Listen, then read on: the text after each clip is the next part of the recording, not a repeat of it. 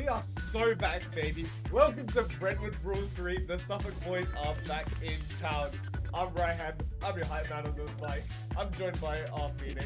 Yeah, I'm the calm man on the mic. This might you might not think that, but in respect to my good man here, yeah, I'm going to be the calm man on the mic today. But we've got some really interesting games coming up, and the first one is we're immediately starting with a banger.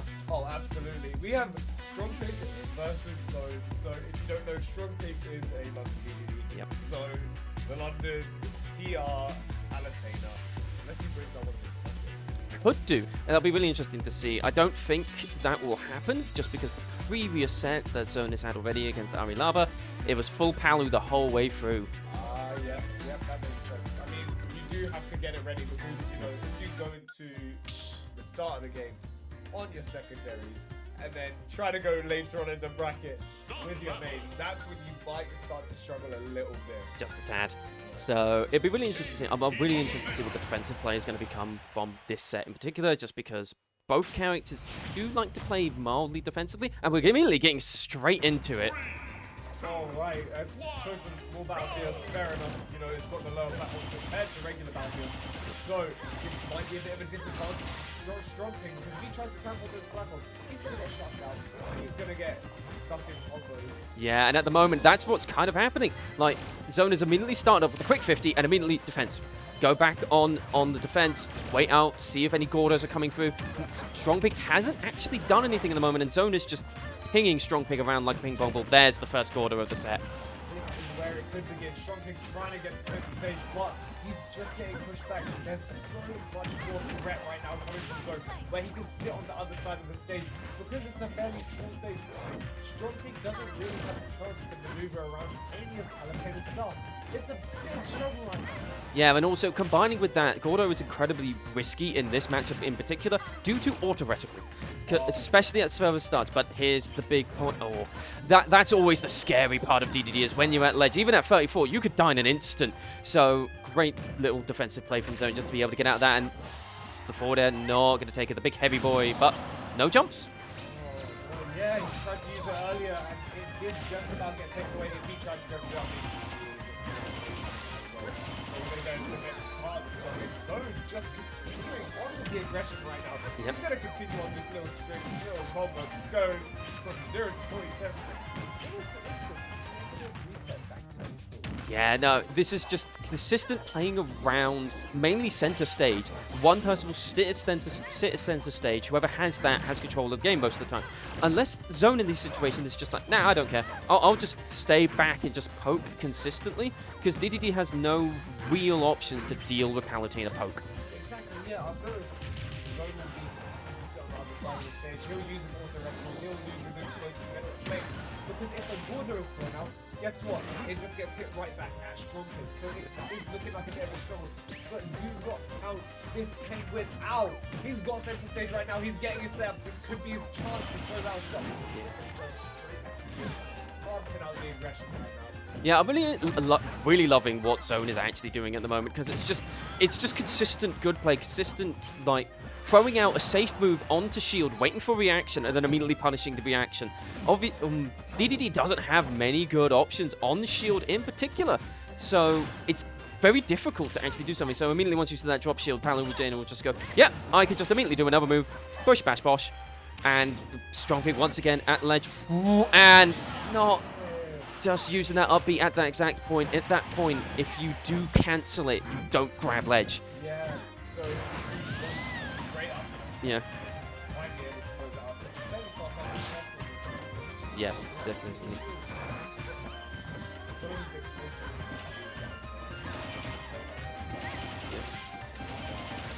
Oh, and now we're in the tumble dryer, just taking DDD for a spin, and immediately that's a quick 55 and another ledge trap scenario. The Gordo is big. Oh, good little catch. Understanding that Strong Pig is now looking for those desperate options due to the state of the game. This is game 1 at the moment, so Strong Pig will not feel as bad about going for the desperate options because he has a couple games as backup, even if he loses. And forward to no back airs at the moment, I'm noticing, but that's just going to be this game. At that point, you just kind of go, okay, let me maybe a stage 2. Maybe be an order. So we do need to change up a little bit. I I don't think the small size of small battlefield was the play here. So let's take a look. And Hollow Bastion. Hollow Bastion, yeah, I mean, he's going to take control of that center stage.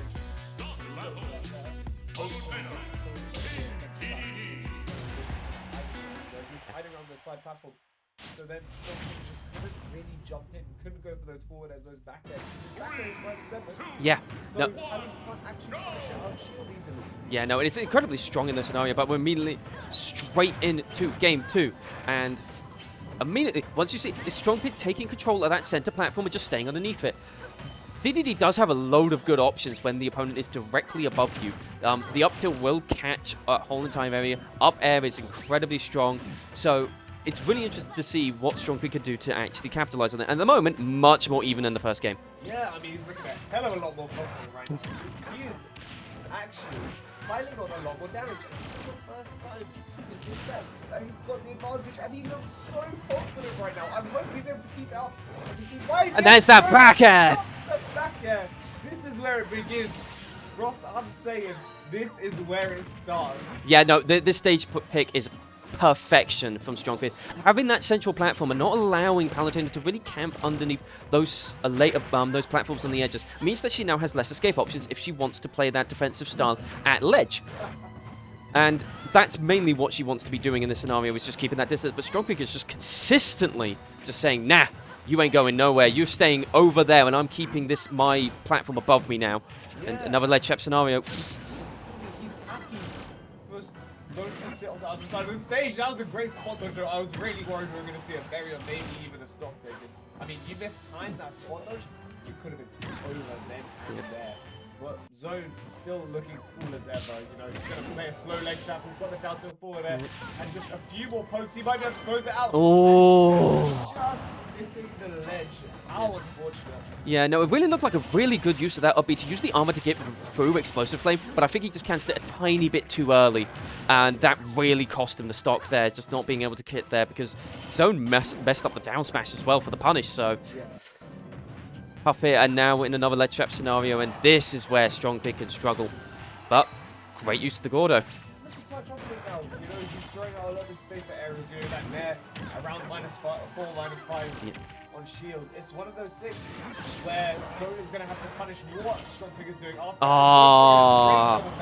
Actually making up that massive difference in percent that happened from that first stop. No, it's really, really good heads-up play from Zone, and it's the consistent... Whoa, okay. that immediately threw him for a loop there. But the consistent play from Zone is a lot of the catching on the lazy recoveries, specifically from Strong Pit. That, like the up B right there was trying to go straight onto the onto the stage, and just catching it with the up smash, just because that thing covers everything. It really does, especially considering how Strong Pit is constantly wanting to be in the air, he's wanting to jump.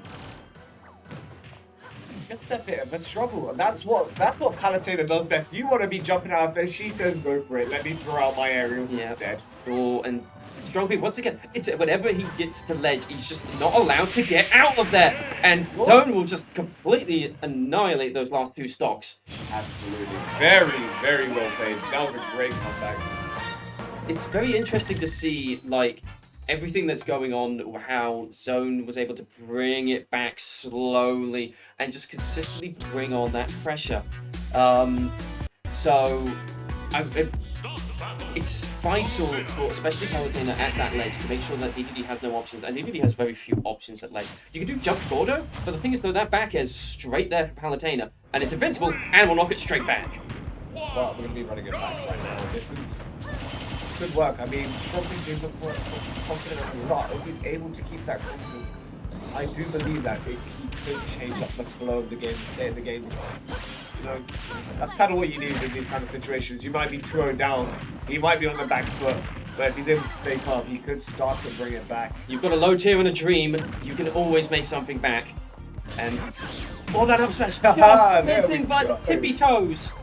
Yeah, I mean, they call them low tier heroes for a reason. Yeah. You know, that's what we kind of love to see, but of course, we don't count out Zone. He is a very phenomenal player. Well, at the moment, he's got the massive lead, and Strong Pit is just trying to throw out consistent, like, safer options, and playing like just trying to throw out like these getaway options, like stay with me as much as you can, and the jumps are just going to be constantly caught. Zone is consistently going up there and challenging DDD in the air because DDD has nothing to stop coming back to help him get back to the ground.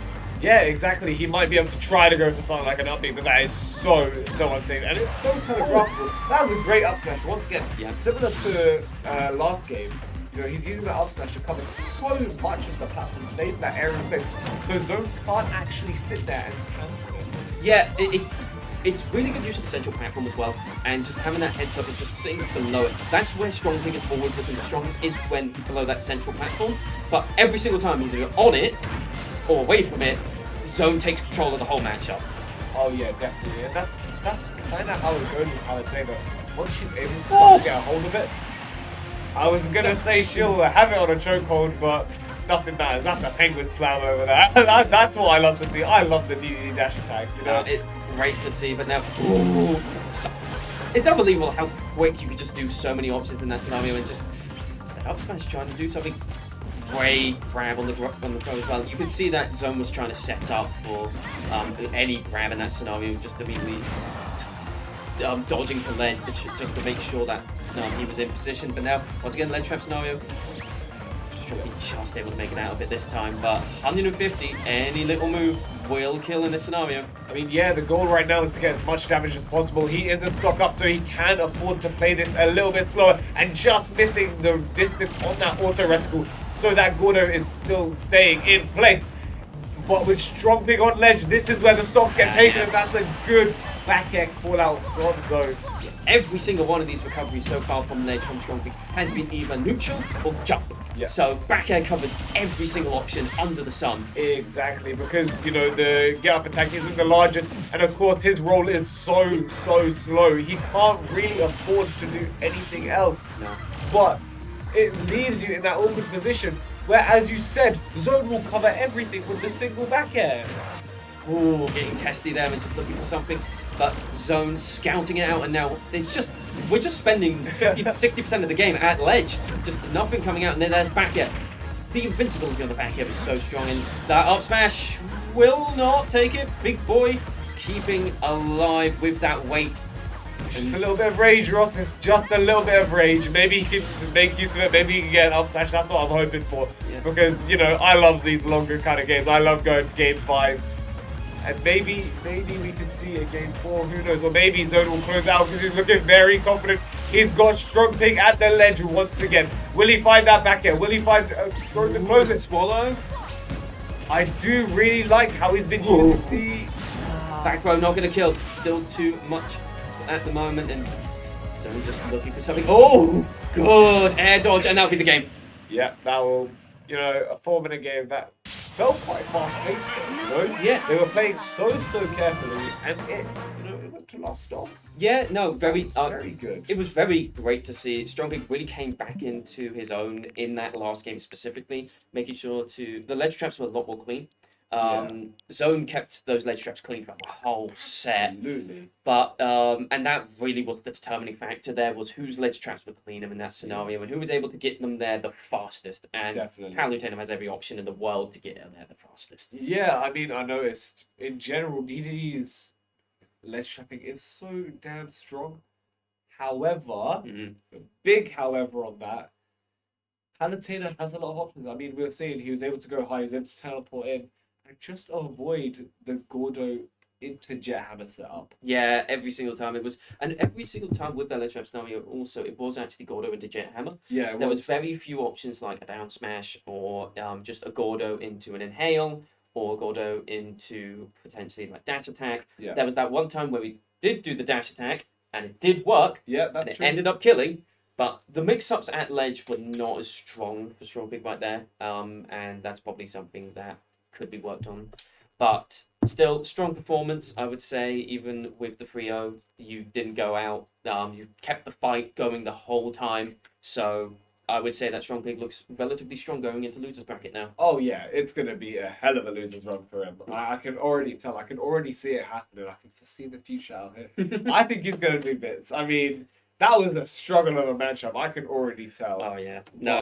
he held his own. I mean, taking it to last stock, slowly bringing it towards last hit. Unfortunately, he wasn't able to get that little step into last hit, into last bit of the kill. It's tough, and well, we've got some other games that have finished up now. I believe Bloom has finished up his game in quarterfinals, beating Low Ahmed 3-0. Apple has beaten Focus with 3-1. So Bloom versus Apple will happen eventually. That's going to be a good That'll be funny. And the other game at the moment done in winners quarterfinals, it's Ascro versus Abaka. Abaka, that's the man. And Ascro has won that 3-0. So Ascro will be waiting in the winners in just the one game to get into top 24, waiting for the winner of Carnage Electric, which I believe will be the next game on stream. That'd be a good one. But I hear that my sources are telling me that Ascro is playing a bit of Luigi. Yes, he was Luigi there. Like, the more Luigi. Just more. Everyone's just playing Luigi nowadays. I don't like it. You know what? Bring them all on. You know, we've got a spaghetti wobbler out here, I guess. Screw, for some reason, he's just going Luigi. That's what we love to see. The question is, do you think he's a 0-to-death Luigi or just full aggro? I believe that this is a 0-to-death Luigi, just because Asco's young, so he's gonna have the ability to use just to mash on the controller as hard as possible to get those 0-to-death through. So I believe it's a 0-to-death Luigi. The arthritis hasn't kicked in yet, bro. Click them real quick. Yeah, but I'm actually really looking forward to these next sets. I can tell these are going to be damn high points. Yeah, these will be very good. And if it is going to be Carnage versus Electric next, that will be Peach Jigglypuff. Yeah. Really interesting to see. It's Battle of the Floaties, obviously. But this matchup I'm not too familiar with. You don't see it too often. Yeah, I mean, the thing is, both characters are kind of niche. They require a lot of time to be put into them. So, I mean, and these two players, they're both solo. Yeah. They're both solo character names. So there's going to be no switch ups here. It's just going to be full on Peach Jigglypuff throughout the whole time. But I think that one of the main defining factors of this is how easy is it for Peach to get out of Jigglypuff combos? That's true. Is it easier because she's a floaty? I believe it probably is. The thing is, once Carnage gets Stitch Face, I'm not saying if, I'm saying when. This man has the luck of something else. I don't know. I think he should be gambling because he has luck that is unmatched. Oh, definitely. Yeah? Once he pulls this, when he pulls the Stitch Face, yep, it is over. It's just done. We are finished. Nothing else is happening, and we're just moving on to the next stock most of the time. Carnage's luck is unbelievable when you watch his games. Like the amount of bombs, Saturns, Stitch Bases, you name it, he's pulled it. You know what? I would like to bring in a little story here, yeah? Alright, so all time. I played against Carnage. I think this was sometime last year. Oh, okay. So, you know, I think it was, who was it? Ooh. Last stock, yeah. He pulled Stitch Face into Bomb. Okay. Into? Stitch Face Bomb, there. It's a true combo. It was over, and I'm hoping he can do it in this game because that would be absolutely great. But I believe in the Electric. Best Puff UK? That might be controversial. Best Puff UK? Nah, I'm not saying controversial. They are the best Puff UK. That's what we want to see. And we are going to game one, going with Hollow Bastion and Carnage, getting a very fast start at 0-20, but he's not able to continue on. He's holding center stage, but with no turnip in hand, he might struggle a little bit. He's playing a little bit of a careful neutral because he's waiting to find a chance to pull out to try to get a combo after that. Yeah, this is just going to be a battle of a lot of aerials. Like, at the moment, Carnage has only used one grounded move, and that was up tilt for the grab combo. Other than that, it's just been aerials for both characters. It's just down airs, forward airs, back airs. Like, this will be an aerial battle in itself. So, yeah, absolutely. So I'm really interested to see how much it's going. At the moment, completely even. This has just been two people just trading back hits. I mean, that's kind of what you expect, but we did not take into account half off stage. You know, once she gets you off stage, that's where it begins. And I just saw Saturn there. Saturn just got yeeted off the side of the stage. Oh my god, we said it. It's not an if, it's a when. Saturn getting yeeted out of there, but Electric's going to get yeeted out of there with that forward air. And that's a Stitch face. Oh, come on, Carnage, show us what's up. Hopefully he can get the start of a combo, but Electric looks like from 0 to 68 already. No. Already in one game, there's been a Saturn and a Stitch face. You know what? This doesn't even surprise me. That's Carnage for you. But just keep this in mind. Electric is unfazed right now. He's keeping it dead even, and hopefully he can pile on this damage. I want to see a good rest out here. Yeah, and just going to keep... The other thing as well is that Carnage can end up keeping Electric off stage just because Peach has incredible ledge trapping and edge trapping just in general. So Electric most of the time might not even be able to get back unless doing some fancy maneuvers with the Jigglypuff jumps. That's true. He does have a lot of jumping in. He has quite good aerial mobility. We're seeing, but unfortunately, great float back end, closing out this next stock. And turn up in hand, nothing else coming out of it. Carnage is looking clean at the moment. Like there's been a lot of training back and forth, but consistently you've seen that Carnage has kept the momentum mainly in his favor. Yeah. Oh, and that's going to be a lot of damage. Oh, and that forward air still connected. Dot face. That forward air can two-frame. A lot of people don't expect it. A lot of people aren't ready for it. And then, there goes the crown. But that's going to be the dash tag on that missed tech. And last stock each. This is a horse fest in a sense, because this is two people just whacking each other over and over again, and just no abandon for their shield. Yeah, I mean, it's just full aggression. It feels like, yeah, nobody cares about their shield. It's like, they are just going to keep going at it just to keep trying to take this stock. I'm hoping we can see something from Electric, but Carnage fishing, looking for that up air. Hopefully he can close it out.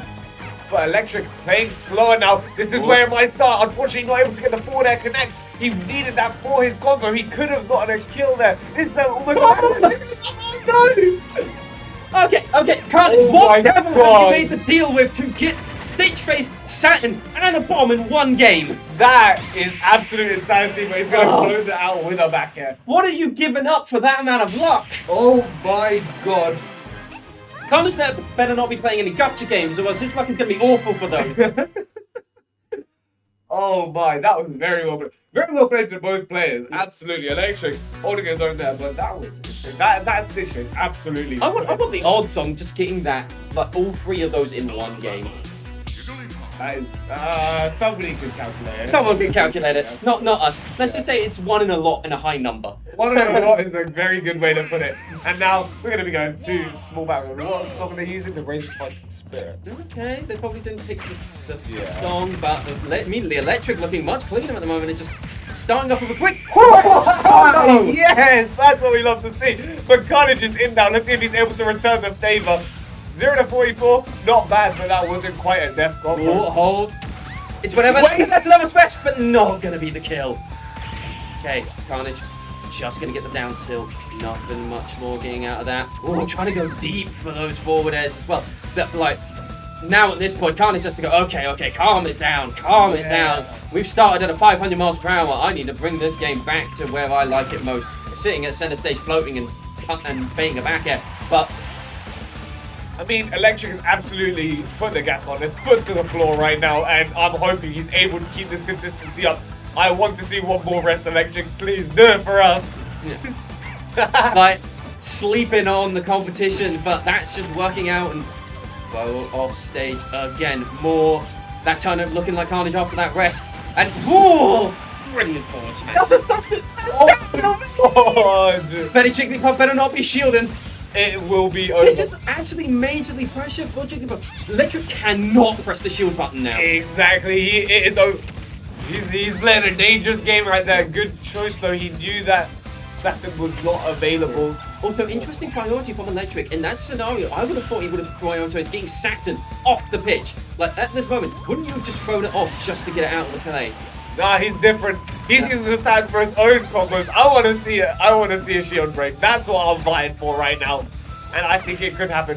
Carnage thinking about going to chase it, and there it is. You can't shoot anymore. That was a dangerous game, Electric. You're playing a dangerous game here. You're playing Jigglypuff. You can't be doing that. And now, the thing coming up. The back airs are just raining down. Saturn is now off the stage. Saturn is gone, but Carnage hasn't lost too much percent now, and it's just a case of how much can happen. But 46, this could be made up in one combo, but the Electric can also kill in one combo as well. I mean, yeah, it's absolutely going to go either way. He's looking for that short, fast fall up air, but unfortunately, Electric not able to get to connect, and Carnage absolutely making up that percentage. He's got center stage. This is where it could begin, but the trades back and forth. This is where it gets tricky. Gone. Oh, good. The patience there from Carnage was unbelievable, and good use on using the side B instead of the up B. Yep. Making sure to just get back straight to stage, just not using that, just evading the use. I mean, yeah, there's a big threat of a massive hitbox, especially when Pop is on 94%, that's kill percent. That is easily kill percent. And now Pup is going to have to try and get a big hit and neutral, and that's going to be the big hit and neutral. Yeah, I mean, that game was... These games are so fast-paced.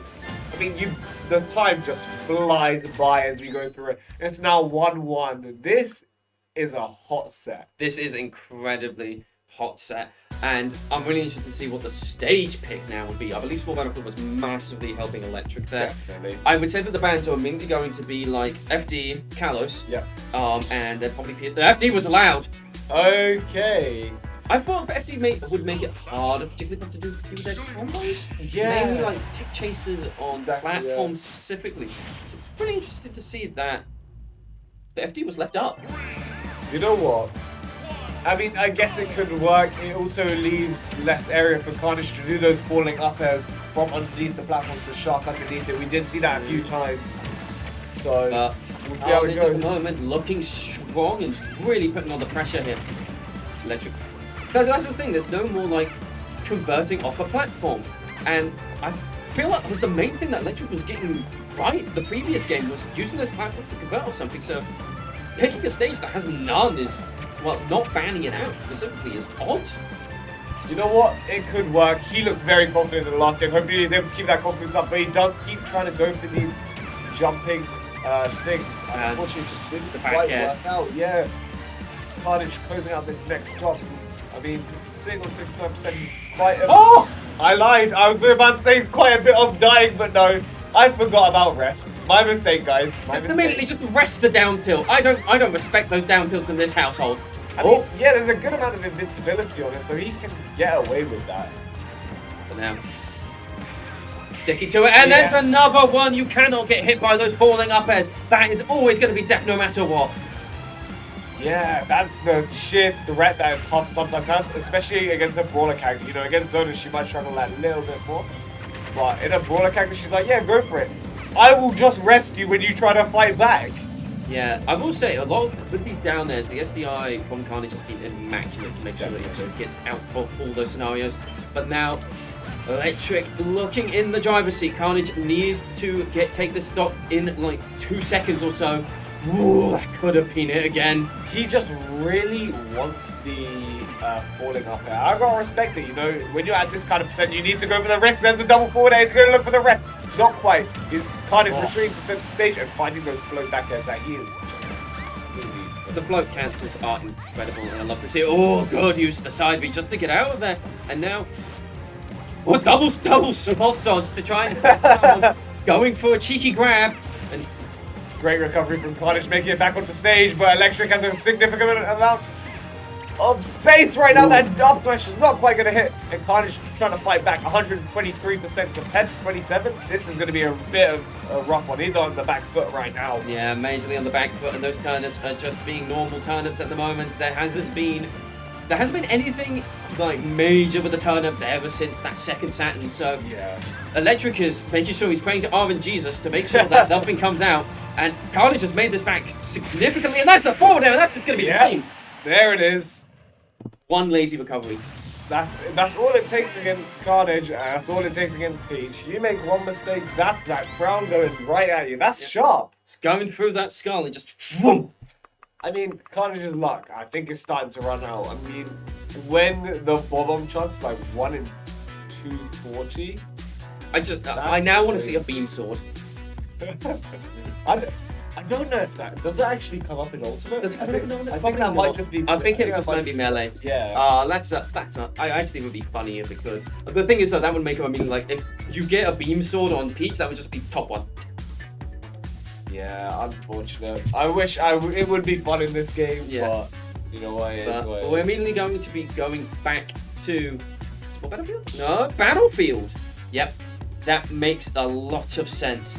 Just because it's those platforms you're talking about. Definitely, yeah. So then, especially with the third platform up the top there, you can extend the combos even further with Jigglypuff. Definitely. Like, Carnage can shark under there with just the up airs and everything else, but like this is definitely more favourite for Jigglypuff to get out those extra platforms.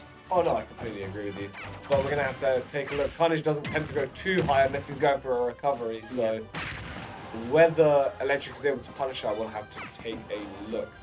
But trying to go for that final stage, I mean, it's going from ledge, it's a bit of a risk, but at the same time, if you catch your opponent shielding, they are gonna get heavy shield damage. No, incredible shield damage. But at the moment, Carnage is playing incredibly well out this lane. Every single time, well, in this game in particular, Electric is always trying to use a move to get back. It's been pound or forward to air. And most of the time, Carnage has been great with just punishing those with dash back into a back air. Yeah, and I really like the early up Bs, just using that parasol to do a little bit of extra damage, a little bit of extra knockback there. And once again, that Carnage seems to be spacing his areas quite well to close out these builds against Electric.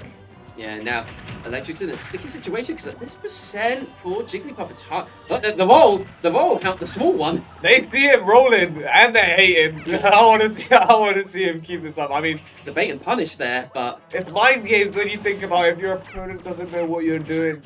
You know, they ain't ready for it. No, the dash attack coming through and so much pressure is coming out now from both players, and no, lovely spot dodge into an up smash. Yeah, you can't be getting away with that. Yeah, Electric just can't go for regrabs ever. Like, Carnage is making sure that, yeah, and that's going to be that forward air once again. Carnage is ensuring that Electric's only option is like to fade back and then try and regrab, or try and do a move into stage. Like everything else is snuffed down immediately just due to the pressure that Peach can put up with every single one of the moves and the floating. Like a floating Peach in front of you when you're on the ledge is one of the scariest things in this game. Oh yeah, for sure. It is absolutely terrifying. And Carnage is in the air while he's floating, so he can't get put to sleep. No, it's. Oh, I didn't even think of that. I didn't even clock that at all. Like, so good. And yeah, the Electric is just being ping pong now. Like, it seems like the pressure might be getting them, and Electric's overall movement is a lot less fluid. It's a lot more stiff. Yeah. It's I'm scared. I'm scared of this option. I'm scared of you doing this. So the movement is a lot less fluid, and Carnage is just abusing that and just playing around it. I mean, Electric's gonna survive that. But keep in mind, Carnage is like a veteran of the scene. He stays cool, and we can see that. He's closing it out 3-1. He looks quite confident, but of course, no shade to Electric. He played that very well. He brought on the aggression, but as you said, he did start to look scared later on. Yeah, I think that was to his detriment. Yeah, you cannot be playing scared in those scenarios because Peach thrives off a person being scared. Like, oh yeah. You are scared against the Peach. Peach will go, right, you've given me every tool in my box that I can do. Because when you get scared, what you start doing, you start playing slower, you start shielding more. And Peach loves grabbing you, can actually get a lot of combos out of grab, even at high percents, and loves just doing stuff on your shield and just waiting for a reaction, because a lot of the stuff is relatively safe due to the float cancelling. So you don't want to be scared of Peach. Absolutely. It's like the top 2 or 3 of don't be scared against them or you will lose. Yeah, definitely. I mean, in the same vein as like Kazuya, there's like a lot of the touches like characters. Incin as well. Yeah, like definitely Incin, yeah. So, a good play from Electric. That game 2 was incredibly clean, and that's what happens when you were playing. He was playing a lot more loose, playing a lot more free. It was just after the game 3, like everything started kind of falling away a little bit, and it's just that pressure and that Right. Well, at the moment, we also have. I believe the next game is going to be Scores Grisius That's to gonna be a very make good it into one. top 24 winners side. So, and that would be really interesting to see. Bloom has already booked his place into top 24 winners side, beating Apple 3-0 with random. That's the Bloom special, really. He'll play random, he will win. You just kind of accept it. You just have to try and fight back as best as you can. That's how I feel sometimes. It be what it be. Yeah. But going through, there's just a few other games going on at the moment, mainly in the losers' side. For the winners' side of Pool A2, there is also 2 other games. Once everything loads up for me, 2 other games that are going to be happening, which is going to be zone quality. So we saw zone earlier, and then different quality, which is Olimar and the Belmonts. And then we've got Ascro and versus, well, the winner of the game you just saw, Carnage. That's gonna be. So that's Luigi Peach. Is he still? He is still on Luigi. I just looked at bracket. He is still on. Luigi. He's still on Luigi. Let's see if it sticks. Carnage specifically, because I believe Ascro and Carnage have played in the past. Yeah. So I would like to see if Ascro says, yeah, I'm sticking with it. I'm gonna see if I could win against Carnage, or Ascro goes, right, back to Ness. Well, to be fair, he's quite a confident player from what we've seen. Most So, definitely. I don't know. I'm thinking the Luigi might come out. It's not the worst. No, it's not the worst, so it's be vital to see what comes out of that. And then the only other game at the moment that is making their way to top 24. Strong pick. That's going to be a fun one. Roy DDD. Well, fun for Zangrix. The fun for Zangrix, yeah, because that is just, I get a mash on your shield, you can't do anything. Maybe a Nair shield if you're lucky. Who knows? Yeah, maybe just a little bit of that, but other than that, so I believe we're just waiting for scores if we're ready. Yeah, I mean, and I'd be really interested to see who will win out of that. Obviously, it's Mewtwo, Toon Link. Yep. Obviously, Mewtwo has to play a lot of Karma. Yep. Doesn't have as many definitely. options. Has nothing else yet other than Nair, and that's still not it. Toon Link has too many fast options That's and very safe true. options on the shield, so Grisius will have to play an incredibly patient style and just be able to. It's reaction. Yeah, It's how fast is Grisius going to be able to react to what Scores does on their shield? I mean, luckily, he has like the side B that might slightly help him, but the thing is, the sheer amount of projectiles I feel will invalidate that quite. Yeah, like you got Boomerang, Bomb, Arrow. You can only reflect like 2 of those if Scores isn't spacing them out correctly. Exactly. But Scores will space them out correctly. Exactly. That's kind of what you come to expect, really. Exactly. So, and like a lot of the time as well, Scores might not be even worried about going next to or on top of Grisius, because, like I said, Mewtwo has very few out shield options. That's and Toon Link has too many good options to just mash on someone. So, and if you allow Grisius to have that space, like obviously the Shadow Ball will be charged up. Yep. And that space might allow Mewtwo to just do a couple things, because Mewtwo is relatively fast. He's faster than you think. Yeah. So like a Shadow Ball that does end up connecting can immediately convert into a dash attack or into a run-up grab, and then from there, sky's the limit. Mewtwo is one of those characters which is I always loved watching Mewtwo, because they're simultaneously like you have to play patient and they have to have very good defensive play. But once they have an advantage state or they have like a neutral state, it's always interesting to see how they weave in and out their combos. Yeah. Like it is just fun to see, and like you don't see them often either, so they're a little bit of a novelty. Yeah, I mean, and Grisius is an absolutely very talented player, especially with Mewtwo. He's quite explosive as well. I mean, he looks in the eyes of a -2 matchup and he'll go, nah, I'd win. And that's what I'm hoping to see. I'm hoping he can stay confident in that right now. But have they started it? I do not know. I believe they probably have not. Okay. But we will wait and see. Other than that, let's just talk about other sides of the bracket. Let's just talk about Bloom quickly, just because. What is there to talk about? What is Bloom4Eva. Yeah, it's just a quick. It seemed like it was a relatively quick one. Yeah. Apple probably put it up as hardest. It's Bowser, so a lot of characters in this game can really deal with it. And I say that Bowser's main weakness is a person with good neutral. Yes. And a person that is not scared of Bowser Yeah. will go far. Because that's what Bowser plays off of. He plays off the fear factor. Yeah. If you're scared of him, he will armor through your moves even easier because he knows you're going to be panicking. And the players absolutely exploit that. Yeah, Apple included. I've seen him win those -2 matchups like that. Yeah, Apple's a funny player. He's always a treat to see, just because of how like it's hard to say headstrong. Yeah, because it's just like, I'm going. You don't stop me. I do not care what your option is. And so most of the time that can work massively in his favor, just because some people just get overwhelmed. It's when he gets to this point in the bracket where he's up against these players like Bloom, so those types of players where they just go, okay. Cool. Yeah, you'd go headstrong. But now we're going to get into Scores versus Grisius, as we were talking about. Damn, the scores of Mewtwo kind of goes hard. Crazy. It's going to be the Mewtwo Ditto.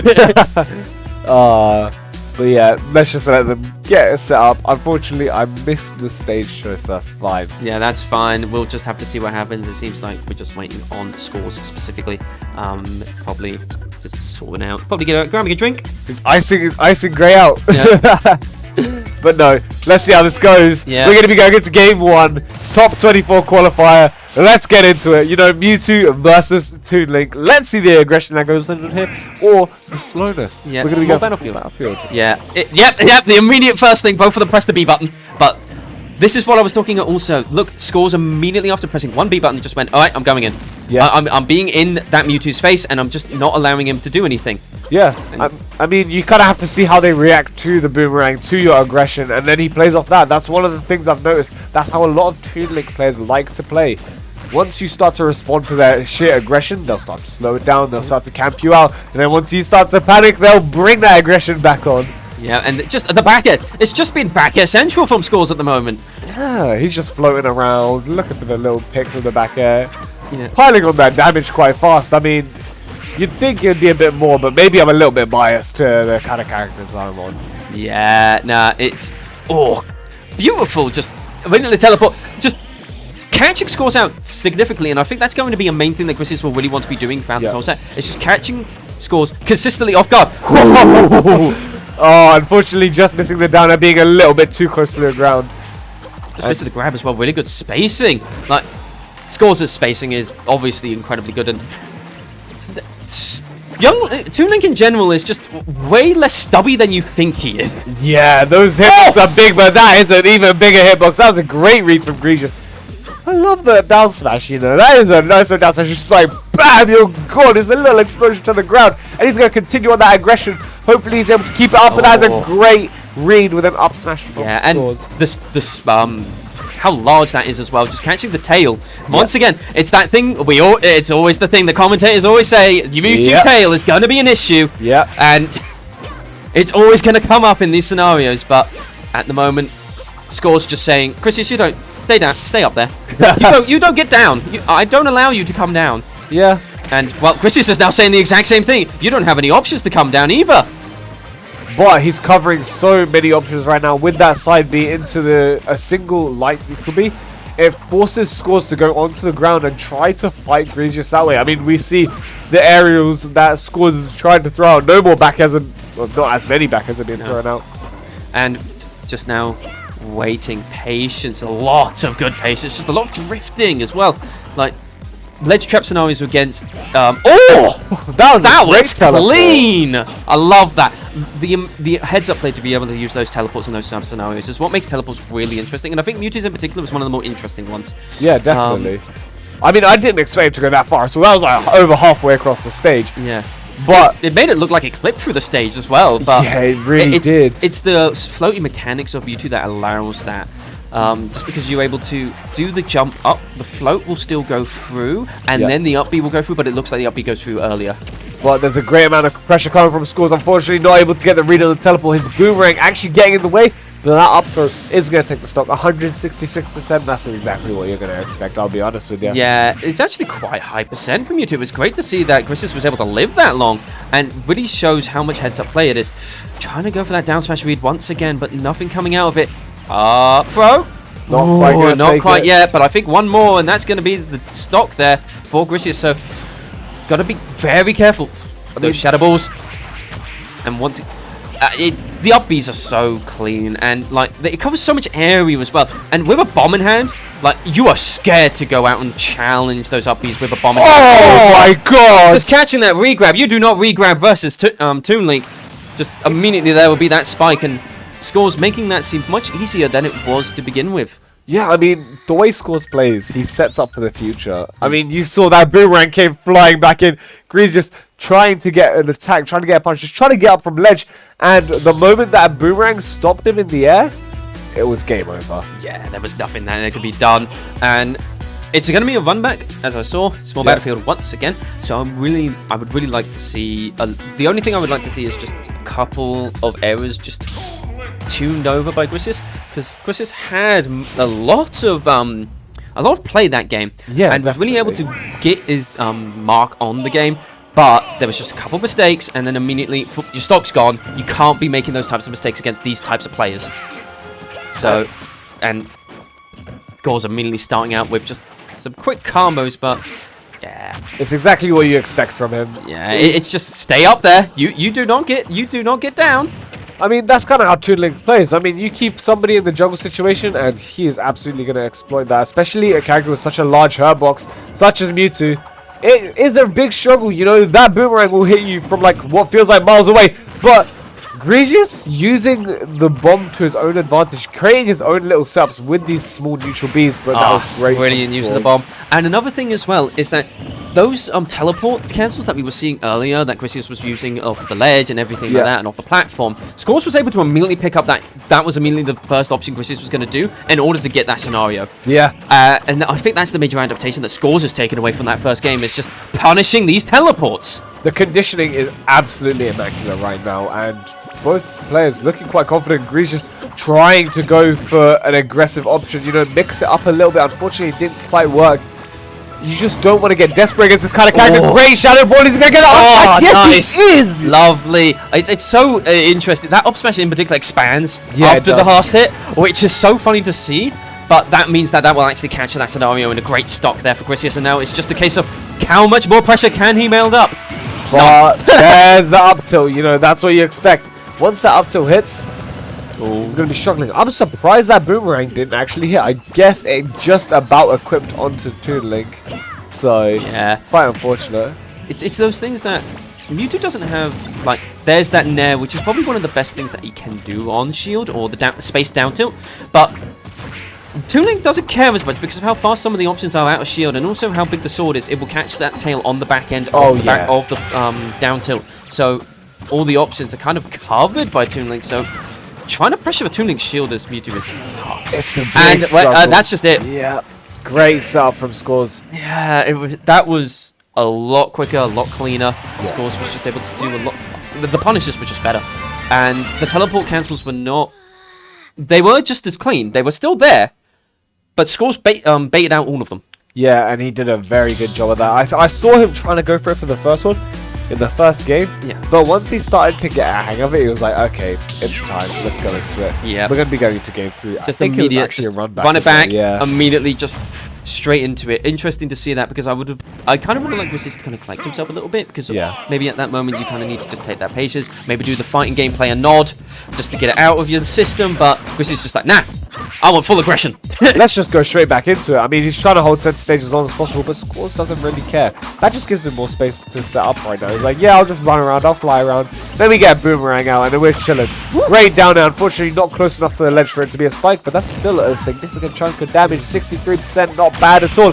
I like the footstool. That's not something you see very often. And that's just going to be the stock immediately. Yes, it is. Like, Grissius is going for these really risky options, and like, you see these dash attacks, for example, they're never going to be true, and Scores is always just being able to DI correctly from the moves that could lead into them, meaning that Grissius doesn't get anything off them.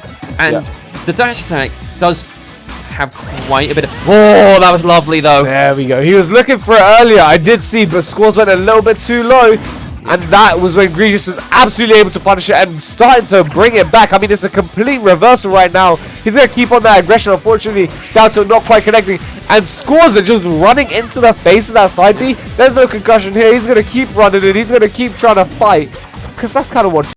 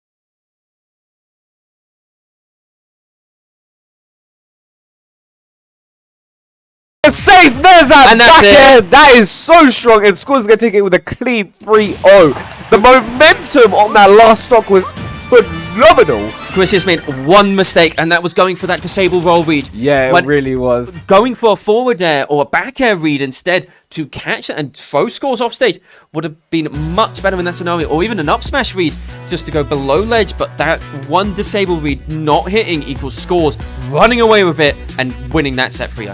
That was so cold. I can't lie. That was nice. I just have to say it was nice. That was so clean. I love that game.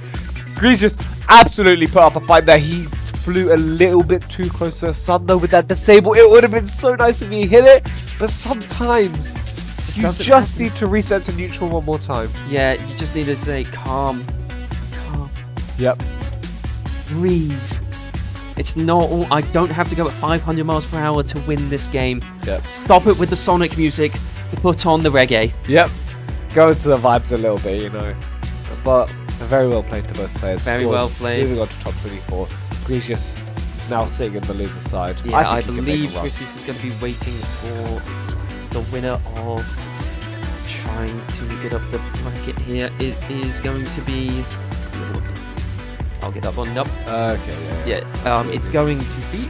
Give me a second, chat. One moment. My friends, but it's going to be... Oh no, he's already made it into top 24. Yeah. Okay, never mind.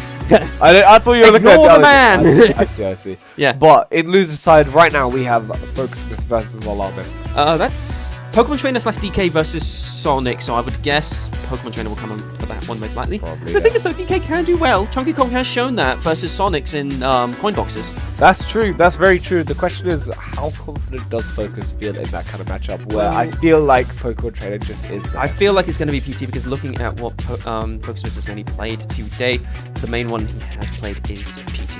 So PT is probably going to be the option there. Other than that, we are waiting for Skibbity Rizfist versus Mr. Gump. So Skibbity Rizfist, I can't believe I'm saying that.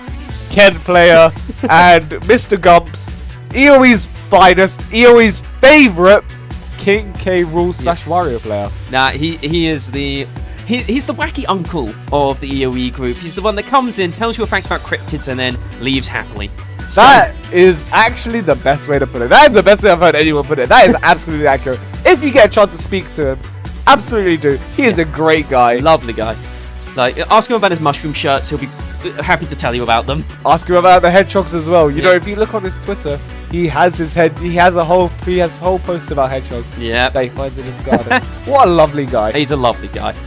And also, with the bracket at the moment, in the other pool of in A1, we have, in loser's side, to get into top 24, Zangrix versus Strongpig that we're talking about earlier. Yeah. They're still going, 21 minutes in, so I guess that's a game 4. And then the other one is Electric versus Nakanos. So that was Polar. Zealand. Ah, yeah. The Cloud, formerly Inkling players, been on Cloud for probably like a year and a half now or longer. So I think it's fully sticking to the Cloud. Yeah. So, really interested to see. The two games that we're going to be having on stream, though, is Zone Quality and Ascro Carnage. Those are going to be some hot sets. Those are the winner's sides to get into winner's side top 24, and obviously the loser will go into loser's side top 24. We're really interested to see what the games are going to be like. I would expect that if both of these should be slower paced. Yeah, definitely. I would expect. Like, Ascro Carnage might be a bit faster just because the Luigi comes out. The slow part will be neutral. The stocks will go in 5 seconds. While Zone Quality will be incredibly basic because it's Olimar or the Belmont. So that will be wait for time, throw out my projectiles, throw out my Pikmin, wait for Palutena. Palutena waits for the Pikmin to be done.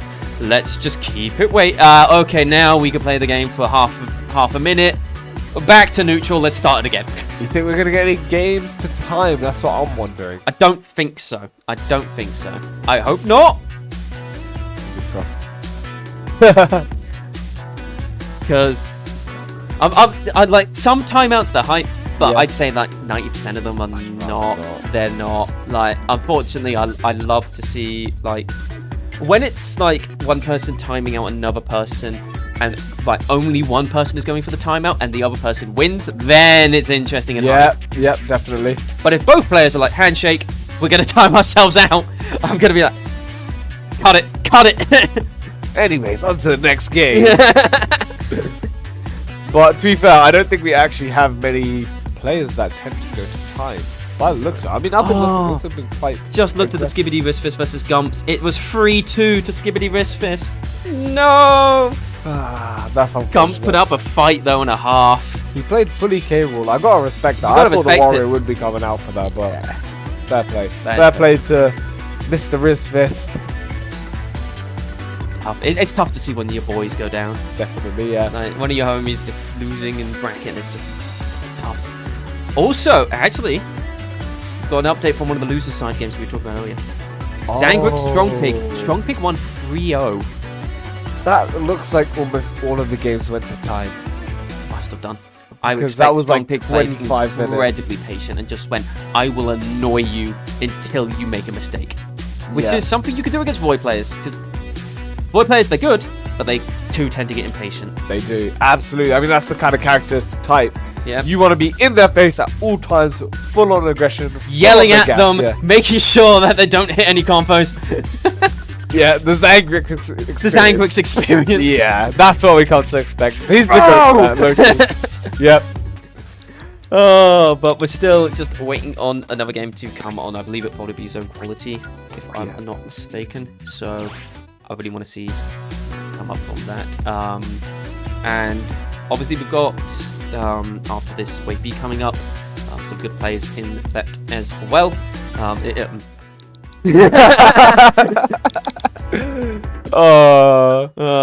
It will end up with just us playing each other again. Yeah.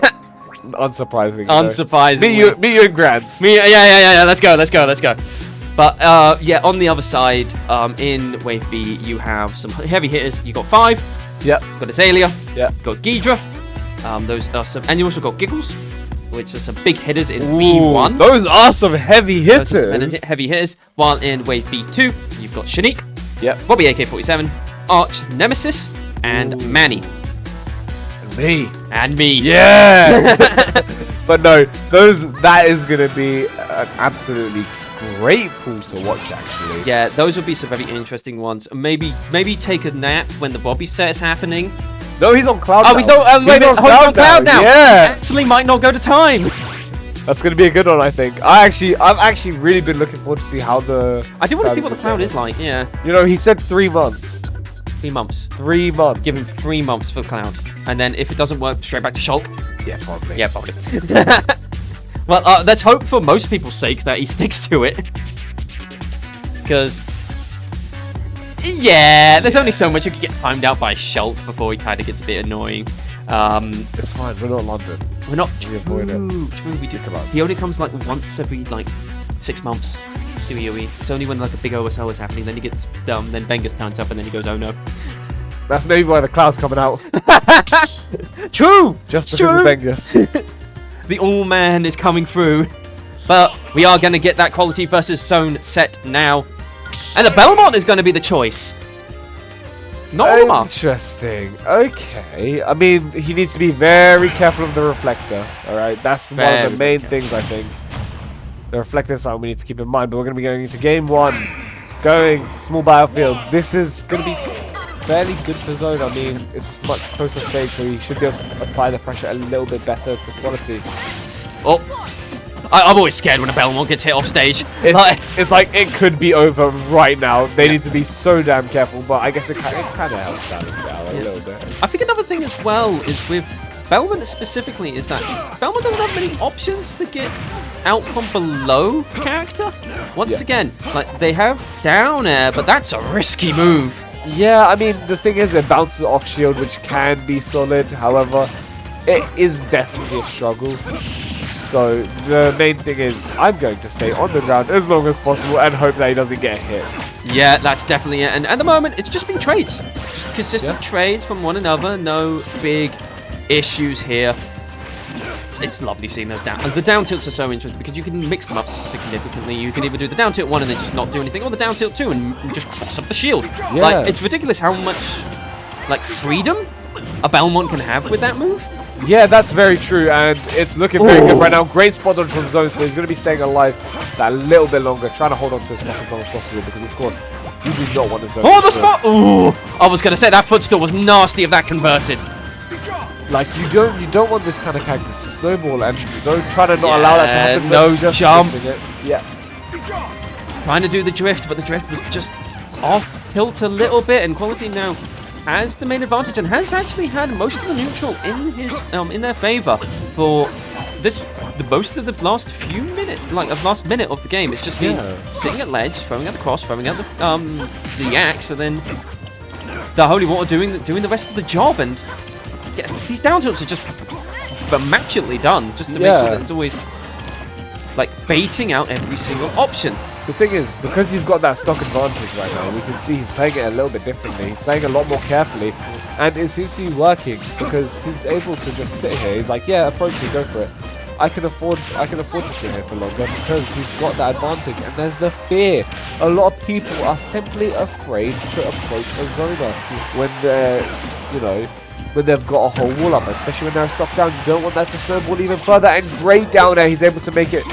This is 178% on Belmont at the moment versus Palu. Palu is just not being able to find one single kill move. Literally so much. There you go. Finally, Caster's Curse. Yeah. But like, so much actual extra credit was done by Quality there to make it up. But Palu is now putting you in the tumble dryer. You might now be stuck in there for a while, and you'll be taking a lot of percent. Yeah, that's kind of what you expect. I feel like if Quality is not careful, Zone could start to even it up quite well, and that's what we're seeing right now. Going to the off stage. Unfortunately, not going to keep chasing. That's probably the smart option to do. You don't want to keep chasing a Zoner all the way off, Yeah, I just wonder though if because the priority is usually to hit someone instead of going to ledge for the whip. I wonder if Zone could have just gone out there, be hit once by it, and then Quality would have dipped too low to other one up. Well, he's saving his jump really well, so the chances are he'd probably just wait until Zone's more out of the way. But you are absolutely right. That is a very viable strategy. However, there is the risk of course, missing a tech, whatever, missing the recovery, and just getting reversaled. That's never fun at all. No, but that's going to be... Missed whip. Yeah, the missed whip not going to help out there, and now Zone is in control. Hopefully he's able to hold it on a little bit better. I mean, he's happy to play. He's the kind of player that's actually happy to play it quite a bit slower, but he's using those aggressive teleport cancels, making it back onto stage. But will that back throw kill? Not quite. Just staying back up. Good. Really good reflect there. Yeah. Just coming out from Zone. Like, a lot of the stuff that Zone has been doing to try and get off ledges, most of the time not being as good. Great forward throw, just to be able to catch that from the tech chase. But like, Quality's been doing really good with a lot of these ledge traps specifically, and Zone is now slowly understanding what Quality is wanting to search for, so is able to get from ledge a lot easier. Like now, just stuck in that corner. Let's see what Zone can do, and immediately, just teleport behind him. What does Belmont have? What can Belmont do when he's throwing out a projectile at that moment? Yeah, like, of course, Belmonts don't really have the greatest out of shield other than up B. So if you're able to cross him up, for example, and get that little bit of distance, he has to try roll away, he has to try jump, he has to just try to run away and avoid Zone. Because Zone's doing a really good option with shield pressure. Good. Just another good throw coming out, and this is just the pressure coming out and trying to go for that up smash and just whipping it. And now, Zone immediately, nope, stop it with that neutral get up.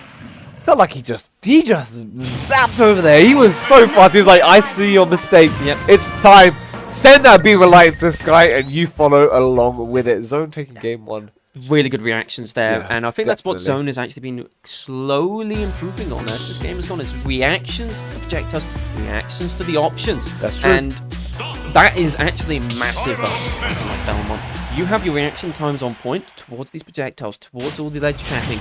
It means that you will just be able to get through most of this stuff much easier than before. And we're going back to Sport Battlefield Pasta from Fatal Fury 2 being the music choice. Absolute banger music choice, may I just say. This was purposefully chosen. I saw it on the little corner, and I'm proud. You know, I love seeing the King of Fighters music out here. But back into the game, Zone trying to hold center stage, but getting caught by that flame. You need to be careful of the holy water, you know? Holy one of it's just gonna. You wouldn't think that it shouldn't hurt Palu. Palu's a goddess. That's true. You're a false goddess out here. Yeah, like it's just Simon's just become a heretic suddenly. You ain't my goddess. Yeah, I mean, it's looking quite even though. Maybe the heretic is in the play. Yeah, maybe so, but now stuck on that platform once again, and the hit back on the mask. I didn't realize that would work like that. I'm actually glad to see that, and I feel like Zone might be using that a little bit more because I don't think he noticed that either at first. No, because that option, that's the first time that option's been used. Well, the double roll from ledge is actually something that sometimes is a bit of a scrub option, but most can work most of the time actually, because like it just creates distance, and if your opponent is too focused on you being on that ledge, like it can just be gangbusters for you and create that pressure. I mean, you ever heard of the bell curve? When you're at the start, when you're still early on in the game, you know, oh, double roll from ledge, it'll work. Once you hit like that middle level, oh, the double roll from ledge will never work. Once you hit that high level, double roll from ledge. But Quality doing a lot of good stuff here and just throwing up. It's a lot of the pressure. It's pressure consistently. That is what the Belmont's game plan is. It's just pressure. See what you do. And well, good back air coming out there, but Quality is just doing a good job of just baiting out a lot of these options from Zone as well. And it's once again these down tilts. I'm putting a lot of highlight on these down tilts from Quality. Yeah, absolutely. Consistently, they have been mixing up Zone and it's been very good. The washing machine though just means that you go from 0 to 63 in around about a nanosecond. Oh yeah, absolutely. So. Oh, good jump! What a read! Very well played from Quality. He's now got a significant advantage. Hopefully he's able to hold it on. But there's the explosive flame plus his own holy water piling on that damage. It felt like he went from 60 to 115. Oh, that's it. And it's gone. Yeah, one auto radical is done. I'm interested to see that Zone has not gone off stage to try and catch Belmont as much as you would maybe expect. I feel like it might be a last resort option. Like, you know, you condition them into thinking, yeah, I'm just going to ledge trap you constantly. And then you go for that aggression, run off stage, catch him off guard. That might be a save for last stock situation. You know, you keep it in the back, you keep it in your back pocket, and then when you find the opportunity, then you let it rip. Yeah, everything is going well, so might as well just save it for an opportunity where just to either close out the game or not, and that will close out that game immediately. Cannot be doing those lazy down airs, and Zone will go up 2-0. Yeah, the bounce from the down air actually being to his detriment, because, you know, Palu, when you're up close to her, she doesn't have the greatest out shield. Once you go above her, that's where she wants you. She wants you to be above her. She's going to hit those up airs. She's going to close out the stock. And we're going to be running it straight back into small battlefield. Just immediately, once again, is there going to be... Oh, I see an Olimar. Nah, bro, it's an owl. It's an owl. You know what, yeah? Oh, that means it's worse. People were saying that Zone has that Olimar experience. Does he have the Alpha experience? That's the real question. True. There are some idiosyncrasies of Alpha over Oliver. But at the moment, Zone is, well, showing the experience then at the moment. It just... Oh, the counter. That big fat Pikmin, unfortunately, not able to put in enough work. He's too heavy. He's not able to make it on. Yeah. He's not able to make it far enough. Yeah. The one thing with this matchup, though, is interesting. Explosive Flame can't hit Red Pikmin. Oh, yeah. Like, that Red Pikmin is immortal. But until he gets... Quality didn't care. He was just like, you're immortal? Out of here. Out of it. I don't care for you anymore. You can be immortal, but that was a big shield dash. You know, that's going to kill so many of the Pikmin. I didn't even notice that at first, but this is looking very good for Zone, and that backthrow will absolutely take it. Yep, just waiting for it and just being like, yeah, you're going to volley. Do it. Light. Yeah. I mean, he was positioned for it. He was literally faced away from the ledge. He was like, yeah, go for it. Go for it. Because it positioned him to be able to do his back airs and such as well. But now it's the time for Zone to make up that extra credit if he is able to. Ooh, down there nearly spiking, but not. Down there is just consistently two-framing. What is this? 4 times as sharp. This is the one. No. This is the one, Quality. Give us one more. Back here. If that was the purple one, that would have been death. There it is again. Right. But no kill. Living for ages now, and only got the blue. Only got the blue and the yellow. Need to see one more. Come on, pick another one. What's the next one up at the docket? There we go. There's you know what? That down there. I didn't think that down air would be as potent as it actually is, but damn, it is pretty good, I must say. Yeah, there's going to be that purple Pikmin now out, along with the white and the yellow, but both of those immediately dying to a Palunair. To be fair, I think that's what he wants. He wants to be using that purple Pikmin because of the sheer damage it holds. Yeah. And the purple Pikmin's gone. Bye, I'll miss you. Yeah. I also think that, like, having these the red and yellow ones in particular, just because of the properties that they hold, is actually massive for this matchup in particular. And Quality is slowly getting back into this, just abusing a lot more of this, like, this playstyle that Olimar can do, which is just chuck, chuck, chuck, chuck, chuck. True. Just like, and making sure that Palu doesn't get much. All that not gonna kill, but putting in a desperate situation, and the explosive just catching him. Because of that purple Pikmin, he was just that much heavier, so he wasn't able to escape the explosive flame or the Nair. There's another purple Pikmin on lock. He's going to try to farm a little bit more of them, but unfortunately, he's only got the one in the red. So that's a pretty good combination so far. It's just, Zone is just consistently just baiting out and just punishing a lot of these quick moves a lot of the time. Like, in this scenario. Ooh, the tech away though. You can't be teching away in those scenarios. He's going to chase after you. That's what Olimar does. He waits for you to try and run away, and he will just throw a Pikmin at you. Olimar looking like Budget Fox over here. But that was an absolutely great Tetris. I'm hoping you keep it up a little bit more. But he is at a little bit of a disadvantage temporarily. I mean, the way that he's playing right now, he's looking a lot more confident, and that is definitely it up. One purple Pikmin is going to take to even it up. Also, these Nairs are what's also helping a lot with just destroying this Pikmin. Like, a Nair will just immediately kill most Pikmin. Good, Explosive Flame trying to go for another up air. And now, not quite. The grabs are always there. They're always there. The question is Zone going to go off stage? No, he's going to play a little bit. No, trying to go for a and we now have purple back on lock, and he's active. He's dead. This is Zone's chance to close it out. Constantly just poking him away. Ooh, great recovery there and now. Yeah, no, you ain't getting me this time with that. And last stock, final hit for both players. Zone really needs to close this out so he can take a 3-0. But Quality fighting back. There's the back end. Not quite. That's from the other side of the stage. This is Zone's shot. He's got the ledge trap. This is where he excels. The grab is going to miss. But that damage is piling up. And yes, that is a fast up smash. 148%. I'm shocked. Zone was trying to bait that roll punish every single time. In that last stock scenario, every single time Quality was at ledge, Zone was like, you're rolling. Quality every single time did a neutral get up and said, I ain't rolling for nothing. Yep. I'm hoping that Zone can start to adapt to that. I mean, of course, you're positioning so you can also back it. That's the main bit you want to stay at. However, it was a big risk because, you know, that's a long grab first off, and Quality also adapted to that. He was ready for that. Most definitely, and I'm really interested. There's pause in here. Oh, that means the music is going to be changed. No, is it? What music are we getting?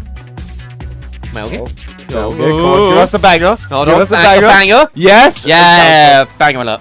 That is a banger alert. Personally, I prefer Shaneak. Actually, no, they don't have lyrics for Shaneak. No, they don't, which is the unfortunate thing. I really wish they did. Yeah, same here. But you know what? No matter. We're going to get the hype. We're back into game 4. Yep. Let's go. Let's see how the Alf does. Because that first game, he looked very confident with it. Yeah. I mean, most people aren't very confident when they do a character switch first off. But you know what? He was kind of moving with it. He was quite a bit. Like, the early parts were a little bit shaky. But then immediately once that second stock was gone, it was like, right, time to clean it up a lot more. And now you're watching. He's going. He doesn't want to be here. I don't blame him. Give me a panic attack there. Just going off stage immediately and just fast falling is always scary, even though Palutena can obviously make it back. Yeah. It's just scary in all scenarios. I'm an instant player. I'm not used to that. If I see myself fast falling down there, I'm like, oh no. You know what? He stayed calm and collected.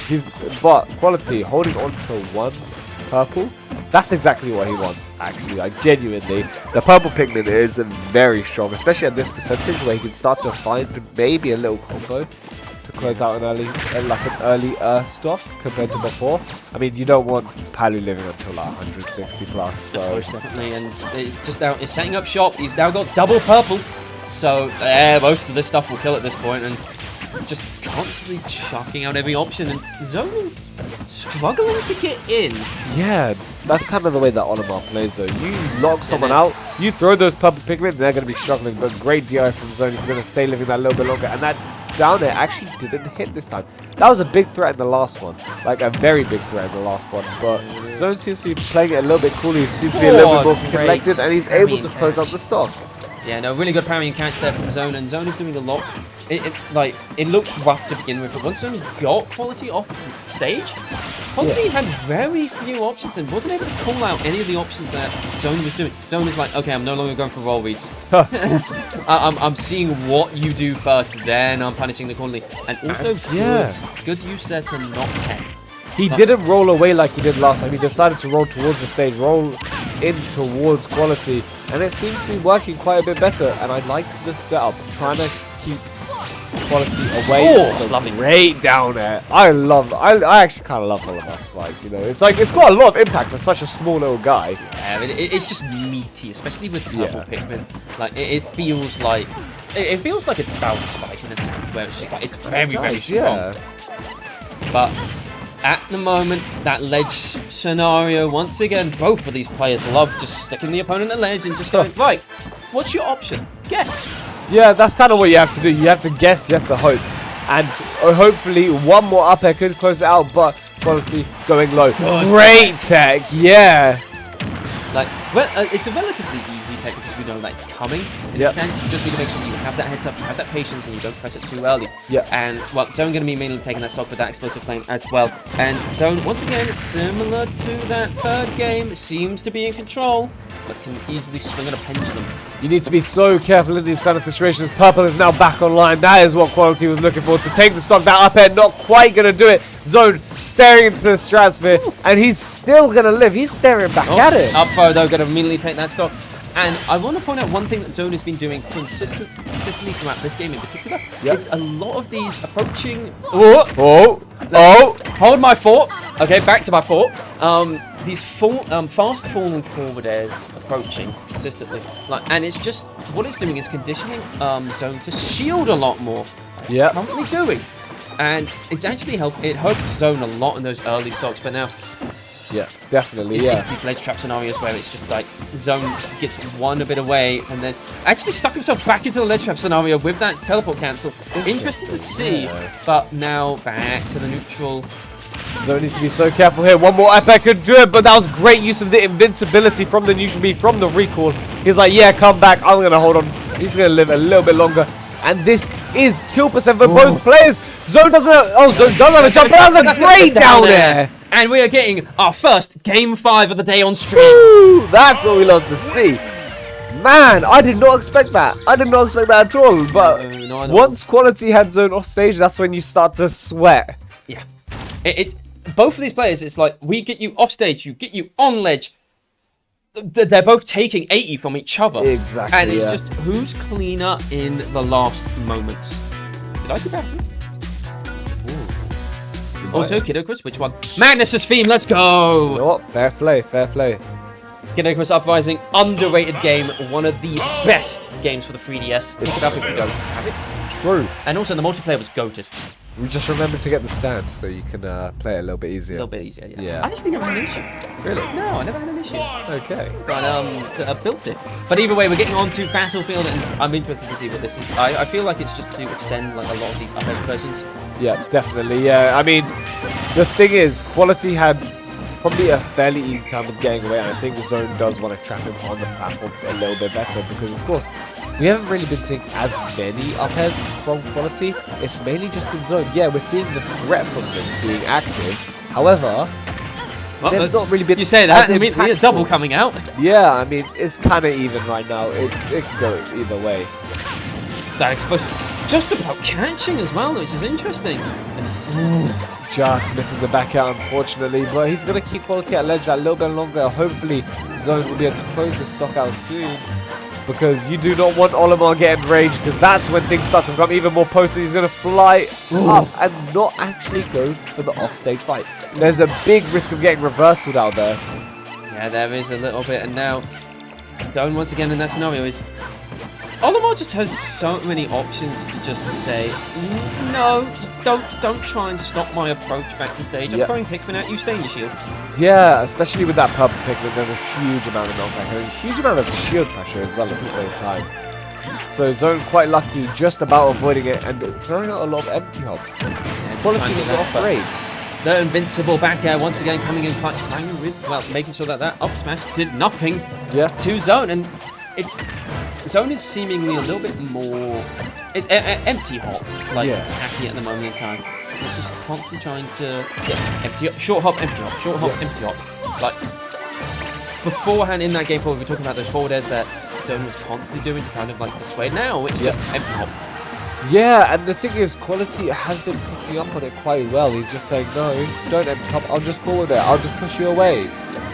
Now, then off stage once again, close, but no cigar. The back air, he unfortunately just wasn't able to close out that stuff. That probably would have done it as well, because Zone was at such a high percent, and I say that, he dies at 181. There was a sheer amount of damage just piling up from those Pikmin, from the poison effect. Yeah, and then that forward smash was just clean because it covers both the roll and the neutral. So 2 options covered, and if the roll away happened, like there was no real disadvantage for Quality in that scenario. So really good heads up play just to do that. And now Zone is like, right, let's calm this down. Let's go to the other side of the stage. I don't want to be anywhere near you now. Yeah, I mean, that's kind of how you have to play. You need to be so damn careful in this kind of situation because Quality was piling on the damage so fast. I mean, it feels like you blink and Zone's taking 50%. Most definitely, and now close scenario, nothing else coming out. It's just, once again, get him off stage. Who is going to come out on top on this ledge scenario? Zone once again. The whistle, the first time we've seen that this set. Yeah, it's got invincibility. A lot of people don't actually know that. A lot of people don't expect that. I think Zone did. Yeah. But unfortunately, as you said, it's the first time he's properly used it. So it has that big impact. And with 2 purples online, it is over. What a great spike for Quality. Every single time these spikes have been consistent. No matter what, the teleport comes through, the down air was there to catch it. And it seems like Zone is just not being able to really like maneuver around correctly in order to deal with that. Oh, brilliant. Great cover of the neutral gap. A lot of people don't know that's a big lingering hitbox. That's a big lingering hitbox. Massive lingering hitbox, and it catches so much stuff. It catches jump, it catches the neutral get up. The only thing is it catches really the roll or the get up attack. So, but the thing is though, Zone is conditioned Quality to never go for the roll. Yeah, because he's been covering, he's waiting. You see, well, there you go. He's standing still. You know, great get up attack. So Quality's going to be living a little bit longer. Unfortunately, the explosive flame just creating a little bit of threat, and Zone just needs to keep him at the ledge as long as possible because that seems to be where he holds it the best. That's a dead Pikmin, but he's got the 1 purple. Yep, and that shield is low, and the teleports are coming through, but keeping him above Olimar is going to be vital here to see what we're coming up. You have to be careful. That up smash is stronger and it's fast. Yeah, and that's the thing. There's a big threat of that too. It's just slowly racking up the damage for Olimar at the moment, just throwing out every single thing under the sun. That white Pikmin is gone. Oh, off stage. Is there a jump available? I do not think there's a jump available. There's no jump available. Unfortunately, he's not able to find the down. There's the roll this time. Oh, running straight through that red Pikmin. But it's just fighting back to neutral. It's a constant battle for neutral for these players. Oh, and he's just missing the punish. He's not going to get it. That back air's not going to take it. This is intense. This is the last hit. And it's not going to take it either. The electric notch is coming through. It doesn't have enough power. Anything will kill at this point, though. Come on, guys. You gotta close it out now. It's a now or never situation. We're last hit. Last 2 minutes of the game. This is where it becomes intense. There's a purple Pikmin on lock. Any of the Pikmin will do it. It doesn't even have to be the purple. Oh, the grab not going to take it on the back air. Just not being able to kill Eva because of the other side of the stage. Quality is looking for the forward air. Still not taking it. This is so close from both players. Ledge trap scenario. And there's the forward. That's it. That is it. What through the Quality reverse 3-0. Yeah. Holy, that was great. I was like there. You know, the start of it, I had my doubts. I was like, how? Because I saw people in chat were saying, yeah, Zone has that. He has that Olimar knowledge. So I was worried. You know, like I was like, you know what? Maybe he'll adapt to it. But damn, the reverse 3 was gold. That was great. It was slow at first, but the way that Quality started to pick up the pace in that latter half of the game, in the last 2 minutes, it was just Very well played. Yep. Pikmin, keep throwing it out. And he started to use a lot more aerials there as well. That's one thing I noticed. Constantly just pushing Zone towards the ledge. And that's where Zone seems to struggle the most. People are depressed right now. The Zone supporters in shambles. But the Southampton supporters on They top are eating right now. good. They They eat good tomorrow when they play Leeds in the finals for the championship race. I have to put the footy reference in. But you gotta bring it either up. way, Yep. really well played. And also, I want to talk about just that throw at the end. Yeah. It's a DI mix-up entirely. It is, yeah. That, because expecting the up throw, immediately, let's DI mix-up, throw you forward instead. Yeah. Oh no, dead. And that's going to be that. We've got some other games that have finished. Yep. Ascro versus Carnage for the winner's side, top 24. Ascro won that 3-2, another game 5 set. Yeah, and top 24 on the other side of the bracket has been completed. So scores, Yep. of course, we saw that went on to top Earlier. 24. Gracious loser's side, top 24. Yep. Focus miss went in over Lol Ahmed. Yeah. My boy. And then Crispy beating Skibbity Wrist Fist to make it into loser's side as well. We will have no funny names on the graphic today. No, but that was great. That This was has great. been an absolute pleasure. I don't think we have any more games. We do I not. think There that's is it. nothing else for Pool A. Pool A is now over, and we were going into Pool B. So, well, It's what almost can we say? time for I us think to it's- close up. it is. Thank you for listening. No. The Suffolk boys are going to have to head off in a We moment. will have to head off, and we will have to go back into there. We've got the good claps. So, no, it's been a pleasure, and yeah, Thanks we'll for be out listening now. all. All right, Tune in to Wave B. see you guys later. Ooh.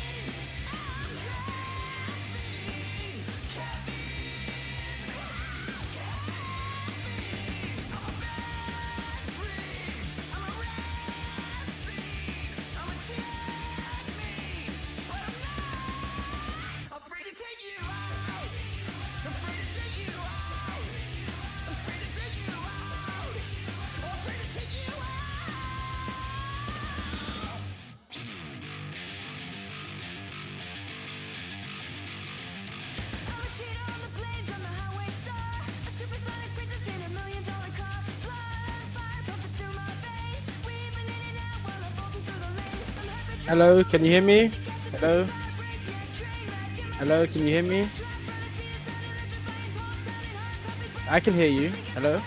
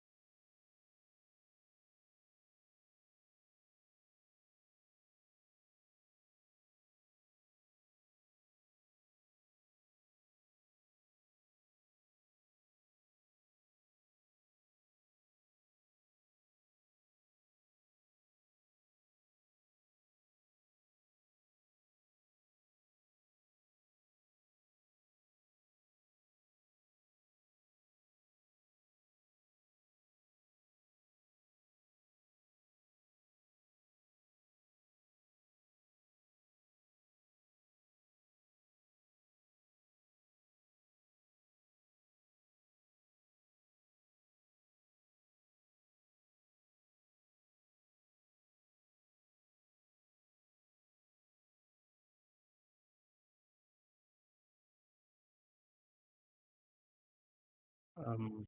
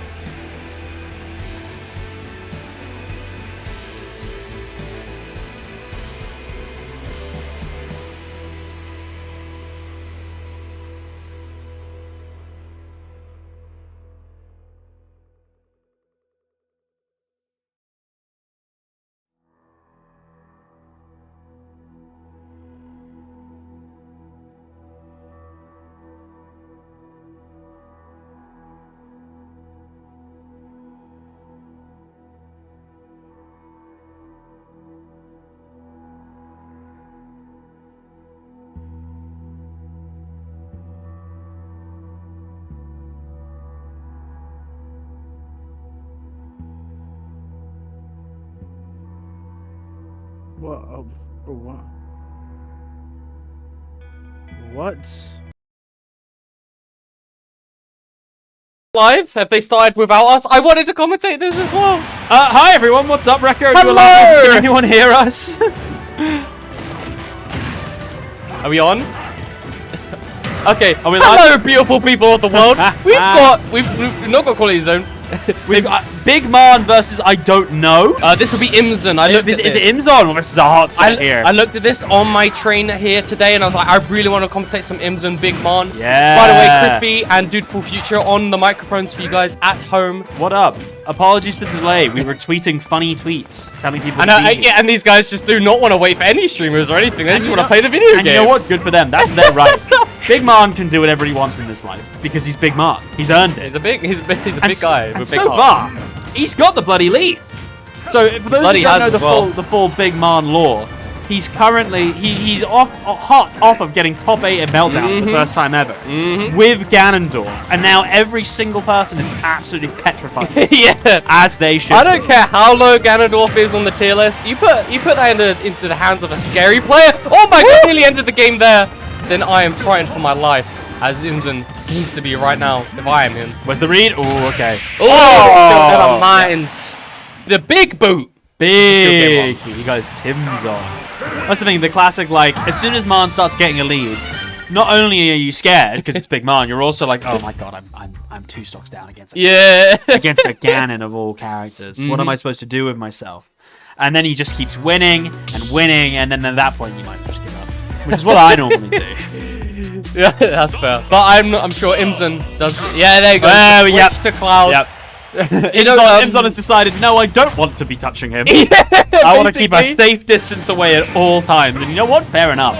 Yeah, no, you know, the Kazuya can do it against anyone, but low-key Ganondorf doesn't have the worst time against FGC characters. Yeah. So, of course, the Switch FGC. is told Oh, to FGC. fast. Yeah. I was thinking, I was like, is Cloud in like Street Fighter? or No, something? no. I haven't heard about referring this. to the No, that previous makes a game, lot of my friend. sense. Yeah.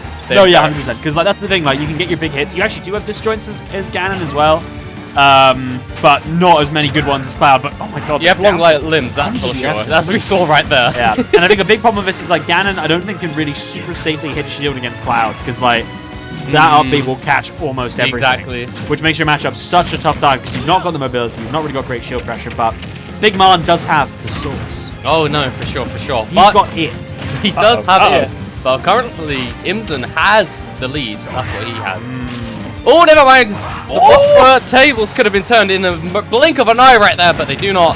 Maintaining stage control right now is Imson. Not a lead by a lot. All it takes is one little fun really Big does. Man lead. A big read Big Man is all it will take. Can he make it back though? Oh, what a recovery! The magnet hand. Oh, no, Yeah. So Ganon, like K. Rool, and like other super heavies are tall enough on that platform that moves like that will hit you.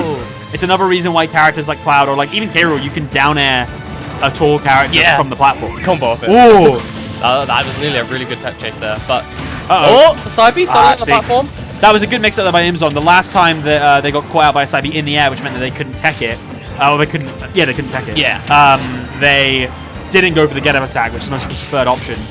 And Big Mom went for the down air read. That time, mix it up by going for the get up attack, and that's how Big Mom can't get a big punish. And that's the kind of like just little mix ups you need to not get absolutely ruined by the biggest void.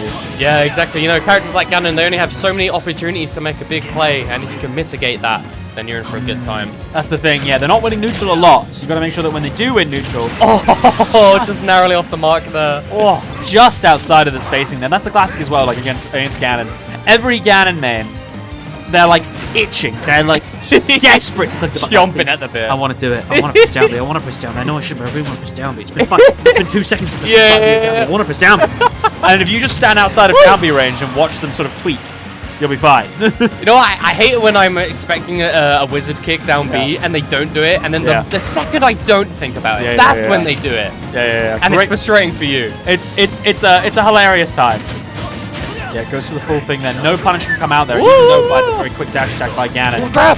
Uh-oh. I feel like it's the first grab back. Big Mon has gone in this game, in this set. I think one thing that Big Mon is going to have to try and utilize a lot in this set to be able to bring this against the Cloud is going to be like the little edge guards. Like Big Mon has really got the gimps online. Like the back hit of up air is a classic one. Oh yeah, that's it. Oh no, it doesn't get hit. That would have been the kill. I think they fast fell. Yeah, they probably did. So that they fell out of it, unfortunately. Or Imzon fell out of it, unfortunately. Otherwise, that would have definitely been the stock for Big Mom. But now, Imzon is extending their lead even further, and it's going to take a lot for Big Mom to be able to extend their lead further. Yeah, flying his way through into the center stage now, but just going to get walked back into. There we go, flying through with the neutral air. Oh no! Once again, you should never listen to what commentators tell you to do. No, it's like, go off stage. What's going to happen? Haha, lol. But unfortunately, Cloud always does have that little, crab bucket option of I'm happy to go down, but you're coming down with me. He's got like that sort of enough mix-up, enough drift to the point where an edge guard isn't always guaranteed. And then, you can get reversal just like that. Yeah. While we're in between sets, I want to make it very clear here that if at any point I seem a little bit distracted or I'm like salivating, or you can kind of hear me like sniffing the air as if there's a pie on a windowsill, it's because the wonderful Afro is sitting right there to my left, eating what I'm guessing by smell is a like salami bagel. Am I right? I'm gonna squeeze it. It's a Reuben bagel, which I think is salt beef pickle, and I can smell it, I can feel it, and it's doing something to me. I'm hungry too. I didn't even notice. I'm gonna pretend that you didn't just say that. Yeah, so sorry guys. Sorry to chat as well. Shout outs to Reuben Bagels. They've really got it. Out of all the, what's your favorite thing to have on a bagel?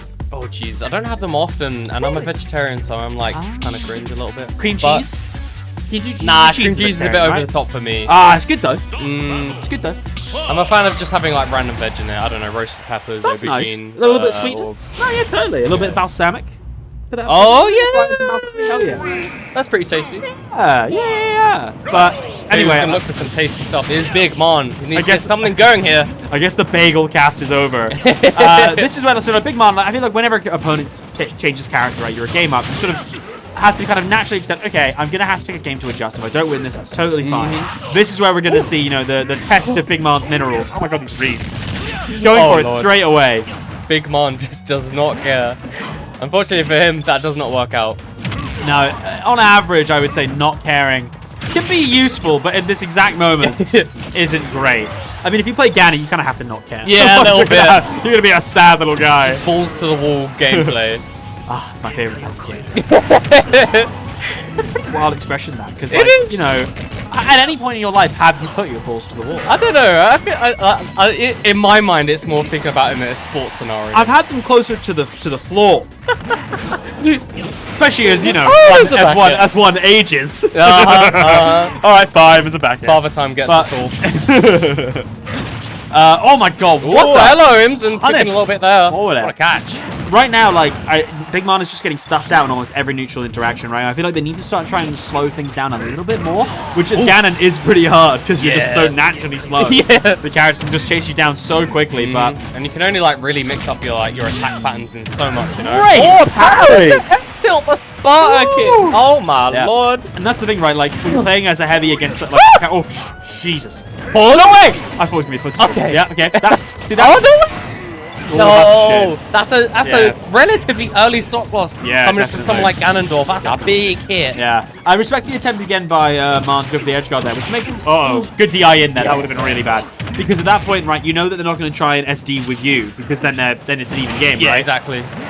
Yeah, that's rewarded. Not a good spot. Way more in your favor, but you're not in a favorable position right now, Big Mon. Yeah, can you make jump it down back? side B. Oh, there we go, the claw again, the up B. Shielding the neutral B. Yeah, there's a cross slash. Yeah, once again, these hitboxes by Cloud are just so hard for Big Man to get around. Side B again, he's got Give me a so stop. many aerial side Ooh. Bs. Big Man trying to go for a bit of a reaction. Oh, no tech! Nice! No tech and getting the punish off of it here. And this game is very, very much winnable for Big Man. Oh, This but is a very scary spot to be. it doesn't look winnable anymore. How does that keep winning? Why is The disjoint on that is nuts. like? Oh, no, you dead! Oh no, is that it? No, he lives. He lives. He lives. Oh, yeah. Oh, he's No. so dead. Can we get a poor Ganon in chat? Can we get a poor Ganon? That's just a sad moment. Like the amount of distance that he travels after he air dodges. I feel like I've used like characters who like I think are like more fast forwards. They just like either air dodge, but I'll be able to act pretty quickly. yeah. Now, unfortunately for Ganondorf, Yeah. the king of evil, cannot make that one back. Imzen playing know. really, really solidly enough here. Do you think Big Man looks a little bit like Ganondorf? Oh, he has They got got the long hair ginger color. hair. They got the hair color. Yeah. He And- could do a sick Ganondorf cosplay. They could really do a sick Ganondorf cosplay. I want to see it now. Shout I out wanna- to Big Man. Hey, you know, it's funny enough, it's like MCM Comic Con. Like, Yeah, today in when London. I was on the train here, there were loads of people in like outfits that I could only describe as like different, and I was like, those people look cool. I wonder what's going on. Yeah. As a man who isn't really an anime appreciator, Same. I think that, you know, how do I put this? It's like, you know, when people say like, oh, I was born to be like a medieval farmer.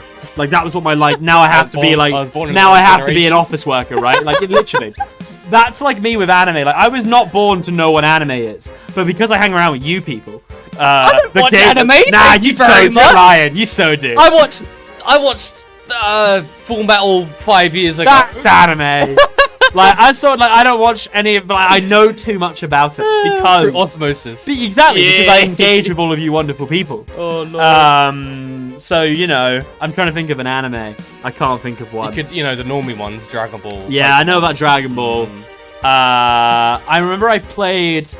There was a card game that was like owned by, I don't remember what company, but it was like the people who own like Bob's Burgers and stuff. It could be Disney, but there was a card in that was Dragon Ball because they were owned in some way by the same people. They had a license for it, and the card was broken. And I remember just forging a deep hatred for Dragon Ball because of that. Because I was like, no, I don't do. I play with the Bob's Burgers deck.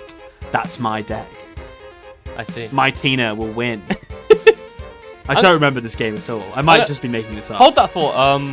Is Umar at home transitioning? I feel like it's been a long time. Yeah, I don't. since this game. I think they're on it. I think they've been taking because like the last time we had a little bit of a break in between as well. But yeah, there we Okay. go. See, they're still chilling. So thank you, Rekka. See, Crispy, I'm sorry for doubting. don't disrespect Rekka. Right, this is our time. I was to have just our like, hang fun on. conversations about anime and babies. Okay. Right? Yeah, I was just trying to wrap it up. No. If anything, once the people aren't here for the gameplay, they're here for us. That's true. They're here for the Dutiful Crispy podcast. Oh, beautiful crispy, Yeah. crispy Yeah. future. What kind of food would a Dutiful Crispy be? If you walked into your local, like let's say, I don't know, like chip shop or like kebab shop, it's kebab shop, and you say, Giza Dutiful Crispy. What are they gonna produce for you? I think it'd be like a deep fried eaten mess. Okay. Yeah. I don't know if you physically can deep fry. Isn't it? I've not had an eaten mess in forever. Isn't that just like some dessert? Like. Yeah, it's a How do dessert. you deep fry that? I don't know if you could. You can deep fry soda. Americans You do need something that. crispy, the adjective, and you need something. Yeah. That sounds dutiful. Yeah, that's why I'm thinking eaten mess, right? It's a bit classy. Elegant. Yeah. You know? Or you would go crispy future, but that That doesn't sound good. No. I think maybe. Oh man, I don't know. That's a tough one, man. Do crisp. Deep fried eating mess. That's what we've done. I don't know why like apple crumble or pie comes. That to would mind. work as well. That Yeah, would I work. don't What about know. spotted dick? You ever had that? You ever had it? Not very good. No. No. I wonder why it's called that. I imagine it's something to do with Richard, because obviously Richard is Maybe the name. some guy called. I reckon it was like King Richard's, like one of the Richard King's favorite like desserts. Is my guess. With, like, Yeah, that chocolate. sounds valid. You know what? I'm gonna make a hard read here. I reckon Big Man and Imzon It's 2-1. don't right? know that it's best of 5. There's like I no way. think they've It's like 2-1, I think they've isn't it? walked away from the setup. I know it is 2-1 unless we missed a whole game. Oh, we might have. We Oh. low key. Umar, help us in we low- DMs. We low key could have missed a whole game. That is something that feasibly Yeah. could happen. Oh man. Sorry, stream. Yeah. I hope not. The gamers gamed before we could. The gamers we told them did that we game. could game. The gamers And I think did we missed tell the whole game. before we gave them permission. Before it was friendlies. We missed the whole game. Did on we miss stream. a game of So Big Mark? we've just been here talking about pie. Or Did we something. miss a big game? Did we miss a game? Yeah, it was. That's annoying. It was It 3-1 was to Imzon. 3-1. That's a shame. People at home, it was 3-1 to Imson. Shout outs to Imzon for taking that, but also I think it was 3-1. it was 3-1. Shout outs. Unless there was a whole extra game. Yeah. We saw that. at We saw least. that. We saw that. Yeah. We saw Big Man, bring out all the stops against Kazuya. And as a Kazuya hater, I enjoyed it thoroughly. I'm a real Kazuya hater. To be fair, that is like prime entertainment. Like having Kazuya, Ganon, like Yeah. people is just slugging it out. Kazuya is one of the characters. He had like 3 Kazuas on one day. Oh yeah, Damn. that was a funny match. Kazuya is one of the characters that like if I ever see a Kazuya main complain, it feels really really good. Because like, why are you complaining? Yeah. You don't have that right. You know. Yeah. Look at what your character does. Yeah, Kazuya can like the only real maybe 2 matchups Kazuya is not worth is like Sonic, Steve. Even then, I don't care. Yeah, I know you don't. I don't care. Give up. That and Min Min. Min Min's the worst. Yeah, true. Shout outs to we're getting Champman versus Stepcat. Okay. Ooh, now then. Record streams. I'm in a very unique position to commentate this really well because I actually have a winning record against Stepcat. Okay, go off, I guess. I don't know. He's kind of free, bro. He's kind of free. Bowser Jr. Never heard of him. Okay. Yeah, but no, give Who's Champman? Just Champman like Brawler. is the South Coast based Duck Hunt. Oh, that Duck Hunt. I love Duck yeah. Hunt. I love Duck Hunt. And when Chapman really gets his game going and he pushes out his game plan, you can see some really nice setups, and it's just like Yeah. the other players. This will be. I think I've commentated Chapman maybe versus a Rob once at a boss battles. Okay. I've been the one at Twickenham, and I remember it being like one of my favorite sets I've ever seen in my life. Oh, really? Like, Damn. Something about Rob Duck Hunt was just so exciting. Damn. All right. I like Duck Hunt a lot. I like characters that have like weird setups and just try and go for Yeah, them. that's And definitely Duck Hunt. It's really fun to commentate. I think like characters like Pac-Man, characters like Duck Hunt. On the other side of things, like Stepcat is pretty notable for his setups of his own. Yeah, Stepcat's got some weird stuff. Like he's always tweeting about like niche Mecha Cooper Yeah. setups, or like They're like, oh, if I reverse down B Mecha Cooper onto you and then do side B1 and then Mercury isn't in retrograde, I can kill you at 85% as long as I do a frame 1 tech. That's Bowser Jr. Yeah. Like they're not a terrible character, but they're one of those where it's like you put so much work Yeah, in you really for like do. maybe a 0 to death. Mm-hmm. Whereas a proud me brawler player against Bowser Jr. weak nair beats side B. Yeah, right. There you go. That's all you need. That's pretty good. Just the old That foot does the job. Thank you, like. Yeah, and it really is. I haven't washed my meatballs feet. Very fair. Yeah. But this is gonna be a bit of a crazy one here. 2 solo players, and we've got Duck Hunt, Bowser Jr. That's gonna be pretty chaotic, if I do say so myself. I think it'll be really fun. There's gonna be explosions. There's gonna be cannonballs. There's gonna How be do you- ducks. Yeah, and hunts.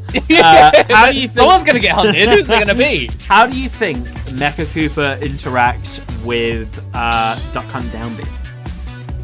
The gunman. Yeah, does it walk through it or does it bounce off? So sorry, say it again. So Mecha Cooper, if it's walking on the ground. Oh, I think it will trigger it on it. Yeah, I think it will act as a shield. I think it would. think It would. so, It would. yeah. And that's the That kind of thing thing that. is flimsy. Those are the sort of things that I love about Super Smash Bros. Ultimate, right? Where it's like you know, like, oh yeah, I know what happens if me Soul Fighter uses down B3 against Duck Hunt side B. Like, that's like the dream. There's so many interactions. Right, straight in with the Ludwig. Shout out to Stepcat, the German representation with the Ludwig. And straight in with Chatman, repping the Rob tag. This should be a pretty exciting set. Like, basically, Bowser Jr. plays like Diet Sonic. Like, yeah, I remember hearing that's how it was described back in the Smash 4 days. And it's true. It's somewhat true still. Yeah, they've got more like wacky setups and stuff, but they are basically Diet Sonic in a way. But I think it's all going to depend on how well Stepcat can sort of weave in and out of Chatman's warming that they want to make. And how familiar Stepcat is with, how Can works and what side B combos you need to look out for. Like, I mean, literally, we were basically playing doubles for a second there, right? We had Chatman and Ludwig fighting in the corner, and then on the platform, Mecha Cooper and Can were having the fight of their life. That is a showdown, to say the least. So good. Very nice. Oh, yeah, finally getting a grab. Doesn't get into the can, unfortunately, for Chatman. Really needed that, but Oz found himself in a bad spot right here, despite the technical percent lead. Yeah. Oh, what? That's... Oh, no! Wait, what? I just didn't recover somehow. I wasn't looking. I was not looking at Chatman. I was just looking at Ludwig. Yeah. I thought, oh my god, Can's just killed them. But then suddenly... I saw Chatman do up B, then side B of all. Yeah. Perhaps a little miscue. Yeah, it would have been a missing because once you dive, you can't up B, right? Yeah, for a while. You have to land. Unfortunate for Champman, but Stepcat will take that, of course. 150% now, of course. Bowser Jr., Ludwig, what you want to call him. Quite a heavy character. You know, that cart weighs a lot of bricks in there. Yeah. It's just so much. I imagine it's just loads and loads of monster energy. Not to judge the Bowser Jr. drinks monster energy. It's just like Ludwig, but... Yeah, it's just mountains of like... What is this? Just sauerkraut. If I'm going to be a little bit racist. Sorry, Germany. We're going to be a bit like casually racist against the Germans. It's sauerkraut. Okay. Ooh, the dash attack is a weird choice there because it's not enough of a hit. Since it's a multi-hit, it won't knock Can away from you. Yeah. All it's going to do is keep it around you, and then one B button by Chatman is going to blow it up. So not the best option against that sort of position there where you need to try and approach with Can in between you. Exactly. That is such a funny interaction where like Mecha Cooper walks into Can bounces it away slightly, but then does a little move, and then they both blow each other up. It's quite beautiful, actually. There are so many niche interactions between these two characters. You gotta love it in a weird way. We should split. You commentate the players, I'll commentate Can Mecha Cooper. Okay. What is that movement? Like, what? That was that anything but was that intentional? I think it was intentional. I mean, you do that to sort of, it gives you outward momentum. A bit, right? But then you have a projectile in your hand anyway. It does. Like... Well, if you think about it, right? So if you're a Duck Hunt, you kind of don't have the best flexibility once you choose where to up B, right? So if you do B reverse neutral B, it'll cover ledge option if they go in. Yeah. And you're pushed out, so if they go out, you can put some pressure on. So that's probably the aim of that setup. But there's so much lag on neutral B, it doesn't really give you much time to react if Catman plays patient. Yeah, no, very well said. Oh, there we go. The second Can is going to take off stage. The most choreographed Can. It's just flying above and it's like, that's not going to hit me. Yeah. It's not going to hit. It's fine. Bowser Jr., a lot of mix-ups off stage, but I don't know if a jump was expended, so that meant Stepcat to go a certain way. Up air. Up air is just, it's like a tragic move. It's like pretty good for Duck Hunt. Yeah. But so often you just look at it and they just flub out. They really do. Oh my really god. Nice there, you want to talk about roadkill? It'll be sort of right there. Jesus Christ. That was really nice because you do the big hit on the down B as well because it extends your hitbox, it goes on for longer, and it's already a long-lasting, powerful hitbox that will take the stock. You got to respect it. That's one thing that I think Stepcat does have a little bit of a problem with when it comes to like a set over a long period of time is he loves doing full attack side B. And it's so laggy. Like it's real bad. Like if you're a character who has set up punishes like with landing up air or something like that. You can walk up and do it and have no concern. Yeah, you can eat that punish, that's for sure. Hate that gun. Jeez, that's the Can. It's the car. Oh, I was actually going to see a side B hit there. Stepcat is certainly looking for it. He needs something to get cooking here before he gets cooked. There is another attempt at going for the big side B there, but when Chaman's nowhere nearby, it's very easy for him to take the time to get a punish. Oh, hang on a minute. Goes for it all. Yeah, that's punishable. So another laggy option coming in for Bowser Jr. Got to commit to it, unfortunately. Uh-oh. I think Chaman's starting to get a little bit impatient here, going for a pretty hard F smash. See what I mean? Yeah. You see what I mean? That would have certainly killed Is as that going to be well. it? Oh, look at Oh, the great jump end. there, dodge. Yeah, just to get past it, but can on ledge. That's so Oh, scary. that's actually it. Oh, that was close. I think that could have been livable. I have a slight feeling that the can hit the top of Mecha. Oh, perhaps. And that did slightly more damage because that looked like it was right on the edge of killing right Yeah, there. no, it did. Yeah. Great call. For the uninitiated of us, so Bowser Jr. takes more damage when they get hit their body rather than the cart itself, which is hilarious. That affects knockback as well. It does it. I'm not sure. I don't know. I thought it was only damage. Nah, but I might guess be the damage Might be influences the damage, knockback by a small margin. Yeah. But still, though, I very very nice catch. noticed that Ludwig only has one tooth. Yes, he does. What is that? Well, I mean, come on, like. Did he just say Literally did side B and did the full hard version off of the ledge to start the game. I mean, come on. Like, I'm guessing that was a misinput, but how much more could I point out? Like, like, on comms, you're a bit hesitant to be like, oh, I think they've got this habit, because, I don't know. But I know. I do know. Yeah. Looking for that straightaway road kill to start things off. Not going to work out there. No conversion coming from Champman, I should say. I feel like Stepcat is struggling quite a bit, because I feel like Bowser Jr. does want, like, a little bit of space to be able to, like, get their side B mix up. But right now, like, Champman's doing such a good job of covering the space in front of them that Ludwig isn't really getting the maneuverability and sort of, like, burst option pressure that they want to have. Oh, F smash out of what a nowhere, catching the ledge, some ledge option coming in from Champman there. F smash is devastating. Really good move, that F smash. Super long lasting, really, really powerful, and great for 2 framing and a good little call out, but just managed to avoid. Thread of the needle. Thread of the needle, eye of the needle. That was a nice retaliation with the down air there coming in from step cap because the up air was looming and that would protect the stocks. Oh, no conversion. Finally lands the side B. Didn't get a conversion though. Yeah. That sucks. And then you get hit with the duck back air. Yeah. 2 stocks apiece. Chapman managing to pretty much level up this game to see if they can take this game 2 after winning game 1. And really trying to, start to extend this lead even further because I could see this getting pretty frustrating for Stepcat if Chapman once again managed to take the first 2 games. Oh no, for sure. But luckily for Stepcat does find themselves with a little bit of a lead here. Really looking for these up B call-outs, wherever it's the explosion or the hammer swings. Not going to quite work out for Stepcat. Oh, neither is that one. Yeah. He's really on the prowl for an edge guard here. Chapman is doing such a good job of just air dodging around the up these swings because it kills so early. It's like a move that you can know the matchup inside and out and you'll still be like, why like that? It's wild. Especially if it was like Duck Hunt. Yeah, character. So I think the maneuverability on Duck Hunt. Oh my god, great use of the jump there to get the car armor to go through the down B and not get called out by the F smash. God, I love the weird characters. It's just so much more fun. They're goofy, aren't they? There's so much going on. It's just so many interactions. Oh no, grab! I don't know if that was like.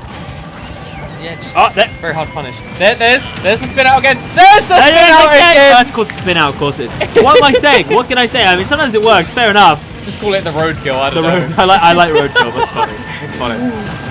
I think if I was driving and I saw roadkill of a dog and a duck, I'd be sad for it. I'd be depressed. I'd be really upset. Yeah, I'd be like, yeah. damn, they're best friends. Yeah, literally. They love each other. Oh, That is sad. that is very sad. But there's life left yet in the Champman. Although I might be speaking too soon there, because suddenly at 65%, we are approaching death percent on the last stop Champman here. Yeah, in game 100%. All it's going to take is one kill. Oh, that. There's the life. Wow, what a call out there. Duck Hunt has really weird smash attacks because they're all pretty big, they're all pretty strong, but they're all a bit laggy. So I think one of the things that I find a bit difficult about them is it can be hard to tell their reach and stuff because they're not it's not like they're moving their arm or swinging a sword. It's the little shots. Yeah. And I think that might be a little bit of a reason why Stack got called out there. But Chapman. Back to. Yeah. Suddenly we are back to even Stevens in this game too. Oh, that back air is going to put Stepcat in a great spot. What's he got here at the ledge? Oh, he goes for it down there, but kind of completely misses if I'm honest. Yeah, running away back. Another one. Oh, feels that up there. Poor Duck Hunt. The can though, getting the right direction as well. But something you also got to keep in mind a lot can when you challenge it is thinking about which way is this going to send me. Yeah. Because you can so quickly lose neutral so badly if you walk into one. Hard to keep track of sometimes. 100%. Whoa! Oh, great up B there. Stepcat desperately trying to go for these edge guards and getting some pretty good positions as well. But Chapman is ready to mix up. Oh my god, what a grab. Just managed to air dodging through the pigeon clay. Oh my god! Oh, again, the combo is so good, but the hitbox is on. Oh! Wow, that has got to be unfortunate for Chapman. There, you're gonna be a little bit annoying. You're looking at your duck and you're like, I've had you for years. We've been together since like I don't know The 80s. Yeah, literally since the 80s. Why haven't you learned how to hit people? And it looks at you. Is this like when you're at like the near tail end of a friendship with someone? Literally. And it's like, if you just like side tick me over one more time.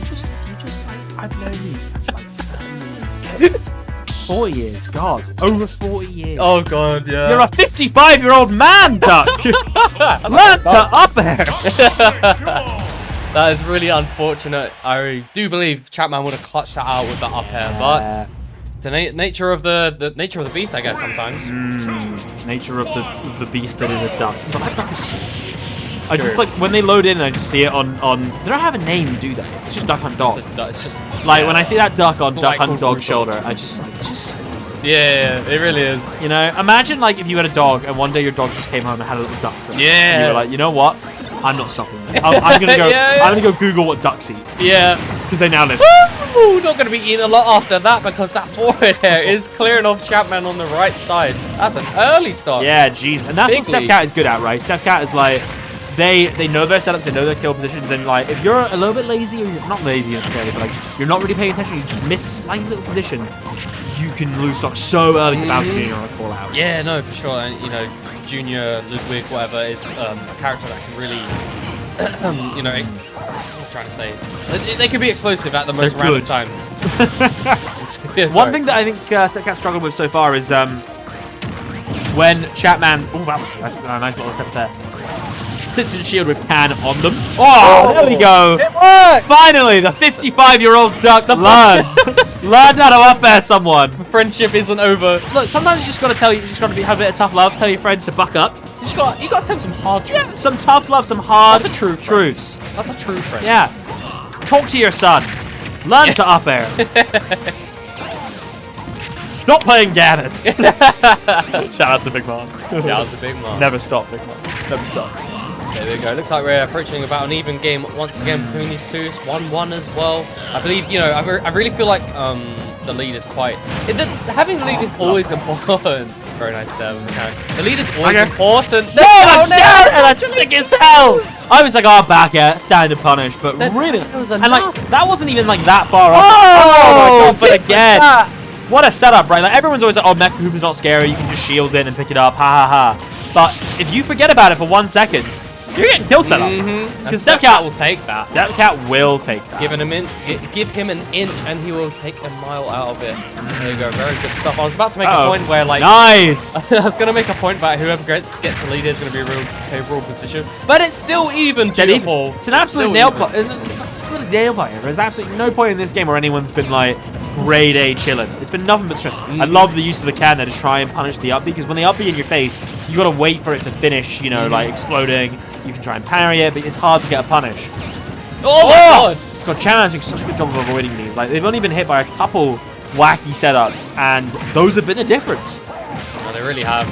Uh-oh. The defense is real. Oh! Oh my lord, that backer was looming. That might have taken it. Great you know? movement there by Step Cat. A really good setup there as well by Chatman to have that can just sort of in a lingering, scary position while Step Cat tries to get back. Really, really tough to get around. Oh, there, nice air to air. Oh! Oh, no tech! Oh, I don't think the dog can make it back. Oh! If I was Step Cat, I would have taunted. But like, yeah, I'm pretty nasty. Not everyone is you though. Not everyone's as wicked sick as me. Oh man, that was a crazy stage Yeah. spike coming in from Step Cat and just not enough gas in the tank, I guess, if you will, with an up B. Do you think? Ludwig's cart would be exempt or would be charged in the ULEZ.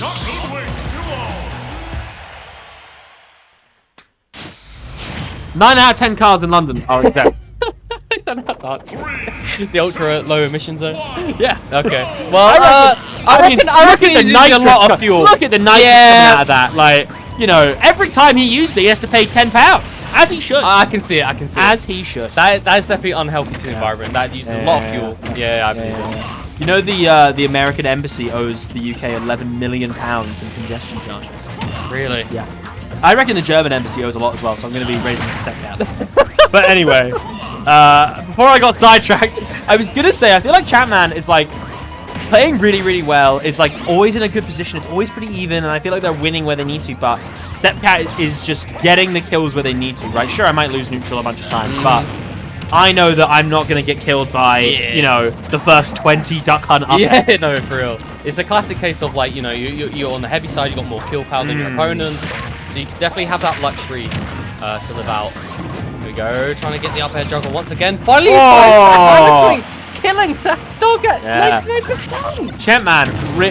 Stepcat really, really sort of like building their way into this set. Like when it started, I was like, damn, Stepcat's gonna really struggle. Like, you know, they might not be that familiar with the duck hunt matchup. It looks like the Chapman's familiar with Bowser Jr. not getting hit by crazy setups. But right now, Stepcat is getting what they need and getting what they want. And it's just too good. Oh my god! Good air dodge there. I wonder if that was the time to do the spin out roadkill move. Yeah, I was literally gonna say that's like the one time I probably should have done spin out and didn't do it.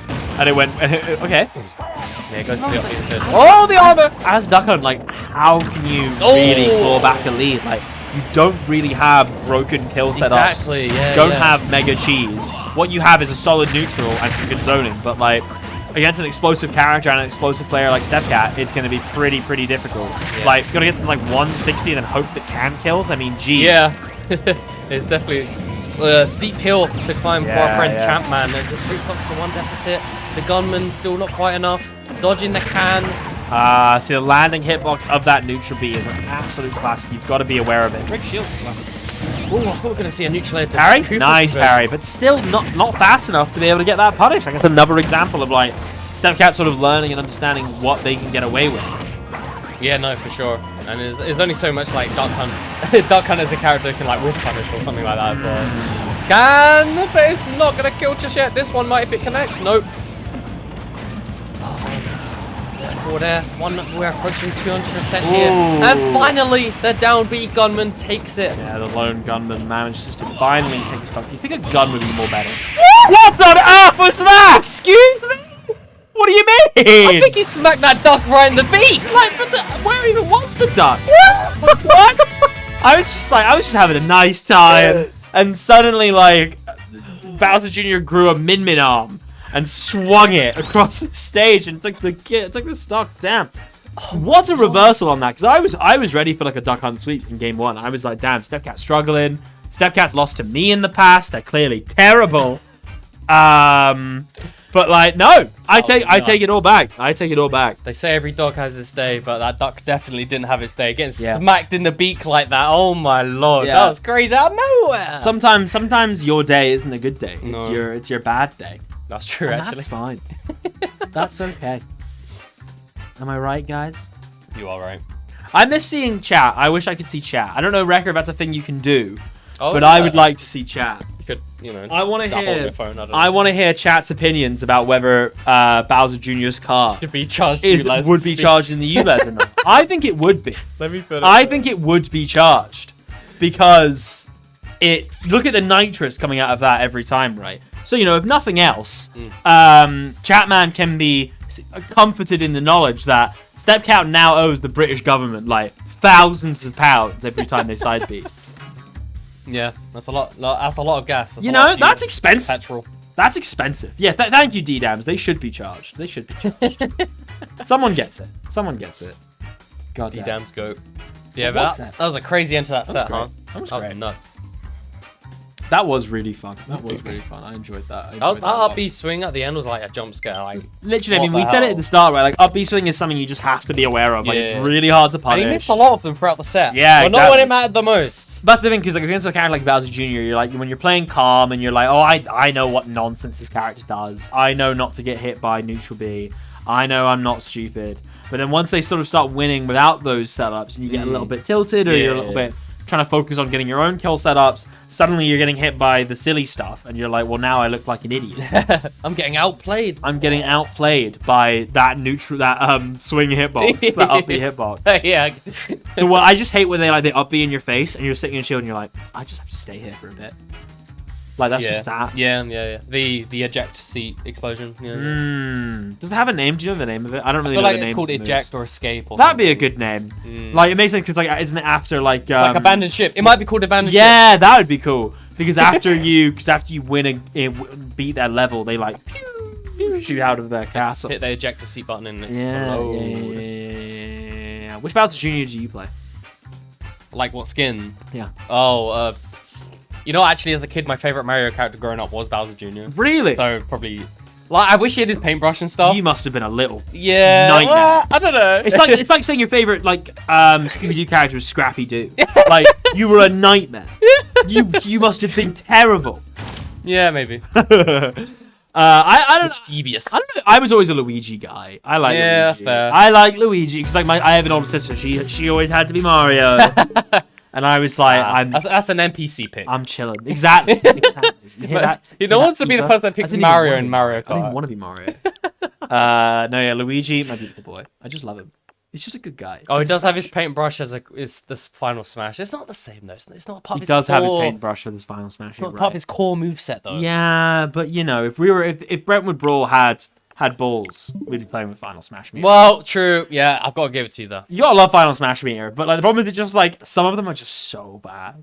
Some of them are so broken as well. That's the thing. So obviously, some of them are like absolutely insane. We know that. Yeah. But some of them are just so much worse. Like me sword fighters. It's real bad. It's just like, is that the It's the sort of slash one. Like, Yeah. really big cross slash. Oh, I actually okay. know what how to combo into most of them. Some of them are combo, some of them aren't. Really good one is the Belmonts. Combos from down. Oh yes. Belmonts is really good. Wario's is really good because it combo. If you do B reverse final smash, it combos out of down throw. You can do B reverse final smash. Yeah, you can do reverse final smash. Damn. Okay. Yeah, man. So you do down throw with Wario, and then you do B reverse final smash. And it combos. Damn. It's real broken. Yeah, Mario's used to be. So this is one for you in chat, right? How you spot an NPC. If anyone's like, oh, Mario Final Smash is really bad. No, it was really bad. Then it got buffed. It's been bad in every Smash game, and it was really bad at the start of Ultimate. Then they buffed it, and now it's solid. So if anyone's like, oh, but it's really bad, no. Pay attention to the patch notes. I don't care if like Wii Fit down tilt has one less frame of end lag. They buff Mario's Final Smash. Did they actually? Come on, people. Oh my lord. Come on. Like obviously Zelda's is broken as well. We all know Zelda's. There's no skill to Zelda. It's just Oh, Zelda's such a like a whole freaking stage. Brawlers. I reckon Brawlers has really good combos into it, but it's not like amazing. K Rules is comboable obviously because you have down throw. Anyone who's a berry has a combo. Oh, true. Yeah, that's actually very pretty scary. Mars is really bad. That's It's not really bad, but it's not good. Anyway, enough of final smashes. We got. Who's Ifta? I'm not sure actually, but we got Azalea on the left. Yeah, we've got Azalea versus Ifta. Azalea, we all know they're really, really strong. They've beat me at Brentwood Brawl, I think twice actually. I think I played them at both two previous Brentwood Brawls. Luckily, you're not in the same pool today. I'd cook them. They have no cooking. They play Inkling and Falco. I think mostly Falco nowadays. Oh, just pretty much like 99% help. Actually, I have seen a cheeky Sora here and there on the. Oh my god, they've got Anytime look at stream, all but- that music we have. Oh my god, look all that official. Yeah, I want look at all that official Nintendo license. Look all that DLC. It's DLC. It's just like you guys just can't afford it because you're broke. Yeah, this is like like super special DLC for like the best players. For the good players. Yeah. If you get into Like Elite Ice Smash, Pressing this is what you get. Obviously, none of you guys.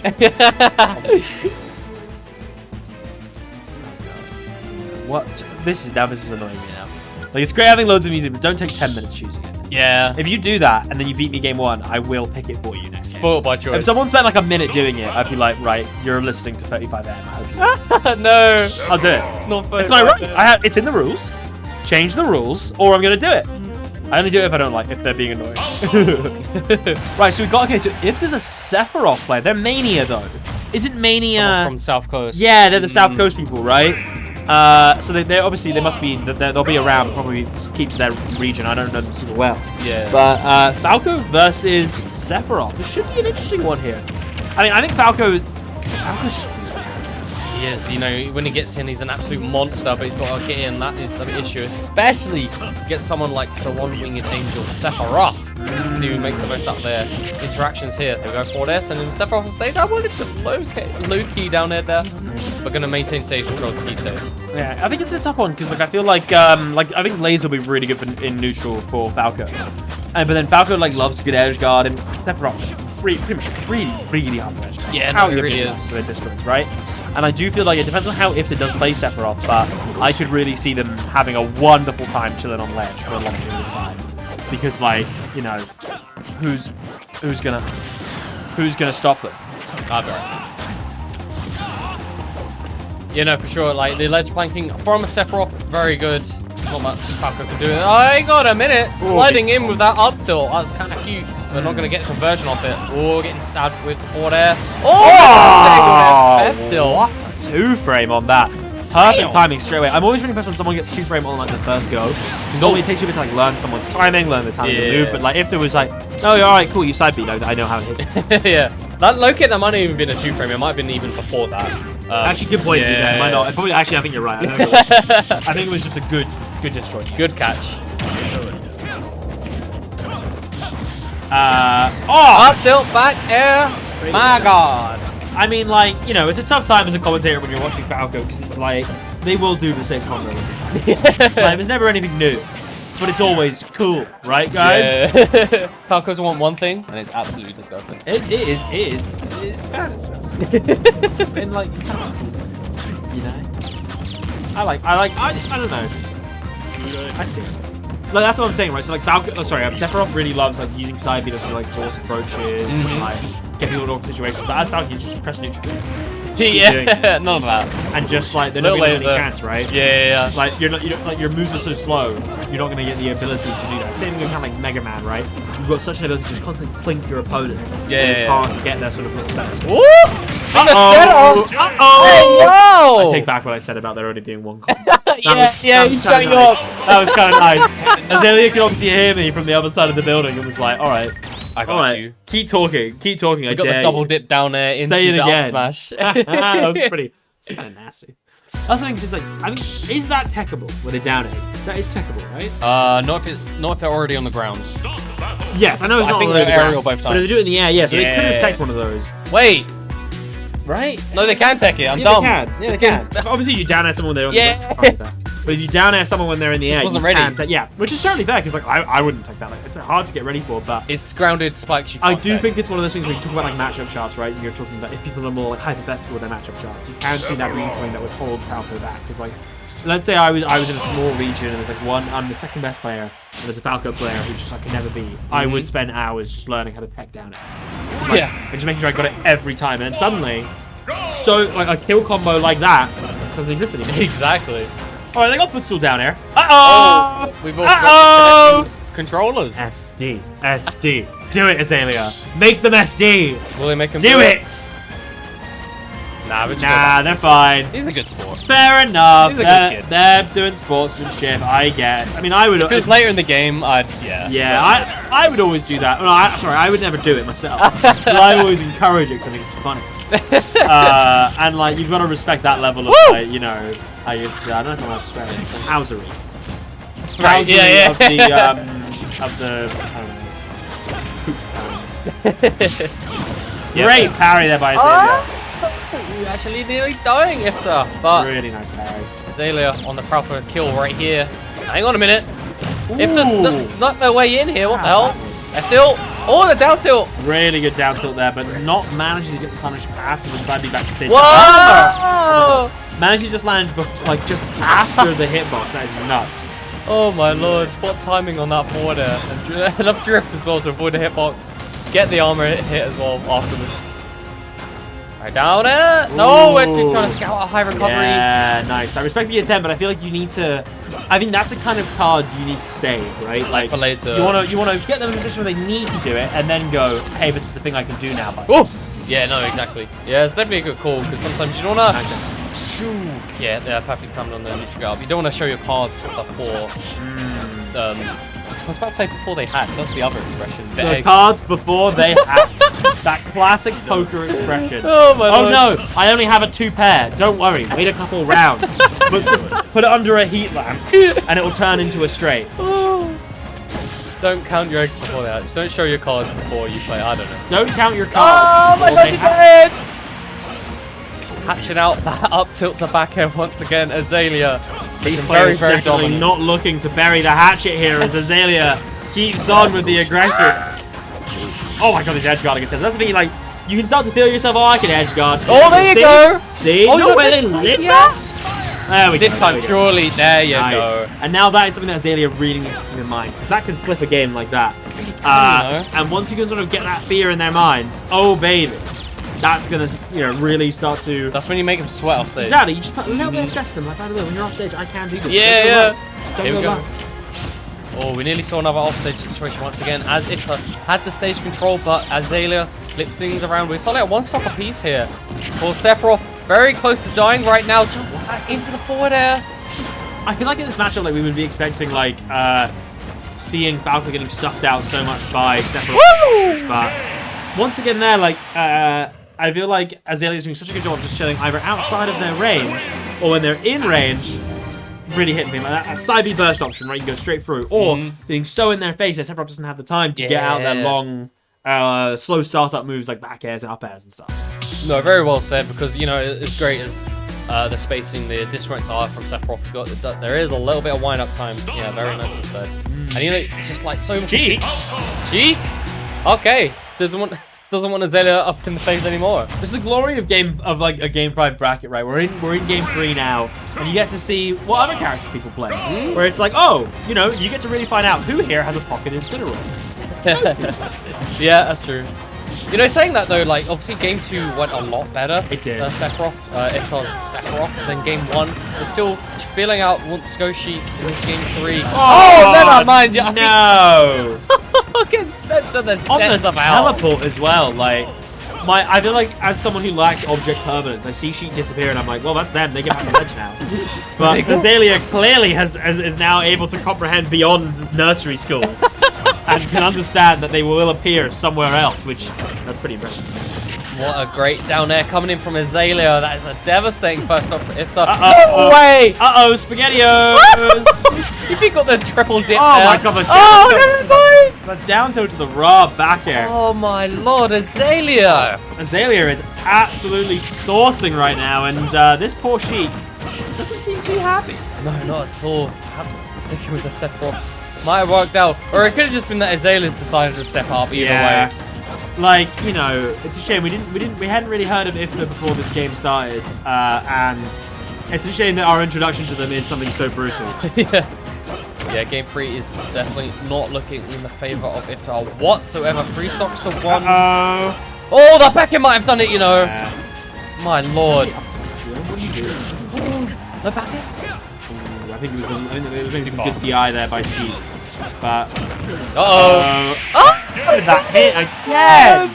On the opposite side, I mean, geez, at that point, like, what are you gonna do? Back air is gonna hit from the reverse end of Falco's foot hitbox. Yeah. You're gonna have a tough time. That is a very generous hitbox. Yeah, well played there by Azalea. I mean, a clean 3-0. Like, a little bit sweaty in between, you know, got a little bit Game 2 was looking competitive. a little bit Yeah, nervous, a little bit spooked, but I mean, they clearly had it. Like at that point, they were hitting all of their kill confirms consistently. They were winning neutral, and if you're winning neutral as Falco, you're having a good time. Oh no, for sure. Like, yeah, we kept alluding to the fact that Falco does struggle to get in sometimes. Like, he's not even the fastest on the ground either, but you do have those side Bs. You do have, like, you know, a lot of jumping, empty hops, Yeah, etc., etc. You've got really good jump height, but not great air drift, to my memory. Yeah, so that's you can't right. really, you can't It doesn't approach move in the air horizontally super very well. Yes, exactly. On the ground or in the air. Yeah. But Azalea doesn't care about that, clearly. No, clearly not. Azalea just goes, it's probably gonna work. Hey, I wonder if was that to make it through winner side? I mean, that said look, winners online, quarters. I think. Yeah, okay. We might be at that slightly off. Pull up the stats, stat man. Oh yes, of course. Yeah, the winner. Azalea's actually gonna fight Giggles. Oh, it's gonna be Azalea Giggle that's later. I really hope we get that on screen. That's That gotta would be surely. We also have 5 backpack though that could be the next set as well, and that would also be really hype here. We've clearly got the better half of the pools. Yeah. All my homies hate Wave A. hold that. As everyone was losing their mind against Quality Zone. Yeah, Game literally. 5. Everyone was like, oh wow, Olimar. No, I said this to you. I like Olimar. I'm an Olimar. Yeah, appreciator. true. You did say that. I've grown in my older years as a 24-year-old man. It looks like he's good. Damn. I'd be remiss if I didn't mention the fact that 5 has gotten, I believe, Lugi's seed because Lugi dropped out and then. Oh, did someone they? jumped in. So a little bit of Yeah, a little bit going wacky. A little bit of Shaneak shenanigans. I know they haven't done that. But you know, 5 has defeated Basil. Obviously, is no slouch in their own right. Nice, good. And yeah, 5 backpack now. Shout out to some Min Min hate. We all hate Min Min. Do it. Yeah. Do you Well- like Min Min? Nah, I don't. I actually would stand up and leave. I would drop it. I would put the headset down like. I've got a good few hours in arms back in the day, but nah. I do. I'm curious to see what. I'm more of a happens leg with the other guy one. myself, you know, at the gym, deadlifting. Am I right, guys? Hell yeah. Any bulkers and chat? What a strong man. I basically accidentally only trained my legs for like 6 months. And I was like, why aren't I seeing any differences? And then I was like, oh, it's because I've done nothing with deadlifting. Right. Okay, but in B2, it looks like Rayhan and Manny is next on stream. Oh, I'm down for a bit of Rayhan and Manny. Who does Rayhan play again? Terry, I want to say. Oh. Wait, no. Yes. I've rarely actually seen Rayhan play. I'm always chatting to this guy. They comms, don't they? They were doing way Yeah. I feel like it's Terry. Oh yeah, I can see it in the previous match. Is it Terry? Playing Matt of all people. Oh, they did Matt. Hell yeah. Matt taking someone's place as well, actually, in the DQ. Damn, Might be okay. Lemmy, There's but- been some late minute changes to the bracket, unfortunately, but that doesn't stop us delivering the most exciting tournament in human history. That's what Brentwood Brawl is. Right here. Right here in Brentwood. Right here. Right now. Right here, right now. But yeah, I guess. Well, right here, but not right now, as we're still waiting on Yeah, Manny. dude. I don't know what they're doing. I presume that, like, Manny, in typical Wii Fit fashion, is just grabbing onto the curb outside, just holding onto ledge for dear life, but it's like, no, Thanking IRL. no, I won't come to my set. No. I can do this, I'm allowed. Just keeps You going. know that planking craze? Occasionally throws a ball at you. You know, like 10 years ago, it was like a planking craze? Yeah, I remember planking. I reckon Manny could bring it back. Manny could bring it back. Do it in-game and out-game. They've got it. They've really got it. They've really got it, you know? I mean...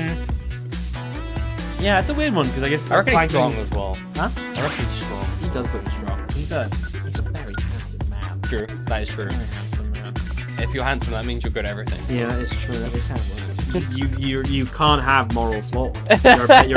You're a better person. That's how it works. Exactly. Keep that in mind, chat.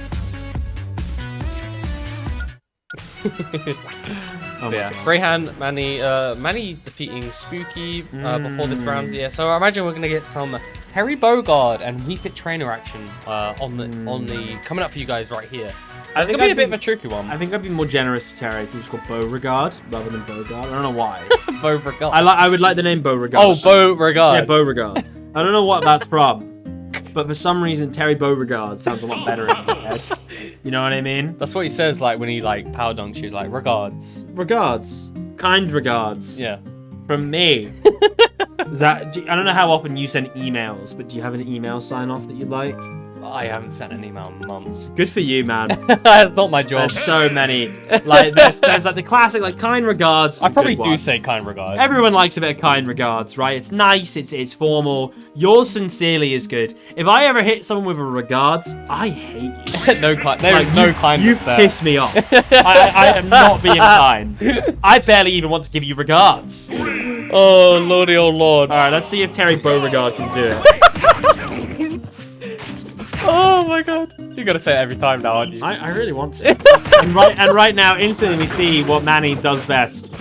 Just stays away from you. There you go, the planking. He loves it. Looking like 2012 meme culture. Yeah. I feel like what's good for Terry though, like Terry has such good burst options, and that is really good against. You can sort of stay in like just outside of Wii Fit's burst range, but isn't that big, and stay out of a range where you can react to projectiles.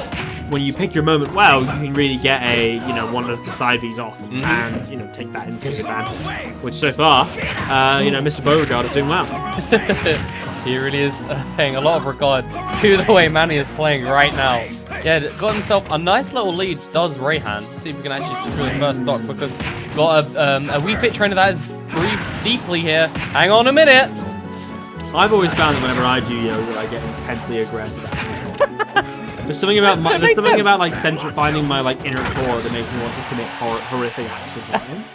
And I think that's something to be said about the human condition. And we fit's just the same. Yeah, So, exactly. Yeah. Take a deep breath and they're like. Oh, that's a good trade. Dash attack not quite clear on Manny's start. Oh, power dunks to me. Oh, cancelled. No. I mean, Oh, my lord. Manny is playing against Darkstalker way too much to get hit by that. You know it auto cancels. You Come should on. know better. Don't be so silly. Woo! Oh, just managed to get around that. Rayhan really on a great parry too. Rayhan playing so well. Oh my god. It really, really is. I'm not really seeing Brayhan play all too much, but bringing different flavor of Terry. Yeah, so Terry, far, like Manny normally gives Darkstalker some real trouble. Yeah. Like, anytime they play, Darkstalker is like black profile picture, and like starts talking about their feelings for a couple days, and it's like, sorry guys, just in a really tough time. At the moment. I'm in a bad mood. That's what Manny does to Darkstalker right now. Rayhan, none of the same problems. Same skin, no problems. Yeah, basically. Oh, I was just about to say lapping in percent there, but finally 2 stocks apiece between these two in the game 1, but 100% on this Wii Fit trainer. Man, he's got to be careful when he springs back.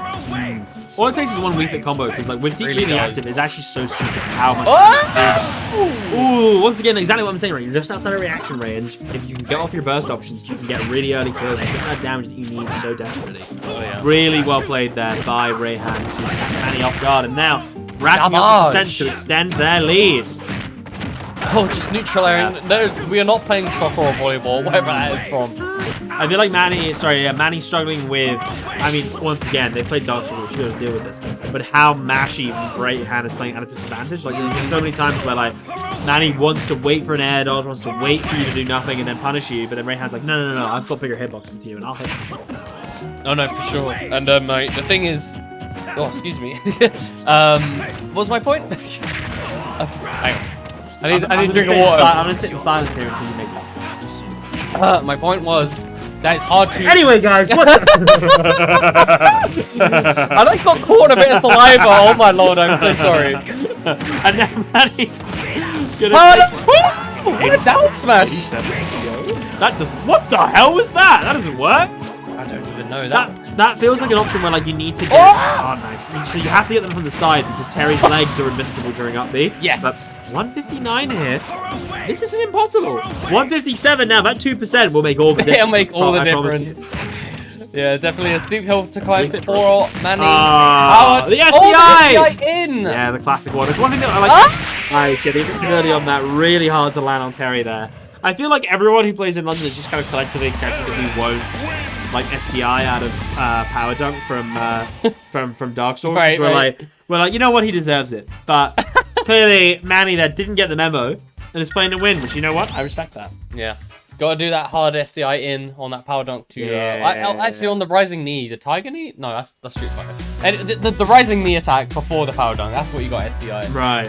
But unfortunately, it was not enough because Rayhan, it was almost like classic fighting game fashion, just wait for that anti-air call out. Yeah, wait for it. They landed on me great. Risk of Rain is a video game like this. You see it? Yeah. Is this Halo? There you go, take it. Oh. Boo! Oh, it's Fatal Fury. Wait, True Love Making, isn't that like the Marvel vs. Capcom 2 characters like Scream theme? I really wish I could hear game audio now. Yeah, that would have been nice. Oh, we actually can't hear game audio. I mean, I can't even hear Christy. We're actually in different rooms. I'm outside in the park in Brentwood. I'm actually in the Brentwood Spoons. That's where I am. Ah, of course Do you ever hear a little like clink? That's me and Big Man Barry cheering drinks. Oh, Bazza. Yeah, get the Doom bar in. Oi, oi. But yeah, game 1 there being taken by Rayhan. Let's see if he can extend this strong lead. Manny is not the kind of player to, you know, give up quickly, but Rayhan really showed a dominant performance in there. Oh no, for sure. You know, you slowly but surely brought it to 1 stock apiece. Like Manny was like very cool. Like, what was it like? Cool, calm, and collected player. You know what I mean? Yeah. It's much like a person that does yoga should do. That's the thing, because like in game 1, right, when like Rayhan did such a good job and managed to take the game off for just like not messing with Manny on ledge. So, and we saw it again at the start of this game, right, as they obviously hope to try and take game 2, that just sitting out neutral Bs, like it beats out the side B they're trying to that Manny loves to throw from ledge. Like, you know, it's such a powerful option to use, and that willingness to say like, if you want to plank, this is not funny. It's not 2010. Yeah. Stop. Think about what you're doing. It's all about skibbity fucking Riz Fist. Hey, I'm sorry, I know I'm not supposed to swear, but like, what does that mean? Skibbity toilets, apparently, I think. Nah, I don't know either. I don't know what it means, Chris. I have no idea. But what I do have an idea about is now, because Rayhan is looking for the kill, doesn't quite work out. Suddenly, Manny's taking control, down tilt. Skibbity Riz Fist keeps asking me if I know what Slugma is, and I don't know. Slugma? He keeps laughing at me and saying something really mean. Shouts to Bonic. That's like his favourite Pokemon. Any open that? There we go, but Manny's taking the first stock here. Oh, but there you go, Rayhan's taking Manny's first stock. 2 stocks apiece. With Manny, though, you know, we were talking a lot about how Rayhan took the game 1 and the really well sort of like dominant performance they managed to put in. Another trip on the back hit of forward air. I mean, that's the biggest demonstration of what Wii Fit is. Where it's like they were just like, oh yeah, let's just like roll a D20, and that's what we'll put the hitboxes. Yeah. Right, and at no point did they decide to make this make sense. They were like, yeah, put one on his abs. Well, but like his back end, hitbox on his abs. That killed? Oh my god. What a power geezer. Power geezer. That's what I call Barry down at Batman above. Yeah. Power geezer. He's a powerful lad. Oh, nice the power geezer it. Oh, salute the sun. Every time you do power geyser, it just says apple and pears. And like down up the spoons, piss and shit, all that. Shout out. The power geezer. I love the power. Oh, we all love a powerful geezer. Yeah. Is the power geezer that guy who ran the entirety of Africa? The what now? The guy who ran the entirety of Africa. Oh. This is called hardest geezer. Oh, I didn't know. That was a good bit. That is something I vaguely saw. That was a good bit. Well done. He went on a run with Rishi Sunak. It was really. I saw that. That was. Someone called him a twat. Yeah. Shout out. What, like, Shout out to Rishi Rishi, not Sunak. the We know you're watching, bro. hope you managed to dry off, my guy. There we go. This is looking even. Stevens right here. Oh, just look at these all cancel power dunks. It's not gonna happen. Ooh, okay. So what Manny wanted there was the read on the roll in to get the spike hitbox of side B to then combo off. But Rayhan once again showing that they can really have some patience when they need to. Oh, yeah, there's patience right there. Wait for the air dodge. This is such a scary position to be when you're playing against Terry, right? They're at 90%. It's like, sure, I want to win neutral. Yeah, I don't want to hit them anymore. Over 100, so you're trying to think, okay, how can do I have a kill setup that will kill them at 90? Oh! Look at setups, and you just read it F smashes. God! Damn, that was nasty. That really was looking like anyone's game there, but suddenly, out of nowhere, Manny with an immaculate call out on that crack shoot. Really, really nice. Just outside of that burst range. Managed to get that hard punish on there, and taking that stock before go could really be a factor. And that's what you need against Terry, right? It's not about what you would normally say, just getting percent up as much as possible. You got to take that stock before you get to 100, or you got to be real comfortable, you know, dealing with some wacky situations. Little Wii Fit music, super hoop. Now you bring up a good point there, because like you play against characters like yeah, you will. You play against characters like Terry, Kazuya. It's just it really is a point like, do I want to get this like one almost like safer hit in, but then they get go, or do I want to save that? That's hit? the thing. I can win neutral, but like, you know, but then you sort of get into the other side of things where it's like, well, I'm clearly just fishing for the kill confirm. Yeah. Of course, I want landing up there. Everyone wants landing up there. I'm sorry. Well, landing neutral air if you're Wii Fit, I guess. Yeah, that's true. He's doing it right there. Always landing up there. Oh, Manny, if there's one thing about him, is he loves landing up. Name Landing neutral. Name one character who doesn't like landing up there. Landing up air that doesn't. There's several, but trying to. Meta Knight doesn't really. Meta Knight? Unless Meta Knight gets combos off that. Yeah, it's very hard to tight. hit. The best answer is Payroll. Payroll's Oh, okay, right. like, obviously it's a big move. That back air, knocking the Yeah, the volleyball soccer back. ball, nice. Yeah. You're playing football. I always call it volleyball. I think it's actually a soccer ball. Yeah, Yeah. it looks It like looks like a a beach football, but like we think it uses it for volleyball, so I call it. No, They because it's a do. header. It's called a header. Oh, they don't head that ball. I guess it is a header, isn't it? I've always thought they serve it like in volleyball. Maybe. Whoa! Oh, Looking for a header or something yeah. right there. Cheeky little setup there, looking for a volleyball serve. I love all the weird setups where like you just don't shoot it and then try and get a bit of a weird hitbox with that stuff. Yeah, no SDI is going to get you out of that one. And now, the worst positioning against Terry. They are 142. They have go, and you're a stock behind. Oh, never Not mind. very good PI. Not very good PI. Not at all. Getting caught lacking on the DI on that one. Maybe perhaps tried to drift away or something of that nature. But it's going to be 2 stocks apiece now. 1-1. It's all to fight for here. All right. Yeah, right back now in neutral. The game is dead even. Manny just desperate to get a little more chip damage here and there. Managed to not get hit by these neutral bees. Don't send them off the ledge, which would be, obviously great for Terry to get the traps on that. Just little by little here, Manny doing what he does best. Oh, wait. Manny did deep breathing and Bray had just taunted. Yeah. Like, No, yeah, take a deep breath. I'm going to kick did your it. ass anyway. I can do my own little dance. He just said, come on. Oh, my lord. Come on. Oh, but he might live to regret that. Well, I think the problem is that he won't live to regret it. Well, yeah, good point. Oh, hang on. Oh, Maybe he God. won't regret it. And then we regret it. Terry, no regrets. Terry, no regrets. Terry Beauregard. Terry sends his best Beauregards. Terry sends Oh, never mind. He does regret it.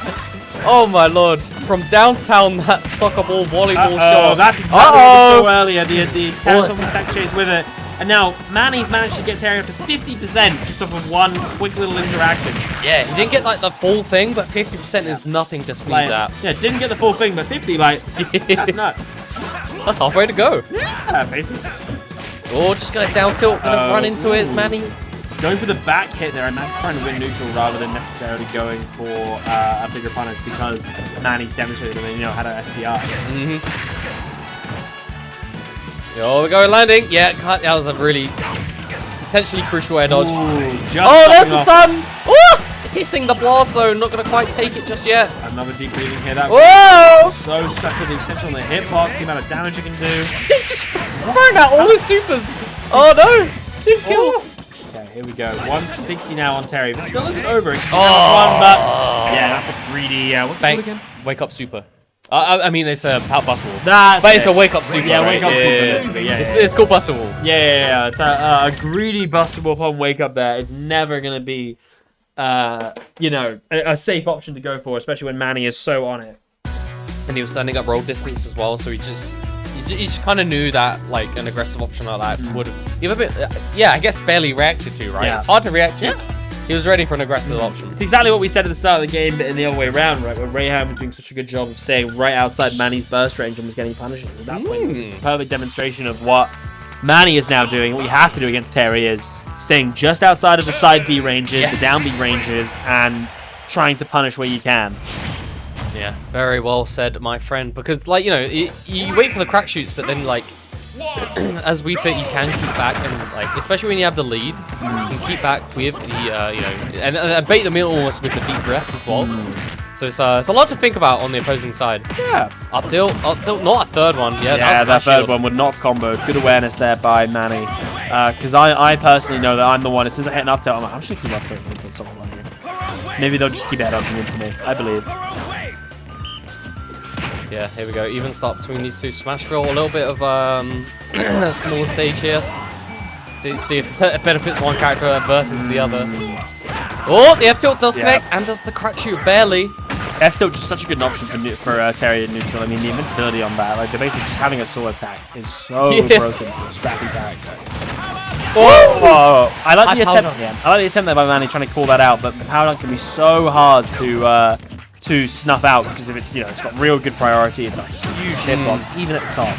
Yeah, you have to be really on point to actually snuff out the power dunk. If you're on the ground, you can do like an anti-air move, but if you Not sure. We fit up there would take it. Just Buster Wolf managing. out nowhere. Just managing to roll past, unfortunately, for Manny. They had a good punch on, but it does not matter. They can level that game out straight away, and we are dead even here. And Manny really likes to look at that ledge. He looks so comfortable. He freaking loves that ledge, bro. But he also loves getting these conversions. That was a lot of damage. I'm liking what Manny's doing with, like, they're putting out the football just sort of in the middle of the stage, and it means that if Rayhan goes for like one of these side Bs, these down Bs, it will slow them down a bit more, and that gives Manny more of a chance to punish, right? Whether that's they sit and shield and go for an shield option, or they can run away and then punish from a different angle. You give them that bit more of reaction time, which means that the Terry has to really think a bit more about throwing out these, burst options willy-nilly, which is obviously what they normally want to do. Yeah, no, and any more time. Oh no, that's pretty unfortunate. I'm not going to say a poor Terry. Poor Terry does not exist. But that is a shame. That is definitely a great hand. There's an example of why poor Terry doesn't exist, because aimbot is not okay. True. All the turnaround. They got the first nair of the set, and oh my god, it leads to 54% off of basically nothing. It's ridiculous.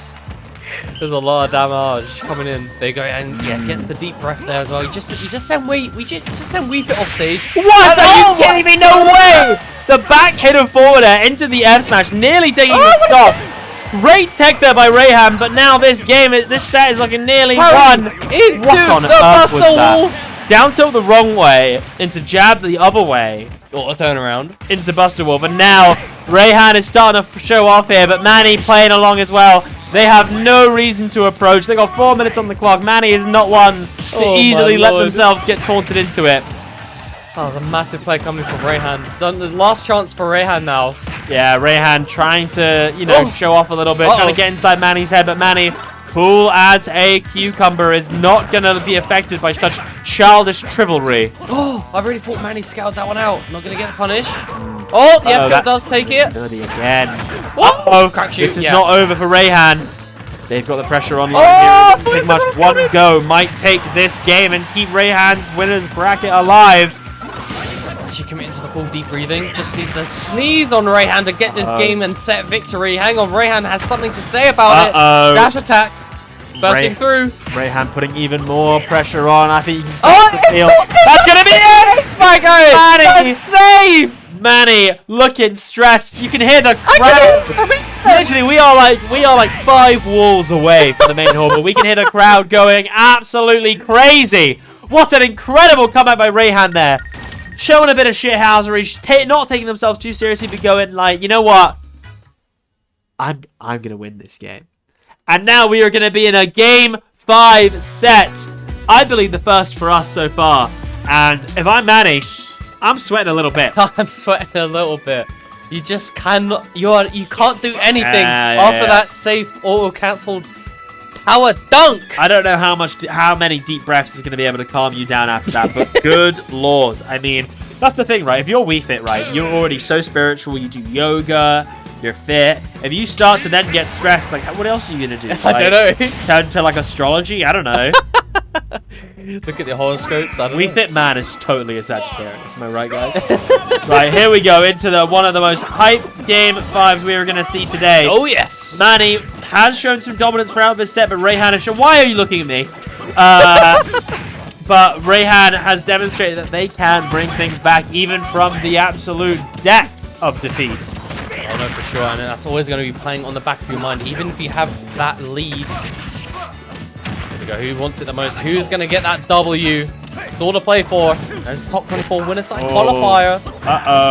So much pressure for Rayhan. Manny struggling to get these punishes in there. There's just so many big hitboxes by Terry, and Wii Fits are so specific, so peculiar, so particular that it can be hard for them to navigate around them. And right now, that's what we're seeing. Kicking that soccer ball right back at Manny. Also kicking Manny as well in the process. Yeah, oh, this is a great spot now for Rayhan. I'm loving this ledge trapping by Rayhan. They're basically in the same position every single time. They're happy to let Wii Fit just mess around on ledge. That doesn't matter. But they're sitting right at that burst range and using their neutral beats, using their own burst options, their superior hitbox burst options to rack up this damage. And I imagine eventually take this stock. So we saw a scenario there, another all-cancelled power dunk. This time Manny staying in shield, but so was Rayhan. Uh-oh. A really good adaptation. But Manny bleeding out a little bit. And up smash one anti-air coming in from Rayhan. He's looking good right now. Rayhan definitely feeling themselves. I mean, down there, they can hear the crowd. I would imagine this is going to be fueling them. They're commentating themselves. Yeah. They love the audience. They love the hype. And you can see that in their gameplay right now. Every move they make is just filled with that thing of like, I want to show off. I want to show extra off. I want to make Manny look embarrassed. And they are doing a bloody great job. They really, really are. No, unfortunately, not going to get much of that parry. Power Geyser, the soccer ball, why not? Oh! No! So close to death was Manny, only at 80% after hit. Unbelievable here. The crowd, once again, even from this far away, we can No hear way! them going crazy. Are you dead? No, From center. Yep, good DI here, but Rayhan's lead is looking powerful here. It's going to take a lot of calm and composure from Manny to be able to take this. Oh but my god, that nearly connected. Ooh, nearly connected, but once again, Manny, you know, is going to be in the reaction range. The invincibility on that as well. Maybe. Oh! I'm not sure what it was that made that didn't work. No, what? Make it back. I don't know. That was so didn't match it bizarre. up. I don't know. But now, Rayhan, 3 stocks to 1. Can they clutch this out after looking so far behind? The crowd is going absolutely mental. There is a chance of Rayhan, I assume. And can he do it? Can he do it indeed? Well, this is a mountain for Manny to climb right now. He can certainly take this stock as he does right there. We need a deep breath. Take a deep breath, my friends. You needed some combos going.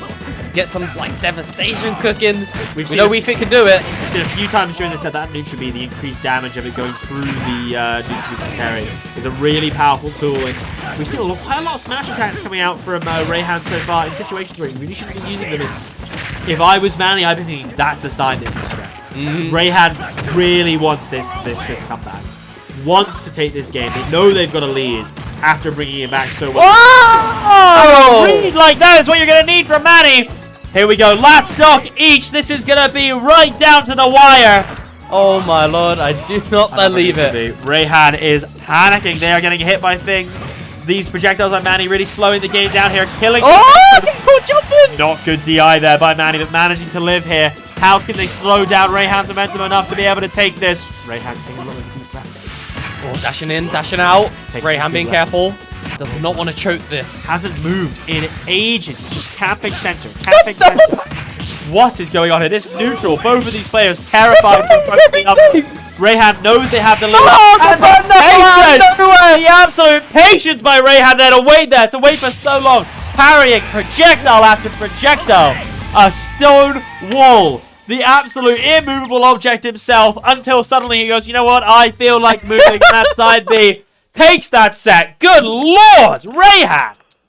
Oh my god, immaculate gameplay. What determination coming in for Rayhan. The patience on display. The absolute patience. Darkstalker, get your bloody notebook out. Like, take some notes. You don't need to sad tweet about Manny anymore. You've just seen the blueprint. But good god. Great play by both players there. So I think what was the biggest demonstration, I think, in that set that I think we can all learn from is that willingness to sort of take a breath and calm down when you're behind or you're in the lead. Ironically, versing against a Wii Fit, you take the deep breath. Literally, IRL. you take a deep breath and you're fine. and Manny did it great as well. Like, Manny was so far behind, but managed to call that back and was perfectly willing. Like, I know I'm behind, but I'm going to slow this game down and try and frustrate Rayhan. But, you know, Nearly had it. The absolute bottle, the minerals, the power on this geezer is crazy. Very well said. Good lord, good lord. Fantastic And now, back and forth going set. from one hype set to Oh, another, baby. Azalea has made their way back onto the stream, but I think it's time for some giggling. It's time for some gameplay. Giggles is here. Giggles. You say time for gameplay or I said giggles? time to giggle. I said time to giggle. I was like, you know, gameplay, like Yeah. gameplay. What do you think? The Doctor Who episode came first, or do you think Giggles came first? I know the answer, but I don't really watch Doctor Who. the the third episode of the David Tennant when he came back. Okay. Is called The Giggle. Is it And it has actually? Neil Patrick Harris. Okay. Who plays the toy maker, and it's great. It's not great. It's pretty good. Okay. It's The pretty episode's called Giggles. It's called The Giggle. The Giggle. It's called The Giggle. Yeah. And the giggle is like, it's like a ha ha ha ha ha ha. That's what it is. It's the, I don't know what kind of music term it is, but it's that. Okay. It does. Da, da, da, da, da, da. Well, I didn't know that. Yeah, a bit of Doctor Who lore for you all while we wait for this next set.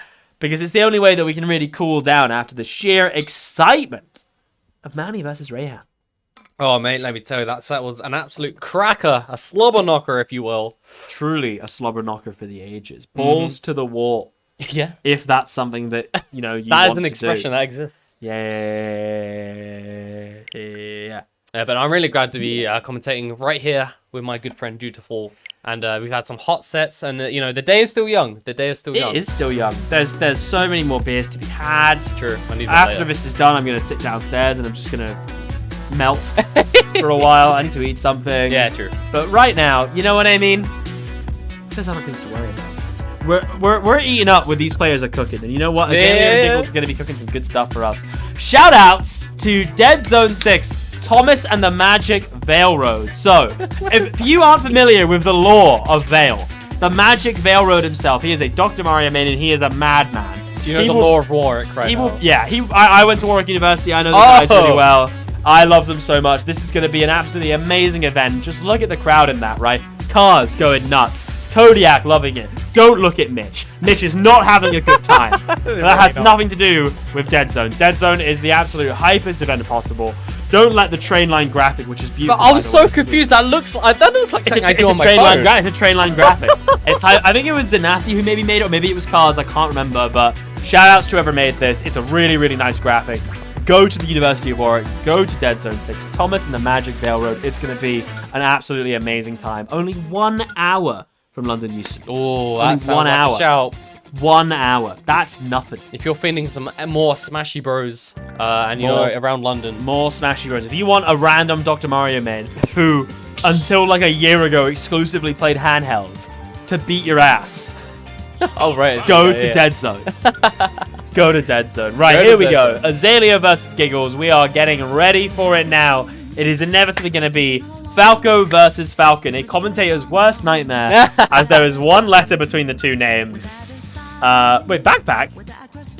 Wait. No! We've been fooled. No! Not been Backpack bamboozled. Sora! I was promised Giggles Falcon. Why am I getting Backpack Sora? Boo! Yeah! Wait. No! He played Falcon as well. The absolute emotional roller coaster. I was so. Wait, no, it's not Azalea Giggles. I'm It's so bloody confused. Five Backpack. It's 5 Backpack. Meant to be the same two characters, but bloody Backpack. It is actually. Yeah, it's the same too. No wonder we got it wrong. Oh, but my Backpack Lord. is being cringe and lame. What a funny coinky ding. I'm so mad. I'm so mad. Oh my lord, ladies and gents, everyone in between, we've got Backpack on the Sora, 5 on the Falco Lombardi. Let's get into it. We could have had it all. We could have literally been like, what's that like weird right wing people do where they like, look what they took from you. Look what the Disney Channel took from us. We could have had Falcon right now, but no. Sora. Yeah. I own it all. There we go. He has to have that. We got the Disney boy. Should I commentate the whole thing? No, please don't. We might get done for like copyright infringement. I don't know. Here we go. Alright, lasers, keeping that pesky Sora at bay. 5 with a little bit of a lead to start things off here. This game 1. Oh, yeah, just going to go for the damage builder. You would best believe it, up tilt back air is going to be the next thing on the menu. Exactly. Smart then not to go for that back air, to be fair, because like normally it does more damage itself. However, you don't want to steal that back. Yeah, exactly. Because I'm then not sure the what killed next there. time you get it, it might not. Oh my god. Oh my god! Backpack being a little cheesy son of a bitch, mashing the counter out of it, hoping that 5 would get the timing wrong, but 5 goes to the double up smash, no problems at all, gets a little bit of a cheesy teabag in there as well.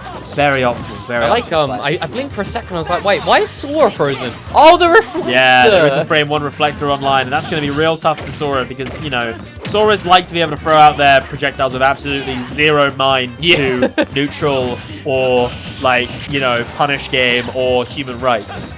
yeah. That's cool right there. That's not apply to me, fucker. Very well said. Oh, back air, slipping its way through. It's not looking good for our friend Backpack. Down tilt, catches below ledge. I really, like, I know we're not supposed to be biased, But this is one of those games where, like, if I want backpack to free, sorry, I want 5 to free swap backpack, then they'll change the backpack. Yeah. And if I was 5, I'd be like, I better lose a stock right now because otherwise they'll go back. They'll you know. Yeah. I can keep playing against someone who I'm clearly doing well against. It's a weird one because Falco definitely does better against Falcon.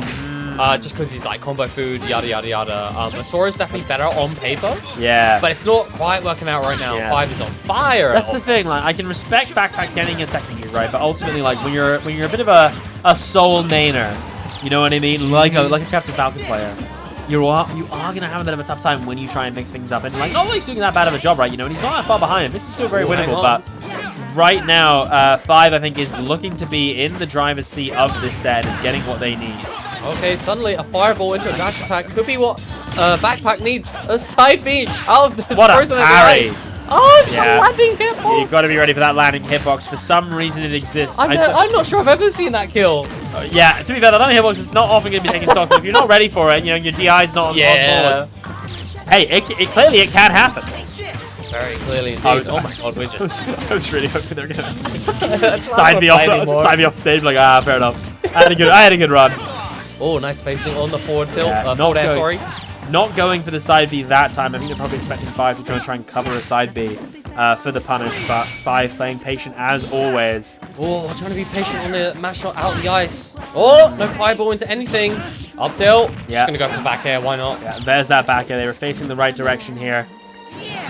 Oh, under the stage we go. Oh, yeah, but destroying on that side B can be really hard to challenge, but right now, I mean, Backpack is struggling to challenge 5 at all as they just extend their lead even further. 1 up tilt is definitely going to be taking this first game. Nice to get past that. Really, really good pressure there, but unfortunately 5 not getting the hit that would have led to a combo. What? So this is where Story can come in. Oh, there you go. That edge guarded game against Falco, normally a bit tricky, but with the projectiles, with your big disjointed hitboxes, you can really make something happen. But and that's how they take this next stock. And right now, not too far out of it, but Not too far. Backpack. yeah. Yeah, I was gonna say Backpack has scratched and clawed his way Yeah. back into this game here. Gonna shield. Uh-oh. Up smash. As we saw with Woo! Azalea, the use of that neutral B is so good against the characters that have slow startup projectiles like Sora. A bit of teabagging as well, a little bit of flexing. You're gonna hear the crowd wooing and ahhing. They're loving a little bit of flex, Having a little bit of fun. a little bit of sauciness, just kind of getting Backpack's head right. Backpack is normally a player. They play Captain Falcon, right? The crowd loves them. I think they enjoy everyone sort of supporting them. But once you start playing Sora, the crowd's not on your side. the crowd's not good for you. Perhaps not, but sometimes all you need is a real one, and that's yourself. That's Backpack true. TV. You on and the Disney prowl. Corporation. That's what we need, Disney. I'll be your friend. What the hell? Bat 5 is packed. Oh! We've seen a few of those panic. Hang on a minute. Smash is coming out. Oh, okay. Oh, he's dropping up up smash. You should have left those students. Oh! Oh, no. Is that it? Is it dead? No! Oh, no tech, though. That puts him in a really awkward spot, but Max What's is slightly back in happening? time. The absolute pressure on here. All it takes is going to take is 1 hitbox from Sora to be able to kill confirm here. 1 there is all they need. Suddenly we find ourselves into a last hit situation between these two. Despite that tremendous lead 5 built throughout. 5 just not showing the patience they need to be able to Oh, take their time, but a call out on that jump is what it's going to be. And hey, a really good win on game 1 there. That's what going to put you on a good stage for the rest of the set. However, that's not enough to get in Backpack's head. That was not enough. Yeah. Backpack, if anything, they're going to come into it in more imbued confidence. Like, look, I warmed up now with my Sora. I was clearly doing well. I can take that easy, and I reckon they can really extend their lead here. It is all best of 5 this tournament. You have time to experiment. You have time to mess around. You have time to, you know, dabble with the Disney Corporation and see if you can harness that capitalistic power. And let's see if it works. Yeah, solid game 1 there, 4-5.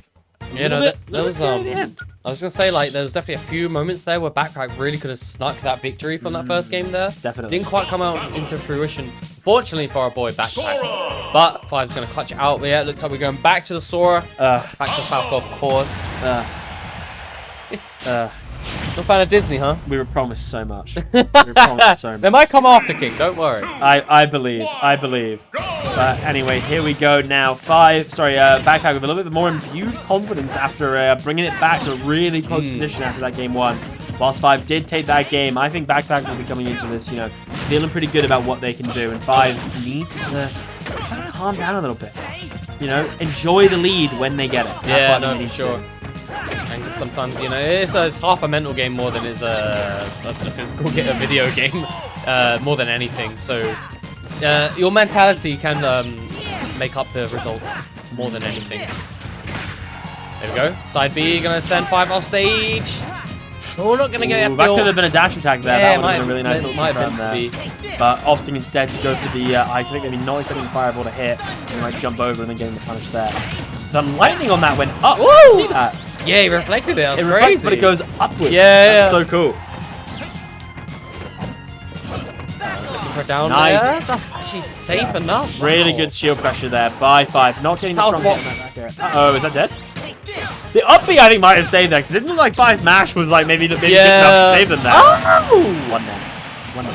There into F1. 1 there. Damn. It's too good. Who gave them that? They don't need it. Oh my god, but 5 is going to give backpack that up smash.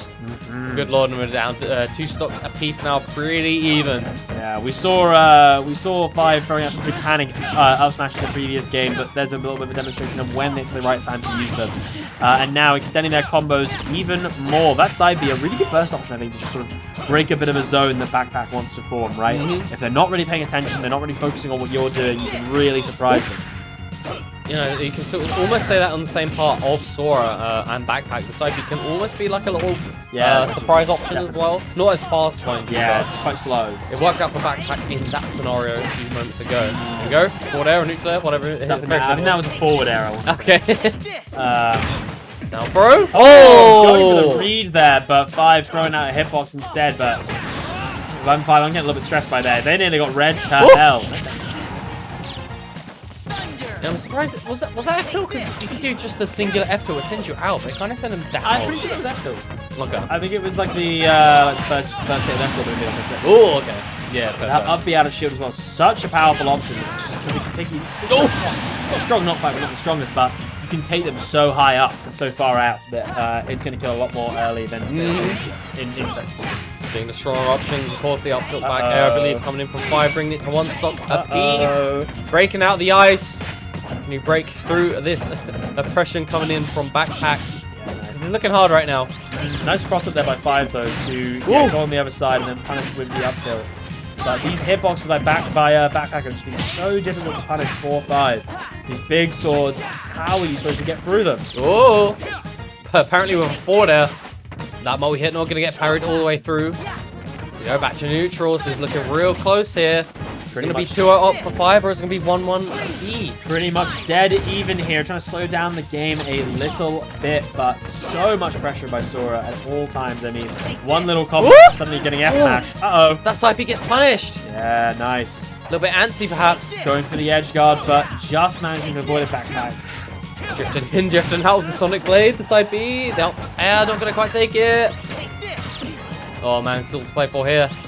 Back air, perfectly timed. Yeah, I've never seen that punish so efficient. Damn. Because like I feel like in my head, like side B from Sora has such a big hitbox that like it can be really hard to stuff out. But 5 with the perfect spacing just to go right over the little weird arrow onto Sora's head, stomping it down. Hell yeah. Man, that was impeccable timing. I don't know if that was just like, you know, Falcos sometimes they just be throwing out back air. But Back air like, does exist and it is a thing you can just do. No one can stop you if you don't want them to. especially like do the all cancel one. Be very hard to contend with. But nope, nonetheless, very perfectly timed punish on that Sonic Blade. Really well played. Really well played. Last surprise. I think Backpack is hoping to pull out a surprise of his own before it is his last one. As we go into this game 3 with 5 2 up.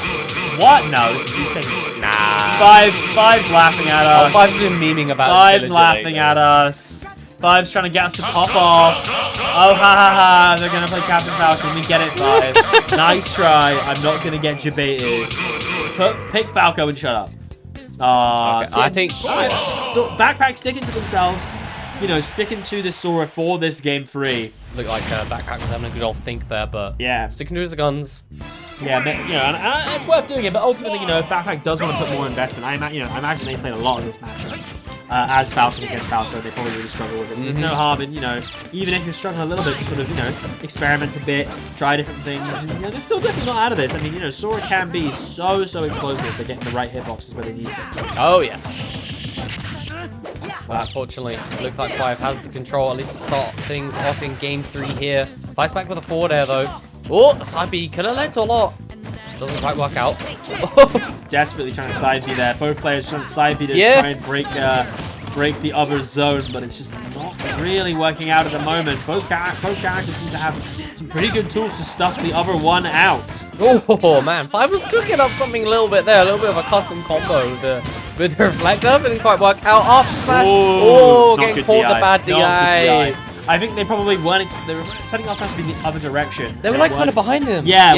So they were, oh, I've been hit by this. It must be going the other way. And then you just instinctually DI the wrong side. Yeah. That is unfortunate there. And it's like, it doesn't have a cross-up DI. Yeah.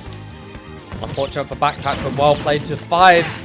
Once again, the use of neutral beat just to stuff out these slightly slower moves from some of the Falcons on the screen. Utilized so well. So much pressure online here, as Falco can just take their time, relax, throw out these lasers, get their chip damage, and just wait until you're on an up tilt, back episode. Oh, up smash. Sorry, up B.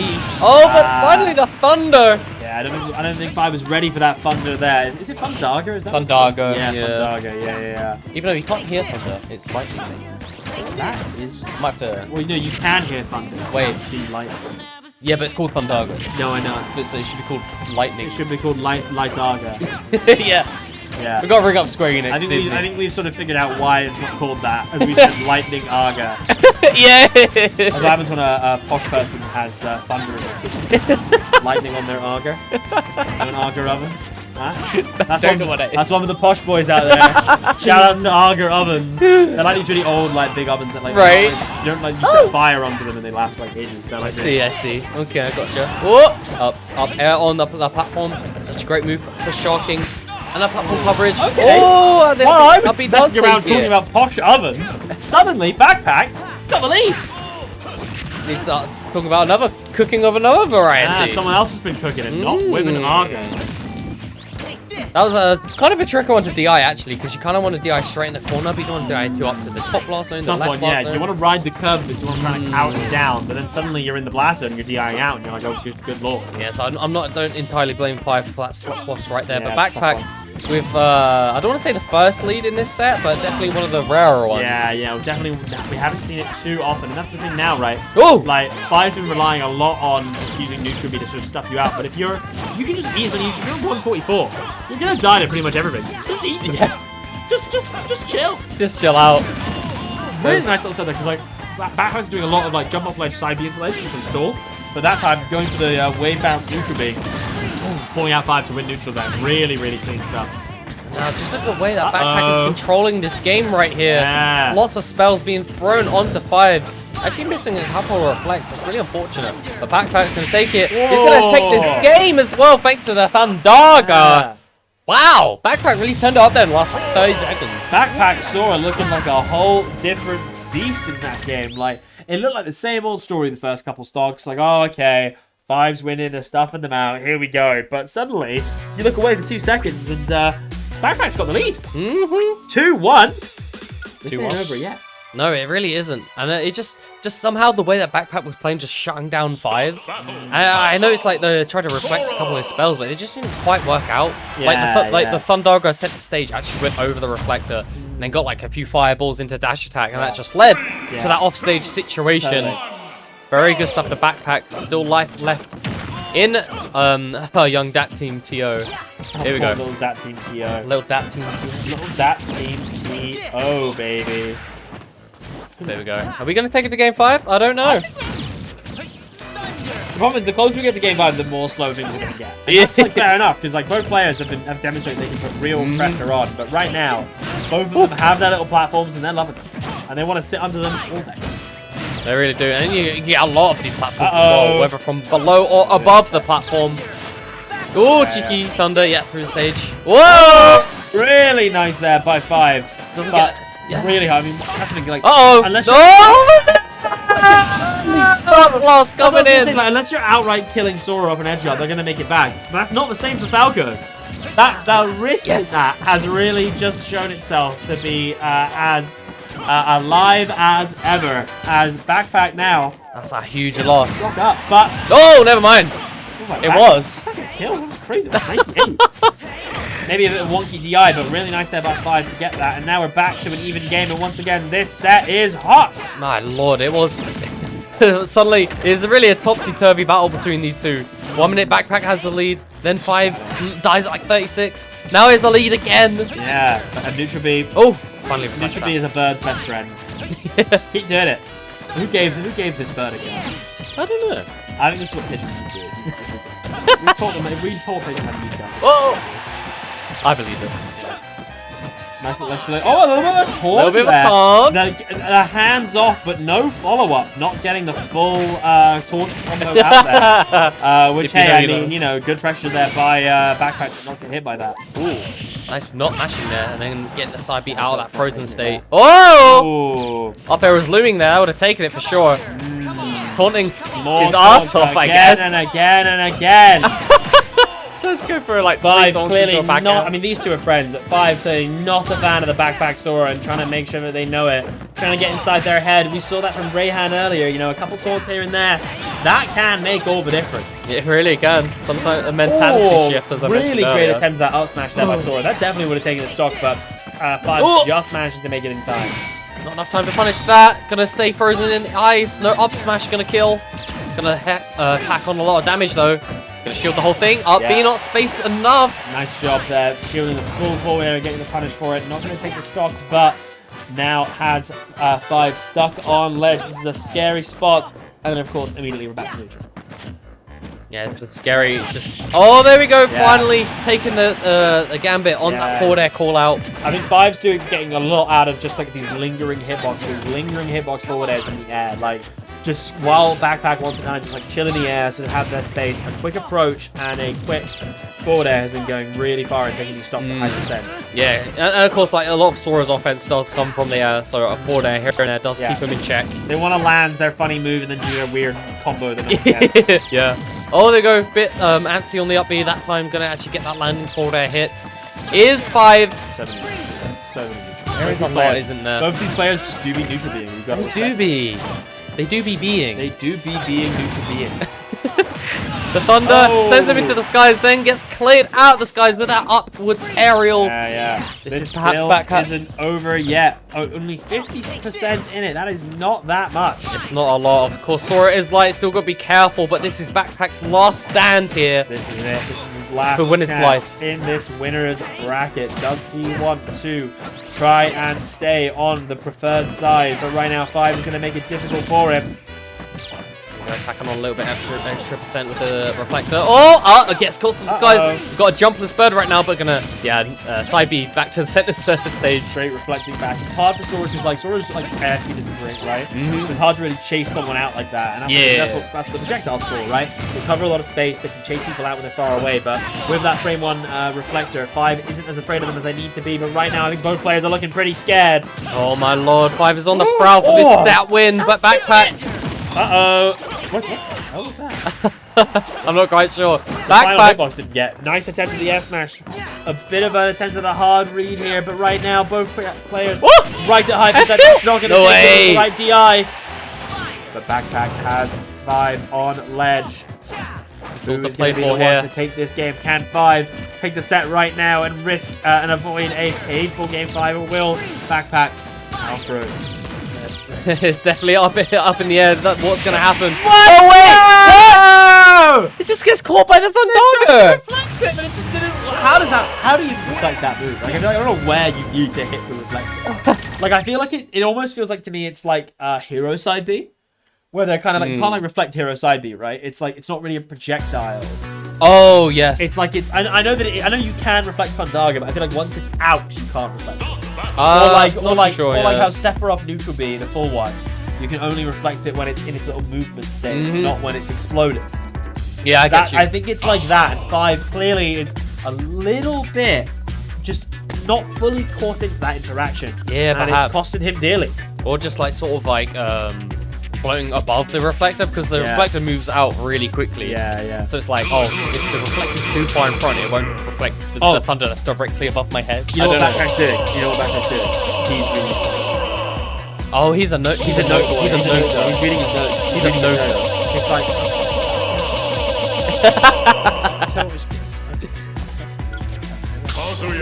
More Thundaga, got it. More Thundaga. He doesn't know how to reflect it. Lol. Smiley face. There we go. Game 5 between these two competitors. Who wants it the most? Who's going to get that top 24 winners qualifiers? 100% the qualifier for top 24 in the winner's side. This is all on the line, and these players are fighting tooth and nail here. Yeah, it's been a little bit of a war of attrition set, if I do say so myself. A little bit of a, like, you have those sets where they're pretty long and it's like tit for tat. They're grinding each other. Every set has been close. It's always down the wire. Even when 5 is looking pretty dominant, Backpack was still in this game, and right now 5 is just trying to desperately chip down the wall that Backpack is forming, but it looks like Backpack's got into a bit of a rhythm here. They're looking pretty comfortable. Can they make this reverse? Would it be a reverse for you? Yeah, but you're 2 up. No, I'm not sure actually. I don't know, but it doesn't matter. Oh, okay, that side just managed to get back to stage there. And now 5 has a chance to try and get a combo on, but that down air, whilst it's a good little combo tool, there's enough time for Backpack to be out of mid stun and not get combo first. Oh, hang on, speaking of combos. No way! What an absolutely crazy vertical conversion coming in from 5. The full elevator combo. Woo! Up and down, but God. Backpack retrieving as well. You want to take me off the top blaster, and I'll take you off the side. Dead even once again. The war of attrition continues. Oh my lord, tit for tat, tooth and nail, just like you said, between these two. Who wants it the most? Who wants that dub the most? Who's gonna get it? It really is. And he wants all to play for. It really is. It's about as tense as things can get. Both players really scared to try and get too close to each other. The neutral B is truly their best friend. But that gap just getting a little bit closer. Every time it's like the full stage and a little bit, and then we get into these scramble situations, and that's where this set is going to be decided. Who is the one who, once the two start interacting, are going to be taking the biggest advantage from this? Oh, there we go. What a conversion coming in from 5. The trio of up airs into a forward air. That's a heap of damage up till back air is on deck, but it's not going to kill from center stage. That's the benefit of having these really big, like faraway blast zones on Battlefield. Is like Battlefield standard kill confirms are going to be a little bit late to kill, and that is really, really useful if you're Sora trying to survive. But High recovery though. It's going to save 5 from any sort of edge guard attempts. The 5 is in a good spot here. Even in an even better spot after up smash out of shield. What an answer from a side B on shield. Once again, a really, really great punish of these side Bs that 5 is demonstrating here. They're showing a real awareness of how to get around that move. It's really made all the difference in this set. But don't count Backpack out yet. We have been in this position before. Backpack can swing this around as easy as he likes. And right now, he's just trying to get a little bit of pressure on, trying to get a combo going so that he can get himself back into this game. Actually barely cross up with the Art B, and I believe that caught Backpack lacking. Really ambiguous stuff coming from 5. Oh my god, that could have been something. We could have seen a combo from that platform again. My mid brawler brain was screaming, wait for the air dodge, wait for the air dodge, wait for the air dodge, wait for the air dodge. Backpack trying to cling on for dear life almost, it seems. To go, nice shield. Nice parry as well, but getting the cross up the wrong side. That was unfortunate. Backpack. That would have been a crucial punish. Uh-oh. Okay, no, that's fine. Still working. Thunder through the center stage from underneath. I always think they're going to get pancakes. Ah, true. Or pineapple, whatever it's called. Yeah, pineapple. But unfortunately for 5, Backpack is still alive. Hang on a minute. Just a little bit out of the percent range here. And that is something that Backpack can be comforted by, right? Up till back air likely isn't going to be taking any true kill confirm stocks anytime soon. Yeah, it might be too high for it now. They need to get a raw neutral hit. There aren't really any other like that up smash read, but Backpack ready for it and getting the punish. Just Falco just slightly too slow to catch that roll read. What a fall out there! Lord. This game is not over yet! It really, really isn't. Bleeding out heavily is Backpack, but you just know he believes it in his heart of hearts that he can do this. Uh-oh. So much pressure here on both. Uh-oh! Only one little hit will take it away from Backpack, but 5 has that stress on, and he's had this lead for so long. He's lost it before. Punishing and Backpack gets that here. The reverse hit of Nair. Hang on a minute. Dutiful. Uh-oh. Are we going to see Uh-oh. something miraculous happen here? Back off ledge there. Thunder Once again. letting themselves get hit by that Fandaga. Little bits of damage, letting Sora get back to stage. Waits for that landing hitbox. Gets the punish. This is now basically an even game here. 1 kill confirmed. It's going to take this to backpack. Can they pull it off? It's all to play for. Last stock, last game, last hit, pretty much for both of these competitors. Gonna Landing shield it. hitbox Not gonna again. cross up. Yep. Five has been getting so much mileage out of the last hitbox of that forward air, but backpack is ready for it now. Ready for that landing. Ready to not jump into it. And is getting consistent punishes from it. But 154 next to 100. Both these players right on the cliff's edge. Who's going Oh my god! Just it looked like that was safe, but I think it was because that would have been safe if they'd been neutral or drifting away. But because they drifted in while doing that, I think Nair, maybe forward air. That's what took it. Oh my god!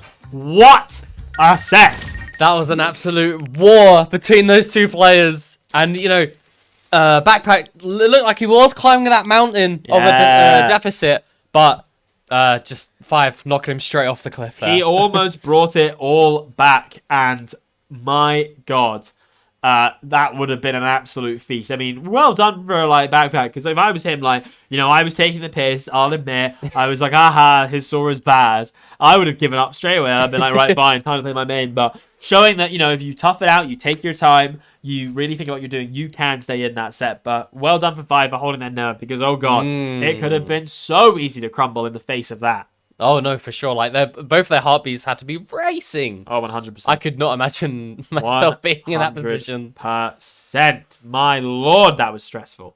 Very stressful. That's the best word to describe it. For stressful. both It players. was very stressful. It was very stressful. Oh lordy, oh lord. Yeah, but yeah, that was an absolute cracker of a set between those two. But I believe we're gonna get Is it time for Azalea We Giggles? might get Azalea Giggles. Did I they don't play know off if I don't, stream? it depends if they've been waiting for stream all this time. I reckon they That might. was a long set. Oh yeah, that was a long set. I think we might get them. We'll see. I think it's either them or that's our last one, basically. But Maybe. we'll see what the Brentwood Brawl gods bestow upon us.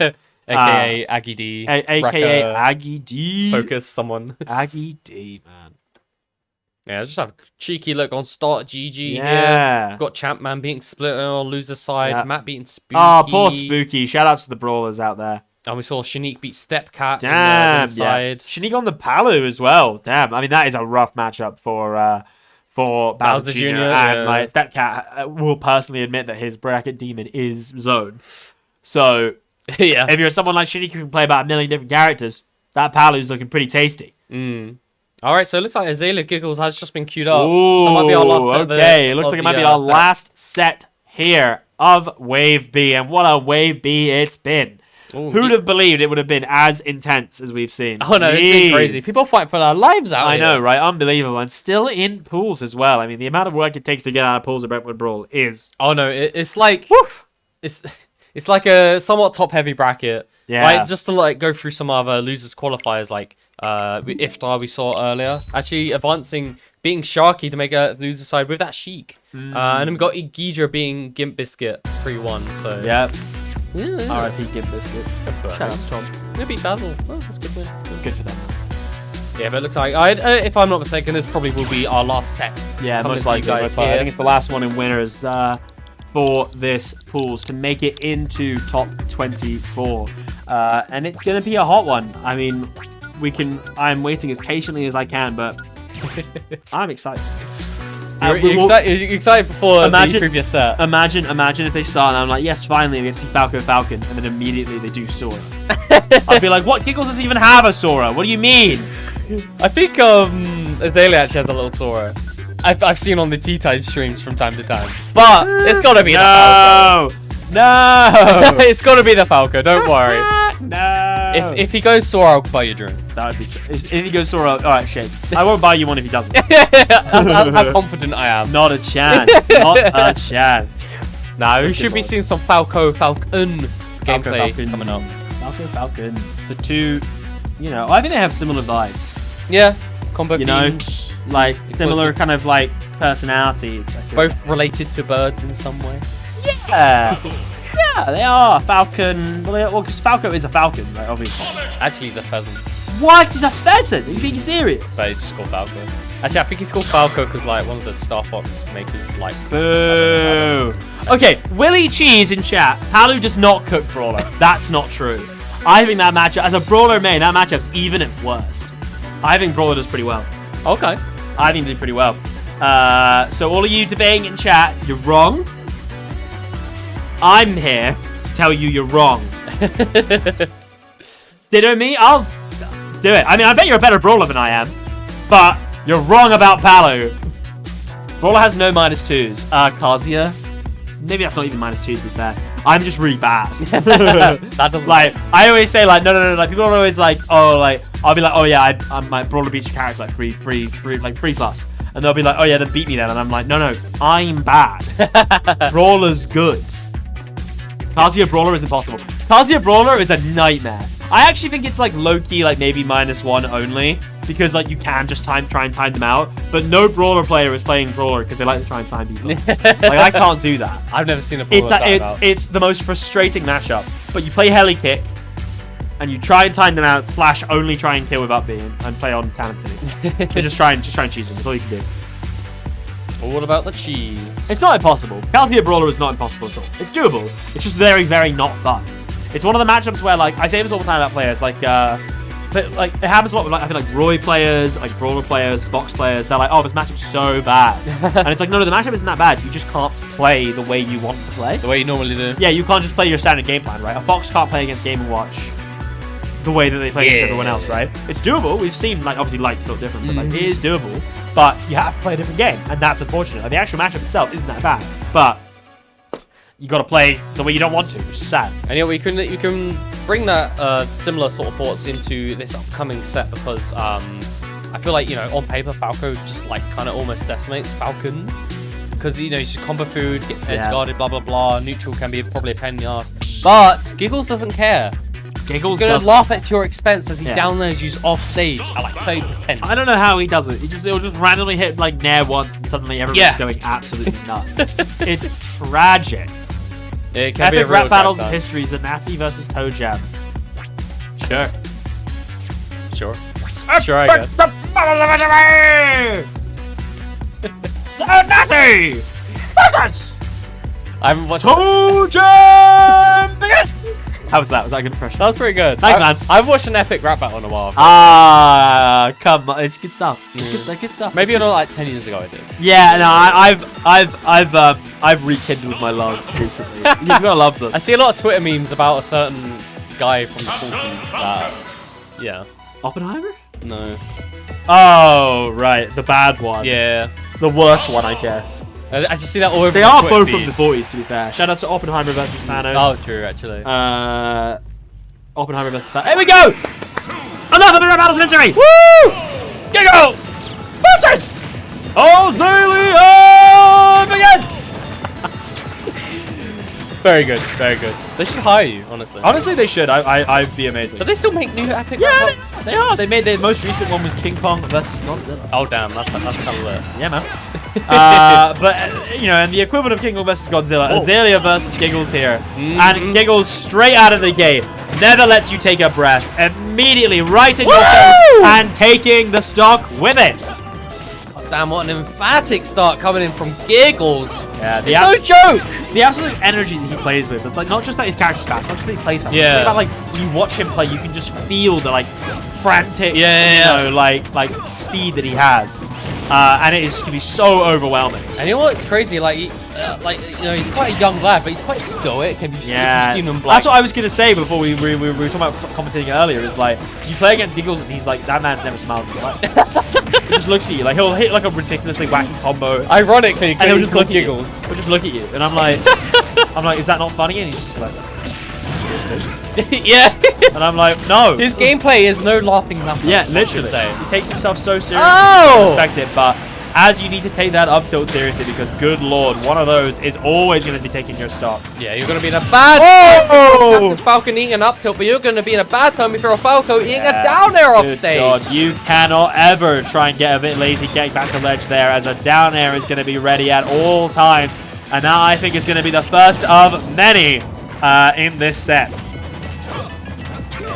A lot of devastation can be piled on each opponent or character, I should say, right now, because like the combos are absolutely exploding. That's like right now, nope, not quite. Kind of DIing in on that one. Kind of worked out in that scenario.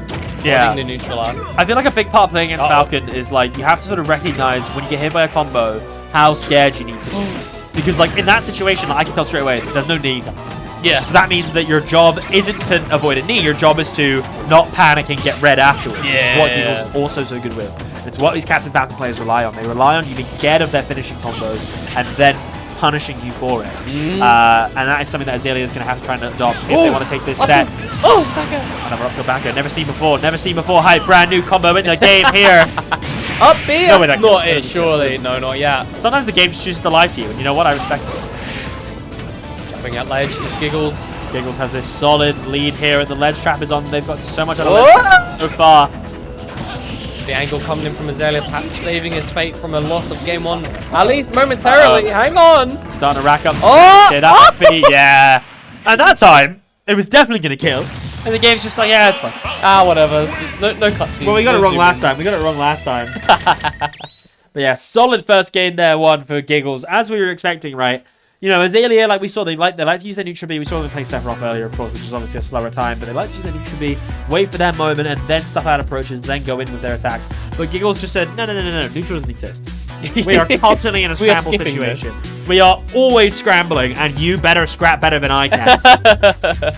I'm going to throw this punch, and if you walk in the way of it, that's your problem. That's your fault. You got to deal with it. I'm just going to sit here kicking my legs, and if you walk into it, that's your own fault. Pretty much that. There we go. Running it straight back to Hollow Bastion, yeah. Just deciding that. It's not the stage, it's me. I can play better. I can adapt, damn it. I can adapt. I can learn. I can grow. Yeah. As a player and a person. Shout outs to therapy. Shouts to therapy.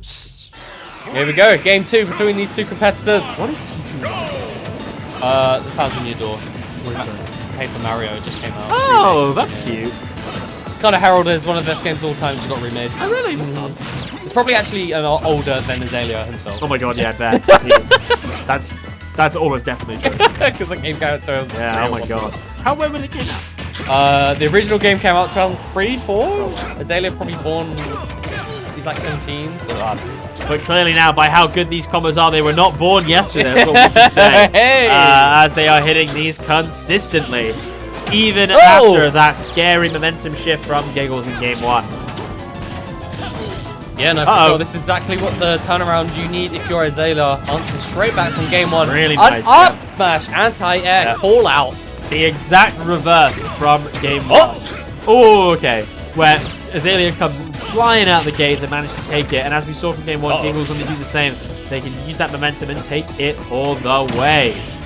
Oh, didn't get the knee in the right direction. That's unfortunate. Could have brought it back to a relatively even game, but Giggles still trying to find his first stock here. That's a lot of damage. That's a lot of stage control. Extending the lead further and further. No jump here. That's going to be it. Go. Yeah, really nice by Azalea there. Standard Falco advantage state. Get them in an awkward spot. See that jump is gone and then punish them for it. Really, really clean. Oh, jeez. That was a really nice chase coming in from Giggles. Does the down throw back air? Obviously not a true combo. Forces an escape option, but just gets that second back air on the recovery on the other side. Very good stuff for Giggles. Securing the first stock finally, but still 50% already racked up. It's not looking good for Giggles. Really nice reset. There was a couple coming out.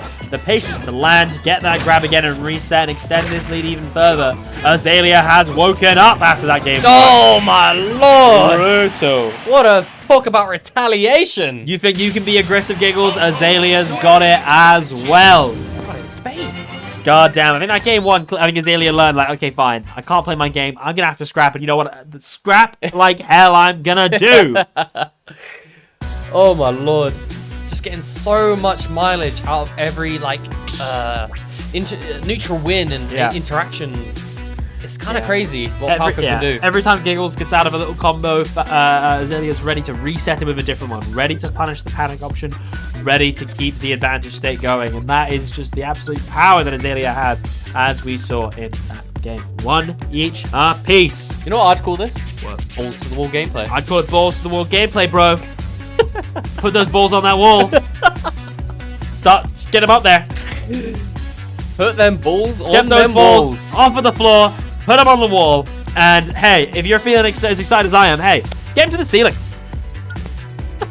like a fleshy chandelier. This is what happens when the players take too long to talk about. true. To pick their music. Yoshi's. Yoshi's I feel story. like both characters get a lot out of Yoshi's. They 'cause, do, like, don't they? Like, you know, both of them can get these really early stocks from the small blast zones, but personally, I'd be afraid as Captain Falcon because Falco, like, up or up air, he's going to kill so early. It's just like an up tilt, up air, and up tilt, back Oh, air. Falco up for up air? Yeah, On the yeah, top yeah, platform or something? Falco. Yeah. He's going to be so scary. You know, you're going to see potentially a lot of devastating platform conversions coming in, and obviously thanks to also in part of the small blast zones that you mentioned. There we go. Ooh, no the jump slump. there, no jump. Back now, but Azalea has the Woo! advantage, but yeah, Giggles being a bit calm, managed to get off the stage dead even once again.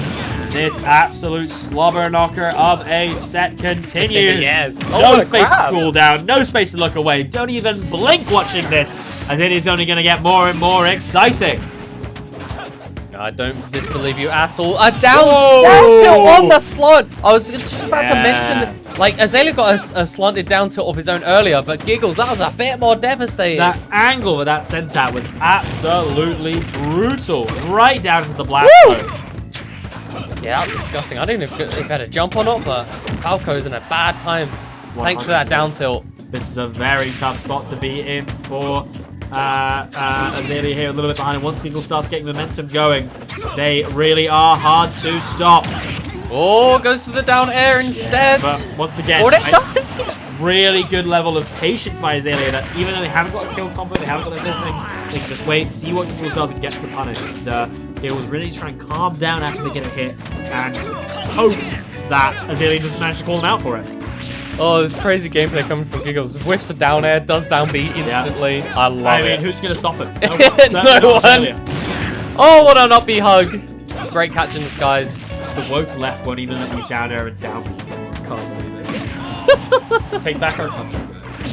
Up B at ledge, not going to quite take it. A little bit stale, of course. with this Going to look for a down tilt, of course, again. Oh, clutch and neutral air dodge through the jump option off the ledge. Giggles loving a bit of down tilt now after seeing the success of it in that game one, and that two framing can be so powerful. Oh, the trade! Oh, you're gone. Yeah. And now a stock up once again. These games have been absolute, what's it called? Like swinging from side to side. Yeah, momentum Game shift. one, yeah. in every game, someone takes charge and takes the lead, and right now Giggles and is going forth to do like a all they pendulum. can to extend it further and further. Back and forth like a pendulum. These two. That's it. Yeah, that's Like the swinging balls that you have to the wall, they are going back and forth. Oh, that's a painful one. Giggles grabs them by him, gives them a twist, and says, "I'm gonna take it all for myself."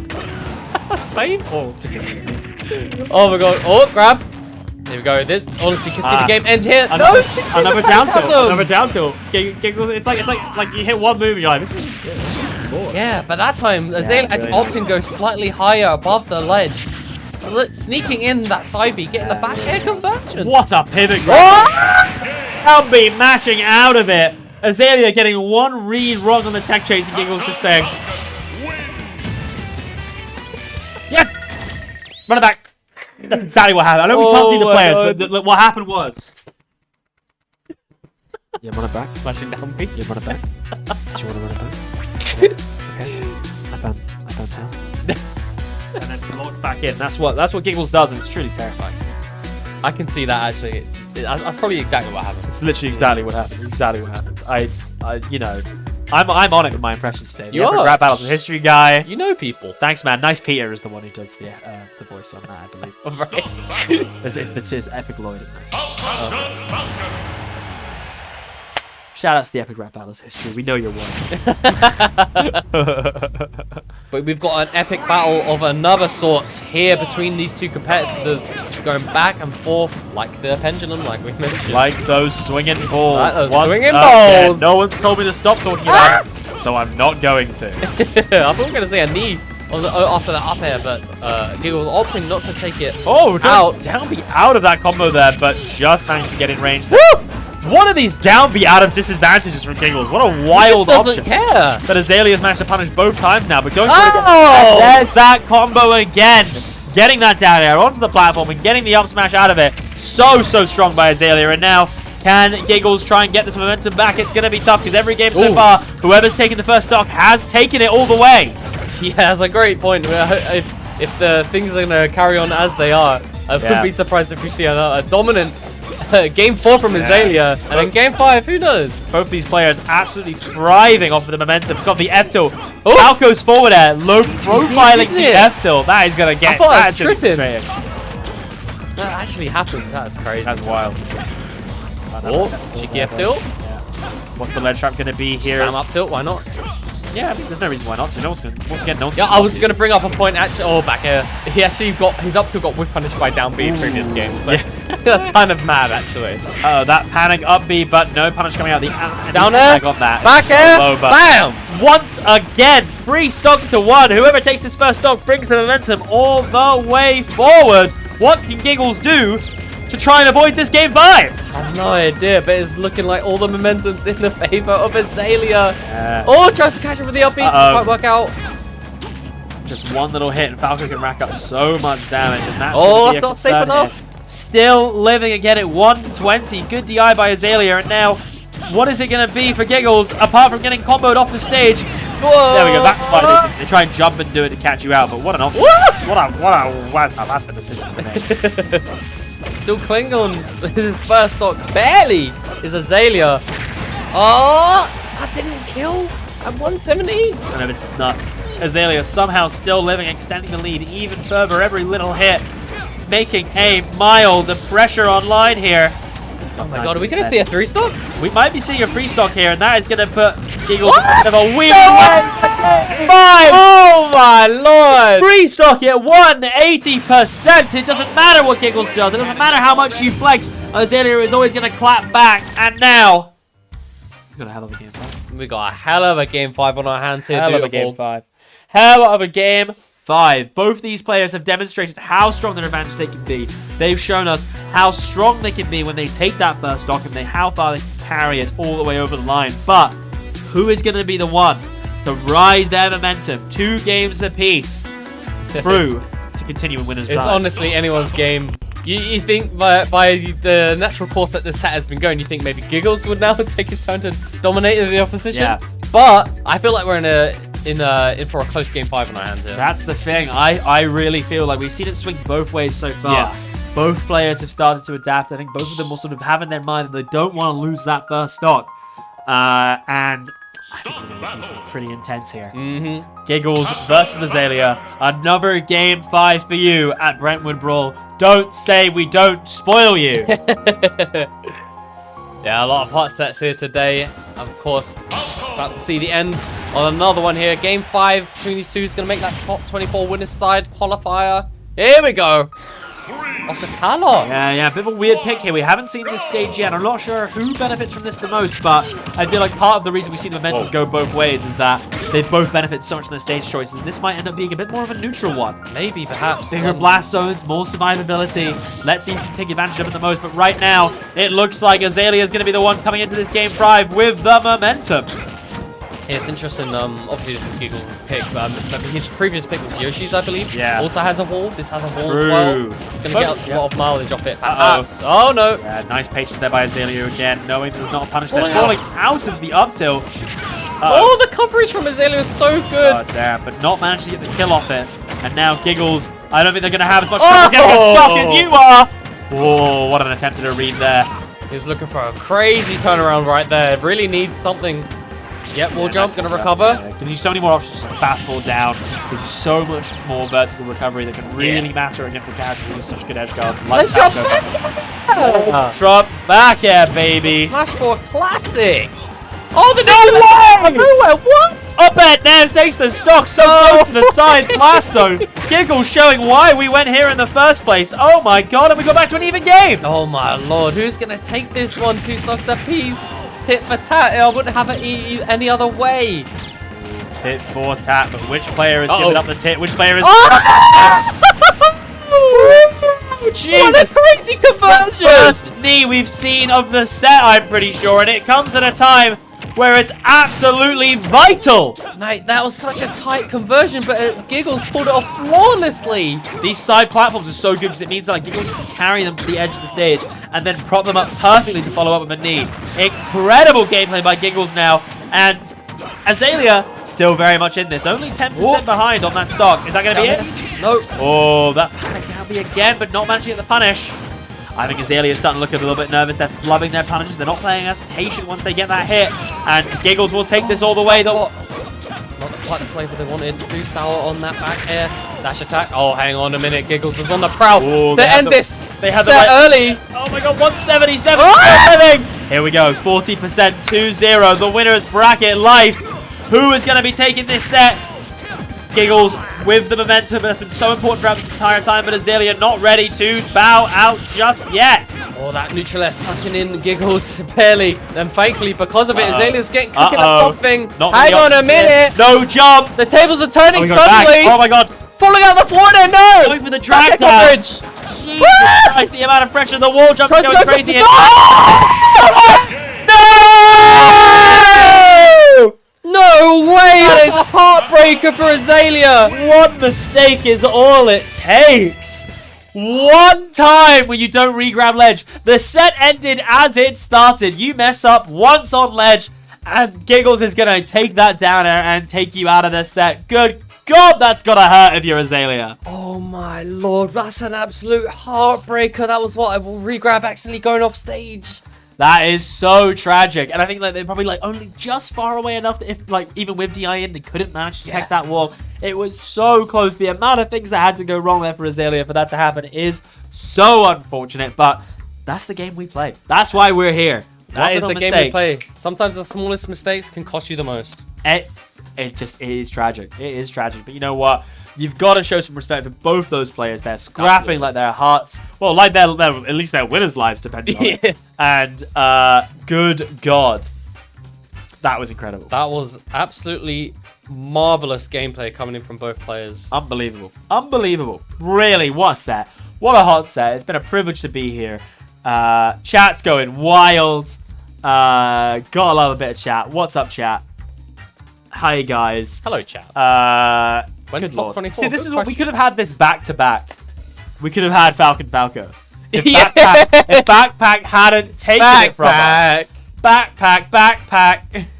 Back. What's the rest of the song? Backpack. I don't know what you're Backpack. singing. You know from Dora? From Dora what? the Explorer. Back. Backpack. I don't know, bro. You're on your own Backpack. schedule. Right. Top 32 is scheduled for... Wait, top 32 is 24. Yeah, it doesn't matter. 3:30, I think. Hour or so, Oh, I bet. but- It'll be about 4 o'clock, I reckon. But anyway, thank you so much, everyone. Yeah, we're off, right? We are off. We have had an absolutely fantastic time. It has been incredible. Chat, I'm not a fan of you guys, but thanks for being around. I guess you were fine today. You behaved yourselves. And if you feel like you need to be kept in line more, I recommend following myself, Judo Future on Twitter, and of course the wonderful Crispy. Is it Crispy JM? CrispyJM on Twitter.com. I got a hell of a memory, man. Right. I've been Judo Future. I've been Crispy. It's been an absolute pleasure. It's my been an friend. absolute pleasure. I will see you guys around. Bye. Just gonna keep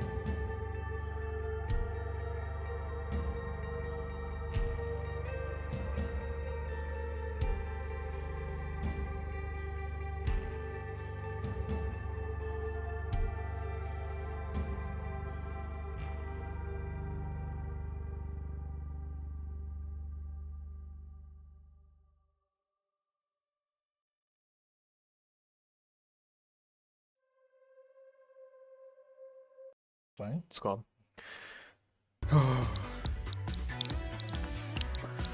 Alrighty, ladies and gentlemen, welcome back to Brentwood Brawl 3. We're here in Brentwood itself to bring you some incredible Super Smash Brothers Ultimate. I'm Ascro, joined on commentary with Zangrix. How you doing, my man? What's up, bro? I'm ready. A little bit of a last time situation that we have here. Yes, yeah. I can never be more ready. Exactly. To commentate here on Brentwood Brawl 3. Exactly. It's gonna be Very a banger. Yeah. Yes, the third one. I did the first one, but this is my first one back since. But I'm excited, man. I heard the top 24 is actually gonna be amazing. It's gonna be fire. We have some pretty big matches coming up very, very soon. Up next, we have Ascro versus Quality coming up for you guys on stream next, and that's gonna be good. Yeah, Quality that came with the upset against Zone. That was insane. Literally just upsetting Zone, which I think was like, what, say 2-3 or? Pretty sure it was, yeah. That's just insane at this point. So I mean, I'm expecting good things about him. Not gonna lie. Yeah, I mean, it's going to be good. And Ascro, obviously, another player that I've hopped on about many a time before. He's just come onto the scene, very new, but he's had some absolutely incredible runs and some absolutely incredible results so far. That Ness is one to look for. Look forward to watching, sorry, because it is definitely one of the weirdest Nesses I've ever seen, but it's so saucy. But it's perfect at the same time. It is definitely very, very saucy. Definitely one of the best advantage states when it comes to Ness. That's so good. So good. But yeah, guys, we hope you're doing well here on this fine Saturday afternoon. I hope you guys have obviously been taking a look at the stream, obviously, before this. Quality versus Ascro, game number 1 winners. Top 24. Let's get straight in. Yeah, man. Of course, we're getting straight into it. This is Simon versus Ness. What are we expecting going into this? I'm expecting a lot of projectiles coming in from both characters. That's what I'm gonna tell you. That B button's gonna be pressed. Not only projectiles, but also a lot of fire. You know, you have the PK fire, he has the holy water. What's up? Let me know. Insane. That up B as well. Frame 6 is super fast. So you can also use it sometimes out of combos to get out of situations. And it's super good as a burst option as well. Just lets you have a little bit of breathing room. And obviously Simon's whole game plan is I want to stay as far away as possible from you, zone you out, put on the pressure basically, and that's what Quality wants using that up B as well. And so far so good, I guess, on both of them. The percentages are fairly even at the moment, but Ascro is starting to put on the hurt. That's 2 side B's into a forward air. Right off of the magnet cancel. Huge play from Ascro right off the gate. Just the blink of an eye, we can see just Ascro weaving around the stage with that side magnet. It's just so fast. So good, dude. He's just moving around these projectiles like they were nothing. Exactly.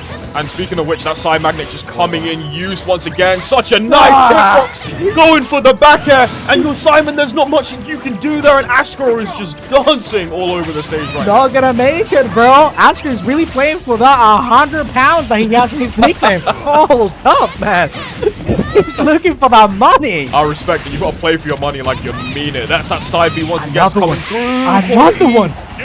That was barely a minute and a half game. That's super quick. Quality just came out of upsetting Zone, and let me tell you something. Zone feels really comfortable on this matchup, so I'm pretty sure that Ascro is really happy right now. For sure. You don't want to end up facing up against Palutena, or again, in Zone's case, you don't really want to go up against a Ness is quite a hard character to deal with. But when you're playing against a character like Simon Belmont, and you have a bunch of options to keep the other characters off screen and off stage, it's a pretty nice matchup for Palutena. But we're getting into game number 2. Ascro with a minute-winning game. It has all the momentum in the world here, Zangrix. Oh my god, bro. I'm just mesmerized by the way that Ascro's just weaving around with that side magnet. He's just moving all around the stage, and there's nothing much that Quality can do when he gets in. It's just too fast. Yeah, way too quick. Alright, finally we can see the electric situation coming in from Quality with the projectiles. He's just gonna get out Ascro with a PK Thunder. PK Thunder managing to make it back up onto stage. Holy Fire comes out once again, coming back as Quality trying to close down the gap as much as possible. You can see the side magnet out as well, ready for any projectiles to come their way. Ascro once again trying to dance around using the side magnet's hitbox, and beautiful back air conversion off of it. It's not going to kill just yet. Quality still in the race. Yeah, that tail hitbox coming in from the PK Thunder is going to be essential when it comes to edge guarding Simon Bellman when that recovers so bad. Barely making it. Now he needs to get back into the stage. Yeah, he does. that way just getting the kill sub 100%. Okay. Insane. Sub 100% as well, which is insane. Has Rage 2. Their back throw isn't going to kill, though, for Ascro, so a tiny bit of a surprise there. As Quality makes it back onto stage, and now he's going to find a way back in there. Up tilt comes out, looking for the up air once again. Gets the back air, trying to weed Ascro out as much as possible. Keeping them away from Quality as much as possible. Their shield also going to take a bit of a hit off of that. Up tilt comes out, up air again here, and Ascro hasn't really touched the ground here, Zangrix. Whipping that poor child, man. He doesn't. He's not allowing him to get back into the stage. No, absolutely. Using that forward tilt, using that upper, it's just so much range, and this is when Ness struggles in the matchup. Yeah, you gotta be careful. Oh, is there gonna be a punish? That's Of course gonna there be- is. Yeah. There Back we go, row the too. back is just gonna take it. Ascro trying to hang on to that 100 He needs to make it 111% that he has right now, and he's gonna make it work. That conversion that's barely gonna happen. Are we gonna see Netchker not in this live Quality getting back into the stage and setting up his projectile? Oh, no! That could've been it. That could have been so bad, but the up air's going to follow through. PK Thunder doesn't find its mark, and Ascro is down to one more stock. Yeah, Ascro really likes to go for that setup with a PK Thunder really, you know, up there. But against Simon Bellman with that whip, bro, you're missing up. That's that reach, man. I'm Yeah. telling you, bro, got that LeBron reach with that kind of range. Look at that. Once again, forward air comes out. Bro, using the whip once more to their advantage. Their Quality just bringing on the pressure right now. Ascro trying to answer back here at 77%, 86. Looking for that up B kill, but wasn't able to find it. Their Quality on the back foot right now here. Manages to make it back onto stage. Gets the roll in. Nice back air from Ascro. Huge stuff there from them as well. And Ascro's going to have to try and continuously What keep is he on. cooking? He was cooking a little bit too much and he burned the kitchen. What is happening now? Giving Quality another chance, and that's exactly what you don't want to do. And hold up, man. All right, that Shaneak finally finishes. I actually thought that was last stock. Hold up, wait up a second. I'm imagining things, but now Ascro needs to make the comeback of his life. This could be it. The edge guard situation. He goes for a lot. Is the PK Thunder going to be able to make it? Bro. Look. Wow. Oh my god, he just flew across the cross. Yeah, he did. And look, I respect obviously trying to go off stage early and ending this as soon as possible there. But yeah, you find yourself in a very dangerous situation here my where God. Quality forces you to move around those projectiles, and that forward air is going to do it. Their Quality playing absolutely Quality towards the very end of that game. That's what you want to do. You want to make sure that you keep Ness at bay, especially off stage. You don't want to let the little rascal back on stage, because if Ascro makes it back onto stage with Ness and puts on the pressure, it could really open you up, and that's where things can start to go sideways. But it is game number 3 of this match so far, and it could go anyway. It could go any way. You will expect that when we have a Simon Bellman on the stream, it will be a little bit too slow. You know, a little bit of time. The hell, Been going fast. They are man. We've going been fast in. tracking into game 3. Back on small battlefield. These two don't want to change the stage. They want to scrap. They want to stay close to one another. And Ascro is doing that. 48%, 52. Drag it down. Just 58. keep Run going. it back. 72. Holy moly. that was just one interaction. There's nothing pretty much that Quality could have done. That was just such a pristine juggle coming in from Ascro, and he's still going. What do you really do in that situation? Again, as you said before, it was just one interaction. Yeah, I mean, maybe get a fresh stock out of it as well here. I mean, Quality not with the best of starts here. Speaking of the best of starts, Ascro once again just putting on my the pressure Lord. here, bro. It's just insane, bro. Even using neutral B. What is happening? Oh no, that shield. No. You need to drop him. Yeah. And if you drop it, you're dead. 15% Ascro. Not to mention the shield pressure that thing does, right? I mean, I'm pretty sure that if you don't drop it, you're gonna get shield poked. There's nothing much you can do. You're right on the ledge, and that's where Ness wants you. The holy water that is gonna bounce, and Ascro just trying to find another conversion that Quality is gonna get with that holy water. Now a little bit of that Quality can get this time. Yeah, I mean, it's a very dire situation that you're in currently. 1 stock to 3 right now, and this is where Ascro wants to, you know, put the pressure on you, not really give you any time to breathe, but it's Quality stock to get that pressure, to get away from that pressure, and find that breathing room. And so far, they're adapting to it very, very well here. Again, down B coming out just to apply a little bit more pressure on them. A couple up airs coming out once again, but Ascro able to find the mark with the back air. Gets the forward air in, and once again, just pushes them off stage. Ascro getting game number 3 under their belt. Insane. Yeah, I wanted to talk about also this situation that happened on the stock that Quality was able to take. He's positioning himself correctly to be able to punish Ascro trying to go for the PK Thunder in the platform, and that's how he got this stock, and that's how he's gotten like all the 2 stocks in the set. So if he keeps doing that, he can have a chance, but it's just looking dire when Ascro just running around the stage, putting pressure, and not letting you breathe.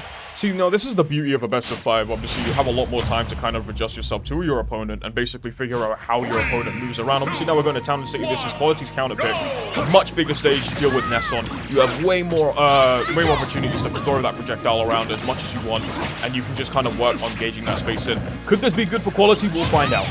I mean, definitely, but you also need to think about Ascro's back throw and backer and almost a lot of moves that Ness had. Can just really put you into a bad situation considering Town and City's small horizontal blast zones. True. You make a very good point there. Ooh, Look at that. He loses not touch so looking early. good. Yeah. Another upper, and he's just gonna eat a lot of that big fire. Sadly, not gonna get a conversion that he gets now. Oh my god, even missing the side magnet regardless. Drifting in, getting the falling up air. Huge stuff from Ascro there once again. 62% of quality. Back throw comes out from him, trying to look for the whip once again here, looking for the back air. Able to clink with them. They are trading damage with Ascro, but it doesn't feel like it's enough here. It doesn't feel like it's enough, as you say. It's just a lot of high momentum, and you know, he just can't keep up. It seems that built on Town and City. Hold up, man. We need to check that DI. Yeah, that DI a little bit sus there, I'm afraid, but so far so good from them. Back throw coming out from Ascro once again. Going to try and follow it up with PK Thunder. I can see where they were probably going to go with that, trying to push them out using PK Thunder as much as possible. Simon does struggle off stage at a fair distance, so that's probably what you want to do there. Again, side B coming out once more here and just trying to pile up the pressure. You can see it now. This is Quality's game. Right. Finally keeping him away, using that forward tilt to his advantage. Is that going to be enough? 140%, and he's trying to get that stuff. I'm afraid not. It's just not going to happen. That's all. Hold up, man. Alright, as I said, that up is coming into clutch when Ascro gets a little bit too trigger happy with those buttons. It's just so hard. Finally, he's... Oh my god, that's dangerous. Super dangerous. Had that had been sniped. Once again, nice shield pressure again coming up from Quality. There goes in there. Side B comes out there. Once again, down B. Not really going to find too much success in popping it. But the up B, nice quick burst option to get yourself away from Ascro. Definitely trying to get the momentum on your side. Trying to keep this little kid away from you. It's just so hard. The holy water, that's gonna be a combo. There we go. Really good conversion, and now we are in last stop into this game 4. Feels like to me Quality is starting to find their footing a little bit, but as I say that, Ascro's starting to already put them in a world of hurt. 58%, looking for the PK flash, potentially the jump in there, but Quality didn't waver for that at all in any way, shape, or form. Gonna try and challenge it there, but PK Thunder doesn't really have any effect. You can see the PK Thunder that Ascro has been trying to loop for the entire match that auto cancels into whatever he wants. Sadly, didn't work this time. The cross that's gonna hit him on the shield. Now, you need to get out of there. There we go, the fair. Managing to get into the center stage Quality again. Oh my god, let's go. Of all things, I thought Side Magnet was going to come out, but good use of the force. But rolls in! Oh my god. That second hit was so weak. Not really going to do anything. Oh my god, Quality has rage here as well, but the back throw is a safe option, and unfortunately, yeah. That back throw is just so strong in the stage as, you know, with these blast zones so small on the sides, that's just gonna allow us to kill super early. That was 120% on center stage. That was ridiculous. That should tell you everything you need to know regarding Ness. Yeah, but when you play against, not even Ness, but the way that Ascro just plays and just weaves around with such high momentum play, it's just so hard to keep up when you're playing a character that's supposed to just manage the situation, throw the projectiles, but there's no projectiles to be there if Ascro's just running around and jumping around and just playing amazingly. I mean, what do you really do? But one thing that I really liked from that match was Ascro constantly being in the air, but Quality just continuously kept punishing it over and over again. But you notice in that final game, every single time Ascro found himself in that situation, Quality would keep whiffing it, or, you know, just wouldn't be able to get through it, because obviously, you know, Ascro was able to dodge it quite nicely there. And it just goes to show you that level of adaptation once again, especially between both players, because as I said before, it could go either way, and especially when we came down to Town and City, where quality looked really, really good for a good majority of that game, despite obviously being on the back foot a lot of the time, that adaptation was slowly starting to crawl through, and again, that's the beauty of a best of 5. So honestly, so far, well played to both of them. Very, very well played to both of them. I mean, the Town and City pick wasn't that bad. It was allowing him to play a little bit more calm. But sadly, the back throw is just too strong there. The backer as well, and then just paid him off. Yeah, sadly it just wasn't enough. But I mean, it was a very, very good match. And yeah, I mean, Town and City again. The idea was there.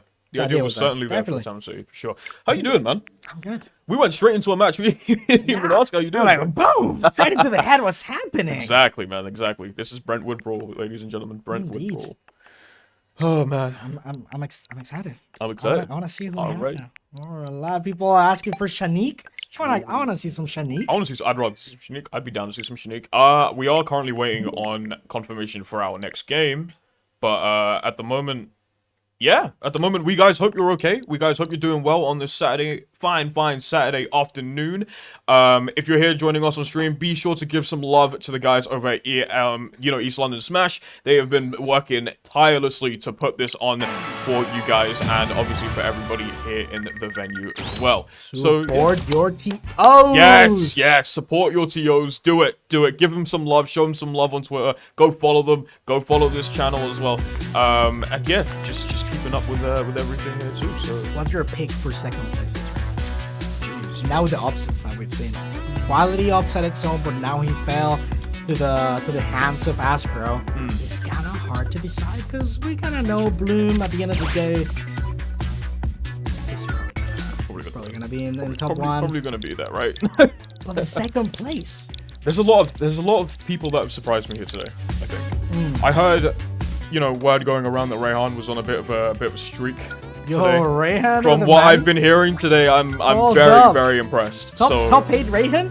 Not only a commentator, but a pro player? He's doing it. He's doing everything. What can this guy not do? Respect. It's hard because we have so many big people in this tournament that anything can kind of go down. I mean, you never really expect to see what we see normally in Smash Brothers. Like anything can happen. Anything. We are having a little bit of an upset party. Yes, yeah, and you're here to join us. You're here for it too. So that's all good. Best place in highest place in person does not yet on Brink qualifies for Brink of this tournament as well. That's actually a really good point. People are playing for a big prize. It's not only money, but pride in a way, because everybody wants to get that Brink placing. Exactly. Who doesn't want to be at Brink? And if you don't already know, go check out Brink, man. Go check out Daleks as well on Twitter for more regarding the event. It's going to be amazing. It's the UK's Smash Summit, so be sure to check that out. It's coming very soon. As you said before, obviously the highest placing player that isn't already at Brink will be officially part of the Brink lineup this time around. What is happening? We have Shaneak Rayhan coming up right now. Top 8 qualifier. Let's get straight into his anger. Jump scare, the way that these players are just starting straight away. Yeah. Shaneak now with the Corrin as well. Yes, yeah, this is very interesting to me. I mean, I like this matchup quite a lot because Corrin isn't a character that, we don't see a lot of, but we have been seeing quite a lot of as well in recent times. Obviously, Shaneak and various other players starting to pick up the character way more, so I'm very interested to see how Shaneak's Corrin works out against, obviously, Terry, who we all know for his interesting quarter circle inputs. So. And I know Terry. I know a Terry that uses this skin as well, bro. Yep. Let me tell you something. You get flashbacks. I'm definitely am. And that gadget just kills on this pod when he has that gold meter. Exactly. Definitely one to look out for there. That forward smash, though, going to really pile up some damage here. And Shaneak at the moment looking super strong there. Rayhan trying to connect with the down. He wasn't able to find the power dunk once again. Going to try and do it once more, but the side B pin going to take the first stop here. Yeah, 89% though. Rayhan was able to rack up a lot of percent in that first talk. And now it's just a matter of getting 2 or 3 hits, and that's a dead card to me. True, this character hits like a truck. Indeed. But also, Shaneak just not letting him get in. Oh my god. That edge was so beautiful. nice. It'll be beautiful, absolutely. Gonna try and potentially get the punish off of that, but doesn't actually get the punish. In fact, Rayhan had a little bit of time to just turn around down tilt right into rising tackle. 36% on him at the moment right now. But he can build this back up. We've seen what Terry can do there. Little footstool coming out from Shaneak. Starting to move back a little bit more. Side B looking to try and take Rayhan out. Isn't able to do it. Up B goes out there too. And right now both players are just fighting for a bit of advantage state. Yeah, I mean, talking about advantage stage, Shaneak really likes to take control of that Pokeball, that center stage. He likes to be there because he knows that if he goes to the sides of the stage, that's where Terry wants you to be. That down tilt. So, oh my god, that was beautiful. Around forward smash. Beautiful. We have Shaneak on the spot. Turnaround forward smash from Shaneak. Then a quick thinking from the two. It's going to be big. Then once again, that forward smash can do a tiny bit of damage. Just a little bit of a hit here. Once again, Rayhan going to try and potentially get that edge guard. But Shaneak looking so on form right now. It's incredible. Insane. Oh, that tomahawk grab was amazing. You can see Shaneak just running around with it. The momentum. The RP! Sadly falling off. Terry not gonna be dying this time. A second chance, and with the go meter, that's scary. Auto cancel on you. Yeah. Once you play against another Terry, you know his little tricks. Sadly, Shaneak not really familiar or just wasn't really paying attention to the situation. 25%. That could have been it. That could have been 60%. No Power way. Geyser, but in the wrong direction. Rayhan had the right idea, but the wrong execution. Back air coming out from Shaneak once again. Going to try and stun it. Uses Power Wave to cancel it. In fact, down air coming through from Shaneak. Going to try to just get rid of this Terry as much as possible. That up B cross up going to do something here, but that DI from Rayhan keeping him in the game at the moment. Jumps coming through. Rising tackle manages to make it back. Using the invincible version here too, just in case something goes through it. And once more, the pressure just being put on right now. Power guys are just not finding the mark, and Shaneak is just dancing right now. That's right, this is kill percent for both guys. Oh my god, sadly getting out of that power.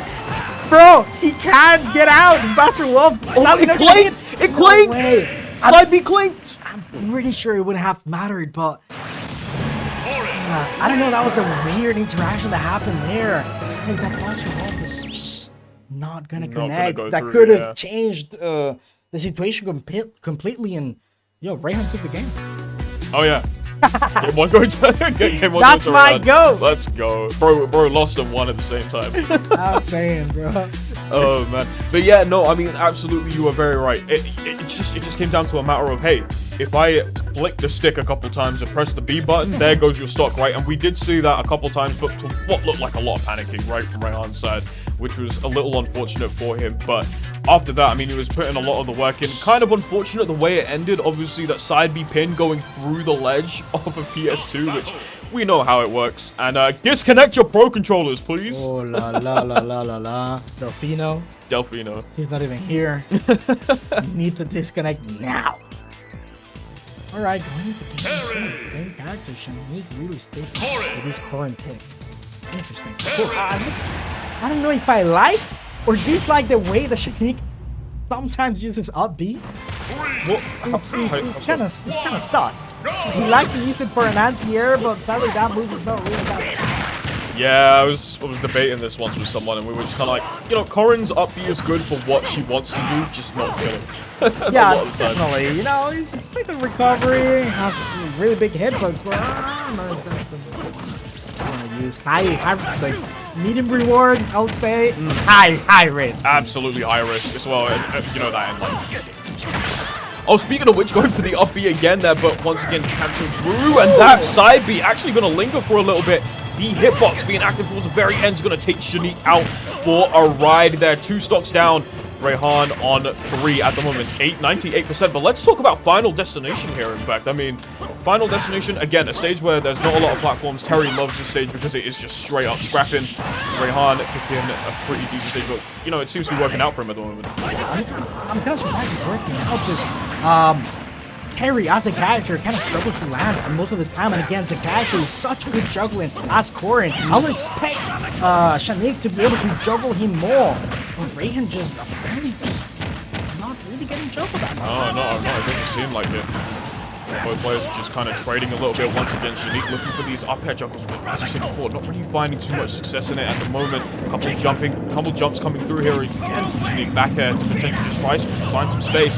Down tilt, nice catch there from Shaneak once more here. Just punishing a lot of those get-in options from Rayhan and doing it really, really nicely. But the carry player going to try and find a way to use that power dunk, get some extra damage. Just 119% at the moment on the board right now. Rayhan looking for this kill, trying to find it early. That's going to be some crazy shield pressure, but it's not going to matter too much here, Zangrix. There we go. Now, Rayhan on the driving seat. He needs to get this kill. Stop, not going to happen. The go meter that's in. He needs to make it back into the stage. He's gonna hit Shaneak with a rising tackle. And now he needs to get something here. Sadly, Shaneak is going to be the one getting something with a pin. Finally getting that kill. 150%. Yeah, I'm a big fan of... Sorry, I was interrupting. I'm a big fan of how Shaneak's using this pin, by the way. We saw it a lot of the time when Rayhan was off stage. You know, Shaneak would go to the other side and just use it to try and get a nice little edge guard in. And it, honestly, very, very impressive stuff on how to use it. Very innovative overall. But Rayhan switching things around, down tilt into side B is going to take the stock, but once again, down to 80% deficit here, Zangrix. La la, bro. Oh, that could have been a combo as well. That could have been a combo. Out of the corner. That could have been a combo. Go meter though, so a comeback is never off the table. Let's see if Brian can get into that center stage. But as I said at the beginning of the set, just Shaneak completely controlling that part of the stage. Uh-oh, this is bad. Yeah, that's bad. Yeah. That's it, bro. That You messed up once. Yeah. That's all it takes, especially at that kind of percentage as well. One thing I wanted to say was that from the last very similar situation that we had in game one, where Rayhan was again on the back foot, had go meter as well, slightly started to make it back there too, but Shaneak was able to take that game from him. But same thing here.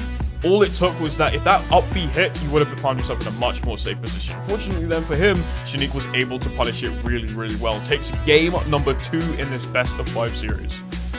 Really competitive though, Rayhan. I'm really surprised. Last time I played him, it was not playing like this. This is literally giving me vibes of Darkstalker level. Like, I'm not gonna lie. Today, I don't know what he had, but he should share some with me. Look, because I need to know what he's what that gym routine's got, bro. Like, it's either the gym, bro. I'm telling you, he's the gym, bro. I'm telling you. He's the protein powder. Disconnect your pro controller. What is happening? Yeah. Giving me Dragon Balls? Is that Yu-Gi-Oh, bro? Is that Star Wars? Oh, this is Naruto. That's so sick.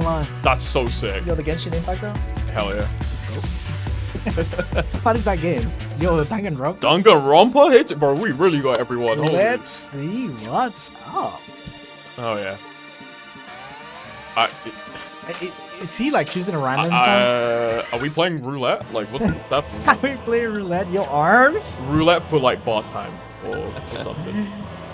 They do not know how to disconnect it. No. Controller, do that. I don't think so. Yo, Risk of Rain? Yo, I actually didn't know. Risk of Rain has probably one of the best soundtracks in the 100%, bro. The game is sick. The music is insane. Oh, here we go. All right. Well. Okay. All right. Well. Well then. You say this is why I don't like pro controls, man. I'm gonna be straight up. This is why I play with games. Go. Oh. Delfino, man. Everybody just go to Twitter. Literally tag Delfino. Be like, tag Delfino, yo, this guy can pro controller. He's not even here. But like, please do it. He's getting the slander, bro. I don't care. From a remote location. My man. All right. Running it back into Final Destination as well. That's insane. Rayhan really feeling confident on this stage. Yeah, I mean, we did see it again. Counter pick it once again, and it did work out almost. All it took was an up B, and that was really the key to the kingdom there for Shaneak. But we'll see how it goes down. At the moment, Shaneak's just looking super dominant here right now, Zangrix. Super dominant, but it's only a combo. Actually, Rayhan had the lead, but not for so long. And as I said before, the juggling situations are just so hard for Terry to deal with when we're having a stage as flat as Final Destination. True. That is very, very true. You don't have anything to fall on when it comes to those platforms. You have to basically take that up there.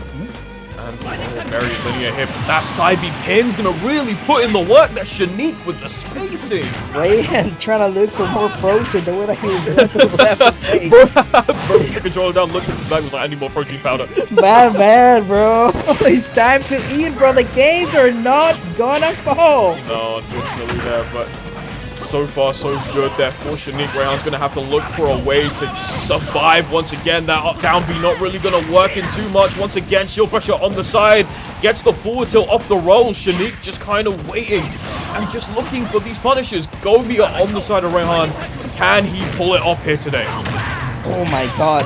Barely not getting that pin. That's gonna be good, punishing the power geyser. And are we gonna be seeing an edge guard? Of course we are. The jump there, but the up is gonna help Rayhan make it back to stage, almost there. But once again, just a little further back once more, and Shaneak is just waiting at every single opportunity, using every move in their arsenal. Yeah, and that pin is gonna be a lot of hassle that Rayhan has to deal with, and not gonna be able to survive it as well. That third trading at the end, Shaneak sitting at 117%, and it's just looking really, really good for him. Yeah, no, absolutely incredible right now there. That side B gonna really start pushing damage, and knife up smash. Get out of here. Catch from Rayhan there is gonna take the stock. And that must do a lot more wonders to how you're feeling, especially against in that situation where you were 2 stocks down. Now you must be feeling a little bit more comfortable there again. A couple taunts we saw, a bit of respect from both these players, and that's what you love to see here. But it seems like Shaneak wants to put them away very, very quickly here. Rayhan still alive, unfortunately. That up B not gonna hit. I just really love the way that Shaneak just wishes for that up. He I respect really it wants so to get much. it. So much. Why not go for the flashy kill, right? 100%. The go meters there. The power geyser is finally gonna connect. Gonna look for another Buster Wolf. It's not really gonna happen. What are you doing? He's trying to. Oh, that's a classic, bro. Just a little bit. He back into Buster Wolf through combo. Oh, yeah. Oh. Alright, is he gonna cook something? The jabs There are it there. is. And the Buster Wolf, is he gonna go for the edge guard? I don't really think it's worth it when we're talking about Borin. It's such a big upbeat. I had a feeling that power geyser was going to do something. He was going to try and come out, but unfortunately, Rayhan not really finding it back here. Not really going to hit the mark. That's Shaneak getting the down air. Wants to just try and keep Rayhan out here. 166%. Anything could do it there, but Burning Knuckle putting one down here at Rayhan. 169, 172, 173, and a dream, but the up throw from Shaneak is going to seal the deal, seal the game, and the set, putting it 3-0 in their favor over Rayhan. Go with a Corin. I am surprised. I am surprised as well that Rayhan didn't go to another stage, because that final destination was looking really, really good for Corin. It was brutal. It was brutal. Definitely. Oh, It's just so hard to deal with when Corin is just juggling up and up and up. It just can't get out. Yeah, it's again, as you said before with Terry, he finds it hard to obviously get out of those up air juggles, sorry. And even on stages where it's just flat, there's no platforms for you to land on. You can't tech as easily as you want to, and on FD, you know, you have to rely on obviously Shaneak dropping the combo, or you just being able to outright perfectly and making it back on stage. But yeah, so far so good. I mean, credits to Rayhan for an absolute monster run through winners right now. Again, he is in losers, so you can watch his next game very, very soon. But that does put Shaneak forward in the winners side of things. So, Who did he win against after Manny? I heard Manny, Splinter, and there was one more. Yeah, it's definitely like if he's playing against Shaneak, he won it. No, I heard it was Splinter, Manny. There was another one, but I don't remember the name. I was told I need to remember, but yeah, very, very big. And Shaneak played absolutely incredibly. That side B, that Corin pin, was incredible. It was just amazing. I really want to see more of that Corin later on in the bracket. Now I think we have Bloom against someone else. But he's definitely Bloom, and I'm excited because you never know what Bloom is going to play. He can play random. He can play his Bayo. He can play many other things. Depends on what Bloom's feeling. Yeah. I think it's Bloom scores. Bloom scores. Yeah. There. I saw that one thumbnail from that one meltdown where it was just Bloom versus scores, but it's just every single character in the roster versus scores. Yeah, that's just ridiculous. That's all I can think of whenever I hear about this matchup. So this should be fun. This should be fun. Yeah. There's a bag of tricks that Bloom has in his sleeve. Absolutely. So hard. Bloom, obviously, we don't need to say too much about him. He's an absolutely incredible player. One of the best to do it in Europe at the moment as well. Boasting wins over the likes of Gluto as well. So big wins for Bloom4Eva. But on the other side, we've got Scores. Scores possibly one of the most creative players in this country by far, in my opinion. He's one of the most enjoyable players to watch. I love scores and just everything with his Toon Link. He's incredible. So yeah, it's going to be a banger match for sure. Battle of the brains, in my opinion. So yeah, it's going to be fun. Ascro has been rising up, bro. He has been rising up. He's been on the rise. I'm saying. And he's, you know, second on Melden, as he said, and that was a difficult Melden to beat. But he's top 5 in like every Melden with a lot of level there. And he's on winner's side, so I don't know, man. Let's see what he can do against the Bloom4Eva. You never know, man. But I'm excited. Exactly. And I mean, who isn't, man? Like, it's been a banger so far. Top 24 has been absolutely incredible thus far. I mean, we had 2 back-to-back banger matches with Ascro Quality and just now Rayhan and Shaneak. But don't go anywhere because we have another banger match coming up. I believe the players are just getting set up. We'll probably get jump scared straight into it very, very soon. True. But yeah, until then, if you're still here and you are watching the stream, be sure to go ahead and follow us on our Twitters over there, and mine's obviously Mercy_Asura. It's not there, but it will be hopefully soon. And also go ahead, follow ELS. Go follow East London Smash. It's the other one. It's fine. Go follow East London Smash as well for all of their hard work in the last couple of months, especially coming up with Brentwood Brawl. The first one was amazing. I didn't go to the second one, unfortunately, but this one has been just as good. So yeah. Detail, man.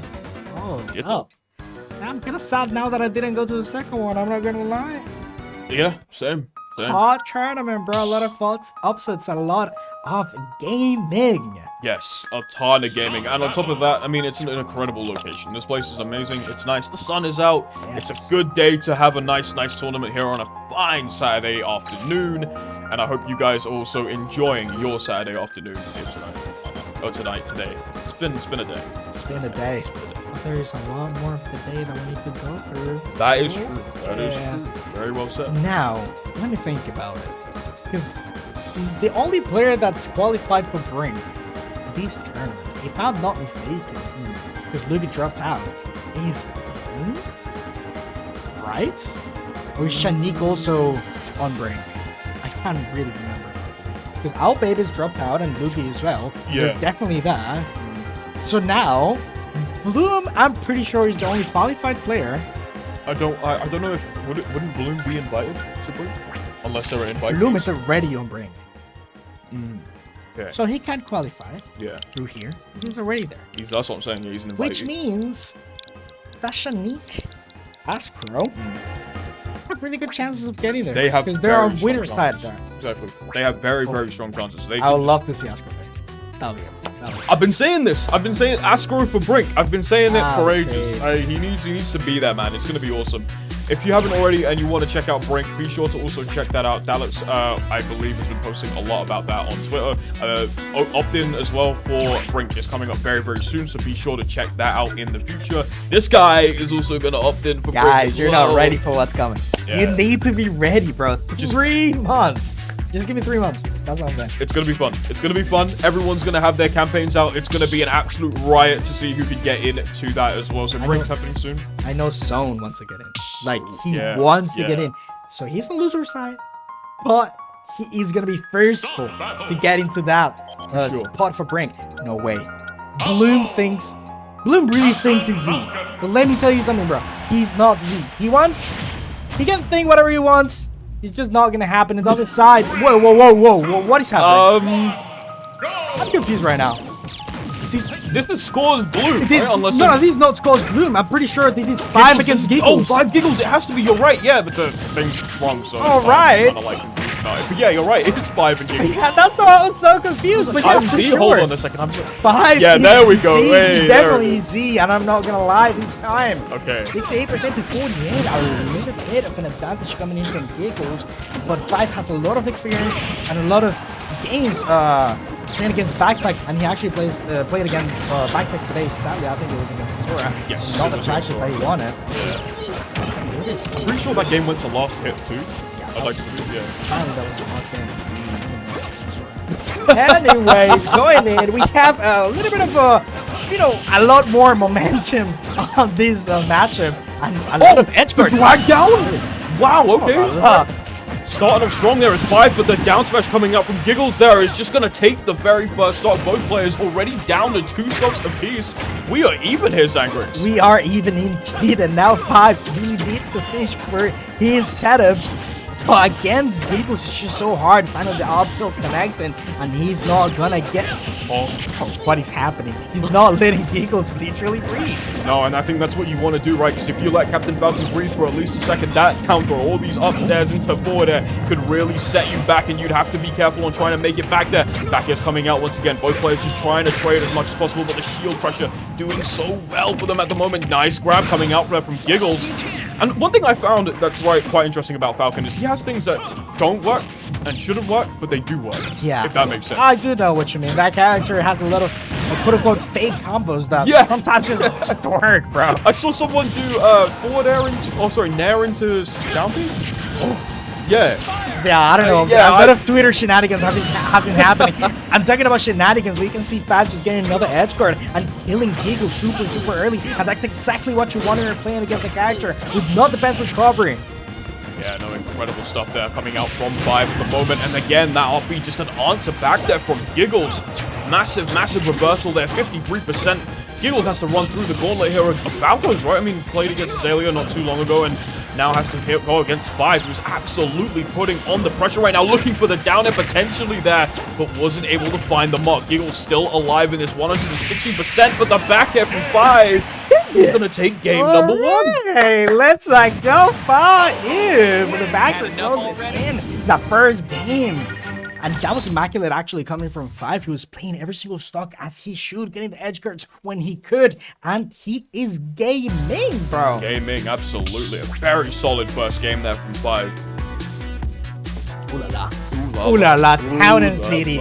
Giggles might be making a mistake here. Because, yeah, we know Captain Falcon does well here in Town and City. This, and that. But so does 5. And he loves his stage. Not Falcon specifically, but 5. He loves his stage. I normally go against him on the Roy Falcon matchup. And, you know, I'm never going back there. He's always, like, going to pick this stage? Yeah. Wow. I'm never going there, bro. I swear to God, I'm Roy, and I'm not going to go against Falco on Town and City. Because he gets a lot of conversions to that platform there. And that backer kills extremely early when we're talking about Town and City Blast Zones. Yes, yeah, that is what I was going to say. That is one thing to obviously bear in mind is those Blast Zones are very small. They're very narrow, so anything can really kill here, and it's just a matter of whether or not, you know, you can make it happen. But 5 is just making it his domain at the moment. As you said, feels really comfortable here. Giggles, however, starting to pull on the pressure, not really able to find the combo. Beautiful back throw coming out from 5 once again, looking for these down tilts, trying to punish it as much as possible once more here, and 5 just not able to find the mark. Giggles manages to make it back on stage. No, really finding the mark, but he doesn't really need to now. Making it, you know, playing it simple. Trying to get a little bit more percent, and eventually that up tilt is gonna hit. Giggles sadly not gonna make it easy. That air dodge actually allowing him to get back into the stage. The nice parry there, sadly not gonna be a punish this time. Maybe 5 didn't think that was long enough to get an up smash. Let's see, we can see 5 just running to that center stage, throwing a little bit of projections, making Giggles think about it. But he's not going to think about it, he's just going to grab you and throw you back to get a first stock. Yeah, huge first stock there from Giggles already, 130%. We can see what Falcon's done. I mean, and again, we said this before, 5 obviously feels very comfortable on the stage, but right now Giggles is just running around and just doing a lot of damage right now. It looks so comfortable catching the back throw there once again. And again, it's just that recovery mix. I'm not doing all too much there. 4-5 at the moment that Giggles has been able to catch him out so many times there. Once again, back air coming up, catching the Falcon out once again. Falco just making it back on stage 5, looking for that back air, not able to find anything off the up tilt, but Giggles sending him in a really awkward direction there with that down tilt. Isn't really going to find the kill there either. Really getting out of that jab, and dude, when Giggles plays on these plays, it's just so hard because he's such a momentum player. When he gets the lead, it's just so hard to do something back, and we are seeing this happening. It's just done so hard. gonna be able to make it back. That up B hitting him, but the fire is gonna strike back with Giggle's own up B. Back there, that's also gonna put 5 into that situation. Is just getting tossed around one corner of the stage to the other. Yeah, literally going coast to coast here. Giggles is just sending him on a one-way trip to the blast zone. At some point here, he's looking to do it. Now there's the down air, and there it is. Express flight down to the blast zone here, and Giggles proving this wrong. Yeah, 5 was looking good in that first game, but Giggles striking back. Maybe I was messing up, bro. Maybe Giggles likes his stage a little bit more than 5. Maybe that comfortability just was a little too much for 5 to handle, and so far Giggles is looking super strong on Town and City at the moment. But I think that mistake probably isn't going to repeat itself as we go to the tried and true PS2. PS2, where the true battles happen. Both players know that this stage benefits both. I actually wouldn't say that it benefits Falco especially, like, you know, there's such a big difference, but definitely a good stage for Falco. And I'm sure Giggles is banning Battlefield and Joshi Story, so you're not going to be able to go there. So this is a good second option. Yeah, absolutely. And I mean, it's why not, you know, be safe than sorry and go to PS2, right? Everyone likes the stage. It's fairly fair. You also want to go to Kalos and do so this is probably the next best thing. So yeah, so far so good at the moment. Both players just kind of trading percentages right now. It seems like 5 is obviously a little bit more comfortable here. That down air, beautiful damage once again. Looking for the back air conversion off of the up tilt. Oh, beautiful stuff there from 5. 30 seconds and he gets the first stock, but wait a second. Wow. Might be another one. Oh my god, Giggles! La la la la la. What are you doing, Giggles? Let the man breathe. Wow. Oh my Giggles, god. dude. There we go. The third that's gonna happen. Yeah, but I don't think 5's gonna let him breathe in any way, shape, or form. 0% to 59. Giggles, no! Giggles, don't let it happen to you. 5 striking with a mind control, letting Giggles just What is he cooking? Another up throw that's gonna allow 5 to get another combo. Stallion not gonna get in. Maybe the SDI coming from Giggles was good. The uppers are striking in. Another up, so she's really fishing for that. Asura, I don't know what's happening. I don't know. I couldn't tell you either, but what I can tell you is these two are trading combos back and forth. These up tilts are coming out from 5. Those back airs are coming out from Giggles. They're both looking for that combo killer that they want so badly here. Giggles looking for the down knee, but it's, you know, an eye for an eye, an SD for an SD. You know how it is. The same way as well with the side B. True gentleman coming into the stream. What is happening? 97% though. Giggles at a range that 5 is really comfortable. Are we gonna see an edge guard? You need to be careful. I knew it was gonna happen. You need to be careful when you edge guard. Giggles especially. Wow. He's always going for that reverse. I was about to say you need to be so resourceful. You can't do that, 5. That's really heartbreaking. That's heartbreaking. That's mad. You just can't do that. You have 100% lead. Just stick with it. There is no edge guard to look for. There's no edge guard to look for. You need to look for the up tilt, man. Get it simple. Oh my god. He might not be Z, guys. I'm not gonna lie. Oh my god. What a down now. What a way to end it. I knew it was coming. As soon as he had to make it back, and Giggles was there waiting for him, I knew the stomp was on the books. It's on the cards. It's just the reaction, the precision that went into that down air was absolutely immaculate from Giggles, and that momentum, he's riding off of it by the looks of it into the sunset. 80% already here, Zachary. The trip as well, that was rather weird to see, and just as I say, the last game we saw 5 striking back in 30 seconds getting this stuck. Now it's Giggles' turn. This is just so hard, man. Maybe 5 is still thinking about it. No! Giggles! Again, a 0 to death! Yeah! Oh my god, man. This is what happens when you heartbreakingly lose a game that you had. Could have been the set as well, and now you're thinking about what could have been, what happened, and it's just so hard to focus back into the game 4 that you have in front of you. It's just that mental switch, as you said before, of obviously just what do I do now? How do I bring this back here? In game 3, these two were trading combos. Now it looks like here that Giggles feels a lot more confident, more so than 5 does. The question is, can he switch that mentality back to making sure that he can come back in this game right now? Seems like there are signs of life from 5, but Giggles is trying to shut that down as fast as possible. Both players just scrapping right now. Now coming out, not really going to find them up, but that back air doing wonders right now. Once again, Giggles. in the backseat right now. 5 starting to come alive a little bit more here in that setup. Actually, we are going down to 2 stocks here for Giggles. Alright, is he gonna be able to make the comeback of his life? Make the comeback of his career? I need a comeback. We're in a theater. I need to see a show. Give me a show here. 5. What even got for me? A forward smash. Can we get a down air potentially? Not really. Back here from Giggles. And it seals it over. That's 3-1 to Giggles. A heartbreaking loss there for 5. And a top 8 spot guarantee there for the Falcon player, Zangrix. Talk to me, man. I know there's a lot of emotion going on right now. Impressed, man. Every single time this guy makes me go through a roller coaster of emotions. Every single time I see him play, I try to maintain composed and not think about him, but every single time he does this, Oh my god, man, what a show. I am crying inside. He had it on the bag. He just needed to collect the money. Exactly. Just all you need to do is run away with the paycheck. And he wanted to get another 20 bill on the floor, and he lost the entire bag, man. Yeah, man. Like, that's great. No. All right. Giggle's playing amazingly, though. You know, he is completely punishing 5 from his mistakes. And that's exactly what you need to do, especially when we're playing a character as Captain Falcon. So I'm really proud of him as well. That was amazing to see. No, a little bit sad. Yeah, like I said, absolute spectacle of a match. It was absolutely incredible from both players. I mean, first, second, third games were very fun to watch. Both of them were just trading combos, trading blows, trading SDs as well while they were at it, you know. But overall, what a game. Unfortunately, there for 5, you know, it came back at probably the worst time, but that back air from Giggles was just the saving grace of a lifetime there. Yeah, just getting in close against Falcon it's quite hard. I mean, people say, yo, go and edge guard Captain Falcon. He has such a bad recovery. Trust me, bro. Just do it, man.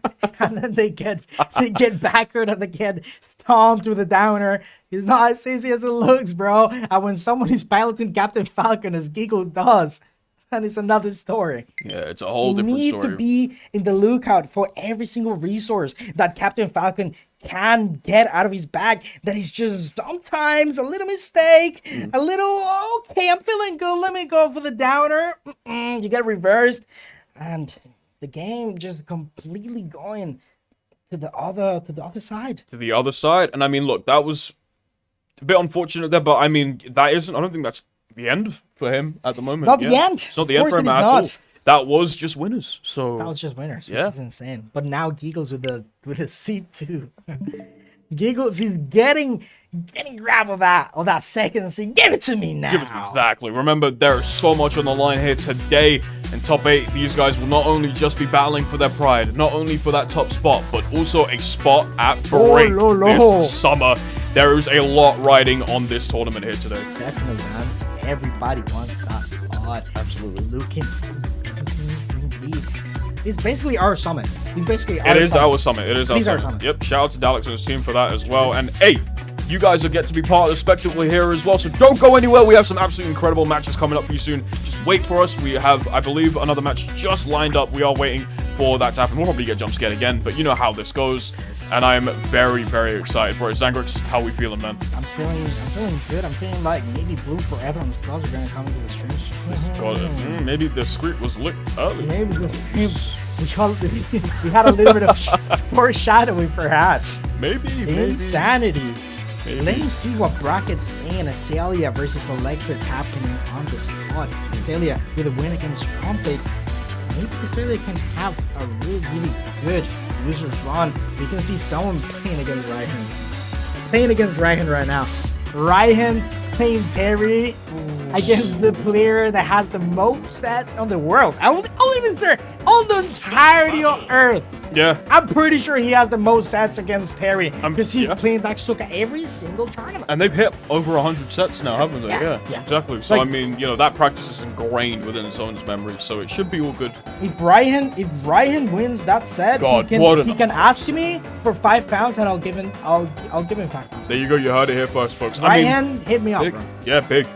I mean, that would be a huge upset if it were to happen, but that's another big match that's happening downstairs as well. And yeah. 5 versus Gracies. Nah, hot sad, hot sad. Oh, that's gonna be good. That's gonna be good. That's amazing. That's amazing to see. That's gonna be fun. I'm pretty sure it's gonna be Bloom versus Cause, and I'm excited because I am a fan of Toon Link myself, and I'm a fan of all the characters that Bloom can play. We could even see a Roy. Could see Roy. We can see your character. There's a bag that Bloom is just gonna go into, Bloom? pick out a character and go, this is the one I want to do. Could be Roy. Ooh. Could be Mario. Could be Peach. Could be Zelda. Could be Toon Link. Could be Young Link. Toon Link Ditto? Toon Link Ditto. Sounds amazing on my book. Yes, sir. We are here. Now I do believe we are just waiting for that scream match to get ready. But yeah. He's probably gonna be our last as well, or am I crazy? I think so. I need to check with you, but Let's see, guys. How's everybody feeling? Come on, type in the chat. Let me know what's up. fingers I like a see lettuce. who's there. I see Mikhail there. I see a lot of people. DD my goat. Shout out D-Dams, man. I'm saying, bro. Goat. Kinda miss him. Kinda miss him. He needs to come back. Low key. Low key, my goat. For real, for real. DD Dams asking Bloom to go CSS. Alright, man. Sure. Maybe Bloom has like a thing where you put in like character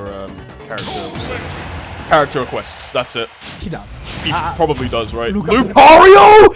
Oh my, this guy is not serious, bro. Oh, Hold up. I'm pretty sure he just played random, bro. No. oh 100%, 100%. Yeah, 100%. I'm pretty sure he just clicked on random and now Had to have, right? Fate decided for him to play Lucario, and so he does. Cause really not happy with his peak and just gonna do 39%, but Bloom striking back. God, Lucario, we haven't seen one of those in forever, honestly. I mean, here in a bracket here too, yeah, it probably was just a random button, but both players right now here, 48 and 58 scores with a pretty clear lead at the moment here, Zangrips. Yeah, but leads are not as they seem when you're playing against Lucario. 72% could be basically 30 the way that this guy can kill you in the blink of an eye when he gets a little bit of rage. And 75% for base Lucario is actually a lot, because you don't really do much. Almost that uphill gonna kill. Yeah, you have to remember again, basically fighting against Lucario, and even if you're at an advantage, you're never at an advantage. Let's be for real. Oh my god, Aura Sphere. Aura Sphere putting in the work against scores there, and Bloom's gonna take stock number 1 with Lucario. Cause playing Toon Link with his shield, but that shield really not coming into clutch, man. He's just gonna eat the projectiles. Yeah, it's unfortunate with how big that projectile is too. It's not gonna clink, unfortunately, there for Scores. He's looking for something, but that now is eliminating all aerial option. But an up air from Scores is gonna take that first off of Bloom. Yeah, the classic, trust and confirm that Scott has lapped out. He has the card for every single character, and I'm sure that comes into effect when you're playing against someone that plays the random, such as Bloom. You can get the combos anytime you want, and that up tilt into upper is going to be a deciding factor when we're having Toon Link Extreme. For sure. I like that analogy of you can use that on any character because, again, it is just practice at the end of the day at that point, right? Like, you can experiment more and more and more, but this is also a tournament set. So you're going to have to bring your A game no matter what. There are a couple of down tilts coming out here from Scores, looking to find this kill very soon.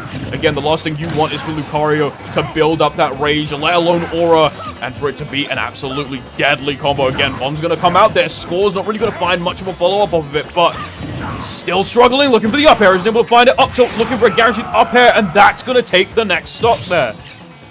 Sure, if maybe Bloom4Eva didn't do the air dodge down, he would have maybe been able to avoid it. Sadly, that's not going to be the fate that happened this time. And now Scott's running away with a lead, that counter that's not really going to hit. And now Scott's bringing some projectile. Another counter that's just not going to work. Yeah, that forward air working its wonders there. Again, Scores just surviving so much at 106%. Looking to take Bloom out, but the back air coming out from Lucario there, 66%. Already he's going to take Scores out for a ride once more there, but right now Scores has to try and build up this damage as much as possible here because Bloom could really use this aura and make it work. If Scores isn't doing anything, it's going to be a problem here. Once again, a couple projectiles coming out, going to try and stuff in that approach a lot more once more. Yeah, Scores has got to find something. He's got to find Nonsense. He's got to find it quick. He needs to find it quick indeed, because now Bloom4Eva almost sitting at 100%, and now the aura is definitely a factor. 72%, he's rocking it up. The backer that could literally take the stock here, and that's how you say it. It seems That's as they have a fortune commentator's teller. curse. No, that's not commentator's That was curse. insanity, but I knew it was gonna happen. Because Bloom knows that that's what you need to look for. That back air is very, very powerful. Very, very strong. And Bloom takes game number 1 with none other than Lucario. Yeah. Dude, this is cause. None other than cause of Bloom4Eva. Yeah. Random. He's going to lock in random once again against Toon Link here, and Scores has to try and fight this battle. It's an uphill battle for sure, but we have Oh my god. Little Mac. Okay, alright, okay, interesting. I'm interested to see what the Bloom Mac looks like. Obviously, as we know, Little Mac's offstage game isn't very good, and Scores can just put the pressure on you to, stay offstage here, but this is Bloom, so let's see how Bloom can adapt to this and whether or not Scores is going to tear him a new one in this game. That's that upbeat out of shield, 43% already for the Toon Link player. This is a matchup that Scores is really comfortable in. I've talked about this matchup with him, and he really feels that Toon Link also does pretty well against Little Mac. Oh, absolutely. And so he's showing that. 65% that Bloom is sitting on, and Skull's just keeping it simple. Those tilts that he has are just not really allowing Bloom to get back into that stage. KO punch as well on line for Bloom4Eva there. That's going to do a significant amount of damage. Can he land it though? But unfortunately, it's going to go down there, and Scores doing a really good job of just piling on the pressure once again. 2 interactions there, keeping 56% up there from Bloom4Eva once again, and these bombs just keeping Bloom at bay here, Zangrix. Yeah, as you say, the bombs are so important in this matchup specifically, because you're not really scared of that go. Well, the KO in this case. Thing, bro. I'm still thinking about Rayhan, man. But yeah, the KO just gets completely shut down with the bombs as they send it to tumble. And I mean, we saw it already, and I'm pretty sure we're gonna see it again in this game. It's just really hard for Bloom4Eva to do something with that KO. Oh. Up B though, that's gonna be something. Strong up tilt up B there from Bloom4Eva. That's going to be a little bit of damage. That back throw is going to take the first stock, and Scores takes the stock after a fairly long first stock. Yeah, definitely. I mean, at the end, Bloom4Eva racking up a little bit of percent and making it a little bit more even. But now, forward tilt coming in. He's truly a kill prisoner right now. Yeah, no, you're right, he is. Back throw's going to come out there from Scores. Looking for that down. He's fishing for that downer quite a lot as an edge guard option, which I respect quite a lot. Try to get rid of, Bloom as quickly as possible there. Once again, nice catch there from Bloom with the down tilt. Hello? Yeah, that he was able to get that percent because he hit him with a body hitbox of down tilt. So that set up perfectly into that RB. Amazing. Fair play to Bloom there. Forward tilt going to come out here once again, looking to just edge over that side B, going to save Bloom just a little bit of time from the inevitable, but then nice stuff there. Bloom again refusing to die, but Scores taking that stock very, very cleanly. There's so much you can do when you're playing Little Mac, man. Literally brain and doing miracles. Bloom4Eva there on the edge guard situation. Sadly, not really going to be able to do something. The string coming in from Scott, that's good. They are beat to cut off any aggression that's happening. Another one. That's not going to get punished. Not going to punish that. No, not at all. Hold. See the Forward grab. smash. This could be something. Nice, good use of the down tilt once again there. Good use of the Z to link the combo in once more, just pushing him out as much as possible. There's that forward tilt Zangrix, and it's looking to do work, and Scores takes game number 2. I mean, this is what happens when you get one of the worst characters in the game against Toon Link in a matchup that's really good for him. No, obviously, it's obvious. You look at the two characters, and obviously you think that those projectiles are just going to push Little Mac out as much as possible here. How do you get in? You have side B, you have your forward smash, true, but you can't rely on those options all the time to get in as Little Mac. But again, it's a roll of the dice, and let's see if he rolls a 6 or a 1 here. Right. Oh, I don't know. Piranha! This is big! This is big, and I'm hyped because The Bloom4Eva could literally be considered top 5 plants on the entire game. And that's not an understatement there. I'm pretty sure that Bloom4Eva has one of the best plants here in Smash Ultimate. I've seen the plant before. I've seen the plant before. I am very excited to see what it is capable of doing right here, right now. As Scores has a challenge in front of him. Bloom is starting to pile up. The Patui being thrown out there. It's going to click with the up B, but Scores manages to make it back up onto stage. So still alive in this. Is going to try to use that Patui as much as possible to just try and catch Scores off guard. But it seems like Scores is not having too much more problem getting his hits in. I mean, yeah, of course. This is the thing. Bloom4Eva has played this plant on MD before, so Scores has a little bit of experience. That's when playing your secondaries in tournaments, you know, maybe cost you the surprise of having a random, because he is already ready for the plant. So he knows what's up. Many players just do not know what Plant does as a character because he's not a famous character to play against. We don't really see Plant that often, and yeah, you don't have many top. Oh my god, bro. Scores. Cook! Scores is cooking with that bomb, man. From him into the late hit of that bomb. There we go. Love to see that. Scores always ready for the action, ready for that tag, and ready for more and more combos with that upper. Yeah, that was like 3 uppers in a row, and all of them hit. Yeah, every single one of those hit, and I mean, that's damage that you need, especially against a character like Piranha Plant, who can really just continuously help build up his own damage here again. Side B is also charged. That Poison Cloud, we know how much damage that thing can do as well. And it's also a really good cover for down B here as well, which is also really good for shield pressure. Whether or not Bloom is able to set that up is the question here, but Scores is just pushing on the acceleration pedal right now. Back throw coming out from Bloom, looking to put him away there once again. Patui being clouded with a dash attack as well for Bloom. It's going to try and push Scores back as much as possible here. That dash attack is one of Bloom's favorite tools on this character. He actually rates that move a lot. He says that is one of the best dash attacks on the game. Really? Yes, he actually... We've had this conversation before. He said that he's the best dash attack in the game. That I don't really agree with. But let me tell you something, bro. You can't really disagree with the players Bloom4Eva. Yeah. Now Scores with the up. Oh my god, that could have been it as well. But yeah, Bloom just trying to look for that second stock to even up the situation. And the thing is, with Plant, you can definitely do it. All it takes is one Patui or an up smash or an up throw even, and that's it. That's your stock gone. But Scores now has to try and basically build up as much damage as possible because that fresh stock is inevitable here. Zangrixon was looking for that follow-up off the Nair, but wasn't able to find it. Once again here, Piranha Plant just smelling blood in the water, looking for something. Once again here, Scores building it up. That's an up air. That's a second up air. Looking for the third. A falling and a fourth there as well. Scores just building up so much damage, and this is what you need going into this game. Building up with the upper that we were talking about before. Such a lingering option. It literally lasts for 65 frames. Wow. That's a full second, bro. Wow, that's long. Okay, yeah. It's insanity. That move is really, really good, and we can see why Scott is using it. The DI! Yeah, the DI was amazing. Now Bloom with the last chance, a miracle happening. Is he gonna be able to maybe take this game? Bloom would have to play extra smart around Scores to make sure that that is the case, but Plant is very capable of making that comeback. We've seen the amount of damage his character can do, and even if you don't give him a spotlight, Bloom is looking to do that here today. Scores needs to close this out in order to look for that game 2 up. The question is, can he do it right now?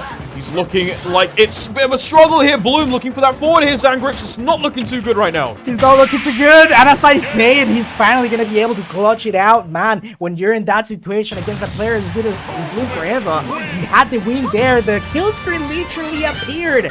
And he's just piecing you out, man. Yeah, man. And you need to do it all over again. Find, you know, an option to maybe kill, but when Bloom4Eva plays neutral like that, it's just so hard. It is very difficult, and especially when you know that he's feeling more confident, more calm, switching to Bayonetta. Alright, he's not playing games. He doesn't want to play games anymore. He realizes he's 2-1 up. Scores obviously 2-1 up on Bloom4Eva. Bloom now pulling out his tried and true ace Bayonetta. This is going to be interesting to watch. Interesting to watch indeed. This is not a good matchup for Bloom against Bayonetta. It was really good, and Bloom knows this matchup as well. There's not really many surprises that Scores can provide on this game that Bloom4Eva hasn't seen before. Absolutely, no, you're right. And again, these two have had, you know, they've played against each other a myriad of times before, but it seems like Bloom already 46%. Doesn't want to let Scores breathe at all, but Scores looking for the down air counter, wasn't able to find it, doesn't even get a little bit of damage on at the moment, as Bloom is just tearing into him at the moment. staring in. Now, trying to look for something, not really gonna happen, 15%. And he's just looking really calm, man. 100%, the combo that's good. An edge guard situation that maybe he's not really gonna look for. But he doesn't really need to. No, not at all. Take it simple. Exactly. Oh la la. With that downer as well. It doesn't get more simple than that. As you said, it literally does not get more simple than that. That down air is very strong there again. Bloom kind of playing a little bit patiently. Once again, that up air doing a bit of wonders there for Scores. Looking for that uppy, but a parry off of the final hit, but no punish from Bloom is going to give Scores a little bit of breathing room. But as I say that, Bloom is looking to just put that pressure on once again. A couple forward airs coming out once more. Looking to get that back air. Gets the dash attack. Nice use of the up air, but no one was home there. Or that forward air is not going to kill Scores. Looking for something there and takes that first stock. Beautiful to see. As I said, that confirm is just so important in this set. And there's nothing really that you can do against it. Not even the counter that Bayonetta has can save you for such an important confirm that Scores is providing to the set. Absolutely.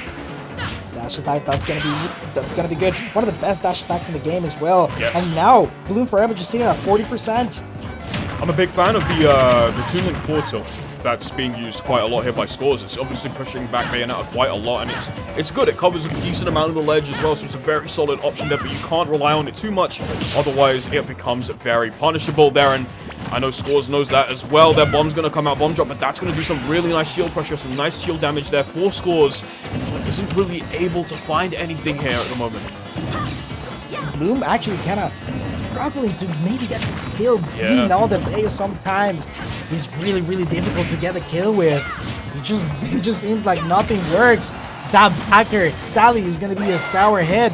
Now, the ledge trap situation, is he going to be able to make it? That forward throw that could barely take it. There we go. That was literally like 5% away from not killing. Yeah, no, he was super close from that as well. There are a couple bombs being thrown out once again, looking to snipe Bloom out from the air once more. Down tilt, looking for it. There goes the dash attack once again here. Scores just piling up the pressure, and it is so doable to get that one stock. Once again, we've seen Bloom struggle getting in close against Scores because of those bombs there. The up B not really going to work too much, but Bloom not able to find a punish there. Yeah, I'm surprised he didn't really get that route that he was looking for. Maybe a miss input, but no miss inputs that matter when you can have another chance. Bloom4Eva trying to look for the down tilt that also sets up for a combo that could literally put Scores in 90%. Absolutely. All it takes is one witch twist off the burner kick, and you can keep that going, and that'll basically rack up your damage here significantly. Off the burner kick comes out there, but again, no follow-up there for Bloom, and he has to play patiently here.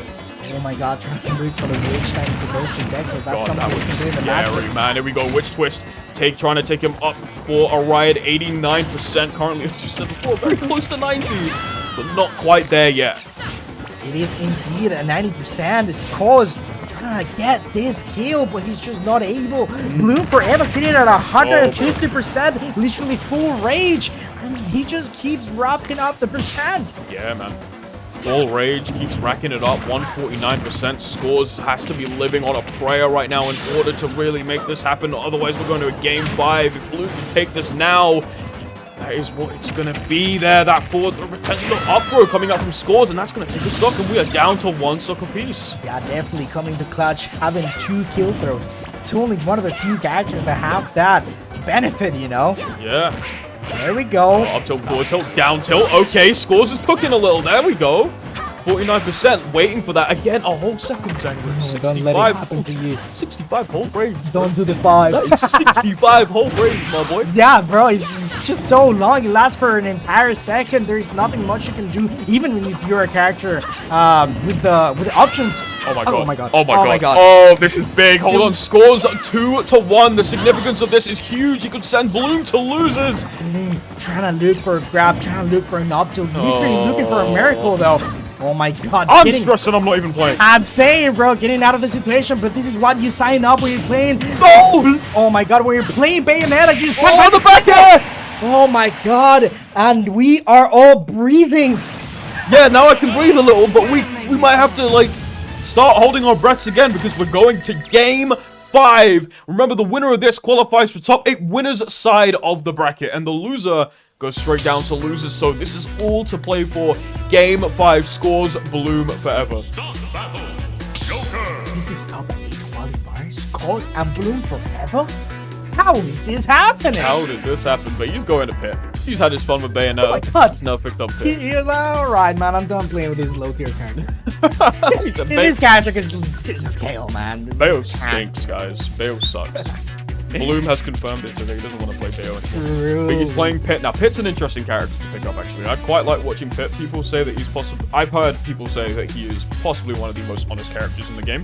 Now, obviously, that's up to debate. That's up to personal opinion, what you think about the character. But, yeah, it's going to be very interesting to see how he deals with scores in terms of those projectiles. That down B, those orbital guards are going to be a massive part in just being able to send him back a little bit. But we'll see how it goes. This is game number 5, top 8 qualifier between Scores and Bloom4Eva. Let's get some noise going down there. Let's get started. Jesus, they're scrapping, bro. As we were talking, they were fighting. Oh, yeah. 15 seconds on the clock, and Scott is in at 83%. What is it with people and wanting to actually get kills at like 30-second marks here today? Are they trying to qualify for Yeet Smash here tonight? Legit, man. What is happening? This is just so quick. There we go. You were talking about and the reflector that's gonna come into clutch. Orbital guards doing a really nice job of just keeping him at bay there, but Scores using the C-drop bomb into forward air isn't going to kill, but it was close. Really close indeed. Getting the sour spot of that backer, sadly not really getting the sweet spot. A little bit from knees pacing yet again, and we can see Scores praying to the gods. And there's an angel there. What is happening, man? Praying to the gods, but there's an angel in the form of Pit. Could potentially be your worst nightmare. Looking for a potential punish off it. Looks for the up air. Scores able to recognize it with an air dodge. Stays out of harm's way. He's going to look for the back throw here. It's not going to kill, however. You can keep him at bay as much as you want. Once again, edge guard situation once more here. Scores looking for the nair, but isn't able to get the kill here, Zangrix. Oh my god, that's going to be a 4. Nope, not if Bloom4Eva is going to be able to mash out. Out there that maybe was a mistake. I would have rather gone for another edgeguard situation, especially when you're playing this matchup in which you can edgeguard Pit so well with your bombs. Sally's really gonna pay off into Bloom4Eva. Now, literally sitting at what is happening. I've never seen that move feel like that. That was a sour spot hand. Normally it's spikes, and that's really strange to see. But hey, I'm sure Bloom4Eva's happy. I'd be too if that were me, to be honest. Like that down there, the sour spot hitting and killing. I mean, to be fair, he was at a very high percentage there too, but seems like Scores is putting on the hurt. The up throw just not killing at the moment. 177%, but all it took was a dash attack right afterwards, and Scores is now back on the board. The bomb about to explode. Both are going to explode at the same time. Now Bloom4Eva trying to look for something. He's only going to look to get punched in the face the way that Scores is just grabbing with his sword. This aggression right now coming out from Scores is absolutely incredible. The pressure that he's just been applying so far to Bloom has been immense. But right now, Bloom's starting to fight back a little. You got to fight fire with fire. Both these players using their projectiles to their advantage here. Scores more so, and is absolutely trying to look for these combo routes. Just not able to find it. Nice parry there from Bloom earlier on, and yeah, it's just a matter of who can really get in. It's so hard to get in against doing it when he's just throwing a boomer, a bomb, a something, everything. And when you get in, he can scrap as well with that little sword. But let me tell you something, that's strong. That is strong. It is super strong. Forward air, nair, down tilt. We're looking at all these moves, and they are incredibly tough here. But Bloom able to catch the roll in, gets the nair. Huge stuff there from him. 100% at the moment here. Scores gonna be a victim to it though, but the bomb at the right place, the boomerang is a distraction, bro. IQ 3000. This is Scores. Crazy. That platform just getting on the way. Both players have gone into a tech situation rather strangely. Not really something that you see all the time, and they're not really prepared to tech that well. No, not at all. Not even if you're Bloom4Eva, you can get ready for situations that you never expect it to happen. Exactly, and that's what the beauty of all of this is just adapting on the fly right now. Rage on the side of Scores, so you already know that damage multiplier is in effect at the moment here. A couple of side Bs coming out once more just to keep Bloom at bay. Gonna do all too much at the moment. A couple of Zairs coming out as well, looking for some space in, gets the up air. Beautiful use of the up air once again. Looking for a second, looking for a third on the back air, but isn't able to find it. He is just right behind Bloom no matter where he goes, Zangrix. Kid, Bloom4Eva trying to use the down B. Oh my god, that's gonna take it. That's just gonna take it. We're going into the last stock. you can't really talk about anything. They're just really going in at such a fast pace. It is last stock here for both these players. This is top 8 qualifiers for both of these players today here. And I mean, it could go either way right now. 52 to 97%. Hit is more than capable of making a comeback. But here we go. Scores with an up air. He shoots. And he scores, ladies and gentlemen, getting it over Bloom4Eva, sending him down to losers and guaranteeing himself a spot in top 8. Congratulations to Scores. That is huge for Huge, Scores right huge now. win. And I'm Huge sure he also wants to go to Brink, man. With that win, he gets so close. And having now seed 1, that's what you want. Exactly, right in the palm of your hand, and an absolutely incredibly close set from both of these players. That was amazing. Congratulations to Scores. Well played from Bloom as well there. I mean, you had to adapt with Little Mac, but it is what it is. This tournament has certainly been something, Zangrix. It's certainly been something. Bro, upsets left and right. My pool was a bloodbath. B was also a bloodbath. You couldn't hide for all the pressure that you had. Nope. Bro, the players here are just immaculate, man. I love to see this. Such a good tournament to see. Oh, good.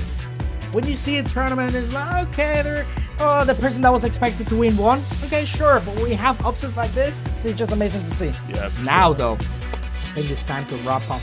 It is time to wrap up. It's time to wrap up. It was a good time. Such a good top 24. Incredible top Love to see this. Yeah, no, it was amazing. Thank you guys once again for tuning in. Go support East London Smash for putting this entire thing on. Brentwood Brawl 3 has been amazing. But we are going to go sign out and make sure that you guys are in really good hands for sure. I've been Asura, that's been Zangrix, and we will see you guys very, very soon. Up next to Top 16. Don't go anywhere. We'll see you soon. Let's go. Take care, guys.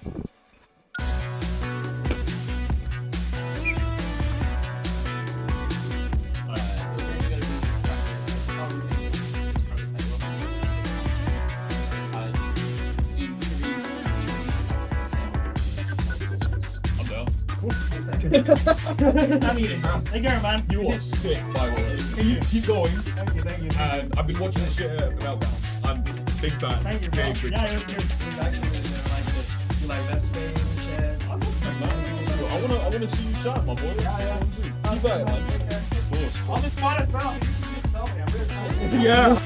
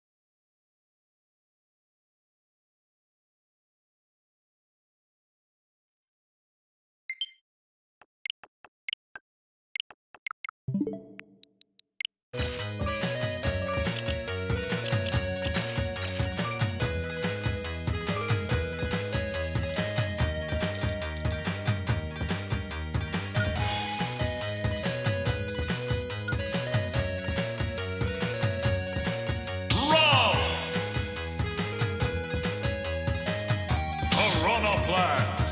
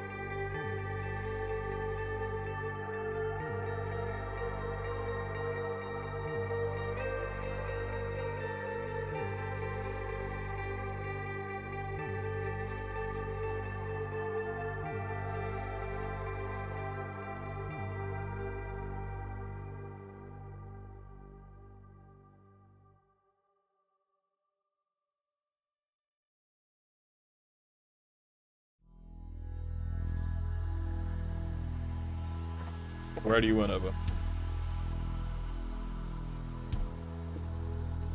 Oh man, spectacle. Yeah, no, they're just waiting around. Yeah. But yeah, it's quality Manny. That's losers. Yes. Jesus. Yeah, Manny lost to Raihan. Quality. I'm not sure. Ascro. Oh yeah, Yeah, Ascro. Yeah, it was on stream. Yeah.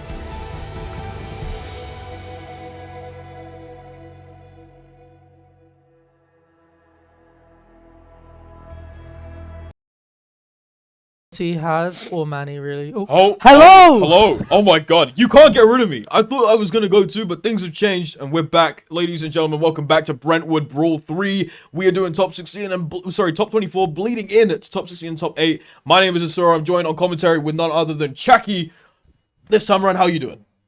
I'm doing great. I always love going to Brentwood Brawl. It's the third time. We've already seen some crazy runs so far. Scores, of course, beat Bloom last we checked. But we've also got Manny, who fell victim to a run from Raihan, and Quality, who's made some upsets of his own before losing to Ascro, and he will fight Manny next in losers. Yes, yeah. It's going to be good. This entire bracket has been nothing but an absolute bloodbath. If you guys have been keeping up with the bracket thus far, you would have seen the absolute shenanigans that have gone down. Again, as Chucky has just said, Scores and Bloom were very, very close there. Scores just edging it out against Bloom, sending Bloom down to losers bracket, which is seed number 1. And not only that, but everybody is fighting not just for pride, but their opportunity to be at Break, the UK Smash Summit this year. So everything is riding on this one particular tournament here. And obviously there are many other opportunities, but we are getting into, I think this might be game number 1, Alf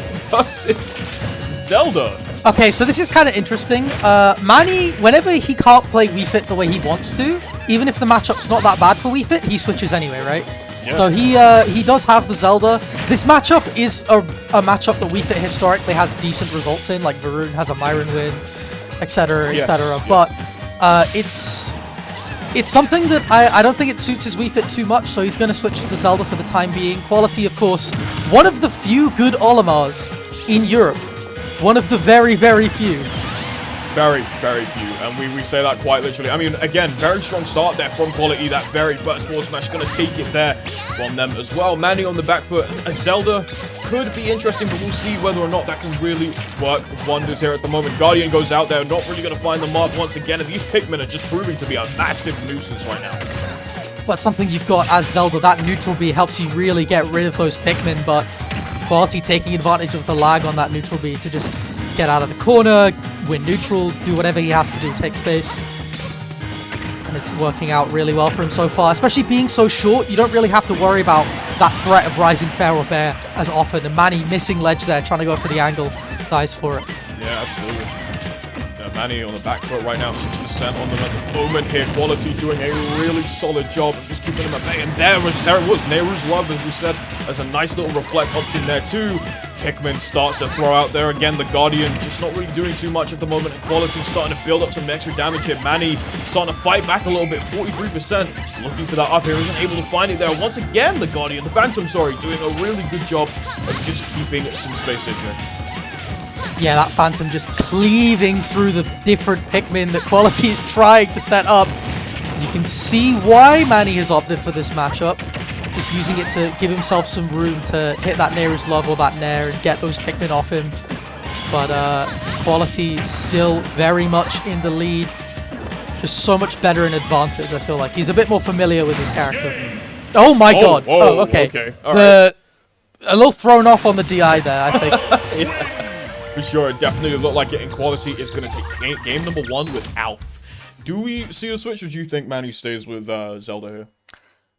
I think Manny might switch. We'll see. I don't think the Zelda's like super ready. Especially we're on small battlefield. Yeah, you don't very, want to yeah. very good Wii Fit stage. Very good Wii Fit stage. We're seeing it? Yeah. We are seeing it, yeah. The reason this stage is so good for Wii Fit, and even the campy ones always go to it, is because the platforms are so big that you can always get someone to tech on the platform. And header covers every single option. You can kill off it as well at certain percents. It's just very good. It's just extremely good, absolutely. One thing to obviously note, small battlefield, very small stage, you see in the name. It's going to force these two to get in close and basically scrap a lot of the time. And Zelda, obviously not really a character that likes to scrap up close and personal, a little too much there.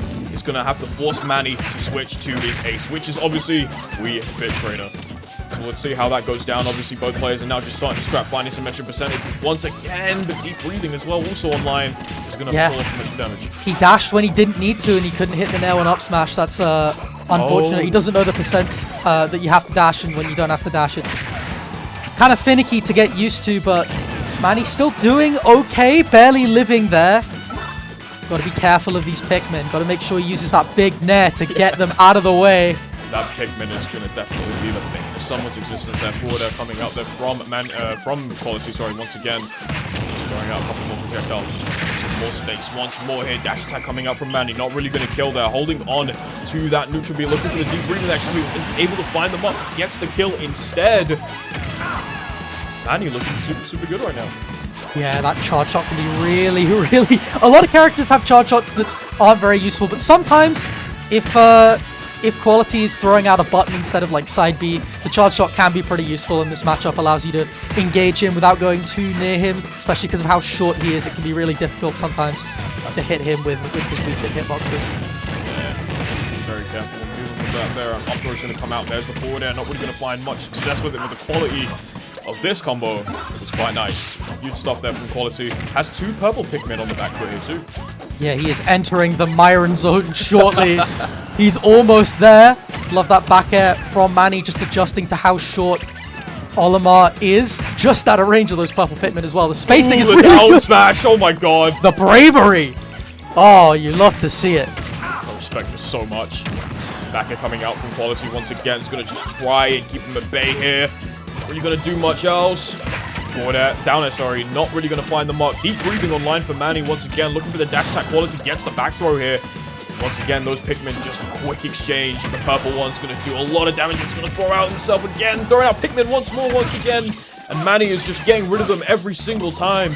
Doesn't want to let Quality get the upper hand in any way, shape, or form. Forward throw coming up from Quality once again. Manny is still surviving here. Yeah, Manny's so good using how scared Quality is to engage with him off stage to just get those deep breathings and that sun. Because he's just not going to go out and try and challenge him for it. As long as he's out of the range of side B, Manny knows that Quality's not going to go for it. Smash looking to find up and ready for Quality as well. They're 147 and 133. Both players have a lot of rage on them right now, so one big hit is all it takes to take that next stop, sorry, down to their final, but no matter who can get that first hit. Right now, they're both scrambling around on the side of the stage. They're looking for something, trying to look for that forward throw. Not able to find it there, though. Quality gets the forward throw in, and Manny isn't really finding much of an answer here. Oh my god, very lucky to not get punished for that get-up attack. Manny got to be really careful at ledge against Olimar, and that's why it can be so difficult to approach him if you're not constantly approaching him with your back turned. Around once again here, that purple Pikmin trying to put in some extra damage, 159%. You see Quality just playing the patient game here, throwing out those Pikmin, staying back, just kind of moving in and out and looking for an opportunity to really get that kill in. Forward, that comes out once again, throws another one there, 159, looking and waiting, just looking for something big. It's the back air, and no one was home, and Manny's still alive in this match. 99%, throws out the side B. Manny's still good here, throws out a couple more of those Pikmin. We have 2 purple Pikmin right now, and a lot of heavy hitting, but that back throw from Manny is going to seal that stock for 111% to his name. I don't know, man. One of the reasons this matchup's decent is because of the way BRAWL interacts with Pikmin. It will bounce off them, and it will just hit him. Oh, okay. The rage saved his life there. If you miss a tech on that platform in that situation, you are dead. You are dead and gone. Quality counting his lucky stars. He might be dead anyway. Yeah. Got to be really careful. Foot fair F smash and nail one up smash will kill at this percent. Absolutely. Just need to be very careful of how you're going to do that. That forward air, sorry, coming through. Quality looking to just put Manny away very soon. Doesn't want to allow that damage to build up any more than it should already. With deep breathing online, that's like an extra piece of damage that's going to come out there. Neutral B gonna come out, not gonna kill there. Deep breathing once again. Manny has that buff online once more here. Quality needs to find an answer, needs to find it fast, needs to shut the door there, and there we have it. The purple Pikmin isn't gonna be enough there. Manny is still alive in this situation, but the down air is gonna do it, and Manny down. Quality up yet another in a very close game. Yeah, and Manny just not taking advantage of when Quality was off stage there, just kind of letting him get back to ledge so he could get his own deep breathing, and that's going to cost you. You know, you have to get those punishes sometimes, because sometimes it's not worth it to go for the deep breathing, believe it or not. If he's already at kill percent, You've just got to go for it. Not to mention the amount of time it also takes at a higher percentage, right? Yeah. Rosaluna and Luma this time. Okay, interesting. We've seen this a couple times. I've seen Manny pull out Rosa, I guess, It's against normally for Pika. Normally for Pika, got you. Okay. Normally for Pika, so it's an interesting pick. But he's very good at kind of keeping people out with it. He's using it to kind of contest the range of the Pikmin. And again, like, if it's a matchup that Manny's not feeling with Wii Fit, it doesn't necessarily matter how good or bad it is. It's just about whether or not, like, he likes it personally, which is normal. Oh my god, you might be dead. Oh my god. Started off strong there with that purple Pikmin, trying to take him down to the blast zone there, but Quality is able to find it there. And Manny still alive in this matchup. Throws out the net, just kind of clanking with the Pikmin. Both players have their own little henchmen with them as well, so that Luma is going to be putting in a lot of the work potentially here, but you can see Manny also just being very aggressive here. Yeah, being very aggressive with Rosa is risky business. I love that little mix-up there that we saw from Manny, but right now, Quality is just chilling here. He's getting a lot more out of his opening so far. Sure. More damage on there, and again, nice trade. Quality going to be on the better half of that receiving end. Going to take that first off. 84% of their name. Manny looking to just find a bite, anything, any way to get that very first stop off the Quality's name, but it is looking to be quite tough. There's that forward throw once again. Gets the back air, is trying to take out this Pikmin as much as possible, because we know that that's going to be a problem to deal with. The down air is going to do that, however. 41% deficit, it's definitely doable to make it back. That's something that he was missing in the last two games, right? Olimar's recovery is vulnerable. He has to throw away his sword to be able to use it. Yeah. So, you know, take oh my god! Rosa's recovery is plenty vulnerable if you're Quality. Okay. Alright, go for it then. What a catch there from Quality, man. What a huge catch. That's going to send him down. That's going to put you in a really bad position here. You are a stock down. Quality still quite fresh off. 35% at the moment here as well, so you have all the time in the world to mess around a little bit, get rid of that Luma, and open Manny up as much as possible, and it seems to be that way here, as there is a war between Luma and the Pikmins on stage. Quality's so good at just keeping Manny at bay so far. But that white Pikmin on you, that's going to be annoying to deal with. Get it off. And immediately getting punished for swinging. Quality, such good awareness of when Manny is going to swing to get those Pikmin off, and he's very willing to punish you for it. Yeah, sure, you have to be very careful on that. 2 purple Pikmin, 1 blue as well, so to try and find as much damage as possible here with those 3. Definite combination that you can do here, but you can see that Manny's just trying to pick apart the Pikmin from Quality. The entire game, that's the game plan, right? Make sure that you can separate the Pikmin as much as you possibly can. You leave Alf vulnerable there. And that is the goal. Their back throw is going to come out. You can see just 1 Pikmin on the side of Quality, and Manny has what he wants, but the question is just, can he close this out? Can he find another stop? Can he find success in it? It's looking difficult. It's looking dire. The down air from Quality is going to take it, and that is 3-0 Quality to Manny. Yeah, and again, they're just going for the ledge trap instead of the edge guard, and it kind of costs you in the end. You've got so many more options there as Olimar if you're at ledge than if you're off stage. But Quality did a really good job of mixing up his recovery in a way that made it really awkward for him to be edge guarded. So For sure, absolutely. Whew, that was quite a match. Quite a good match, quite an interesting match for sure. And again, it came down to a very interesting dynamic of seeing all of the characters that Manny had and kind of cycling through them on what the best option was. Wii Fit Trainer had some sort of... It was close. With Wii Fit Trainer, It was very, very close. With Rosaluna and Luma, I was quite surprised at the pick, but I was also more so surprised at the way that it was kind of working out for Manny in various different instances. Yeah. A lot of it, again, both, you know, come down to their puppet side of their characters and them two interacting, basically trying to get rid of each of the other one. Again, it is kind of harder to get rid of Luma as opposed to obviously those Pikmin and then apply pressure, but... Rosa's obviously also a little bit better without Luma. Yeah. But it's harder for Rosa to get Luma back. So that's kind of the issue there, but yeah. Yeah, for sure. All right, so I don't really know who we have up next. We are kind of just waiting on our next match. But if you haven't already, please check out ELS, check out their Twitter, check out this channel, give them a follow, show them some love, show and, you know, support your TOs. Keep on showing them some love, man. They deserve it. They've been working absolutely incredibly hard on wanting to make this event amazing. But on top of that, Everybody here has been absolutely incredible in terms of how much they've been fighting here. It's been an absolute bloodbath, man. We've seen some incredible upsets. Rayhan, you know, first and foremost, shout out to him. He's been on an absolute tear throughout winners, and now obviously, fortunately, falling down at losers, I believe, to zone. So, you know what? You never know. Anything can happen here. There's been a myriad of upsets, and, you know, yeah, it's going to be fun. It's gonna be fun. We might have a classic next, depending on if it's been played or not. I'll double check. If Bloom Azalea has been played, then... Oh, no, it is. It is for us. It is for us. The rest of what's happened in bracket, Grisius continuing his losers run to beat 5.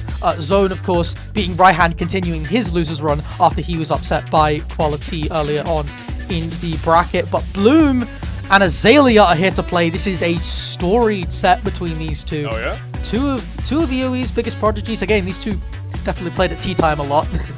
Yep. So, again, these two have some history. They go way back, and they came up at similar-ish times. Bloom technically came up sort of in early 2020 to late 2019, whereas Azalea was sort of just after lockdown, just after the time skip. But yeah, these two have a lot of history. Azalea, one of the youngest players, the youngest player to get a numbered spot on a UK PR. Wow, okay. Yeah, and he's looking to find that form.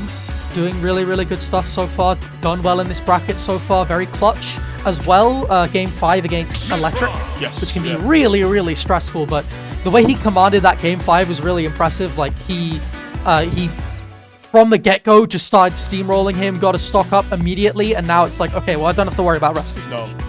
You know, really great game management going into this. I'm interested to see who Bloom picks. Is that actually... He looked like he wanted to lock in Aegis by the looks of things. Maybe. I'm just double checking if those tags are the right way around. Yeah, they are. Saves would be Bloom. Okay. Yeah. Interesting that we're seeing the Aegis from Bloom then. But I kind of get it. As possible at this point. Well, that was random. That's random. That is true. That is true. Speaking of which, they look like they're going to jump into a random stage by the looks of it at the moment here. I think they are just getting their controllers ready, but it does look like we're going to be seeing Aegis versus Falco, I believe, by the looks of things. So that should be interesting. It should be. It's a weird matchup for Falco for sure.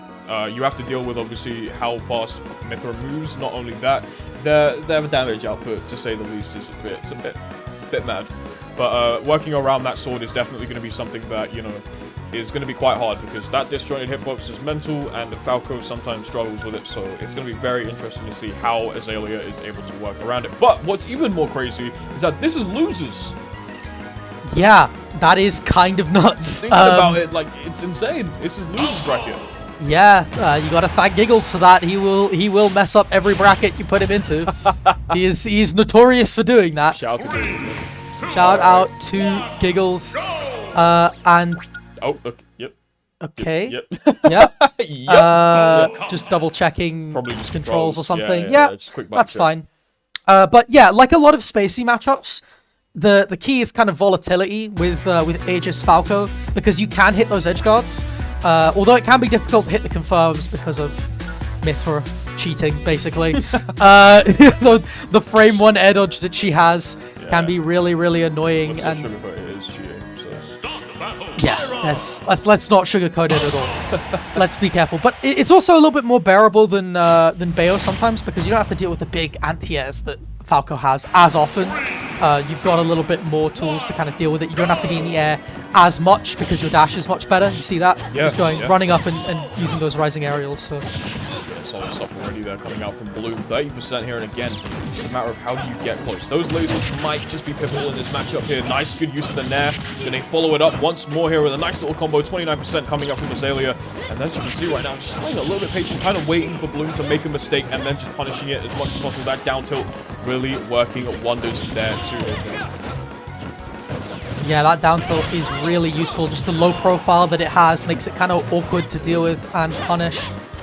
Azalea doing a good job getting out of the corner, but there's a big mobility difference between these two, and Bloom will take advantage. Exactly, and now that we're switching to the Mithra, Pyro, sorry, we know exactly how much damage this character can do, man. All it takes is a big swing of that sword, and your stock could be gone. 190% on Azalea, and as I said that, down air is going to be the option. Quick switch to Mithra as well here. Down air coming out from Azalea, looking to capitalize off of it, going to potentially try and get the back air, but all it took was a foresight to see into the future, and a save for Bloom4Eva. Yeah, saved by the gods. Yeah. Bloom. Given a pass there. Exactly. Azalea looking to hit an edge guard here. Yeah, gets it. I love that. Chef's kiss. The What a down air. The little threat to force out a jump and then just waiting and going for it. Brilliant stuff from Azalea. Tasked with living here after being ledge trapped himself. And that's what you have to deal with, unfortunately. Azalea looking to just find some extra damage. Follows it up with a nice nair as well. They're just following Bloom as much as possible. Good down tilt into reverse up air. Not really able to follow it up there as Bloom is able to counter it there. Couple back air's going to come out. Nice up air and switching to Pyro once more just to look for some extra damage. But Azalea with the pressure right now. I love the fearlessness to come down with the down air there, knowing the switch happened. Yeah. Okay, you've got worse frame there? Alright. Bet. Say less. Exactly. So double jump now. Looking for the 2 frame, but didn't get it. Might not need it, but Azalea comes down again, swinging. Oh, the vision. I saw it. Both players just playing it very patiently right now. Jackie, one of them looking to strike right now, but not able to find it. Excellent tech there from Bloom. Bloom is still in this match here. Both are looking to just find that one big hit at the moment. 190 to 127 right now. Going to switch to Pyro. Look for something again, and a quick switch to Mithra, and a nice up smash catch off of the side B there is going to guarantee Bloom a stock. Yeah, that's the thing. You know, sometimes Mithra smash attacks can get the kills for you anyway. And if you don't have to play a worse character, you're going to take it. Exactly. They Great. both kind of have it all in that sense. Yeah, they both kind of do. Great start from Bloom, just using that mobility to rack up a quick 50. Gonna keep going here. Azalea just struggling to get down now as Bloom anticipates him swinging. I like this game. It feels a lot more patient. It feels a lot more calculated between the both. And you can see like the patience that went through, especially when they were resetting back to neutral as well, which is also really cool to see. You just get to watch their level of adaptation and who's going to strike first. Right now here, Bloom getting the dash attack here, switching to Pyro. Throws out the side B, trying to catch Azalea off guard with those down tilts once again, and the up tilt to catch the roll in there from Azalea. And Bloom is going to close out game at number 1 with 2 stars. Something you will see from top level players a lot is whenever they're at kill percent, they tend to snowball. Because they know that their opponent is looking for kill options, and it limits what they can do in neutral. You saw that from Bloom, just like being ready for the down tilt, being ready for down airs out of disadvantage, just constantly being ready for whatever Azalea is trying to throw out.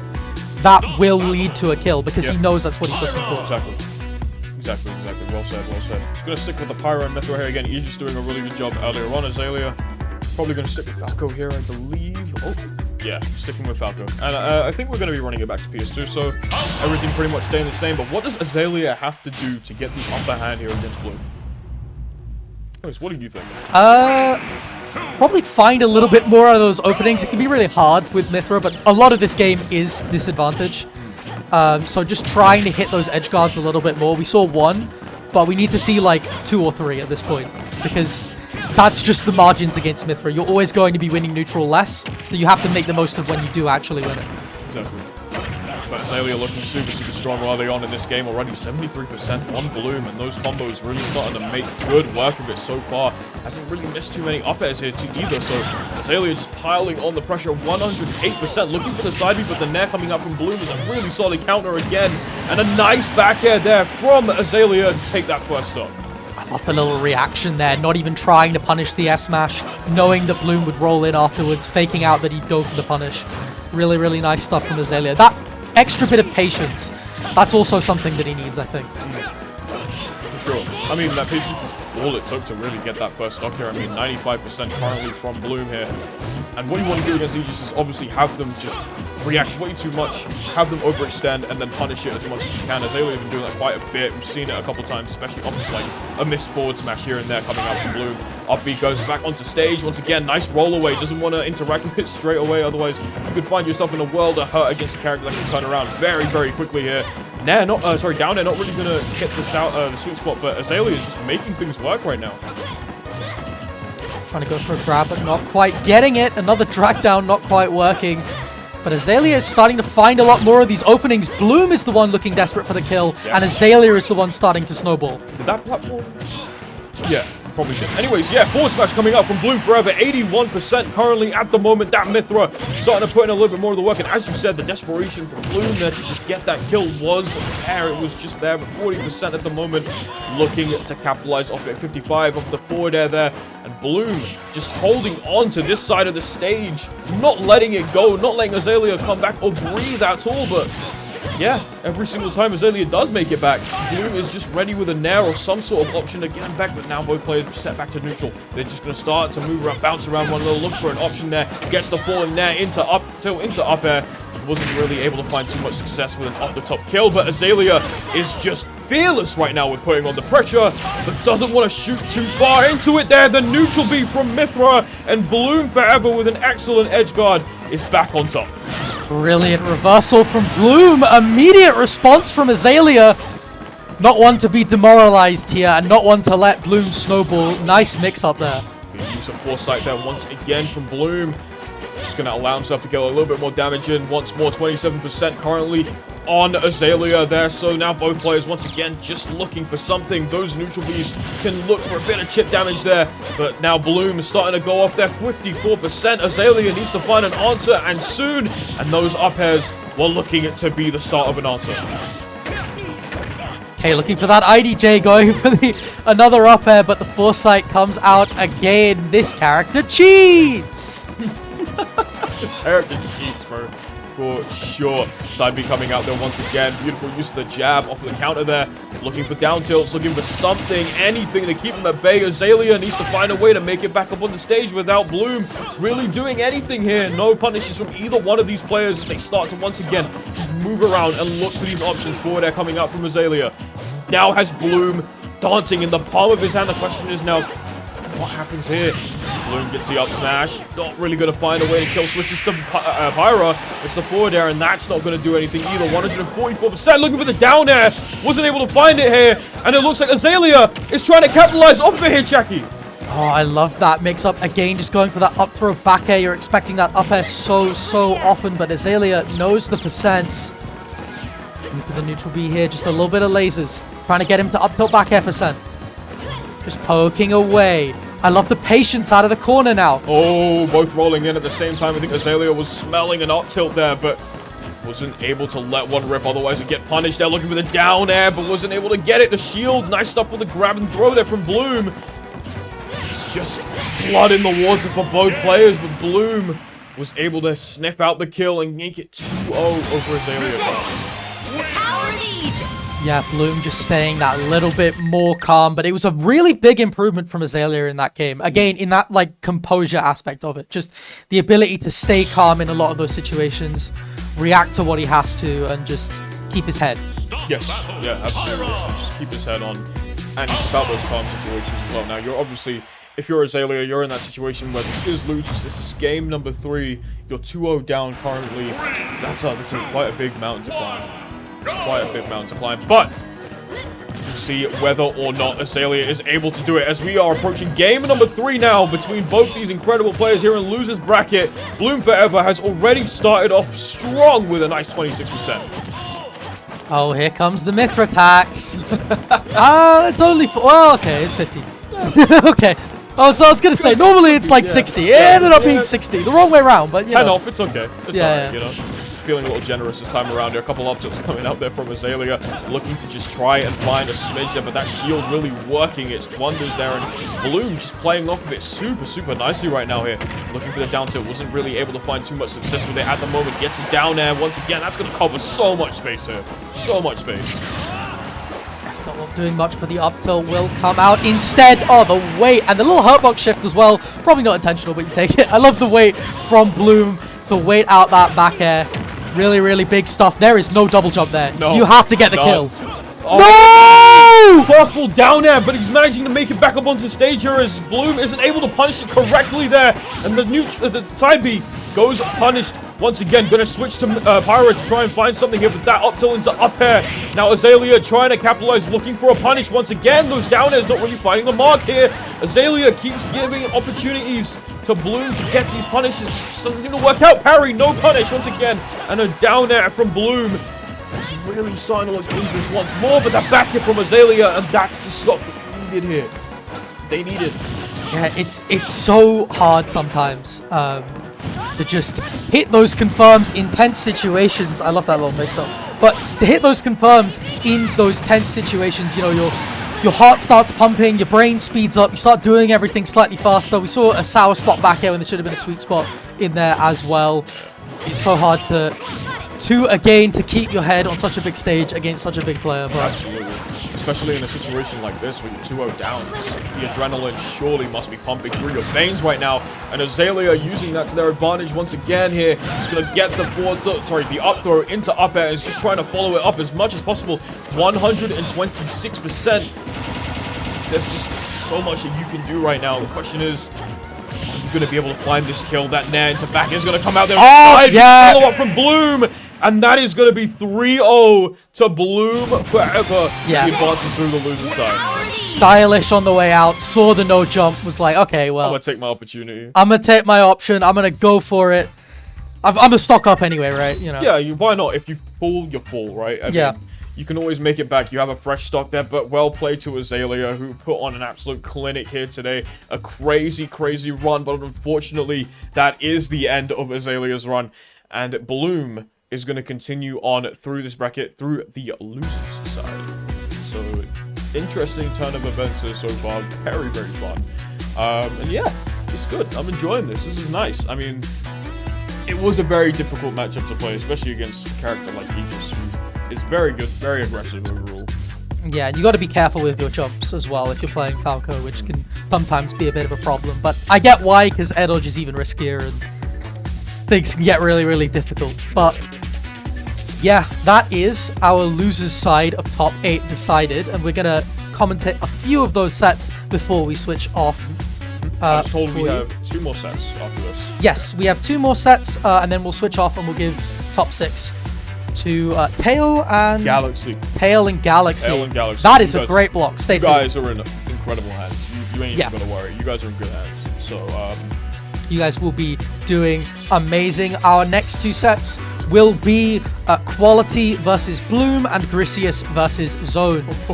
So a lot of losers runs, as you would expect. Yeah, like I said, it's a Shark Tank down there. It's an absolute bloodbath. At the end of the losers side so far, let alone the winners side, it is going to be absolutely intense. You do not want to miss it. Stick around. It's going to be an absolute cinematic showcase.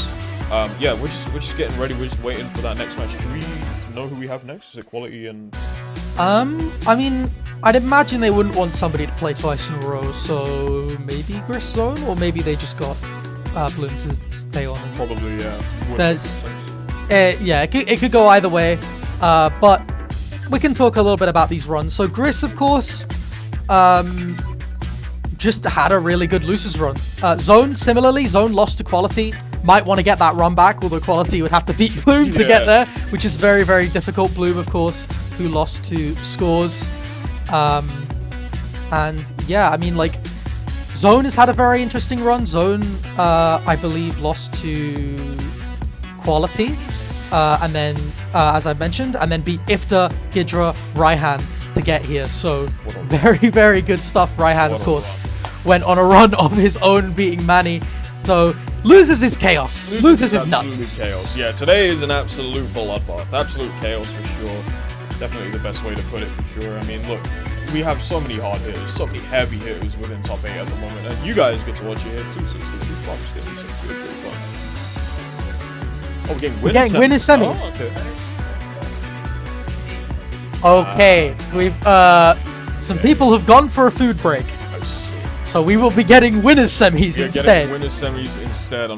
Which we will love to kick off for you very, very soon. So yeah, I believe the players are just getting ready for that here. Again, the other 2 went to go get food.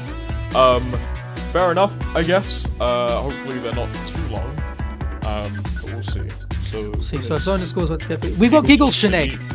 So these two have played. The last time I saw these two play was at Limitless, and Shaneak wasn't really like taking it as seriously as he normally would, in the sense of like we saw like Greninja and Wolf. Sometimes when he's in losers, he wants to relax and chill for a bit. Yeah, I get that. Yeah. So it'd be interesting to see them both take it like super seriously. I mean, I know they're both in the south, so the chances are they might have played since then. But I haven't seen it, so I'm very interested to see those two play. Giggles, of course, doing what Giggles does, making a bunch of upsets. Yeah, Giggles has been on absolute tear. Yeah. Tournament been insane. We watched who was it? Giggles and I'm trying to think who else it was on stream, but the amount of like opportunities that Giggles has to just shut people down is absolutely incredible. You may think that Giggles is out of the fight, but give it like 2-3 seconds, there's a down air coming your way. So just be ready for that. There's going to be some incredible shenanigans going there for sure. I mean, Shaneak versus Giggles will be interesting. That's Corrin, Captain Falcon. Yeah, it'll probably be Corrin. It could be Palu. It could be Inkling. Probably. Who knows? Maybe we'll see it come back eventually, with Aegis even, but probably none of us. Yeah, we haven't really seen the Inkling in a while, right? It's been a while. Yeah, it's been a really long time. Like, unless there's like specific matchups where it's just really good, a lot of the time you won't really see the Inkling too much. Just because it's not that great. in the sense of like it's very rusty, like it's not been played a lot, and Inkling as a character is not that great. Yeah. So yeah. That's the thing, man. The meta is just evolving so much, you know, over the last couple of months, let alone over the last couple of years, that characters we once thought were really good are now obviously not as good anymore. But, you know, as we're talking about the meta changing, Corrin, the character that we are seeing the rise of, you know, in front of our very eyes, a lot more here with players like Shaneak, obviously, for example, picking up the character, just going on an absolute tear. Now more and more people, I'm noticing, are starting to play Corrin in bracket as well. The belief in this character is slowly starting to come back, so it's kind of cool to see. It's interesting to see. I spoke on it with Quality a bit on Quality Check. I don't know if I should link that. But no, I spoke on it a bit because I think it's really interesting. Like, nowadays you can space in this game, but spacing has to be a choice. Like, you can't have tippers. Yeah. So Corrin is a really good example of a character that does that. And all of the extra spacing tools that we have, like the extra dash tech, the slingshots, all of that stuff, really helps Corrin out. And also the fact that everybody's looking for frame traps in this game. Yeah. They want to swing, and if you air dodge, they can hit you for it. They can hit you for it. Oh, the Inkling. Okay. I'm wrong. Oh, yeah. Here we go. Game number 1. Winners, semis. Let's get straight into it. This is Giggles versus Shaneak on small battlefield. Let's have some fun with it, as these two are going to scrap. Small battlefield, obviously being a small stage, is going to force these two to go up close and personal. And from the movement and the speed that we're seeing, this match here is not going to be a slow one by the seams of it. Yeah, Giggles does not do slow. No, Giggles does not like slow, does not do slow at all. Can dictate the pace quite a lot. 1% currently to 74. And slowly and gradually, like Shaneak, starting to build up some extra damage right now, as Giggles has been putting Shaneak off quite a lot. Question is now, can they get that kill there? Back air's going to come out. Once again, going to try to go down deep. Spider Bomb goes out there. It's going to connect, actually. Giggles going to take a little bit more damage than usual, thanks to the paint on him at the moment. Question is now, can he get it? Can he get that kill eventually there? 112%. Nice use of the up throw nair coming out from Shaneak. I love that bait of the classic Giggles down B out of the corner. Shaneak is ready for it, and he is ready to go here. Down B comes out, saving him from the jab, but nothing too crazy happening right now. Both of them at kill percent. Giggles loves betting everything. Oh yeah. Oh yeah, seen it a ton today. But it works, right? A lot of the time is obviously just bait somebody up to do something. You know, you can always get a nice punishment. Oh, wow, okay. Nice, yeah. Quick snappy side B there as well. Catches Giggles off guard, gets a nice little kill on Shaneak. Obviously with a little bit of momentum on their hands. Not anymore though, with Giggles taking that stock. It's going to be back to basics for most of these guys. Got to keep an eye on Giggles, because blink and he will take your stock. Oh my god. I don't think Giggles expected Shaneak to still have that jump just about landed before getting hit by that dash attack. Okay, a couple up airs once again. Down air, good follow up there with the back air coming out from Giggles. Once again, just piling up on the pressure. That's that gentleman's jab. Not very gentleman-like. Looking for the down air where he's seen so much success. Giggles not really able to find it once again as these two are just trading blows back and forth. Splatter shot comes out too much there once again. Back throw coming out from Shaneak. Gonna try and look for this edge guard with the down B once again. And Giggles actually reversing the situation, gets a back air and a stock up here, Joe. Yeah, this Inkling is still looking really, really good. I'm surprised by the lack of rust, honestly. But Giggles is doing a really good job of keeping it at bay so far. Trying to use those low dashes to stop Giggles from getting in, but it's not quite working out, and his advantage state is so destructive. It's so scary, but he got hit by the booyah. Yeah, man, and that's all it takes. One nice little combo as well there from Shaneak. Gonna take that nice stop there from Giggles, and it looks like right now Shaneak is starting to build up some more of that damage, more of that aggressiveness coming through. 92% currently though. Giggles fiending for these down airs at the moment. He wants them so bad. Again, fiending for another one, looking for a third, gets the back air. Every single time Shaneak's coming through there, that back air just covering so many options, and that burst option up B, not really going to kill. 150% currently at the moment, looking to strike, looking to find one more kill option there. Just end the entire game. Water coming out on the up B, this time should do it, and Giggles takes game number 1 over Shaneak. Really, really good start from Giggles. And again, he's so willing to commit to those options. Like, his mix-ups on up B are so good that he's way less scared to do it than any other Falcon I know. Or at least any other Falcon I know who's at his level. So, really, really good stuff from him. And he knows exactly the reward that he can get and has to get. Running it straight back. All right. Yeah, running it straight back, locking it straight back down to small battlefield. This is going to be fun. This is going to be good. And again, as we said before, Giggles doesn't do slow, so this should be a fairly quick-paced match as well. Shaneak, though, finding their bearings here in this match too. It's going to be interesting to see whether or not they can pull this back here in the second game. But right now, Giggles early on already looking for a potential down air, looking for his up airs to follow up on it as well there. And that advantage is so far really strong. Shaneak now starting to fight back a little bit. Yeah, it's just about whether or not he can get those massive openings that Giggles loves to get all the time.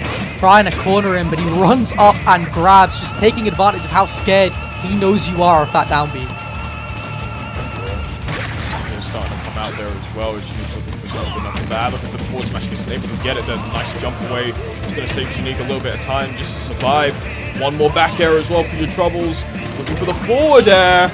The mix, it's always so good from Giggles. And again, it's so hard to edgeguard him compared to a lot of other Falcons. Yeah, no kidding.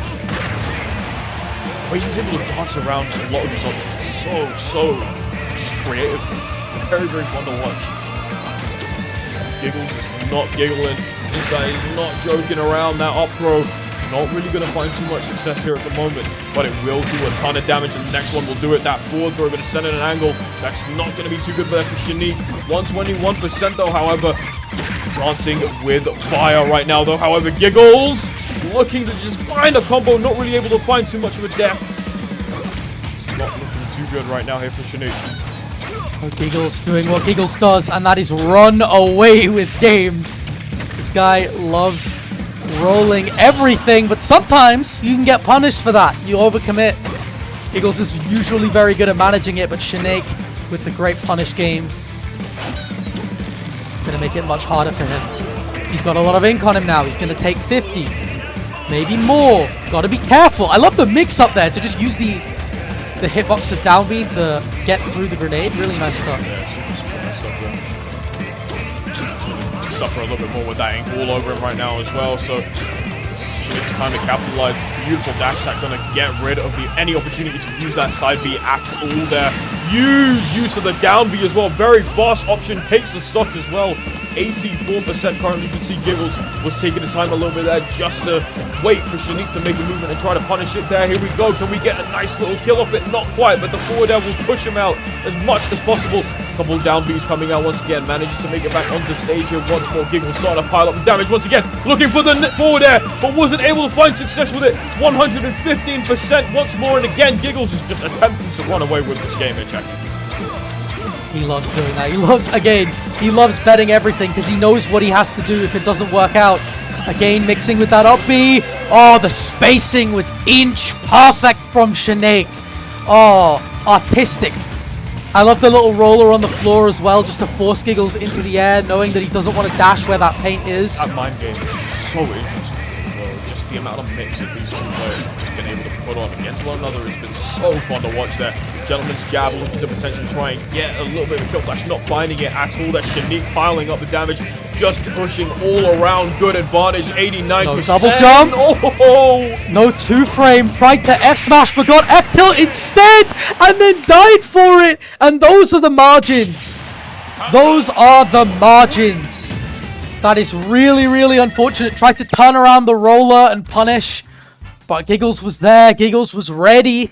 And he will always swing if he gets the opportunity. Well, I mean, man, I'm so impressed with Giggles' just reaction time. Sheer reaction time is so good, man.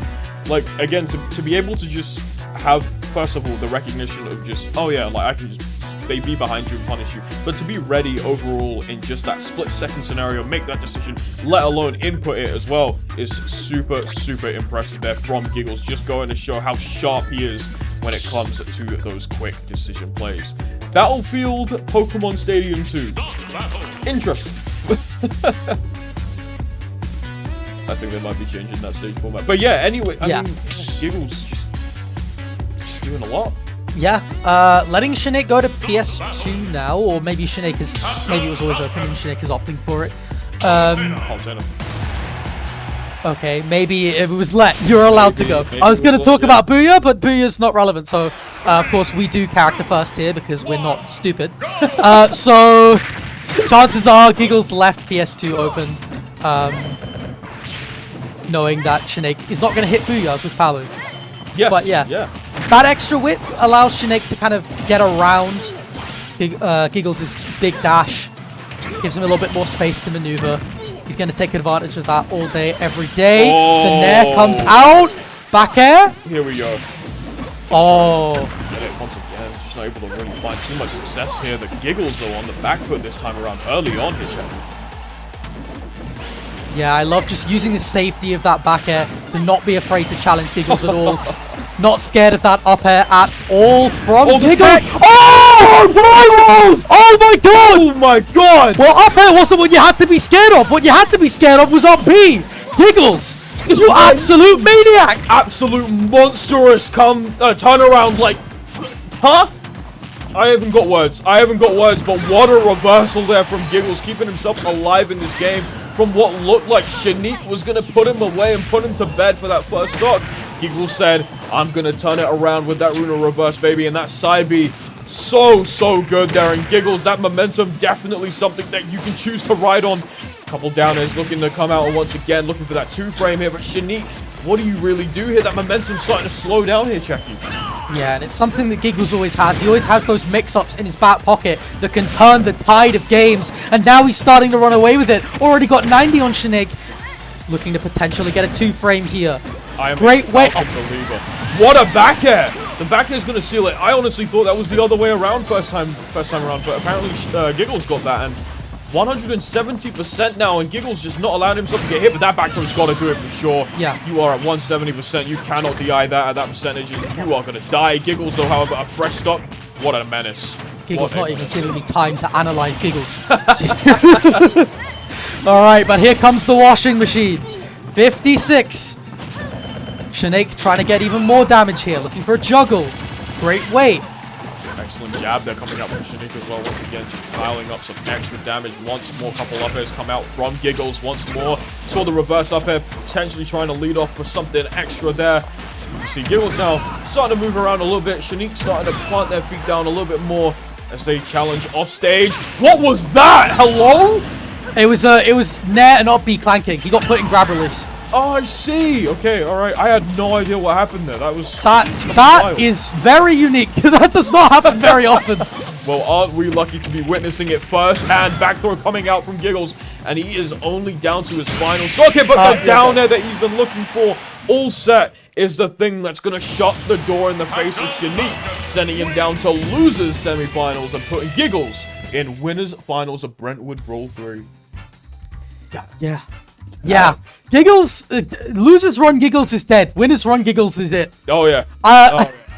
Oh, yeah. I remember seeing that and making waves and saying something similar. Like, the form he's on recently as well, he knows that he always has these mix-ups ready in his head, and he knows exactly when to use them. Yeah. Thinking about that up B mix-up, immediately changing the tide of the game when he had to use it. Still can't get over that. Yeah. Or even like Why? when he used down B to kill in game 2, for example. Like again, he's in that sticky spot and he immediately changes the tide of the game. He has those in his back pocket and he only ever uses them once or twice. He picks the right moment every time. It's just goes to show you the amount of like dedication people put into this game, but not only that, just the sharp brain that Giggles has, and just applying it to crucial situations that pretty much I've not ever seen anybody else do. But to do it flawlessly and to continuously keep doing it, Giggles has just been on the ball all day today, and that's the reason why you see a lot of these, again, as you said before during the match, that there was a lot of times where, you know, they'd make these game-making plays that would change the tide of the game, and that's what Giggles' whole style essentially ended up being. And towards the end of it, you know, again, Shaneak, fair play to them, you know, obviously trying to find their footing with that Palutena, and was very close in doing so, but just wasn't enough to close out that game, and Giggles just doing it right with that downer. Yeah, really, really great stuff from Giggles. His like frame traps are also really good. Like he went for the ledge grab because he knew that Shaneak would use whatever angle that you couldn't 2-frame. Yeah. And then he also knew that Shaneak wouldn't get ledge trumped and would jump. And then he jumped as well and then hit him for that. And you're like... exactly, right? Like, mind game on mind game on mind game on mind game. And really, really nice stuff. Exactly. It's just the mind games between both of them and sort of forcing each other to bait and just... Yeah, mental. I can't comprehend it. You probably can comprehend it better than I can. Barely. I can't comprehend it, unfortunately. But yeah, incredible stuff. That was our winners semis. I don't know what the situation is now because obviously I don't know zone and. Yeah. So we should have maybe a losers set, and then we'll hand off. Which would either be Bloom and Quality or Grisius and Zone.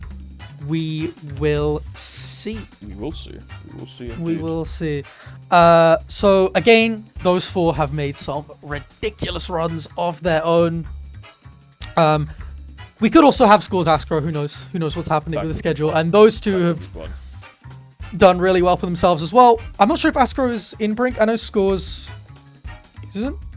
I'll have to double check the Brink shortlist. I have no idea. It'll be interesting. And what either way, chances are a Londoner or a South player is going to get to Brink, which is really, really nice to see. Of course, Tekka got into Brink through Invasion as well. Oh, what a run. Oh my god, what a run. It was absolutely incredible. 4th place, right? Yeah. At Invasion? Not 4th, it was 9th. No, 9th, that was it. Yeah. No, wait. No, it was 5th. Top 8. 5th. Yeah. Fifth. 5th, yeah. My bad. Yeah, it was 5th. So really, really good stuff from him. He beat Kerbo. He did really, really well, and it's nice to see even more London representation on top of that potentially do as well as it is going to, and it has. So yeah, Giggles is looking for that spot. I think if he's that's it, if he's not got it already. He was UK PR, so who knows? Yeah. But Giggles is looking for it, you know. I mean, and that's the whole thing. I mean, everybody here is fighting for a spot at Brink. I mean, one of the biggest events here of the year for sure. The UK Smash Summit, and once again, all of these people that are currently facing it against each other in top 8 are fighting for this one chance, once in a lifetime chance to be at one of the biggest tournaments here in the UK. Obviously, Brink organized by Dallas and his team. Please do go check that out on Twitter if you also want to opt in as a player as well. It's going to be awesome, it's going to be great, but we are also here at Brentwood Brawl 3, and if you're enjoying what you've seen so far, please go follow the stream, go follow Rekka for, you know, just holding it down, even though he's not with us right now, but he's been holding it down. Go follow him as well, but also go follow the Twitch and the Twitter for ELS, and yeah. Oh, nice! Dead Zone 6, let's talk about that. That's also coming up very, very soon, hosted by none other than Warwick Smash. Dead Zone 6 on Saturday the 8th of June over at the University of Warwick. You've got a bit of time for yourself. It is a 6C4 player singles capped bracket. Go ahead, check it out. They've got some doubles there as well. That is start.gg/Dead Zone 6. Yeah, have a lot of fun. There is no venue fee and a £10 entry fee with a top 8 payout. So if you are good and you can day trip to the Midlands, there is a big prize pot to be won there. There is a big prize pot for an event of that size. Absolutely. So make sure you make your way to Dead Zone if you can. Ascro and Scores are up next. And Ascro, of course, the prodigy of London. One of my favorite players of all time, for sure. I keep saying this, Ascro is an absolutely incredible mind with a character that a lot of people find annoying, but I'm a believer in Ness now thanks to Ascro, and this character is absolutely fun to watch. Yeah, he as you said before, prodigy. You know, kids knew he's recently been on the scene. I've had a run with Wi-Fi before coming onto this, and just took the scene by storm. First time I saw him was at Limitless, like the first one, and just put on a clinic for everything else. Like, really impressive stuff. You know, he was a Wi-Fi warrior. He went to a few counterattacks because they were really far from him at the time, back when counterattack was in Croydon, and just cleaned up there. Went to UFA, beat Pelly. Everybody's like, okay, hello. And then turned up again at every event since then. He's been traveling across the country. He's been to Manchester. He's been here. And he is doing really well so far, keeping his spot. We talked about Azalea, the youngest person to get a numbered spot on the UK PR. This guy's the youngest person to get a spot on the UK PR. He got HM on the last one. Oh, nice. He's younger than Brawl, so kind of terrifying, kind of scary. Yeah, very scary.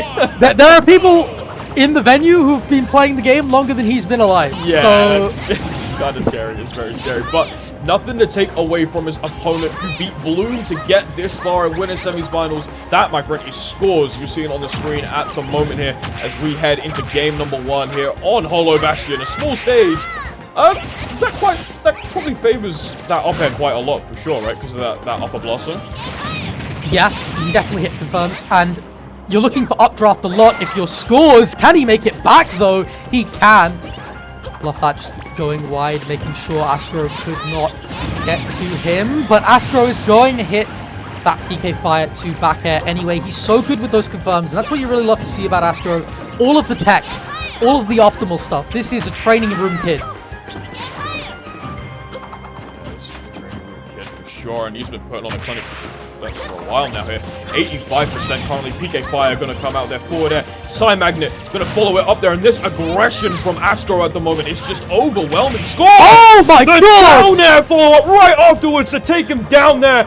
Scores had to take a minute just to breathe for a little while. Ascro playing games at the moment off the side of the ledge. What do you really do here? How do you really pull this off?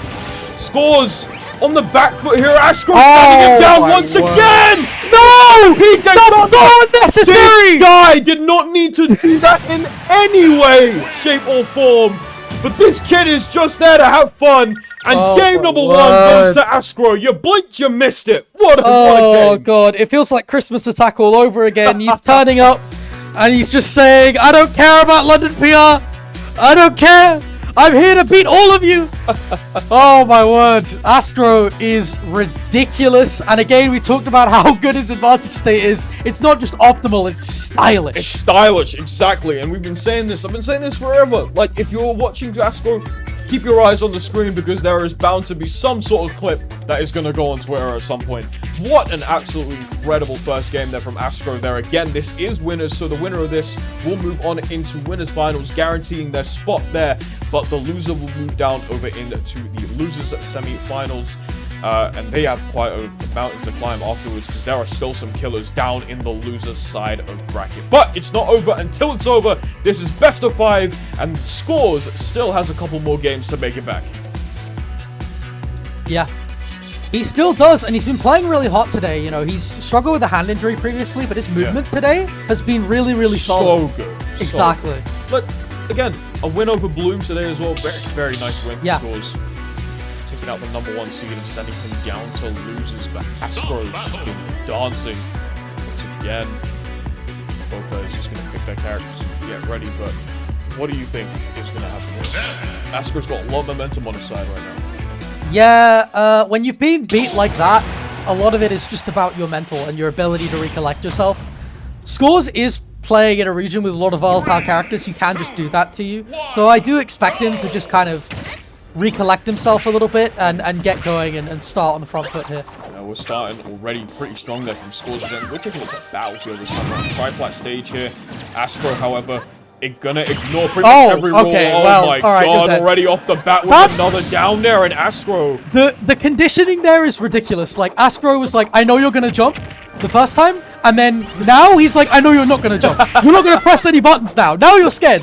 Ascro waiting for the opportunity to basically just bait it out and just get the beautiful down air there, but 91% currently scores using those items, and as we were talking there, is building up this damage really, really nicely here. Gets the up tilt, looking for the up air. Nice air dodge there from Ascro, avoiding any danger, but Ascro is just trying to find a way and hasn't really found too much success in this next stock here, chat. No, just kind of maneuvering around, trying to hold on to the stock whilst he has it. That side B was meant to be wave bounce, but he is still fine here. Oh, we playing hot potato right now. Holy. Yeah, Scores just racking up the damage, undeterred so far. Some kind of bomb confirm here, but Ascro. Oh, I like the idea for TK Flash to try and catch an impromptu jump, but no one was there once again. Gonna try and use the yo-yo to try and hook him out a little bit, but the uppy saving Scores a little bit of time there once again. Both players just dancing around the platforms at the moment. Scores gets the forward throw in, gonna like try and push Ascro out as much as possible. We know that if you can trump TK Thunder, you can get that stop there. That's gonna clank, but Ascro had a little bit of time to make it back to the ledge. Not gonna find the up smash here, and that shield pressure, it's going down. He's eating at it, and the yo-yo not really finding success. Couple more PK flashes. Ascro just wants to take him down with him. Yeah, it's so scary to deal with that, because if you're shielding yo-yo, like, you have to shield 11 hits before you can get out. So, it's really, really scary to deal with, and to wait that long, and to know that your shield just might be broken by the end of it. Sure, they're up there, not really going to do anything. They're not going to get any kills, and once again, Ascro also going all the way down deep. Make it back, he will make it back. Just in time, that the Scores once again finds himself in a situation where he is down 3 stocks to 1 against this young Nest player who's just been not really letting him breathe all too much, not really letting him find too much success with getting a stock here. Ascro once again pushing on the pressure once more. Really isn't able to find too much off of it either. Their Scores needs to try and play this a little bit. Unfortunately, just trying to wait ever so slightly there. Huge. That's the kill that Scores needed to take that stock there from Ascro. Great start from Ascro again in this game 2. He's so good at just setting the tone and taking advantage. Every time he finds an opening, you feel like his opponent is going to die. And his disadvantage is really solid, and it has to be with Ness. You know, you've got mix-ups, but if your opponent knows what you're going to do, it can be really scary. Exactly. It's always the thing with mind games at this point. Being able to call out what you think your opponent's going to do and try to make it work here. And I mean, Ascro seems to have had and found success with it here today. Not just with Scores, but with a lot of other people here tonight. Back air is going to come out from Ascro here once again. Going to try and look for something, not finding too much success. Side Magnet's going to heal him up a little bit. He's going to take a little bit of damage off of that as well. If bombs going out once more. Scores having to play very, very passively here, Jackie. Yeah, but Ascro knows he's got the lead. He's willing to wait and find the moment to approach. Scores, however, still been racking up this damage. Being as patient as he needs to be. The bomb flanked with the thunder. I love that. That's what I mean. Okay. Yeah, push it Let's back. see more of that. We need that, exactly. Using those items to push back PK Thunder essentially just renders Ascro useless, especially off stage. That's what you need to do here, but the back air, yeah, unfortunately, is going to hit Scores' head there, and that is 2-0 currently up for Ascro. Yeah, just high profiling that sword there.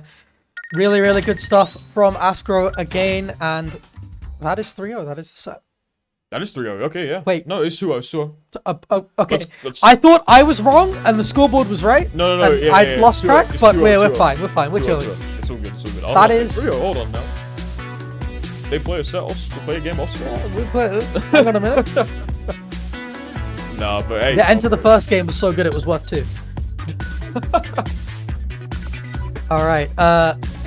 Be interested to see where we go to next. Battlefield gave Scores more opportunities to hit cheese. Unfortunately, wasn't really able to take them. Like, I haven't seen too many updrafts just because Ness is really floaty, so it's kind of hard to get those confirms. but the platforms gave him more mix-ups. We're watching town now, so he's going to cheese him off the side instead. He said, I don't need up air, I have F-tilt. I have F-tilt, okay, exactly. Fair enough. Covers quite a lot as well here, so F-tilt it's a very good option.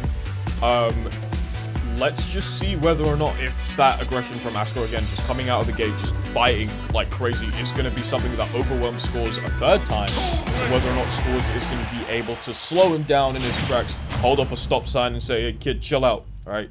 Let me play a game a little bit. So let's see, we're getting into game number 3. This is Asco's point to make it to winners finals if he's able to win this game. A little platform movement from Ascro, they're liking it as well. There are Scores is throwing out a bunch of projectiles there. Gets 5%, but again, that's the aggression that I was talking about right off the gate there. It's gonna overwhelm Scores just a little bit too much. Their forward throw comes out. Looking for the forward airs once again. Scores using that top platform just as a little bit of solace, a little bit of time to just breathe. When Asco's got a hold of you, he just never lets you go. No. But Scores finally scrabbles and finds a way out, or does he? Still barely living here. You can tell both of them were trying to use the space that Town gives you to sort of run away and basically camp a little bit and kind of keep each other out. Scores more so than Ascro, but he's not got a lead anymore. So things are going to be really, really difficult for him to do that. Ascro knew Scores didn't have a jump, committed as hard as he could. Great nair out of the corner there. I love all the mix-ups that Ascro has. Again, with Ness, it's all about mixing your disadvantage up. You don't have options that are great individually. It's just, you know, as a set, if you can make sure your opponent doesn't know what you're going to do, it can be really, really difficult to do. That skill set quite a lot here. Once again, a couple bombs being thrown out here. You do not want to be on top of Scores because he has so many options. But using those bombs to keep Ascro at bay was super smart once again. Using the Zera as well to just basically just gauge a little bit of space as well between both of them. Super smart stuff. Once again, but the yo-yo off the bomb is going to steal that stock. Scores now down to his final stock here. Ascro just needs this last one to make it into winners finals of Brentwood Brawl 3. Scores dig down deep and climb that mountain, or will Ascro be the one to shut him down, put him into the loser side? We'll find out right now here as Scores is starting to throw out more and more projectiles here, starting to build up some more momentum, looking for that forward smash as well early on, but wasn't able to find too much success with it here, Jackie. Yeah, just trying to wall him out, but Ascro finds a way in. No jump from Scores. He tries to find a way over, and Ascro is just holding center so well. Scores cannot get on the stage. No, not at all. And that up smash is going to seal the kill there as well here. Astro loses his first stock of the game. Fresh stock though for the next player. Scores still has 40% here. But those bombs, those boomerangs, if used correctly, can really start to pile it up. And there we go already. Percentages don't even matter at this point. Ascro looking to shut the door early with that down air, but that platform going to stop him in the middle of it all. And now both players just resetting back to neutral here. Trying to just use thunder to get around these projectiles. Ascro being a little bit unconventional here. Oh, using the windbox at Magnum? They're trying to snipe him with that? No way. That's BM. If that Why actually, would you go for if that? that was his intention, that's insanity. Just pick it up. Okay. Alright, the back throw is going to take it. Back throw's going to do it there, and Ascro wins 3-0. Oh my word. Can you imagine if that was actually his intention?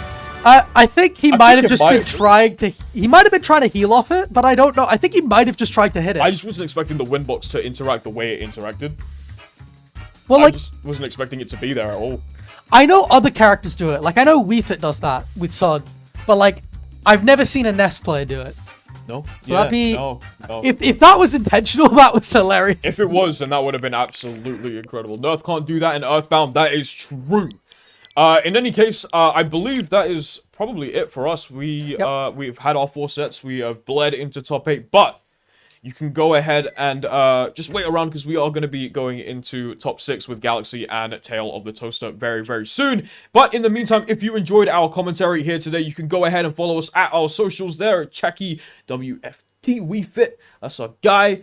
And me over at Azalea FGC over on pretty much everything else. And once again, we've had some absolutely incredible matches, and there are still plenty more to come within top 6. So we'll see you guys very, very soon. Thank you once again, and we'll see you soon. Bye-bye. Bye.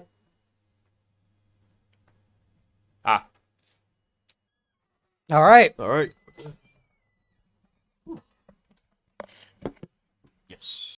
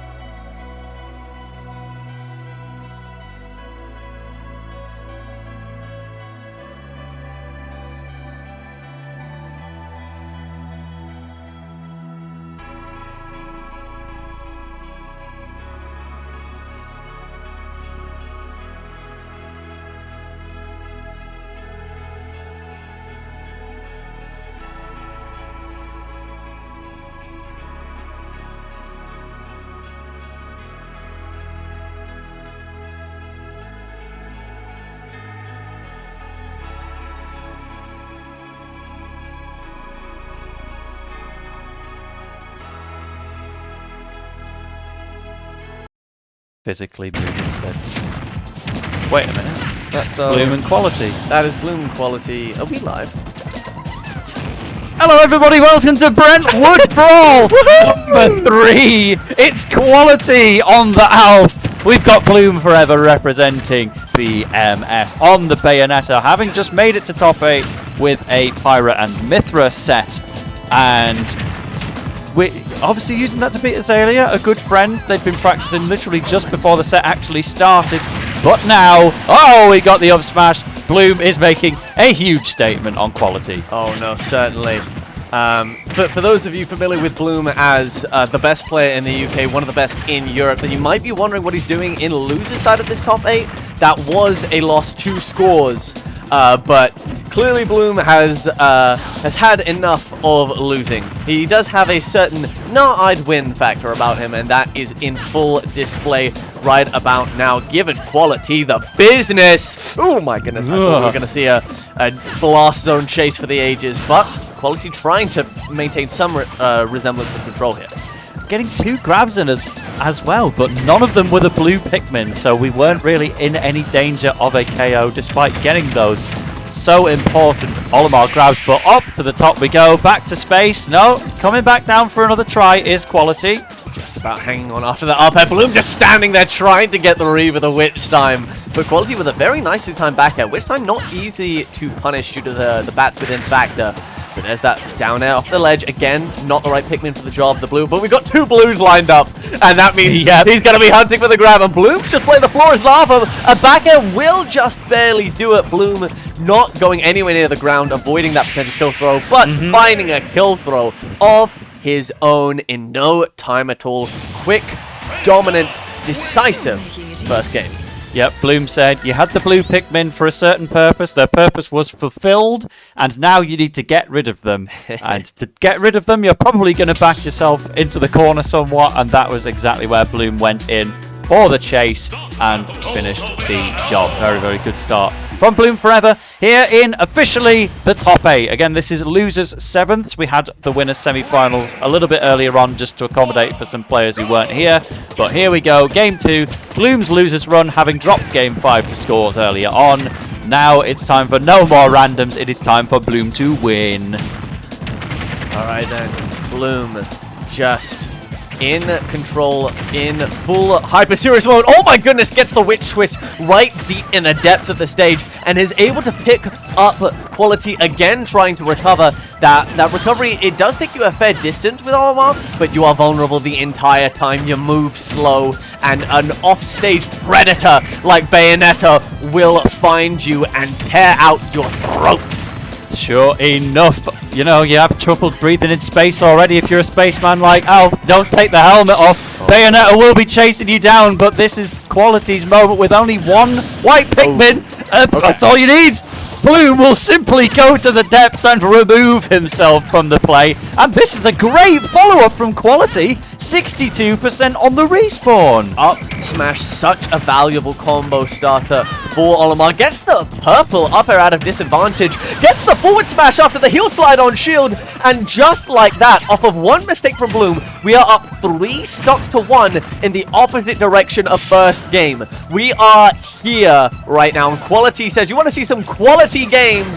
Then I'm the guy. But Bloom says, nah, I am the guy. Gets that up air and is looking to make his way back in this second game after an insane flurry from Quality. Yeah, the up air was definitely an unexpected finisher, but we've come to know over our years in the UK scene, Bloom's Bayonetta can be beaten. Maybe you only take 1 game, but often that's all you need. Like, Scores only had to beat the Bayonetta the 1 time to get that set after a few random attempts. We had Grand Conquest as well, where Solarx only needed to beat the Bayonetta once to get a Game 5 win. Quality proving, hey, if this was that situation, I can get at least 1 game on the Bayonetta, and in theory, if you can get 1, you can get more. Absolutely. 1 game, you start with 1 stock, and then you take 1 game, and once you've taken the game, then the set is next. But that turnaround grab, I thought it was going to be a blue grab initially, but it turned out to be a yellow. That electric effects giving away the reality, and there's that forward throw with a little just smattering of rage on there. And now Bloom is in prime position to steal this one from under Quality's nose, but not if he's taking a big chunk of shield damage. Up smash, then the down smash. That's been Quality's ace in the hole so far, the amount of up smashes he's been able to get on Bloom's shield, but lovely super armor to escape the potential death combo there.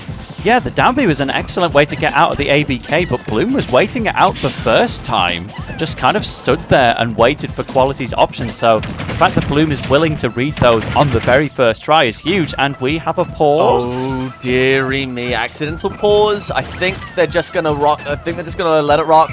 Neither player looks to be trying to take the other to take a stock here. Yeah, we don't necessarily know who was responsible for that pause. You could argue it was maybe Quality trying to mash out of the Bayonetta combo.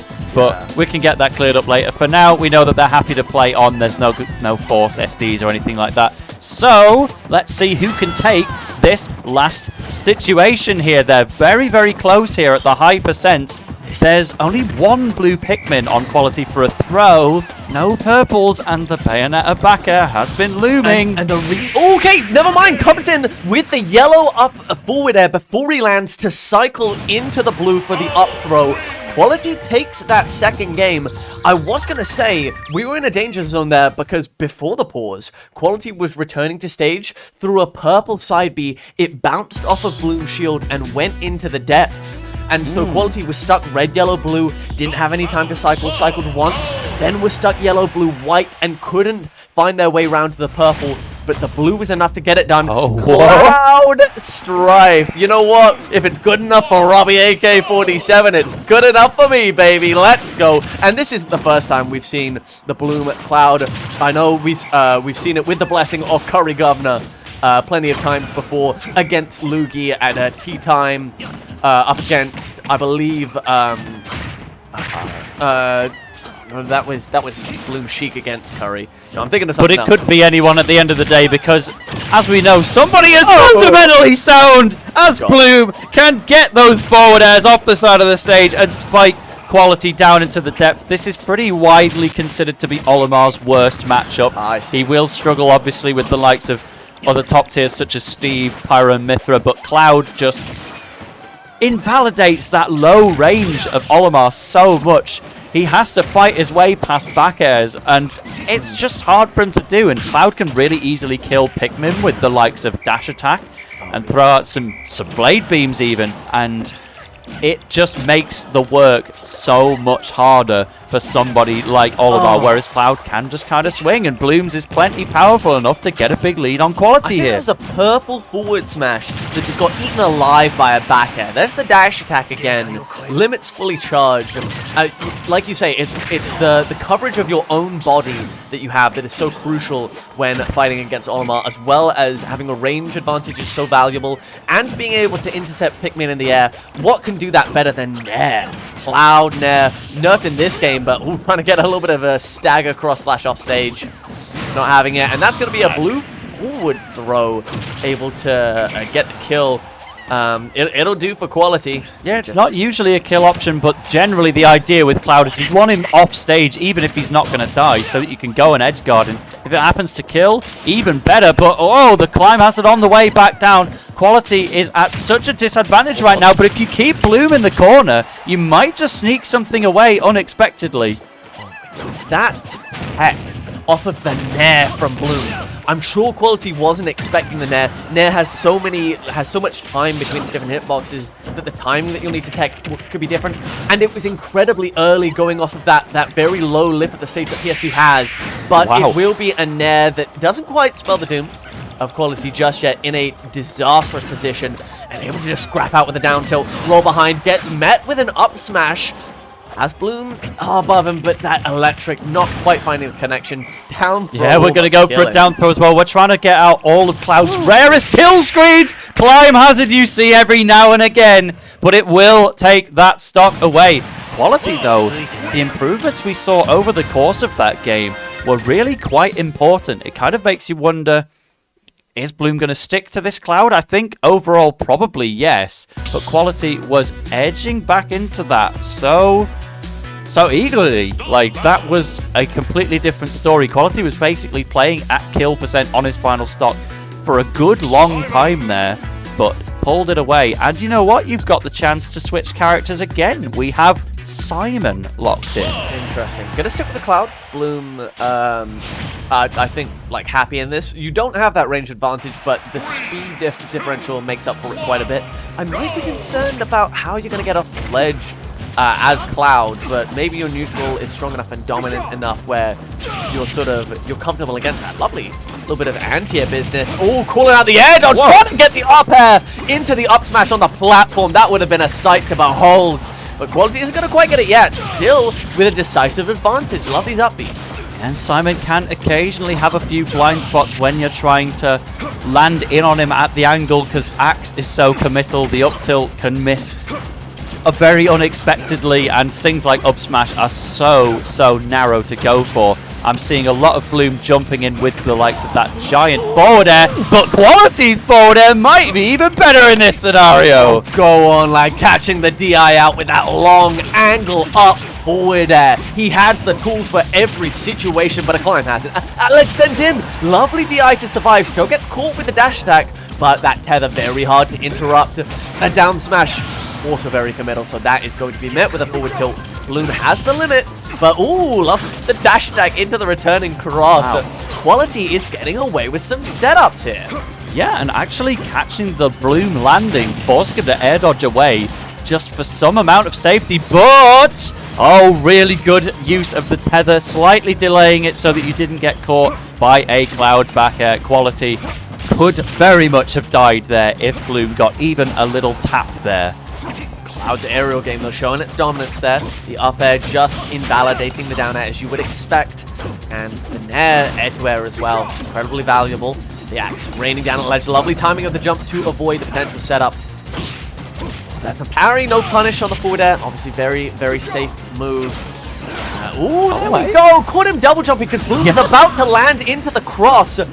Quality says, you have to jump. And Bloom was like, you know what, you're right. Gets caught with the forward air, but the jump devoured by Bloom. Back-to-backs, very similar gimps, and one stock apiece. This is both these players, this is Quality's tournament life here. It's fascinating, though, to see, you know, we've got a veritable high tier in Cloud from one of the most highly rated players in the entire continent in Bloom. Quality rocking somebody not as praised, typically. Simon Belmont, and also Quality himself. A little more under the radar, not quite UKPR at this stage. But this has been going super close, but Bloom is finding the chances now. Going for a fourth up air in a row. Quality doesn't offer the air dodge there, knowing that some kind of limit option could catch it afterwards, but still taking so much more damage. Can you catch Bloom before he gets back onto stage? Oh, the highest up B we've seen so far in the set, the get-up attack, understanding that Quality didn't have enough time to try and set up. Called out that he would try and set up anyway, and now we have a ledge situation. Forward air to that ledge. Rain out some defensive projectiles, but Bloom in such a strong position misses the and forward smash punish at full sweet spot range means we're going to a game 5. We are, and we've seen a Bloom4Eva game 5 earlier on in this tournament, but that was involving a lot of random. You know, we saw the Lucario come out, we saw a couple of others, but this is just, unironically, a game 5 between Quality and Bloom4Eva, both of them absolutely trying their best to win here. But we once again see how the counter-pick war plays out. Simon Belmont was a great choice for taking on the Cloud, knowing that Olimar sees Cloud as one of his worst matchups in the game, but Bloom4Eva does not have to stay Cloud. That was to deal with your character, and now in Game 5, critically, he can go back to the main. Bayonetta is here again. He'll slide in underneath that back air, but not quite able to find the connection. The forward tilt, a little bit of anti-air business. Again, these anti-airs are fantastic. Trying to read the air dodge. A very similar read to the start of the previous game. Trying to get the down air connection into the up B for a cheeky early kill, but the percent wasn't quite high enough. Quality almost robbed Bloom 2 interactions in a row of the first stock at very early percents. And these early percent kills, Bloom himself will tell you how valuable they are. Yeah, and still in the lead here. Bloom is recovering slowly, but taking that little bit of chip damage from the holy water, saying, the next time I grab the ledge, it will be a re-grab. But Bloom4Eva is just struggling to find the way back in. Just getting away from the axe there, which could have potentially spelled death. Goodness, gets hit in towards the stage. The witch time too far away to get the full slowdown. Ooh, trying to go for a hard read forward smash. Oh, the get out! SCI's out the top. Air dodge, no punish from Bloom. Misses the forward smash. The axe is now we're close enough to get a witch time, but projectiles are a little bit slower. Stails even a whiff. So now the back throw. Oh, setting up at the ledge, calls out the jump twice in a row, and Quality eking out into the lead in this crucial game 5. Now, can we get extra credit? Simon's one of those better characters for getting extra credit, because you could just take a back seat and throw things at the opponent. We have 33% on board. Bloom4Eva with a great recovery to just air dodge down at the natural speeds, avoid the cross and hopefully get an attack in, but it did not work.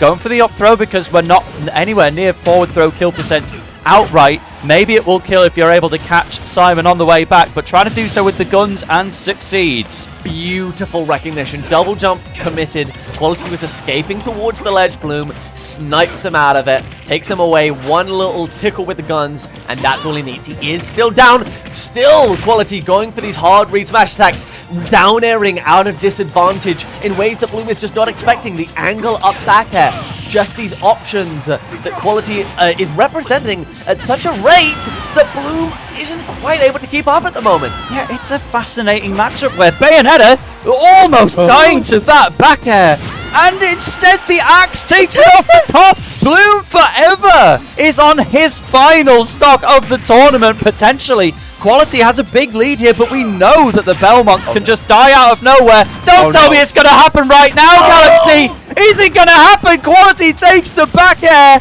and the guns, and there is no way back. Last stock, even percents. Goodness gracious, as close as you could ask it to be right now. The flames at the ledge. Oh, the witch time, he drops his shield right at the last moment. Not too much of a punish for Bloom, though. Okay, gets a nair and a grab again, but just Bloom got like 3 openings in a row and was not able to convert off of them. Just a tiny bit rattled, but there's the tech in place. This could be a big deal. And the low air, down air, gets read like a book. He still has his jump and tennis to make it back. Quality is alive, but now he's being dragged up to the top. 1, 2, 3.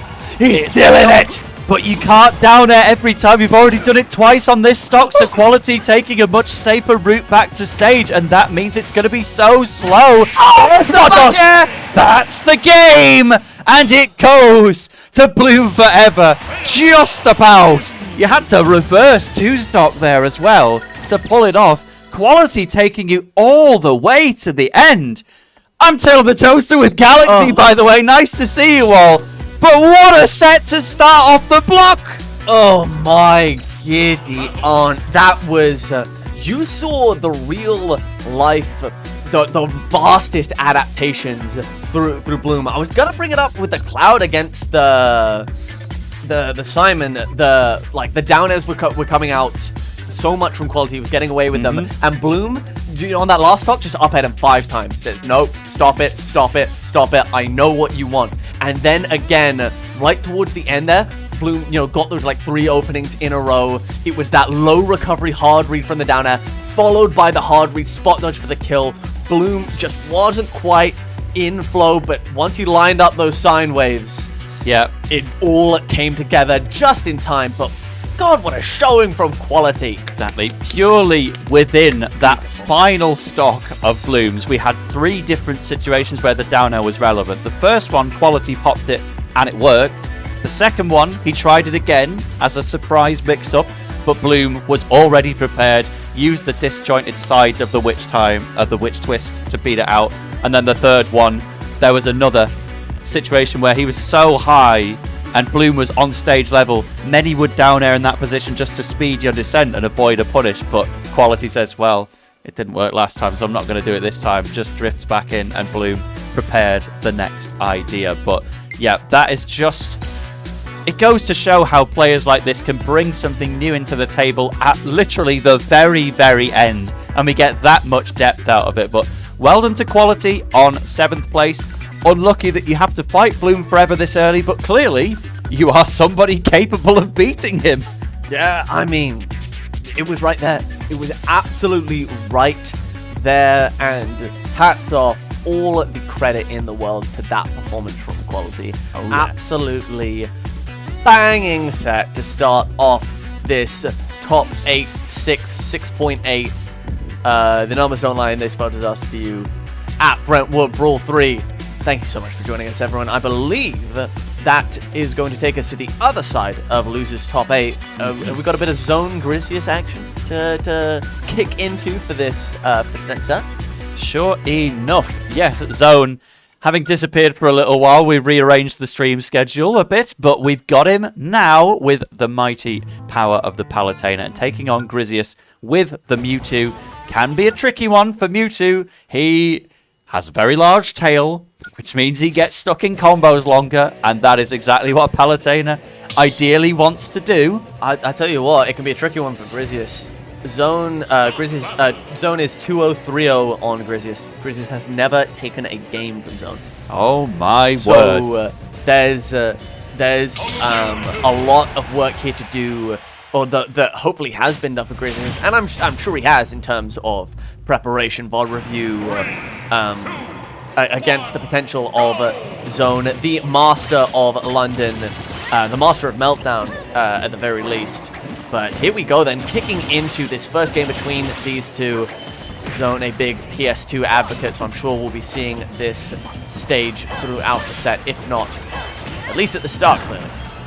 Yeah, so Grizius will establish himself. Oh, just immediately getting a small Shadow Ball reflected back towards instead. It's really interesting that you point out there hasn't even been a single game taken from Zone yet, because it makes some sense knowing that Palutena almost certainly wins this matchup, but somebody on Grizius's level, you definitely expect at least one. We might get one here, sitting at 122, but constantly forced to recover, but that was a really good one, timing exactly the up B so that you could pop it before you grab the ledge, but also not leave yourself with too much end lag. Okay, so I think that down tilt at ledge might be a bit tough for Mewtwo in this matchup. I mean, just a little bit. He's also a projectile-based character at the forefront, and he doesn't like reflectors getting involved. It does seem like all of Mewtwo's primary strengths and weaknesses are both kind of exaggerated a little bit by Palutena, but Grizius has the skills to make up for that, especially when the explosive flame completely whiffs and you can go in and grab. There you go, Grizius. You know, I got some fun of my own for you at the ledge. A little bit of down smash action could, and forward smash for that matter, could be giving Zone some issues. There we go, lovely little confusion forward air. Not a true combo, but still a mix-up. Like, if Grizius reads the dropout, can go for a disable on the landing, can go for a down smash, maybe straight into a grab as well, and has that powerful kill throw game. So, just seeing a confusion forward air and being like, oh, it's not a combo, that's because there's lots Mewtwo can potentially cover there. Yeah, it works often enough, and like we saw with the Shadow Ball as well, respecting that Zone has a reflector, tried to use it as a landing option instead. Situations where you're not going to press that down B button, especially when you're in close range where it might be a counter instead. That's the second time now where Explosive Flame, sometimes you think it might just clip Mewtwo's tail even when you're not actually that within range of what it looks like, but no, right there it comes out. Yeah, the confusion into a disable attempt on the platform, that is Grizius' bread and butter. That's what he's hunting for more often than not. Or he can just get a roll in, bang, that down smash, eviscerating the second stock. Again, going for a cheeky disable at ledge. It won't do much at 0%, but hey, it's all about head games, right? And using Confuse even just to turn yourself around, maybe go for a setup back air afterwards. Grizius is using it in all kinds of ways, and again, these rising confusions are so interesting. Usually, if you use it during most of the Mewtwo jump, it will cancel your momentum, but Grizius is timing it exactly in a way just to confuse and rise with it, but Zone is going to send you off to the side blast zone. Plenty of success at the tournament rise, of course, we've seen from Zone, but can you protect yourself from a game win of Grizius? This has been a big losers run from Zone. Don't forget, he lost to Quality when dead. Close enough! That if that connects, I don't care that it's PS2, the widest stage in the stage set. You are still dead. That forward smash is insane, as is that down smash. It's not going to kill. That one with no source on it, no charge, that's a fake kill screen.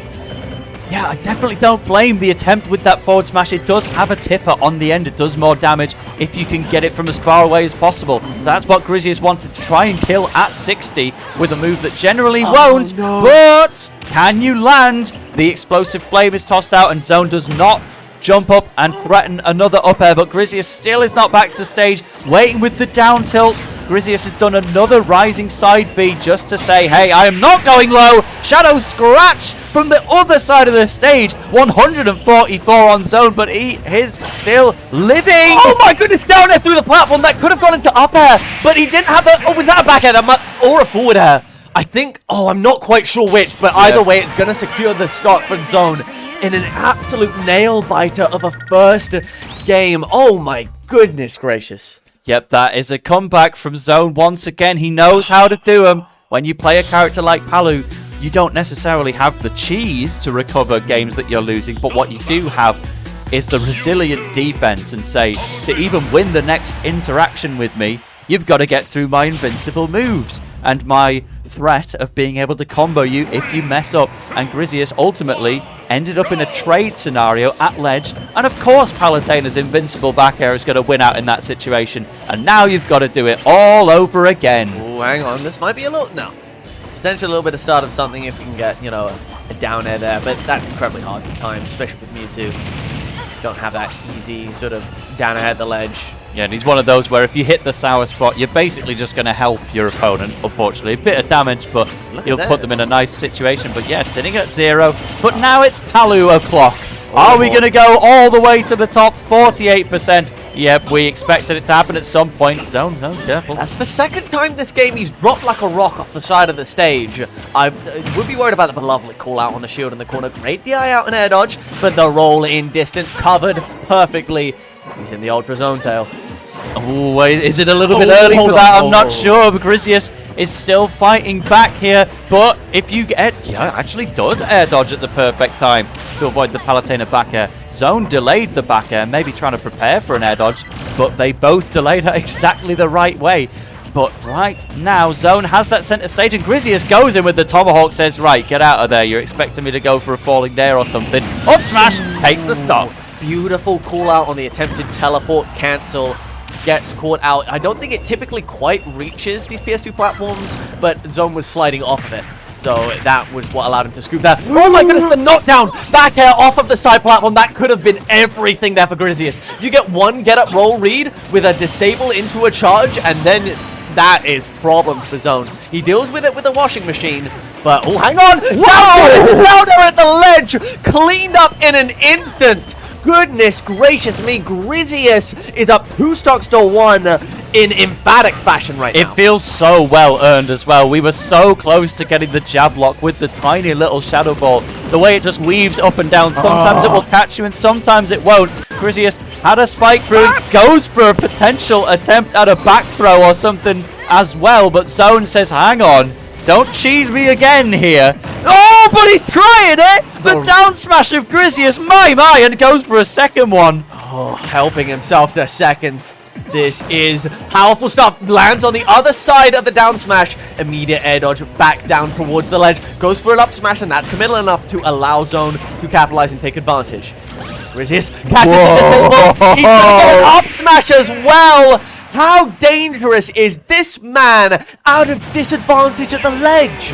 And we can no longer say that Grizius has not taken a game off Zone. Bang. We are 1-1 in the set right now. Again, Zone has come such a long way to get to this point. Qualified for top 24 in loser's side, having lost a game 5 to Quality. The man we've just seen put up a monumental effort against Bloom4Eva. Zone has clawed his way into the top 8, but Grizius is right here and trying to say, hey, this is the end of the line, buddy. My knee. Both of these two in a very, very strong position. I mean, both these two have made deep losers runs. Grizius has run through Champman, Matt, and 5, all 3-0s. So that first game was the end of a 9-game win streak for Grizius in this tournament. And now he's back to his winning ways. Zone able to run through Ifta, Ghidra, and Raihan, only dropping the 1 game to Ghidra. So these are 2 unstoppable forces right now, just blasting against each other. And the fallout is proving to be quite dramatic indeed. And these unstoppable forces keep rolling into the ledge, trying to get something like a back throw set up. They are both putting themselves in the corner as close as possible, neatly tucked away, but it's never quite led to anything yet. So now we're having some center stage scrapping as well, but again, Zone is making sure to face backwards, so you've got that invincible back air connecting with the giant alien that is Mewtwo, and if you go for a trade in that situation, it's gonna benefit Palutena. These two only want one thing at ledge, and it's disgusting. We're trying to go for that back air, interrupting the teleport, but Grizius able to get there in time. Still stuck on the right-hand ledge, caught jumping. That is a textbook Zone stock right there. Whittle down, ledge trap finds the kill. And right now in a very, very comfortable position after 2 quite dramatic opening games. Totally, we're slowing the bleeding here because Grizius took game 2 in a massive momentum kind of pattern. Once Zone was out of that, he was gone, bro. He'd clocked out, shift's finished, see you next week. But we are in this hypothetical next week right now, and Zone has come back with a completely new attitude and is doing so well here. But Grizius getting the Shadow Ball at close range there, but I feel like he wasn't prepared for it to actually hit because there was no follow-up despite it, in theory, being a free option. Indeed. Not always. Ooh, trying to go for the reversal up smash, but that forward air, plenty safe enough on shield. Trying to go for another cheeky confusion at ledge. Finds Zone stuck on the platform, trying to elicit some sort of option, but Zone stoic as ever. This time, air dodge, eaten alive, straight into that disable. A cheeky bit of charge on that up smash, and Zone is brought down to 2 stocks, still in the lead. But after any play like that, you've got to feel the confidence infusion must do something for Grizius' chances. Yeah, you told me it was the bread and butter of Grizius to go for those disable reads on platforms. It's not an easy thing to go for. For something like that to be your bread and butter, you have to be a very good player to land the read that often. And sure, not all of them have worked in this set, but a majority of them have. And if you have a reliable way to take out stocks with Mewtwo, you are eradicating one of his primary flaws. And that's the thing with that confusion that we keep seeing from Grizius. It's all about the option after. It's all about where you're going after that. But where's that Shadow Ball going? Where's that Mewtwo going? Where is Zone going? He's going up 2 stocks to 1 in a very controlled position. Once again, I don't think the distance between these 2 players percent-wise has really shifted in the last stock that much. It's stabilized once again. Still, that down tilt forward air could do something about that. That charge read the correct direction, but just barely off on the timing. Yeah, the down smash is starting to feel like a bit of a bread and butter for Grizius as well. Maybe a little bit less successful, but when it hits, it really hits. Grizius has definitely been taking some stocks with those already. Another disable attempt as well. So late, and an early one as well. Oh my goodness, it just feels ruthless to get hit by. But Grizius still fighting strong, trying to scrap through these back airs, but Zone will throw them out time and time and time again. Once again, has to get back to the ledge. Can't tank many more hits. Has a decent Shadow Ball built up, trying to get a confusion. Bit of a hysteria going, but I think Zone is too far in control. Back throw seals the deal. Signed, sealed, and delivered. 2-1. Man, they call Zone. Yeah, we saw both players looking for back throws earlier on, not necessarily at kill percents, but just to try and get that stage positioning. In the end, it was finally Zone who found one to go up 2-1 here in this qualifier. Again, if we were to see Zone win this, for instance, then that presents the opportunity to move on into the top 6 and face off with... I was further back than I thought. Oh. It would be Scores waiting for Zone. Or indeed Grizius if he's able to pull off a reverse 2-0. But Shaneak and Bloom4Eva on the other side, that's going to be an occasion. But Grizius wants to be there above all, so making some selections in the Persona music section, as we see many players do. We get Mass Destruction on PS2, let's have it. I mean, Mass Destruction, that's how I describe this set so far. I mean, just the explosivity of Grizius, the stone iron wall of just ruthless back air, neutral air control from Zone. But at the moment, Zone prevailing and looking to keep up his winning ways as that teleport interrupted, trying to hunt him into the air, but still stuck above Zone, and that's not where you want to be. Especially not with a large guy like Mewtwo. You can always get clipped on those way downs, and even when you have an option like teleport to put you somewhere else quickly, Zone has the same tool. These characters basically have the same recovery and then gonna know how to play around it. Beautiful air dodge to the left as well from Zone, seemingly putting himself in the path of the active back air, but timed it so perfectly that it just wasn't going to connect. Not quite at the right percent for the third back air, but 2 will take 2. Absolutely wonderful awareness of the tech. The back hit of the Nair is such a dastardly little trick that Mewtwo can play. But not only that, incredibly close to the stage as well, so tough timing. Zone had that locked and loaded. This man is prepped for the matchup. Yeah, we're seeing so many nairs, and now down throw. Again, Mewtwo's will like to read potentially an air dodge so that they can get a smash attack on the ground, or they can jump straight up for a forward air.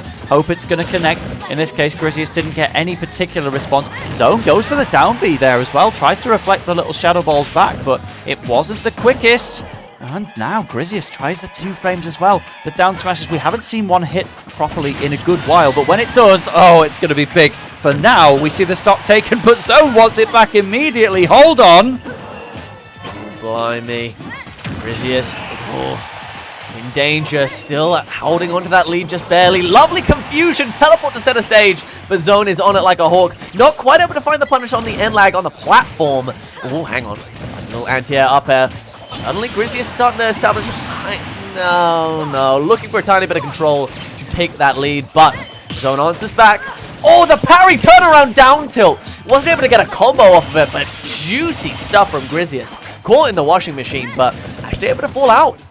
Yeah, but even at the end of the day, though, this is what Zone needs to see, because the one game we did see Grizzlius take was a massive landslide in terms of momentum and taking stocks quickly back to back. And earlier in this game, we saw kind of the start of that going again. Grizzlius had something cooking, but Zone was able to equalize before it got too far ahead, and now is well back in the lead here. Potentially 2 stocks away from moving on in the bracket. These forward airs are great for spacing out Mewtwo on his way back in, because he can't move the quickest when he's up there in the air. Just barely able to that back air. Lovely turnaround up tilt, snagging Zone off the edge of the platform. Oh, and that nair just deleted by the back air. What an impressive position taken up by Zone. Now just waiting for the Grizzlius approach. Lovely anti-air up tilts. They've been doing bits for Grizzlius in the latter stages of this set. And now able to find that nair. Oh, but the roll away gets scooped by Zone. 2 dash attacks in a row. Barely avoids the disable. That certainly would have been the end of Zone's stock if it connected. And now Zone just staying in one place, saying, if you want to get to me, you've got to beat out my staff first. The down tilt was just spinning away, beating out Mewtwo's approach. Grizzlius needs this stock, and he needs it now. But Zone is just building even further, and it is so tricky to make that kind of comeback when you're playing someone like Mewtwo. Tries to do it with another down smash read, but Zone correctly rolling away. This is starting to get out of hand. Oh, Explosive Flame just about is able to get Zone out of trouble. The back air once again doing bits and or pieces. One more. Reset on the ledge. A down tilt here could spell the doom. Going to time it carefully, a little bit too early, gets caught with that forward air, and now landing straight in front of Grizzlius' face, goes for the double forward air, not quite able to shield poke is what he was looking for, but able to find a forward air out of shield to answer back against the back air. He's got just a little bit of life left and a dream, but Zone, one back air is all it can take, one up throw, not nearly enough in fact, I thought it would be a lot closer, but still, oh, the roll in from Edge, he's a little bit late. The Shadow Ball trades for the forward air. 1 kill throw will do it, but Grizzlius with Mountains of Rage has a chance. Back throw across the stage isn't gonna do it. PS2's too wide here, Tail. But surely the next up throw would. Oh, just sat there waiting for the option. Grizzlius, what are you gonna do? You can't do anything. Take the dash attack, and it does go to Zone. 3-1, moving on to face scores further in winner's side. But what a great effort it was from Grizzlius late on, knowing that you have so many statistical disadvantages in a matchup like Palutena, where you can't just throw out the Shadow Ball at random. You can't just go in there and go for a grab willy-nilly when you're at 160%. You're light as a feather, you're going to go. Yeah. But that was ultimately what Zone needed to see. The dash attack was the perfect closer. Zone very well prepared, uncomfortable for that matchup. Beating, towards the end of that set, beating the Nair off of ledge out multiple times with the back air and just causing problems to all of Grizzlius' most reliable options. So beautifully done. Again, almost got that back throw cross stage. PS2 may be wide, keeping Grizzlius alive, but no one is wider than fellows that are built like M. Bison. True, true. Well, we will be moving further into losers next, potentially. We'll get the confirmation in a little bit. Again, with a few shifts, we've got our current set lineups of Shaneak versus Bloom4Eva in losers. We've got Scores versus Zone in losers, and we have a winners final. very exciting, Ascro and Giggles. So we'll see what it's going to be, but what a funny tournament it's turned out to be. Yeah, I mean, goodness gracious me, the upsets, the deep runs, the chaos that has taken place here at Brentwood Brawl 3 has been plentiful, but oh boy, Giggles on one hell of a run, upsetting Azalea just by the skin of his teeth. I believe it was a mistake at the ledge that ended up costing in the last stock of Game 5 in that set, and then able to then take the upset. Able to take out 5 then in that same matchup 3-1. Then able to take it over Shaneak and win the semis. That's a huge scalp. So just full credit to Giggles on an absolute roll here and looking to keep that momentum going. I mean, Giggles in like not too long ago missed a losers bracket. Has a chance in winners finals to get to the winners side of Grands. But you can go in the losers bracket later if you like, but let's just avoid it until the absolute moment. So could be a very interesting one. But Ascro in return, the young almost prodigial Ness, shall we say, making it to winners finals and using a bit of other characters as well if Start GG is to be believed along the way. But we're not doing that one now. It's time for Shaneak versus Bloom4Eva, the Tea Party Classic. Indeed, yes. That's, I mean, that is absolutely sort of the, like, Shaneak, a very well, like, accomplished player for sure. That is, like, the feather in, let's go CPU. That is absolutely kind of going hard, actually. The key Level 9 Bayo might be the one. Level 9 Kazuya, overrated. Bayonet as the wave. It was, by the way, Luigi that Ascro was using in his first 2 sets of the day against Ollie 220 and Abu Bakr. You've still got to be good to beat Abu Bakr in a 3-0, but I don't know if it's actually coming out again. Hey, I've seen the Ascro Luigi. So they at Rise 2 they did reverse mains, and I think. Oh wait, no. I love the CPU brought down smash there. Let's go, fake Bloom. Let's go whom for never. Big fan.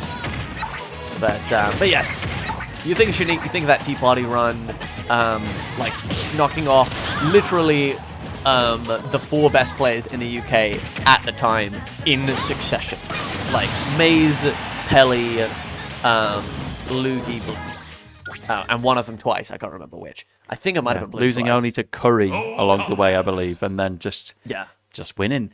But sad to say, we're getting old. That's ancient history now. That was 2 years ago, maybe even longer. Some would say that like, a long time ago or whatever. You know, Shaneak's had a dip in activity since then. Starting to come back to events more now. Was at Conquest, was at Invasion.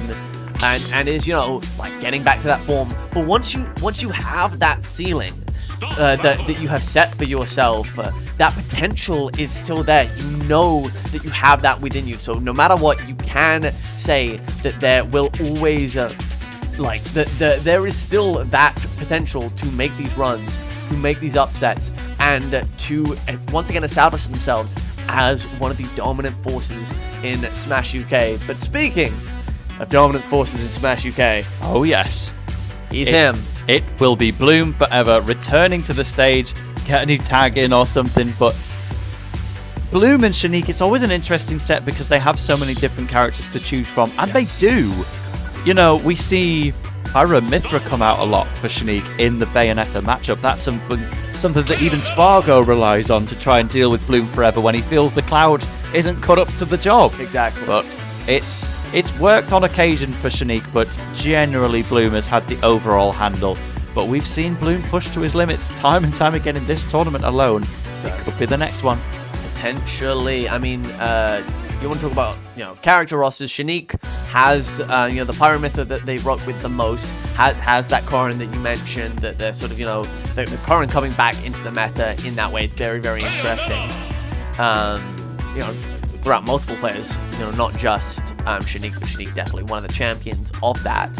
And but then the Inkling that, you know, that Shaneak made a name for themselves with, that they still come back to and show great potential and promise, you know, with, even in this sort of late stage Ultimate meta where so many people have written that character off, there are still people like Shaneak pushing that character to its limits and taking names.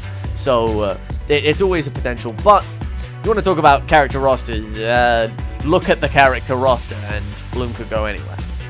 Indeed. Find a character that Bloom can't play, and what wager could we possibly offer? I might as well bet the house because it's not going to happen. Would be pointless. But Shaneak, in the most recent set, against Giggles, that was an interesting one because we saw them use 3 different characters in that. There was a bit of Pyramithra, there was a bit of Palutena, and there was Inkling in the middle.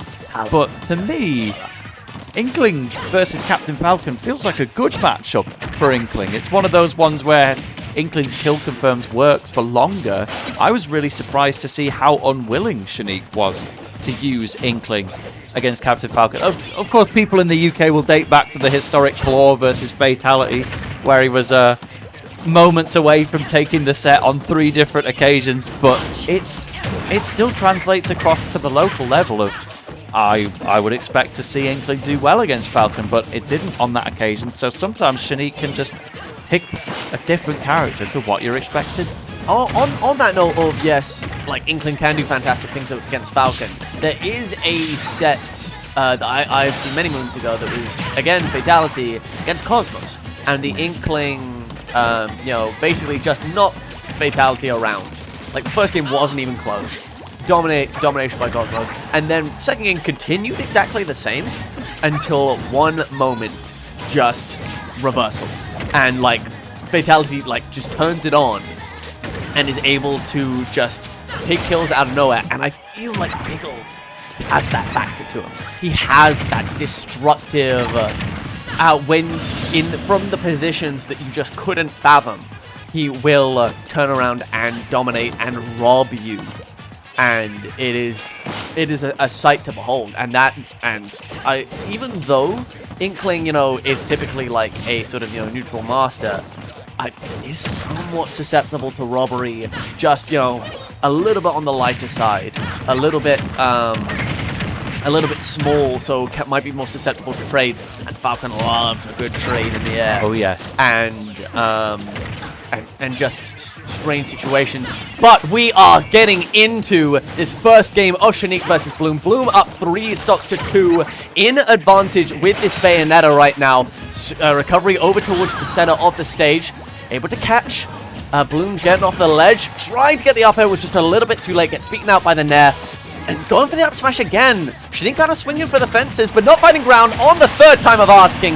The up smash will come through. Big assist from the roller, and the stocks are even here, Tail. Yeah, as long as we can get the scoop hitbox of the up smash, then it will become a completely different and much better move. But going for the splatter shot, he did 1%, and it's got the tiniest bit of purpling onto Bayonetta, but you never know in this video game. Sometimes even the tiniest thing can make the difference. Oh, yeah. I mean, I'll tell you that. I've seen that time and time again.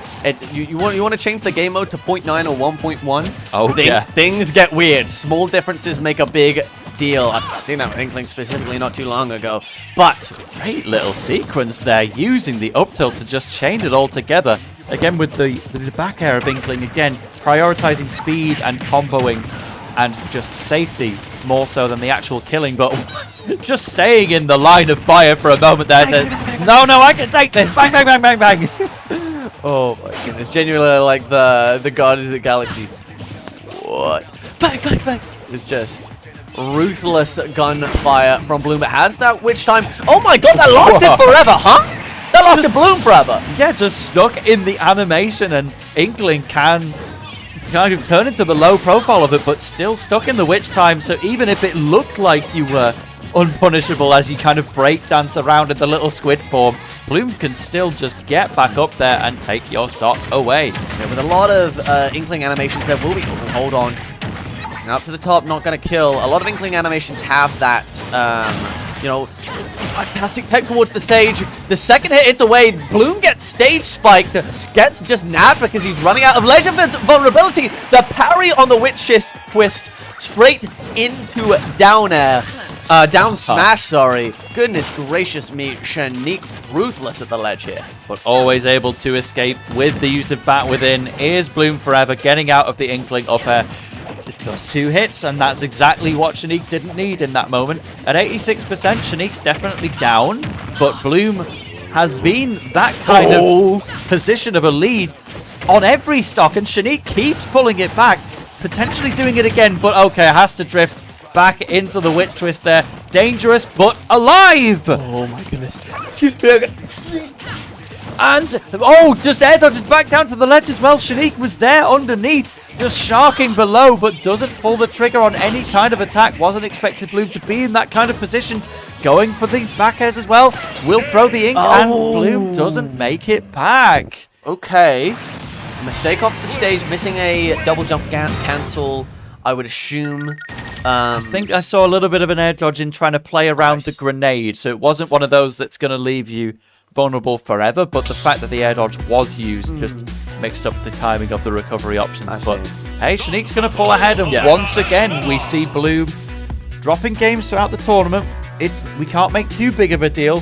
He's always willing to take sets in games 4 and 5 rather than 3, but Shaneak only needs a couple more, and we could have the number 1 seed brought to the end. I think Shaneak effectively is our number 2 seed here as well. 5 is the official number 2 seed, replacing the dropout of Al Babies, but if I'm not mistaken, Shaneak is either 3 or 4 himself. Third, yes indeed.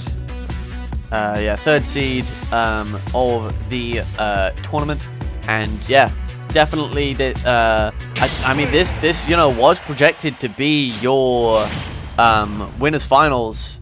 Absolutely, it was en route for that, but Scores upsetting Bloom, Giggles upsetting Shaneak. We get to see it here. Who's out at 5th? Neither player, of course, would be happy with that. We both know how strong these players are, how ambitious they both are in terms of their potential. I love the spot dodge as well. Bayonetta trying to get the combo started with the up tilt, as we see Bayonetta do, but Bloom did not manage to land it because Shaneak just got the little spot dodge, just popping into the ground, into the ink once again. But that dash attack, much more punishable. The Inkling dash attack's always surprising. It's like this tiny little squid just shoulder barges you, but Bloom4Eva will always surprise you with any option select. It could always be your time to die. Without a shadow of a doubt. Locking in and taking that first stock away from Shaneak in explosive fashion. Lovely coverage. Immediately reacting to that air dodge to the platform. Not letting Bloom get away from it with it for a second. And that's twice now. Bloom that has been sniped off of the ledge for hanging on just a little bit too long. Shaneak has the perfect timing with that down tilt. Up throw, up air on Bayonetta. Go on, Shaneak! Yeah, if it's not going to bat within, then it's worth the go. And Shaneak just delaying a little bit and gets it out there. Bloom recovering back to stage safely enough, but allowing Shaneak a little combo starter. Only 17% dealt in the end, but yeah, if you're going to trade ABK into the Inkling, gonna help out the Inkling. But we're getting a little adventurous with the reads here. Are we going to see something else like that? That's funny. 2 tech situations in a row, and if Shaneak swapped the options round for them, he'd been right. The first one he guessed immediate tech in, and Bloom missed the tech, and the second one he went for jab lock and Bloom tech rolled in. So yeah, can't make it up. Sometimes it's just not your day. Going for the down tilt to ledge, but not quite close enough. And Bloom taking advantage. Ooh, again this time gets nabbed by the slightly higher whip twist. That is an adaptation Bloom can make once Shaneak gets too close to the ledge.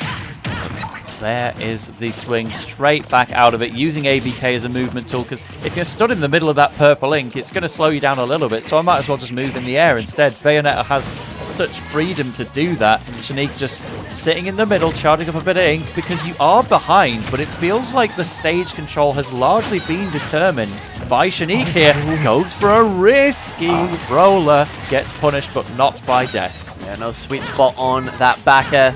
The easiest confirm in the world, that up tilt backer, but Shaneak will happily hang on. Whoa, DI! got caught DI in a way there, trying to drift out, just barely gets nabbed by the forward air, almost loses their stock very early, but just able to find the back air. A couple of spot dodges in a row from Shaneak, and Bloom eats those for lunch, breakfast, and dinner. It was still such an interesting interaction setting up to it, though, recognizing Bloom is not going to go for the rapid jab if you're already blocking it. So Shaneak read Bloom's roll away by rolling away first. But Bloom, you can never read when he's going to jump off the stage and kamikaze himself, but that's just the way it goes sometimes. Shaneak, why not go 2 games up in this set right now? You have that opportunity.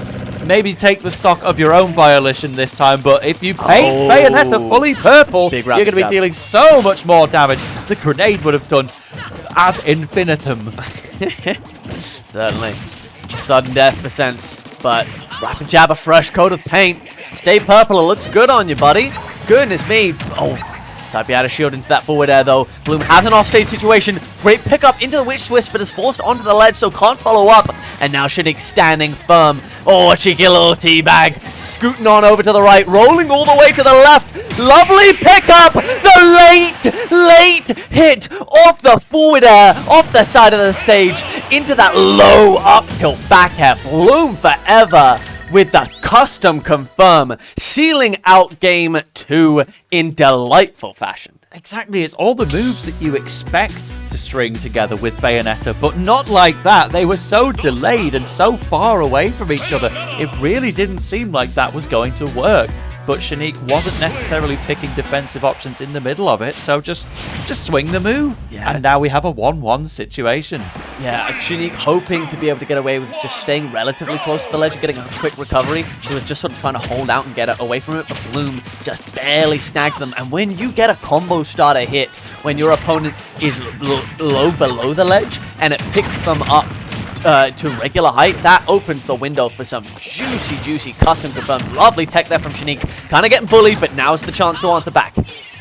And doing so with the down B. That ledge goes for the witch time. Oh, you could technically have landed that forward smash, and I'm pretty confident it would have killed if that was timed just a tiny bit differently. But Bloom is looking more and more comfortable. The down air doesn't connect into itself, but we're still controlling the stage right now. The Undertaker ledge drop on the apron. A leg drop.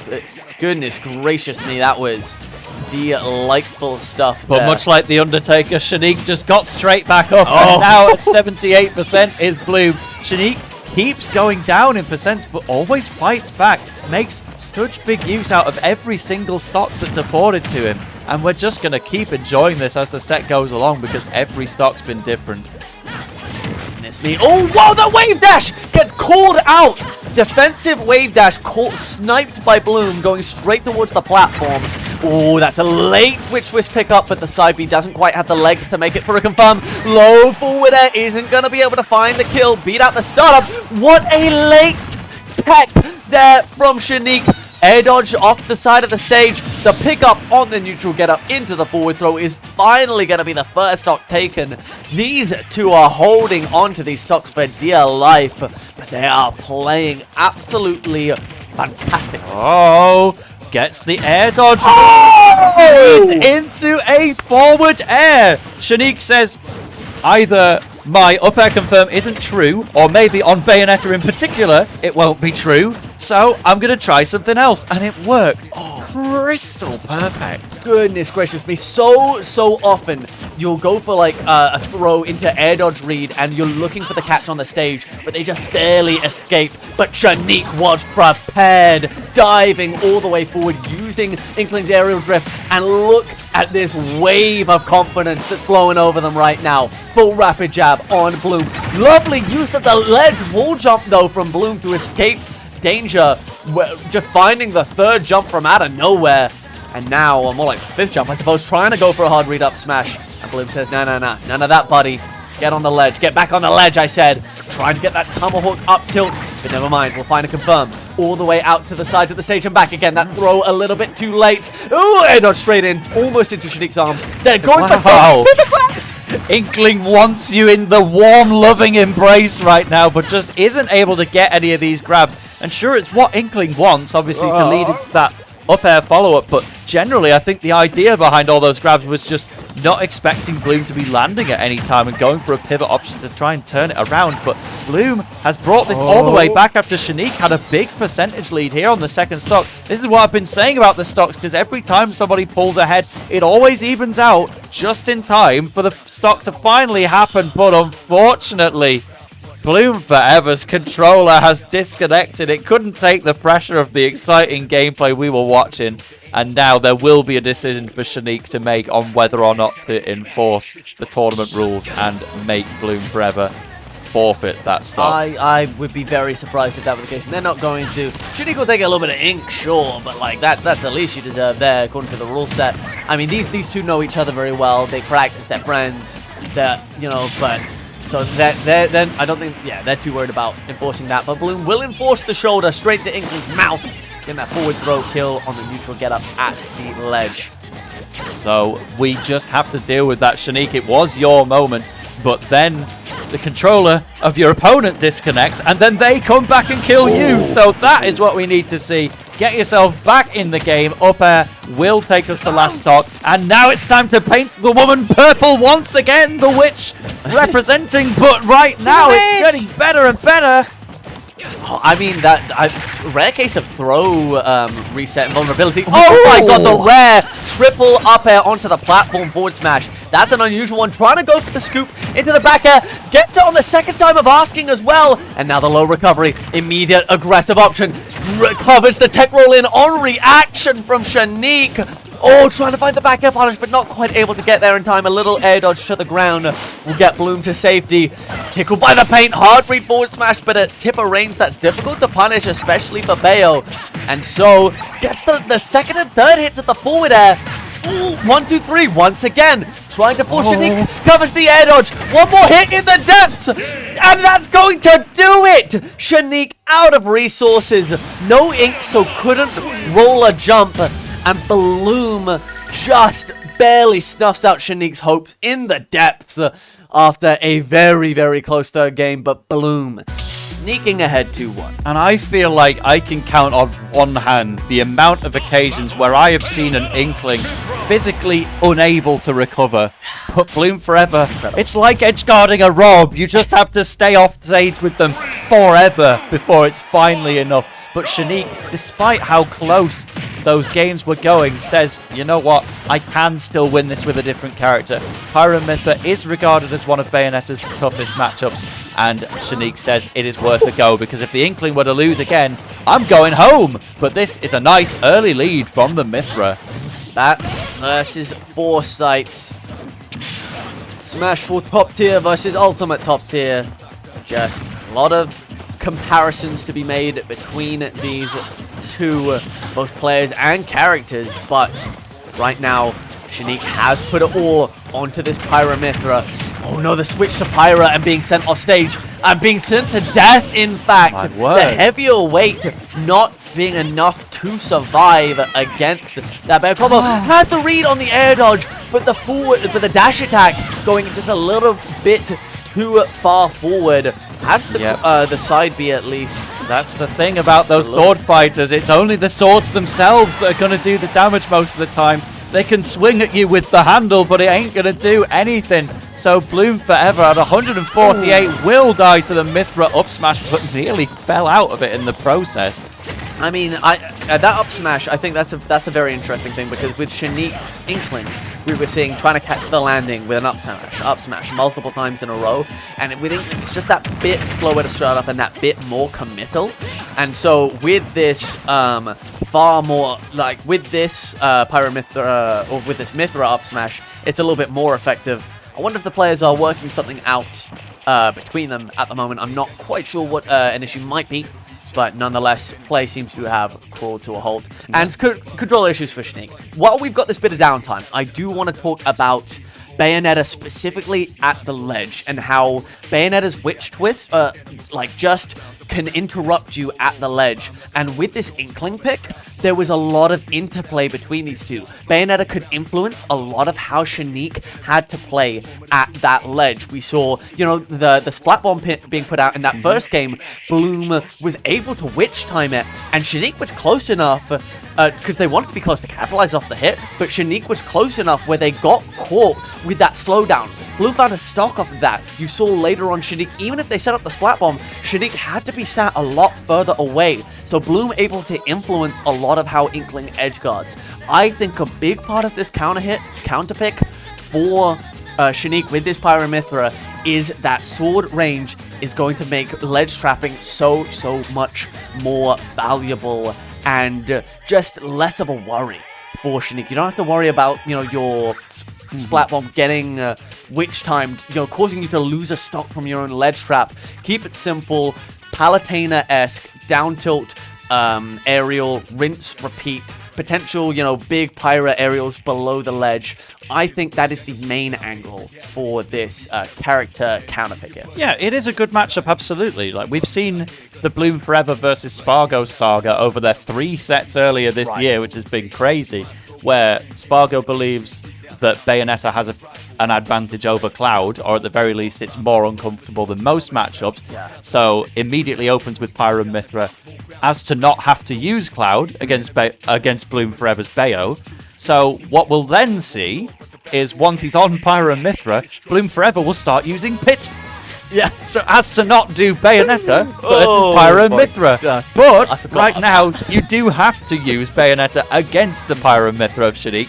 Technically, if you do lose, you could go Pit in game 5 and use it as your subtle counter pick, but Pit does feel like quite a weird character to loop into the counter pick discussions, but Bloom does make it work. I still getting to the bottom of what's actually happening with the controller situation. Again, it was earlier in the previous game, Bloom was the one who disconnected first in the middle of a combo, and then Shaneak had the decision-making advantage here. Whereas on this second scenario, technically we saw Shaneak's controller disconnect first, but they'd already stopped playing at that point, and I'm sure it could be a recurrence of what was happening with Bloom before. Indeed. Either way, hopefully it gets resolved as soon as possible. I mean, you want to talk about Pit in this being brought into that counter pick discussion. I mean, Pit in the meta. Generally, Bloom pretty much single-handedly bringing this character into the conversation. I've seen a lot more discussion about sort of, you know, Pit's been, you know, regarded as this, too fair, too honest character. But a lot of people, you know, starting to push back on that. Like, no, this Shaneak has conceded the set, which is very unfortunate to see. I think, I was, you know, it's been a banger up until that point. I mean, these two neck and neck, so close, training partners, good friends. But Shaneak, it seems, for one reason or another, going to end up conceding that set, which is a shame. But nonetheless, it means we are going to move on to our next set. Are we at Meltdown? It's Scores versus Zone. Oh my god, it's the guys from London. I love these two. We blimey. get some Toon Link and we get some Palutena, and of course we know the stories of Scores dealing with a character like Palutena historically, but Zone is very much a different. It goes beyond the character matchup at this point between both of them. It comes down ultimately to player versus player. We'll still give a congratulations, of course, to Shaneak for getting 5th. Yes, it's maybe not necessarily as far as he would like to go in the bracket, and I think maybe on reflection, if he were to see that set again, he'll kind of realize was actually playing really well against Bloom across every single one of those games. Just an unfortunate end, but there is plenty more tournament to play, and there's plenty more Bloom games, it would seem. For sure. I don't know Shaneak that well personally. I will say, I just from the little I do know, I would say he'd be less worried about his play holding him back. I think if he's not into it, if his heart isn't there, it doesn't really matter how well things are flowing. If there's not that spark there, then he's not gonna throw himself at this thing. He is no victim to the sunken cost fallacy. So he will be like, no, I'm out of here. And as well he should be very happy with what he's achieved. a very strong finish at a very stacked tournament where people were getting upset left and right. Not Shaneak made it all the way through to top 8 completely unscathed, which is less than you can say about like a lot of the, you know, projected potential winners of this tournament. So credit to Shaneak. Thank you, Shaneak, for giving us those marvelous games throughout this bracket.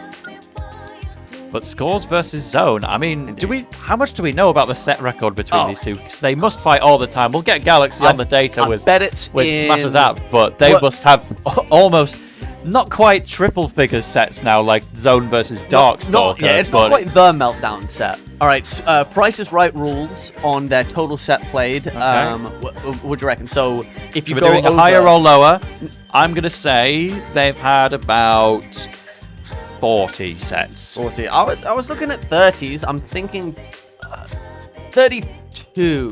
Yeah, 40 is definitely like a hard cap for me. But we'll see if it comes true. And after who wins more often, we'll just find that one out later. I do know the set record from Zone and Darkstalker was exactly 100 last month, but it's obviously continued to happen since. Scores and Zone. And then obviously once we deal with... I'll tell you what, it's a bit... It's 14 to 12. We've both gone over. So, okay, not quite as common as one might have thought. 26 total sets. And here's number 27. Zone versus Scores. Your game one. Kick it off on PS2. I expect nothing less from Zone. And Scores pretty happy with this stage too as well. Potential for up tilt scoop confirms into that up air for the kill. Zone for the 3rd time in this top 8. Dropping like a rock off the right hand side of the stage, but that's not going to phase him. Not an SD. Looking for that down edge, just barely misses it because Toon Link is a tiny little lad, and that might be the crux of Zone's combo game throughout the set pick. Yeah, it's the complete opposite of what we were seeing in the previous set where Zone got the opportunity to combo Mewtwo. Now you've got to combo a small child, and Toon Link is weaving around here, throwing out all these F-tilts. It's one of those moves that Toon Link, in comparison to the other Links, potentially does best. Having that back hit, so useful, and Scores will... He could talk for hours about it. Like he could talk for hours about every part of Toon Link's kit, but these are character masters at play, and we're seeing the F-tilt just barely not kill Palu. The fair will do it instead. Yeah, bomb confirmed with fair. Zone just barely missed a potential back throw on Scores. Scores neutral get up with bomb in hand, rolled in towards the stage, and Zone was a hair away from getting that grab. Just a little bit too late, missing the second roll. But right now, having missed that opportunity, Scores is establishing dominance in this first game. He's just whittling Zone down piece by piece as Toon Link does so well. Look at the sheer pressure! Completely baits out that throw and then runs into him just to make him feel a little bit worse about it. Bomb almost confirms into the forward air, but a down air will restore some stability for Zone here.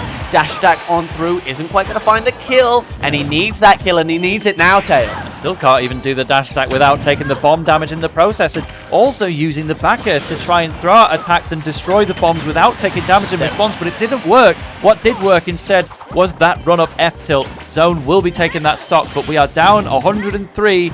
One Palu Blender could bring us a lot closer to even, but Scores is going to upbeat out of shield, and that spin attack, even just a little bit of charge or just stage positioning towards the right-hand side can make it kill.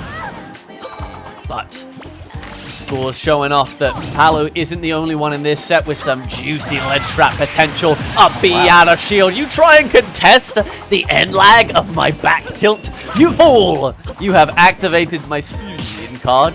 I will send you to Spain without the A, and you shall be condemned to destruction. 2 stocks to 1 lead. Scores not quite getting away with that air dodge to center stage, and now Zone starting to establish a little bit of control of his own. And there is another high jump from ledge. Scores is very willing to do it, but you can get super high off of that at the end of the day, and if Zone isn't willing to commit to following you up there, you can get away with it more times than one. But there is a sour dash attack. Runs off with the nair. Oh, hold on. Scores gets away with it with a little trade. And I thought the down air attempt as well, which would have been game ending. Goodness me, the bomb down air reversal. The fact that like the Toon Link up special just scooped all the way through Palu's nair, or like forced Zone to tech as well with the potential stage spike. That was just silliness.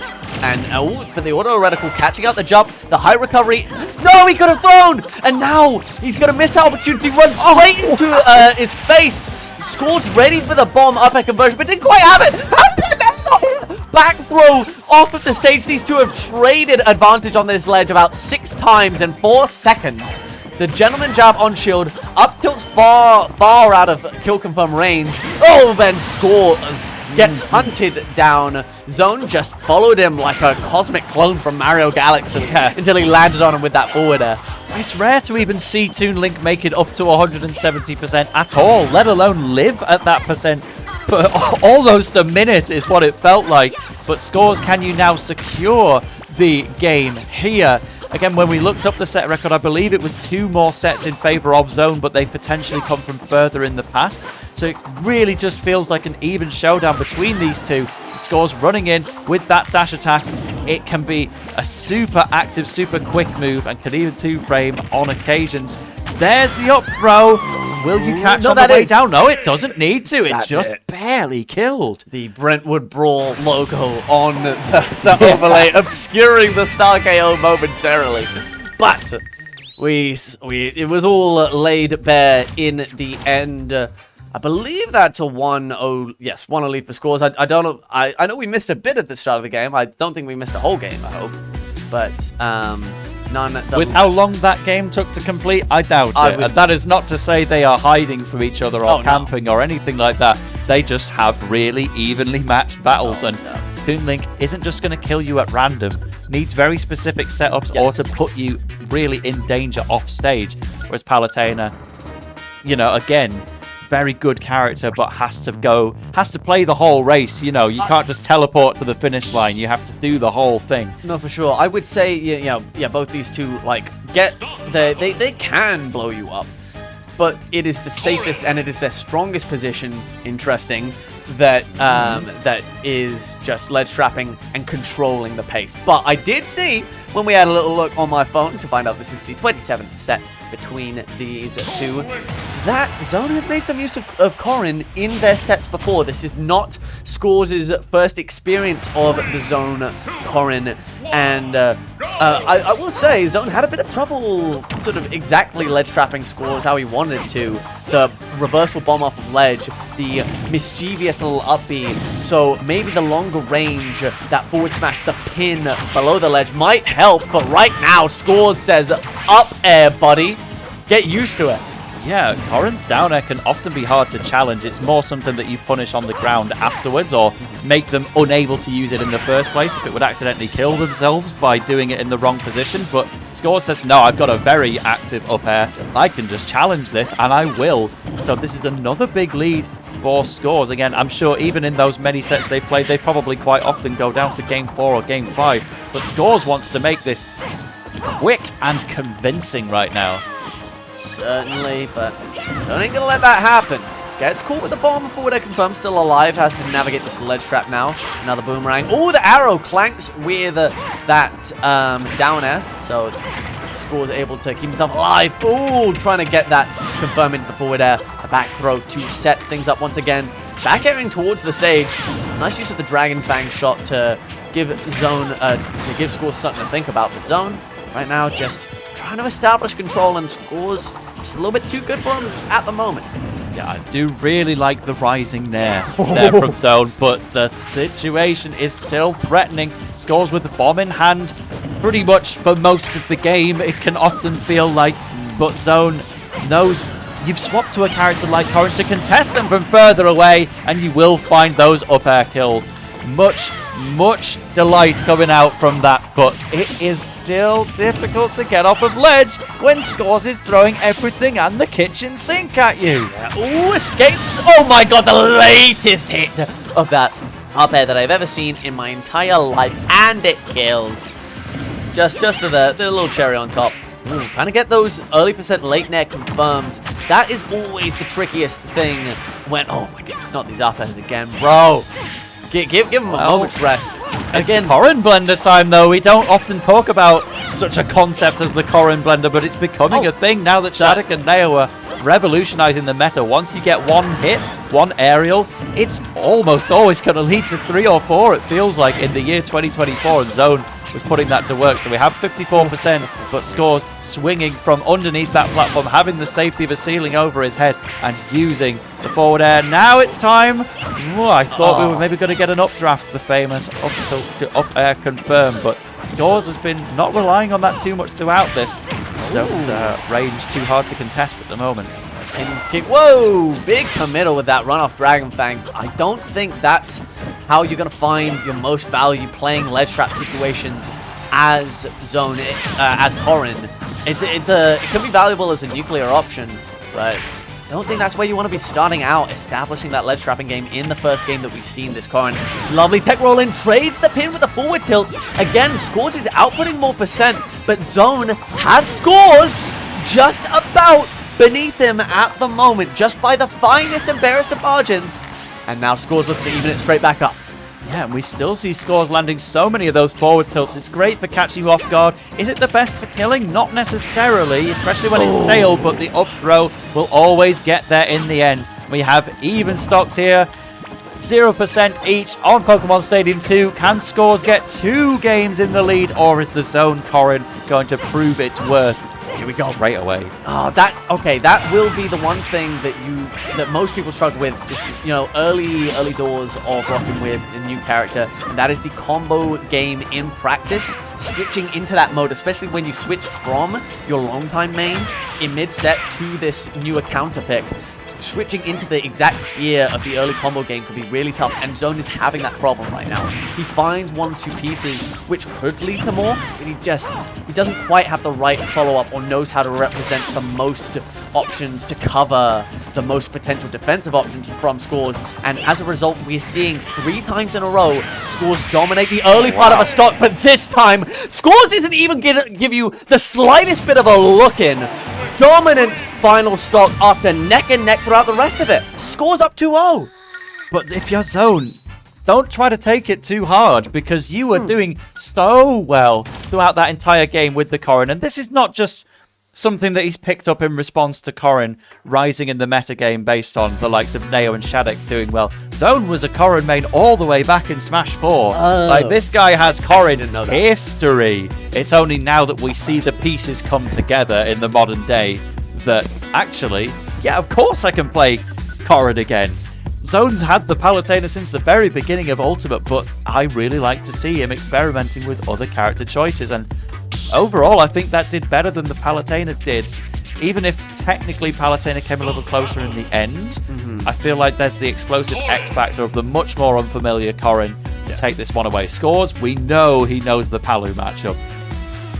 Yeah, well, we'll have to test him. Looking to test him once again with this Corrin. I did not know that Zone was a Corrin main in Smash 4. Thank goodness we have an old man such as yourself able to recall it that. Comes in handy sometimes. That ancient history, to quote you. Ancient we're going with. Well, going back to the ancient default stage pick of Smashville here, but Scores just opens with the dash attack, says, stop, I've got the young instincts, and the up B, clanking Zone off the bottom of that stage. You know, Corrin recovery, it's really hard to challenge. It's not necessarily the furthest in terms of distance. You had to press the button or you might just die. Certainly. Ooh, spending a lot of time unwanted on that platform, trying to find their way through, but gets grabbed, caught with the bomb into the forward throw. Big damage piling up. Scores just establishing control, but lovely spot dodge. Here we go. But the air dodge perfectly timed from Scores, able to get a reversal. Couple of up airs going. Better not get stuck on that platform again, but there we go. The up air is just going to stay there. You're still in the lead, and eventually you can drop a bomb down and get what was almost a kill confirmed. Maybe a bit more rage, and it would have been, but wow, footstalling off the top of Corrin's recovery was that. Oh my goodness. The up B, not quite able to find it, jumping back into the corner. Ooh, just able to snag the ledge before the bomb was connecting. Scooping it with the back air, doesn't find that sweetest of spots. Instead, forward airing the bomb so it explodes on Scores' face. Up throw, no, not going to attempt the up throw just yet, and I think he's right to not attempt it just yet. But there we go. Wow, wow. Yep, we will get the up air instead, keep everything else fresh, but what do you want to see there? I think that was the startup of Zone's forward air. maybe the hand actually like pushed forward into the up air, because that looked like a really wide up air kill from Scores. I wonder if that was Zone extending his own hurt box with a startup of a forward air or something. Perhaps. I could be wrong, but now it's time for the low percent combos, and again, the dash attack for Toon Link. It's one of those moves where it doesn't look that good, but it is, and Scores knows how to make it look good. And he will tell you it's one of the best dash attacks in the game, and you might be surprised in response, but he will always use the most out of every single move, and the move he will use the most is going to be Bomb and Boomerang at the end of the day. But Zone, I love using the pin, put yourself in the ground, and then just jump out of it. Say, I'm not going to swing, it's not going to cross up like it did back when this character was my official main after all. But now, if we just lay the traps, the Smashville choice was that of Zone, but it feels like Scores has made better use of it, I would say, overall. Just limiting the amount of space that Zone can actually occupy. There was only that momentary platform control we had on the first stock that Scores still fought his way out of aggressively in the end. Oh, yo, my God! The up throw on the bomb! Tech position, backwards jump, returning boomerang, up tilt, up air. Are you out of your mind, Scores? Oh my God, the combos are just a thing of beauty. Up a fresh, clean stock. Zone's answering back though. Covers that tech in place on the platform. Gets a little rapid jab out of it. There we go. Forward throw bomb. Oh, he actually dropped the bomb, and Zone picked it up. I didn't see that transfer. But now we have to come up with a new idea. You are still in the corner. Corrin has the tools to get out of there, but Scores has the tools to keep you in it at the end of the day. And we just found our way back here again. That was a great pin with perfect timing to actually land the hit, but wasn't able to get the follow-up because of the boomerang intercepting. Scores is coming alive right now. Zone, what is the play? The bloops. Back air loops causing problems, but the bombs, they're raining down onto the entrenched position of Zone. Losing ground, losing position, potentially losing their last tournament stock here, and Scores. The pressure is building up, trying to find any little hit on that. Commits massively with a forward smash and almost gets the money. But the up air through stage will buy Zone just a little bit of space. Caught with the Zair. That sleeper Zair, it's so valuable. The forward tilt isn't going to do it, but finds the catch off at the ledge. Oh my God, bouncing off the stage for the bomb. Oh, the pin doesn't get it. And there's the back throw instead. Scores taking it out. The Toon Link back throw, surprisingly strong.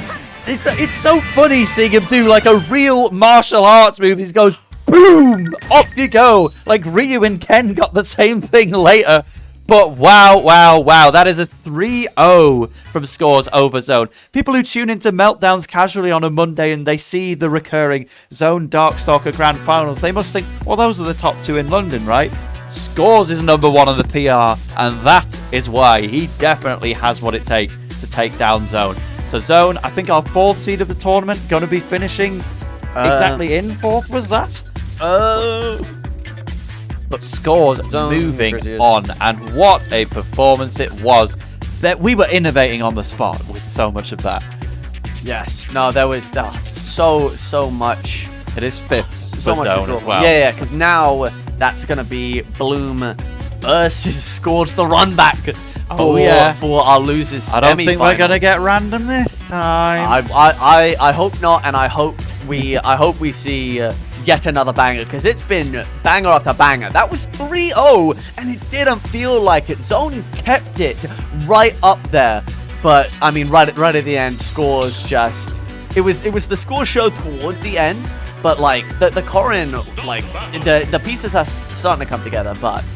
Yeah, in the end, it is indeed the Scores show, and he's going to take that show on the road to Losers semifinals, where he will find the man he put in Losers side, Bloom4Eva. And on the winner's side, we have Ascro Giggles. What a top four. Ascro Giggles on winners, Bloom Scores on losers. Just absolute. Hello, come in.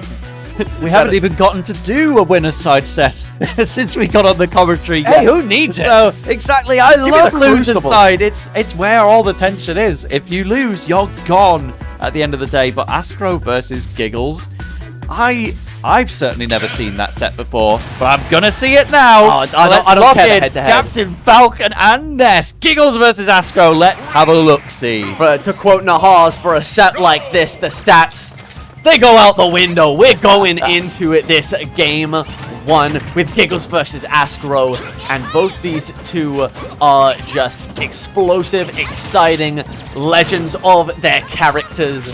Very excited to see a bit of Captain Falcon in particular, but I'm gonna stay impartial as Mr. Giggles looks to get things started against Ascro, but dragged down into that forward throw, trying to set up a ledge trap situation, run straight into the PK fire and resetting things. As the coverage very nicely done from Ascro. That is the biggest feather in Ness's cap, is the speed at which you can get multiple aerials out in the air to cover a spot dodge, an air dodge in. There's so much coverage that just the aerial alone can provide, but that is one of the best moves in the game, and no one believes me, but it's one of the single best moves in this game. Why is it that big? Alright, you said it, but let's go for a sour knee, and the Falcon dive does in fact kill. So Maybe you were right. It's so good. It kills. It gets you out of disadvantage. It anti-airs. It gets you off of the ledge. But Yo-Yo will do some dominant power at the ledge as well. And it will get you hit by the up smash on occasion. It is going down to 2 stocks apiece. But Ascro has just been doing a good job of contesting with aerials, because Falcon very tall and has to be super selective with when he chooses the 2 mid-air options he's got of jump and up B. If you lose those options, then you're just going to be comboed forever. Alright then, here we go. Ooh, back air interrupting that magnet. Trying to go for another one, but Ascro had their own back air ready and waiting. My back air's faster. Ooh, but my back air covers rolls ins. Oh, up air straight back to the stage. Says, get back on stage, you fool. I'm going to fucking kick out the corner. Who do you think I am? Oh, Ascro sneaking behind with the magnet. Has the forward air on shield. Hopping around. Look at the movement. Ascro is looking spicy with the movement. Lovely turnaround above the grab from Giggles. Finds that back air, and it is safe against a shield grab. Uses the PK Thunder 1. That move is so good! But the up smash from Ascro is able to scoop him off the platform. I don't even think that was the move. That was just a micro spacing of Giggles. A famously aggressive player with an aggressive character like Captain Falcon. There's the back air to take things away. But he's used to getting punished for things because he's so aggressive, and that means he knows exactly how to space around and keep himself out of danger's way whenever it's possible. Oh my goodness, he air dodge through the PK Thunder, falls back into it because Ascro has that coverage. Aerial PK fire into a delicious back air to take a clean stock game 1. Like, okay, we go from some, like, careful, calculating, controlling, intense, like, close match sets to a set where the first game is last stock, but that went by. I barely felt like the set started. Goodness gracious. That's the Giggles experience, Galaxy. And the Ascro experience, because he uses a character like Ness who, you know, famously fighting with projectiles, but he'd just rather get up in your face and get scrapping, and will do that even with some of the fastest in the game like Captain Falcon. But the laughter boost was the perfect answer to get around the yo-yo at the exact height to still actually land the hit as well. If you did it too high, it was just going to be a recovery only. Yes. You've got that so perfect to do a bit of both. Yeah, as Ness, you can adapt and throw an forward-facing up smash instead. But speaking of up smash, the scoop range of that bad boy is monstrous. Giggles grabbing Ascro with that disgusting move, and here we go. Lovely little Ness start. I think that was an IDJ up air as well. Could have caused some problems on the way down, but not so, as Ascro with a beautiful rising fair to cover the angle perfectly. No effort Giggles to go, but straight down. And Ascro evens things up quick, but Giggles gets out there quicker, baby. Oh, the back air trade! Oh my goodness, that allows Giggles to reset and go for an edge guard. Ascro didn't even think he had the juice to make it back, and now it's Giggles' turn to hold stock advantage. It would have been close. It's interesting, though, because I agree with him that the PK Thunder probably wouldn't have made it back.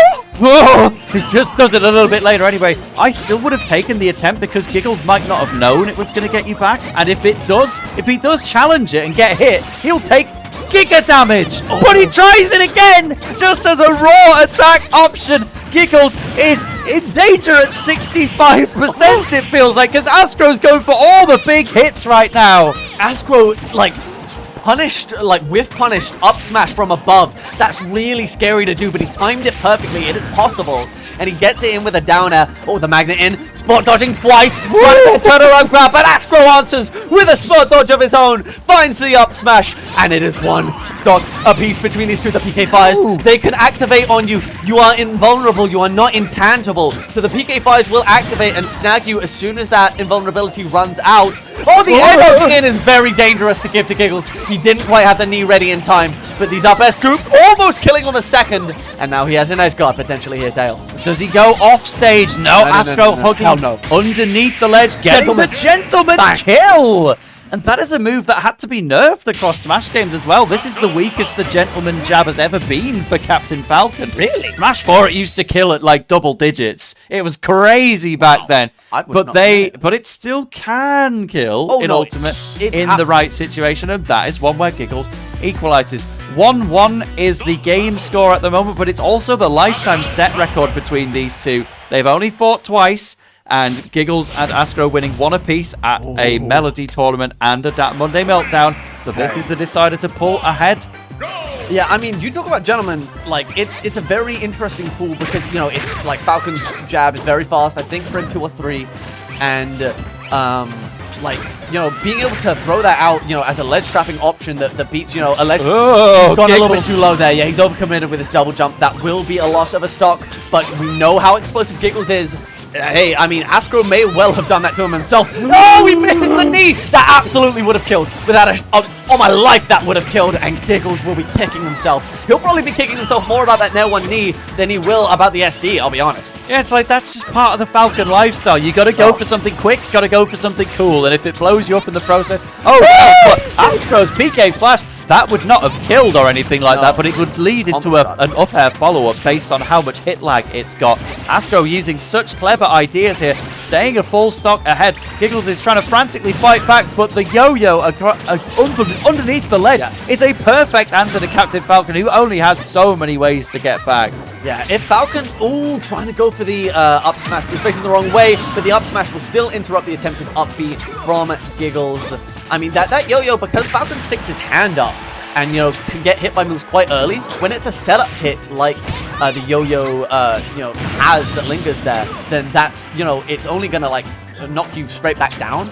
And so there is potential to get around it if Ascro goes for the kill immediately like he did. He was able to answer back. But right now, oh my goodness, it's the Ascro show. Trying to get a hard read on the air dodge in. He's not going to give it to him. Read the reversal, but the Raptor boost didn't pick up on Astro's out of the disadvantage Nair. And now, yeah, Giggles in a nightmare situation. Air dodge is gone as well. PK Fire, not even necessary. Down and Ascro.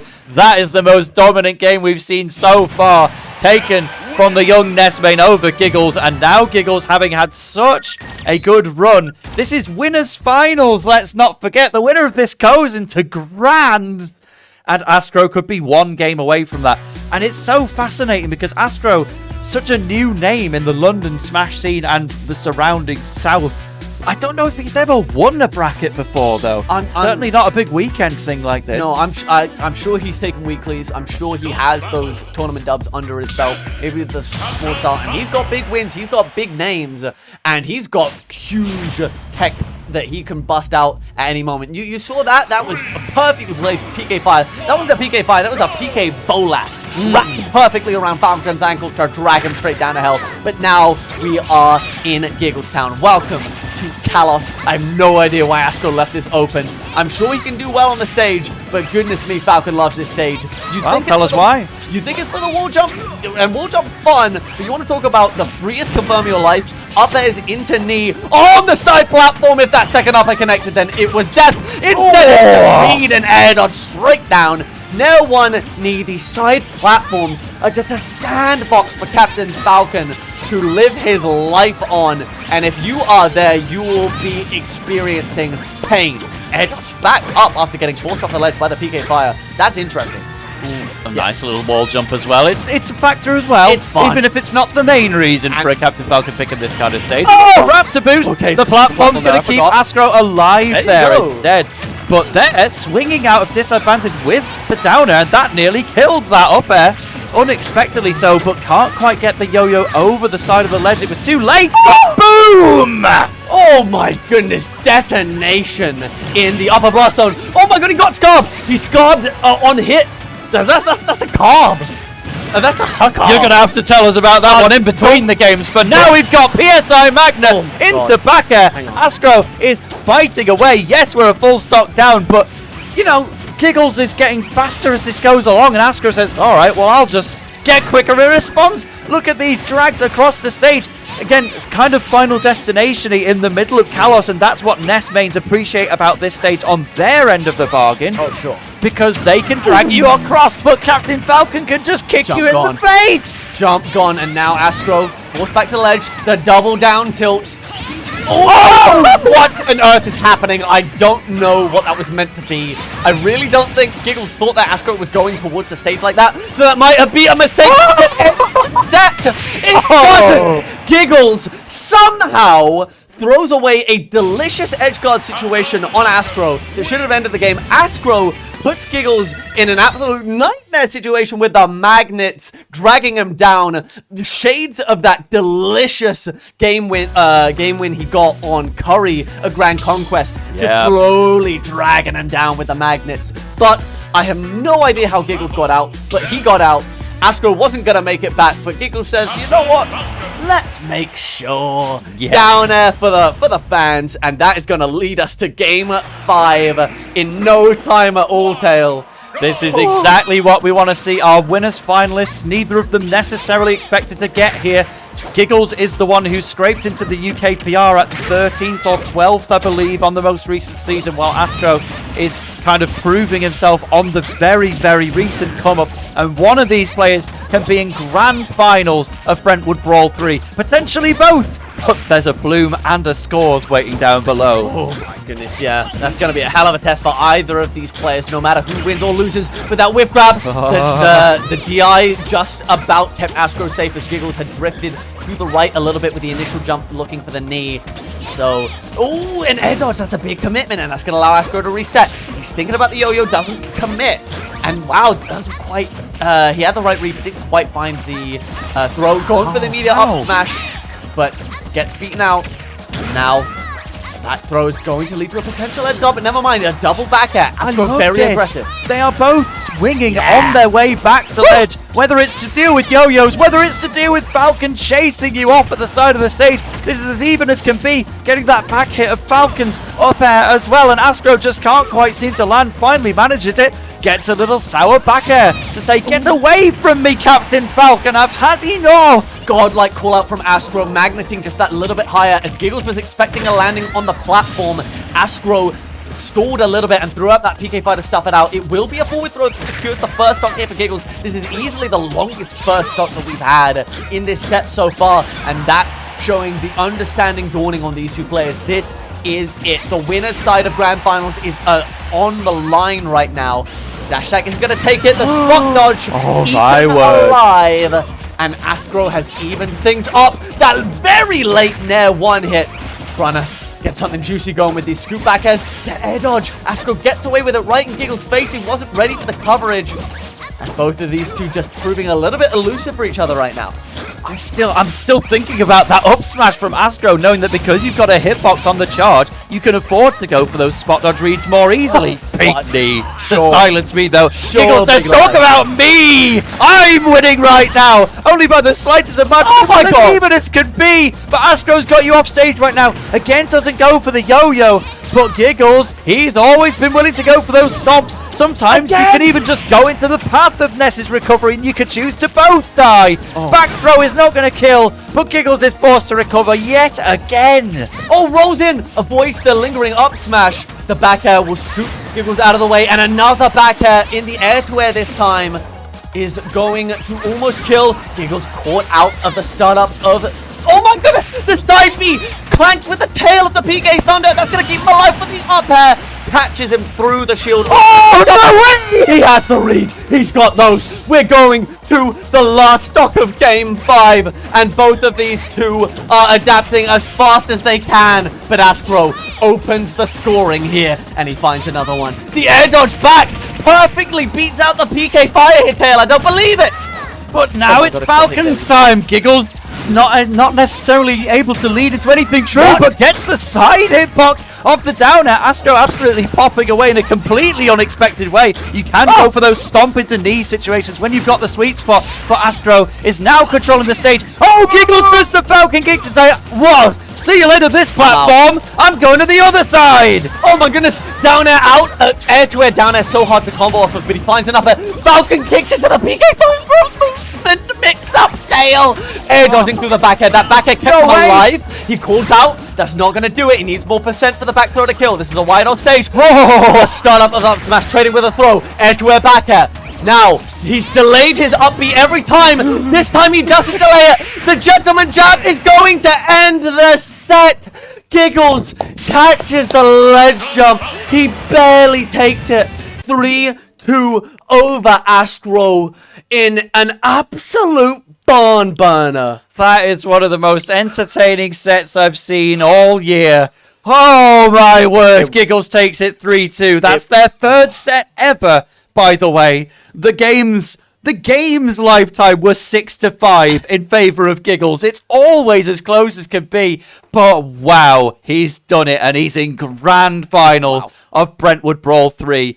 And Ascro, certainly not out either, will be facing either Scores or Bloom4Eva. Oh my god. Oh, I can't wait. What a bracket this is shaping up to be here, Tail. We still got, losers, 3 or 4 more sets to go. I was a little bit close to the camera and I didn't even realize how much I was, actually leaning in. Okay, the mix-up that was crucial to, almost crucial to the end of the set there and kept Ascro alive was the PK Thunder timing of the recovery. Normally you just loop it around as fast as you can, but every single time Ascro went a little bit lower, delayed it, so it was more of an oval kind of shape rather than a circle that the route that the PK Thunder took to delay his recovery to not get 2-framed by the Falcon down air. But he went for the straight up timing, and Giggles just straight up didn't adapt and just and almost got rewarded for it, getting the down air. Still found the rapid jab off of the ledge. I mean, oh my god, if you went back and watched that in slow motion, you could probably write an essay about that entire final game. There were so many interactions that were just so specific and caused from the playstyle of these two players being as ruthless and aggressive and relentless as they are. I really want to see that analysed as well, now that you've mentioned it in slow motion. Send that to Fatality for the Falcons. Send that to whoever Nest main you want. Send it to Send, I don't know. Just pick somebody from both sides to talk about what was going on in that, because oh my lord, that was a mile a minute. In fact, a mile a minute wasn't quick enough. Genuine tears in my eyes, bro. That was very possibly for a Brink set as a spot as well.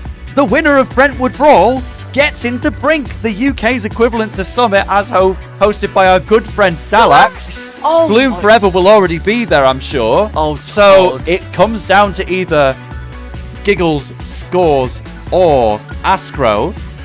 And, well, they'll be fighting even harder to try and get one now. Yeah, no wonder everyone's playing insane today. There's a bloody Brink spot on the line. That's what it is. Oh, my goodness. I mean, I've let Todd down twice now. I said I'd plug it in, day 1 of Invasion. I completely forgot. And now it takes Jude in the chat to, actually bring it up. And, thank goodness the chat's on the screen. Love you, Jude. Beautiful bastard. But, oh my, and all the rest of you as well. Every single one of you. Shout outs to Smash UK coming out in the chat. And they are pulling up for good reason. Because anyone watching this right now is going to be telling their friends, come watch this set. Come watch this tournament. It is out of this world. And everybody is just playing nuts right now. I mean, oh my giddy on. It is just, it's incredible. But it's a new set. they're going to start in a different way. We're going to have Scores versus Bloom4Eva. Again, these two did play earlier on in the winner's side, but it was largely Bloom4Eva's random. So now we're going to get a full dedicated start to finish just set between the characters, and we're going to see Bayonetta versus Toon Link. So we can't currently see the gameplay.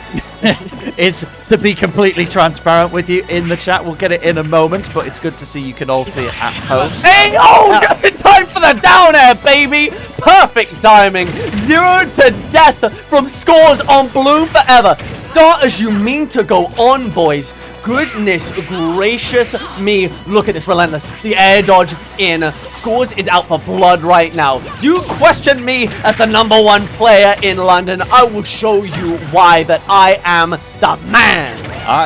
Bloom4Eva, I am the #1 in the country, don't forget. Hey, so yeah, this is on. quite the force to be contested with. But again, even if Bloom4Eva lost that set earlier on, huge up smash. Even if he lost as a result of using random for a lot of it, Scores still closed out the set by beating the Bayonetta in a game. And he can just do it another 3 times. Oh my Then he god! wins. He nearly died off SDIing out the top of that witch twist. I thought that was gonna be like a proper smash 4 witch twist off the top kill. Oh, like rage fallout witch twist. If anyone's gonna do it, Oh, it's our Bloom. He'll figure out a way. He'll find some glitch of trading with a rapid jab that somehow magically just transports us back 4 years. But right now, Scores is worried about the here and now. He is falling a little bit behind after that ridiculous start, but he's starting to reestablish control. Just create the war zone. That's all he needs.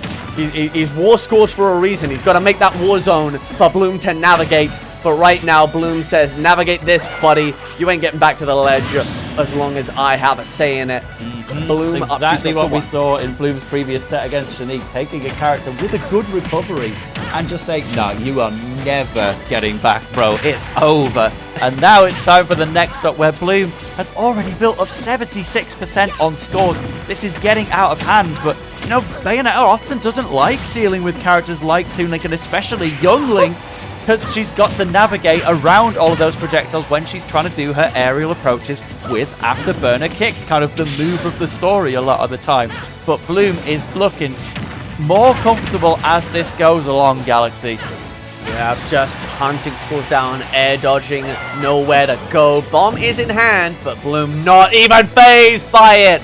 Just turn the other cheek and walk out of there. Max range grab though. No, get back in here, buddy.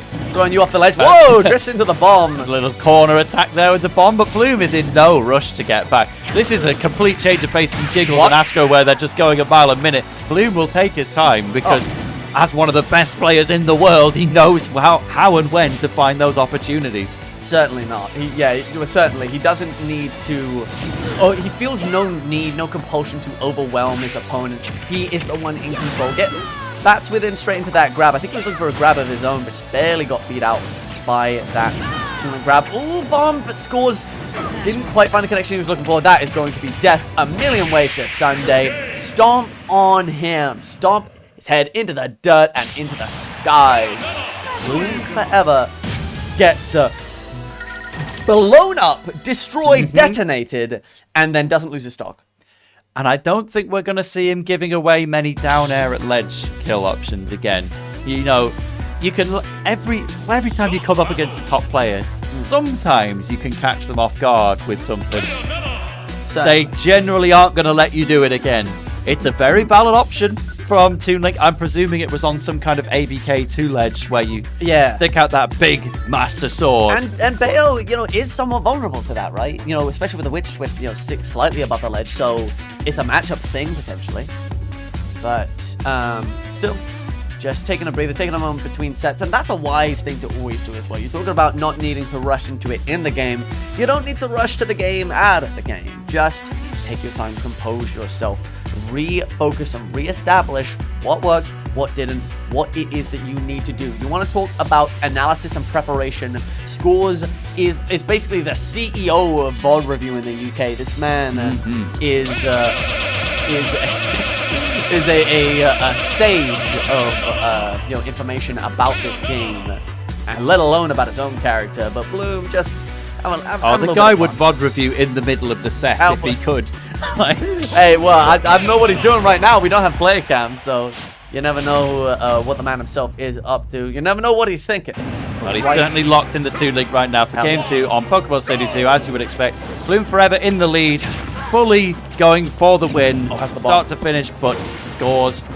If we had a good start last time, I'm interested to see if we can get one going again. The trip of the Nair, that's a very rare situation, but it unfortunately doesn't set up a great deal. Oh my god! Yeah, just leave, shall I? I'm wrong! Oh yeah, you can do it God. again! Bloom will get caught by a slightly higher one, but hang on, scores. Yes, he makes it back. I thought he was going to do it again! A learning lesson from the first game, accentuating the positives, obliterating the negatives. Gets caught in a huge witch time. Not quite able to find the kill, even with the added bomb damage. Bloom blowing it up as well. I mean, just so much to talk about, but goodness gracious me, Scores is just a wizard, holding on to that jump for an absolute age. And then just getting back into control. Bloom almost finding the kill, but... and a big thing as well, that dash attack from Scores at low percent. Bloom went for the reversal witch time as Bloom secures the first stock. He went for the reversal witch time after that dash attack on hit, and Scores was able to beat it out with a quick, nair. So clearly, even at very low percent, that dash attack sets up a situation that Bayo cannot easily get out of. You have it. So at that time, Toon League's dash attack missing on its target, just barely, but Bloom will capitalize perhaps even stronger. Down air as a landing option this time. Swing out of disadvantage, and occasionally you can get away with that unpunished.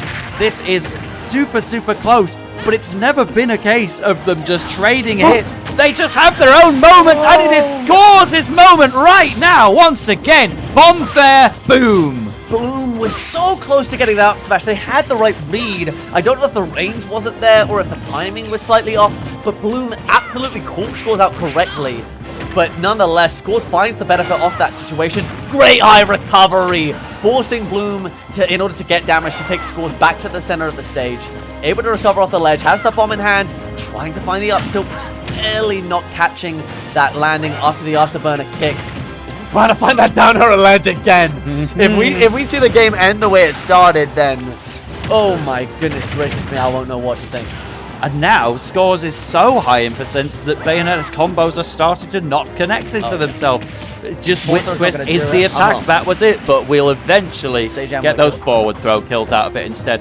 Bayonetta's still perfectly happy to get you to those high percents. Eventually the kill is coming, and now Bloom could be seconds away from regaining the lead if this works out. Scores rightfully just getting the heck out of there. Oh, but here it is. Bloom, ABK into ABK. It's so... the situation where you could just do it in the same direction twice and have it connect. It's always fortunate, but what is going on right now, Galaxy? Which time that missed tech on the side platform from Bloom almost cost him dearly as Scores ran up with that bomb in hand, trying to capitalize with the confirm. But in the end, Bloom found the witch time as well. Wasn't able to get as much of a punish as he would have liked. And now, bomb in hand, dropping it down, maybe trying to catch the roll in, trying to catch the landing, dash attacking time after time. The bomb bouncing off of Bloom many times and not exploding because it needs a little bit of momentum to explode. So just actually juggling, Bloom juggled it with his body onto the platforms. Very strange. But now, stuck at the ledge. Throwing it up, the pressure, caught the air dodge down, didn't have the follow-up, and now Bloom just below the ledge, the Witch Twist actually catches Scores, so messes with his setup, he throws it down! Bloom with the Jedi mind tricks, forcing Scores to throw the bomb down, surely a misinput. What should I do with this bomb? I'll throw it at my feet and set myself up into Bloom4Eva's back air. It could have been deliberate if, for example, Bloom was next to them, just as a separating tool. If you don't want to guess whether he's in front of you or behind you, but we can't say. At the end of the day, I see Pyra and Mithra getting hovered. No, wait, hang on. In Ultimate, when you throw an explosive immediately down, most of them don't hurt you, like a bomb, right? Did Scores, throw it and it leave his hand, and it immediately blow up? Maybe? Let us know in the chat if you've got any more Oh, or scores on the God. VOD review. We'll find out Yeah, tomorrow. I'm sure Scores will VOD review that. If he's got the commentary on, he will then DM me and tell me. Because he's just the CEO of interactions. Well, I know it was a change to the Bob in particular to remove the self hitbox, but maybe Toon League still can. But right now, Bloom has said enough is enough. The Bayonetta is actually kind of struggling despite being 2 games up. Let's just speed things up, try Pyro and Mithra. I'm going to outrange this small Legend of Zelda warrior and try to get the momentum going for the next potentially 2 or 3 sets I might have to win. Yeah, scooping with these back airs, just a slight range advantage. Mithra has took a little rapid jab as well. The boomerang will come back, but not in time to interrupt before the last hit of the rapid jab connects. I mean, just look at the control Bloom exhibiting right now. Just this speed differential, the amount that you can control yourself and cover space on the ground with this character compared to Pale is, I'm sure, a breath of fresh air for the man himself. But great up out of shield. Yeah, and actually took the time to be reversed as well, so that it would send to the right instead of the left. Perfect from Scores in that position. Has actually managed to bring this back really cleverly, and Doom could not land safely and takes the forward air and dies. Wow. Yeah, the air dodges, like the landings, have just been pulled out fantastically. Oh, grabbing the ledge, not holding forward enough to get the kill. Wow. That was in range. Just barely. I'm surprised. Thank God, by the way. Thank God for Scores, but going for a Mithra forward smash, it's not going to work out either. Throws the bomb on shield, catches it. Just playing tricks and juggling. Going for that down smash. Bloom is hunting for this kill, and it's costing him at the moment. Scores just taking advantage from every whiff, every hit on shield, but a parry into the up smash.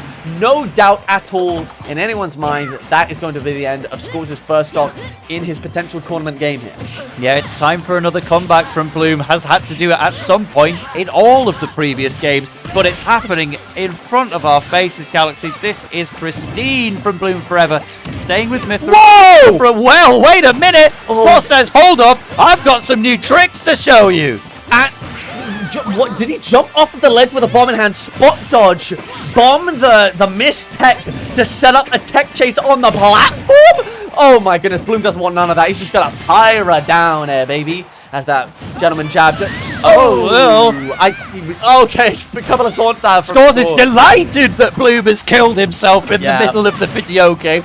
But yeah, that can be easy to do with Pyra's recovery, but Scores is still going to have to build upon that because you took that first stock fair and square and then carried on. Right now, if Bloom's offering you one, it's still on you to keep the percentage going because at 141, you'll die to most Pyra attacks at this point, including Blazing End. Absolutely, a Blazing End to Scores' second stock. I think the biggest vice for Bloom at the moment is missed techs from these unusual situations that Scores is presenting him with. I mean, but never mind. There's nothing unusual about the oppression that Bloom is delivering with this Mithra advantage right now. Running up, chasing Scores into the corner, but a dash attack, setting up for that platform situation.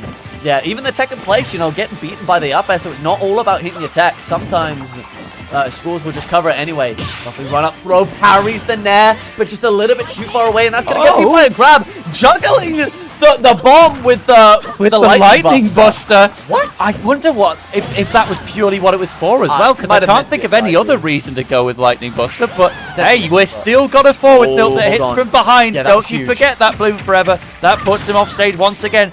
Bit of chip damage from the boomerang on the way back. Bloom is gonna get caught in the exact same thing.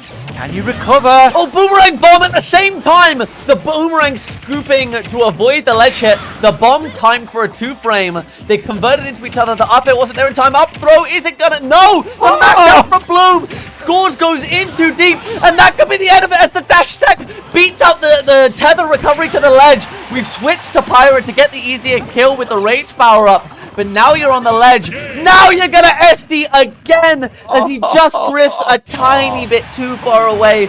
Twice in the set, twice in the game, Bloom's up B isn't quite. He's going for the magnet hands, and Pyra has magnet hands somewhat. He wants to be as far away from the ledge as possible.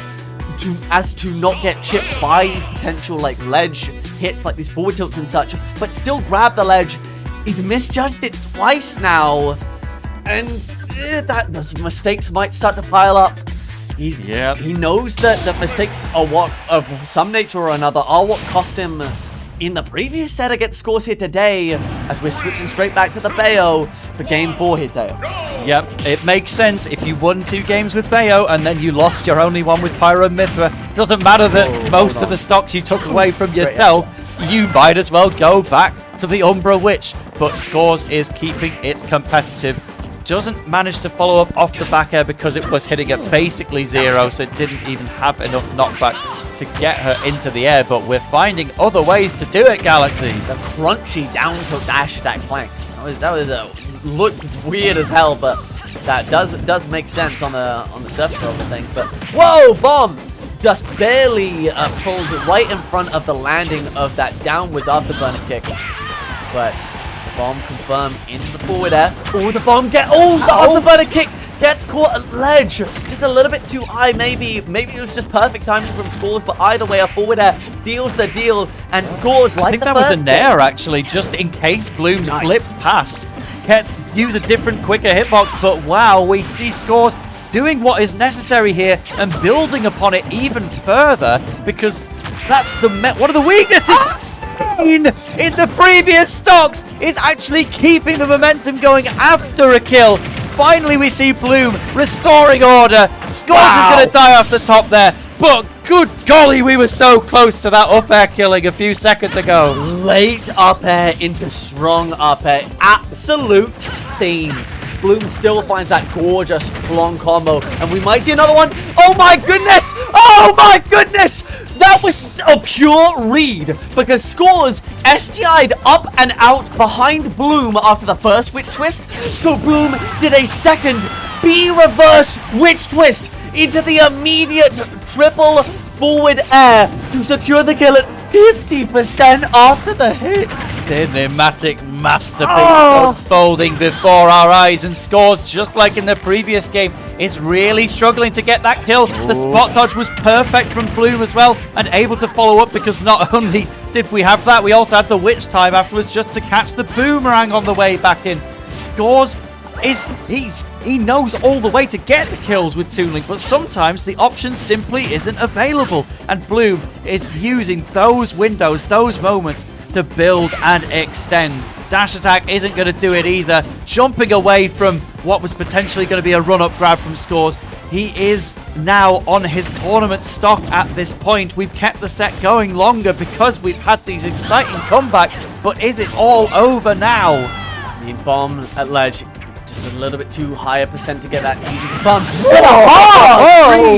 The low profile on that up smash, dodging underneath the nair. It ain't over till the fat lady sings, and that bomb will have something to say about that forward air. Interrupts it. Scores. Back to center stage, but the witch time could be it. First hit of forward tilt into the forward smash. 3-1 right back at ya. Bloom4Eva is able to restore order and make his way to the losers finals. Oh my goodness, what a quick game though, despite being close. Only 3 minutes, which was so much faster than the previous two Toon Link versus Bayo ones we saw earlier. Again, congratulations to Scores, not only for beating Bloom4Eva earlier in the tournament, regardless of how it was achieved. You still not only got the win earlier today, you got 3rd place at Brentwood. 4th place? 4th place. We still got 3. At Brentwood Brawl 3. I'm thinking of the tournament. Yes. It's number 3. But yeah, you did absolutely excellent. And even in the fully competitive Scores versus Bloom set right to the end, you still did super, super well there. But Bloom has another mighty warrior coming here. Indeed. I do want to say my piece to Scores as well. Shout out to Scores. Bastion of VOD review. Absolute legend. #1 in London for a reason. A damn good reason. All credit to him. But now it's time for your top 3 of Brentwood Brawl 3. And there is an important bit of business on the line here. Because Ascro, in order to qualify for Brink 2, would have to outplace Giggles. So if Bloom eliminates Ascro here, then it is sealed. It's over. Then Giggles is going to to BRENTWOOD, no question. And I would love to see either of them. We'll definitely be seeing Bloom, but Ascro, the rising star, you've got Giggles, the master of hype on Captain Falcon. I would love to see them both get in eventually, but one of them will be heading there. We'll find out potentially as a result of this set. You've obviously got the results of Brentwood Brawl 3 itself as well. There's money on the line after all, and they want to be chasing that little bit of pocket change to reward them for coming out here. Get yourself some points for the upcoming ranking. This is one of the first UK tournaments in technically the second half of the 2024 season. The kind of mid-year rank. It's only in May, but I believe, you know, Gommel was kind of the start of a new season effectively for determining going forwards, and that will apply to everything in Europe as well. But indeed, a new slate, a fresh game, and a fresh matchup. Bloom4Eva versus Ascro. Like Bloom, sort of, you know, the Wiz Kid, the original Wiz Kid, showed up on the scene. Oh, he's super young. He plays loads of characters. Like nobody knows what this kid's doing. He's rising really, really quick. Look at Ascro, this new kid on the block, looking to make a name for himself, and what a name for himself he would make if he can establish himself as a dominant force here. But Bloom4Eva, he's not going to go down that easy. Representing that down egg. Loving the £100 in-game tag as well. You'd probably win that if you're able to take out Bloom. Hey, but shout out to Survival Series. Part 1 now. £100. There we go. Baby. That's the explanation. Good to know. But we have, you know, with Bayonetta, you can't always just do the telegraphed run-up grab for an F-throw, so Bloom still mixing it up at the last minute. Ascro is not going to be able to make it back there after getting interrupted mid-recovery by the ABKs. Indeed.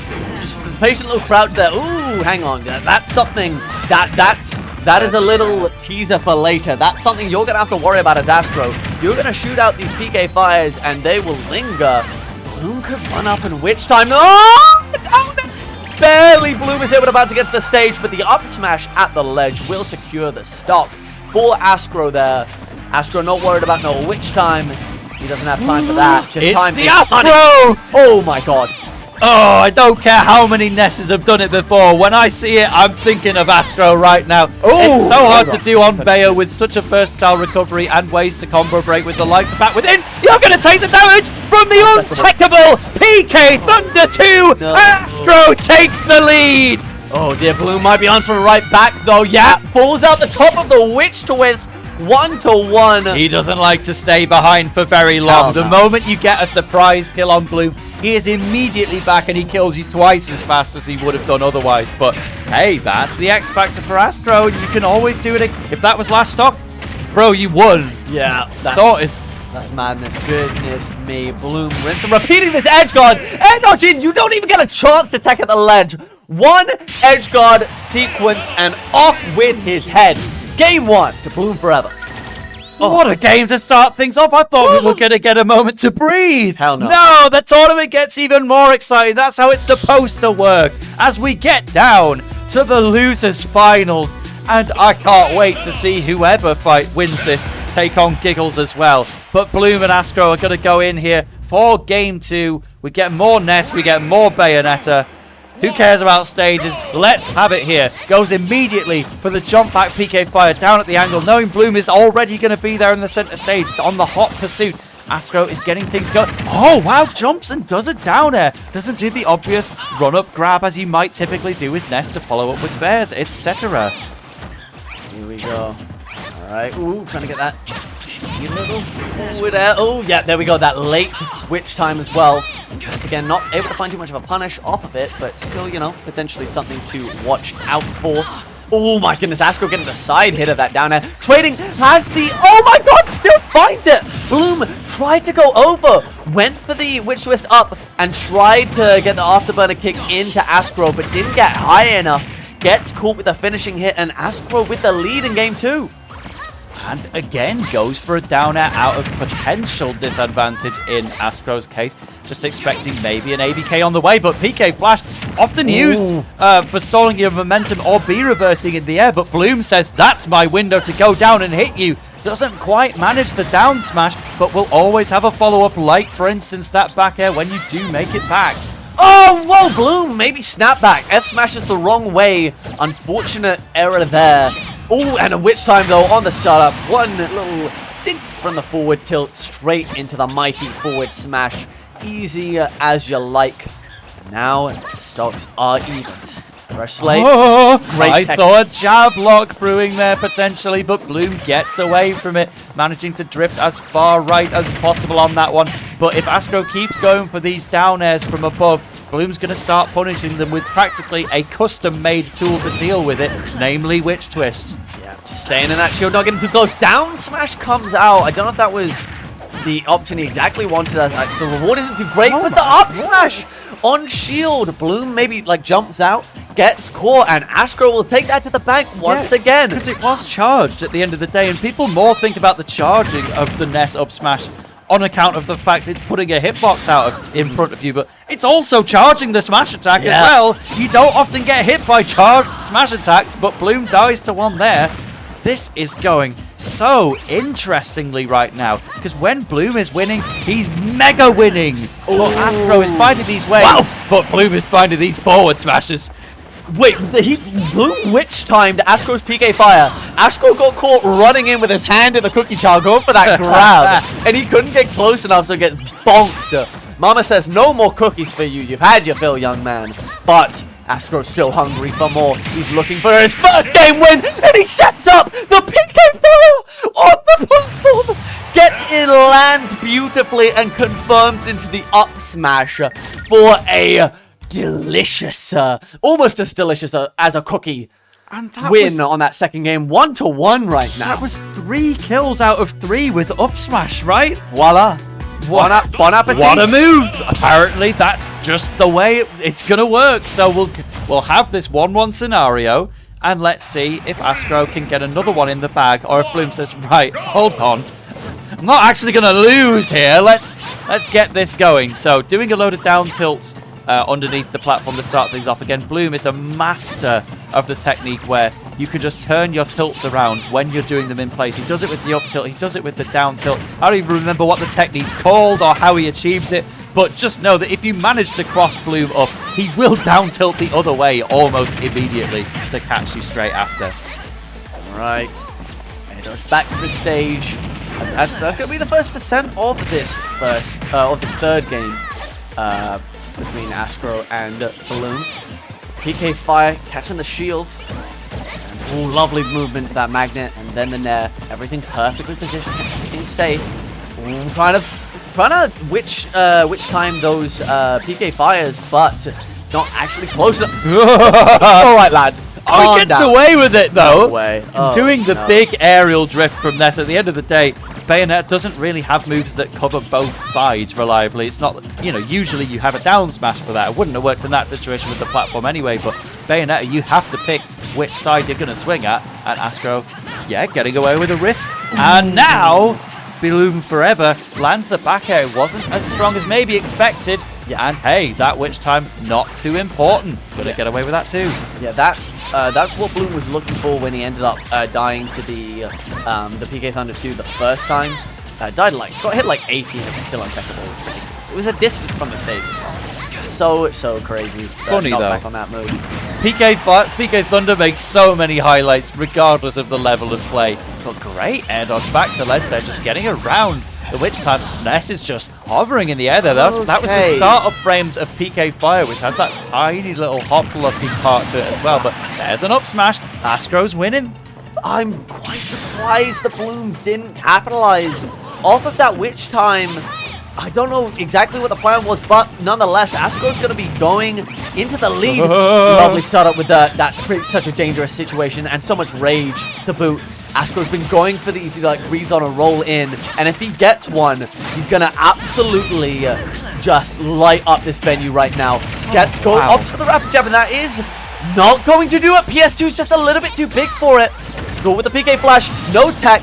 And that, because it's such a difficult timing to hit that tech. You weren't expecting to be sent to the right, because you maybe would have lived if it's sent to the left, even at those kind of percents, but it's hard to say. We're not in that timeline at the end of the day. The game said go to the right, so now Ascro holding a lead, but he's stuck in the air. Oh no! He's gone, and so is Bloom's controller. Bloom's controller just combusting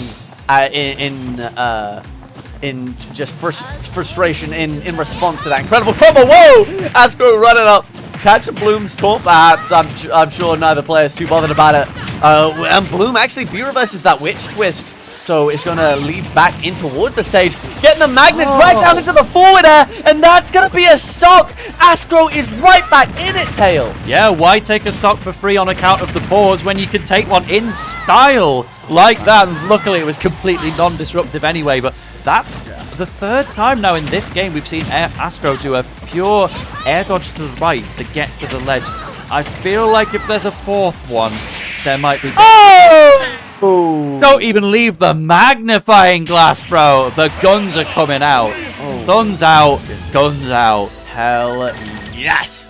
From Bloom, just sniped Ascro, lined it all up, right in the depths, picked off, and that is going to be a big old W in Game 3 for Bloom4Eva. Still, Ascro in with a chance. He's taken a game.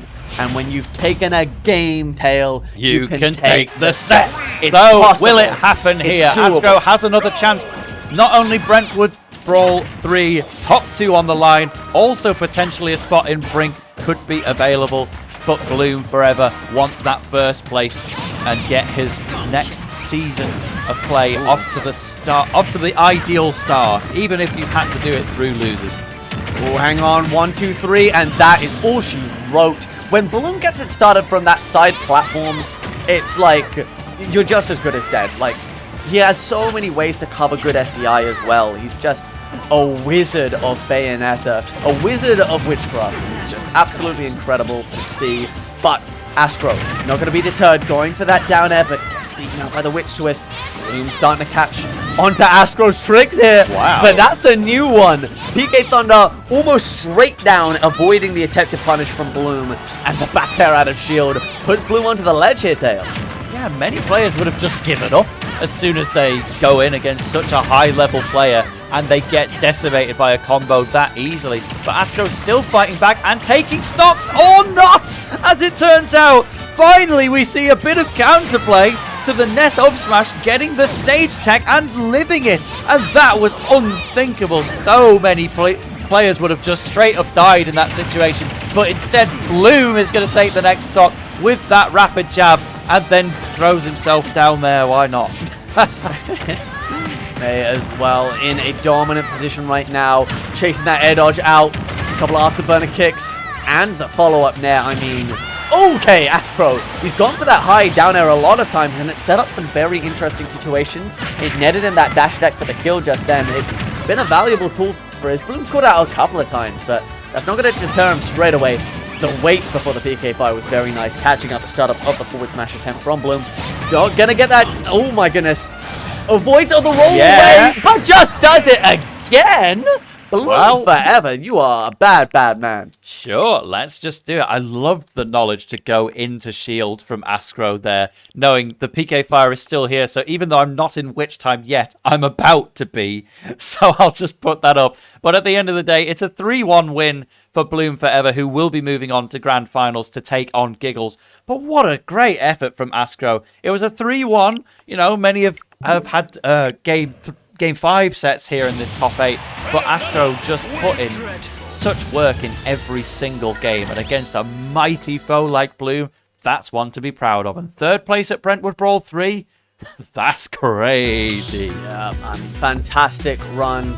Like you say, the Brink spot is sealed, signed, sealed, and delivered now, but yeah, Giggles confirmed for that. Yeah, you could go in and get 6-0'd now, and it doesn't matter because you've got the big prize. You've got yourself a slot in the UK's biggest invitational series of all time. Thank you to Daleks for putting on that series. We'll see it later on in the summer in sunny Stoke-on-Trent. God bless you. And Giggles will be there representing Captain Falcon. But can that Falcon take the win at Brentwood Brawl 3 as well? You have perhaps the hardest opponent you could possibly ask for in the venue, but it's always doable.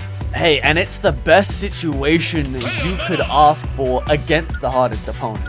Because you're coming from winner's side. You've got the 2 sets in hand. There is a potential, even if you take the L on the first one, that won't matter a damn thing to the rankings of this tournament if you take it in the second. So both of these two are getting ready for your grand finals of Brentwood Brawl 3. Giggles from the winner's side, Bloom4Eva from the losers. Giggles starting out strong, Bloom4Eva firing back. Here we go. Oh, 1, 2, 3.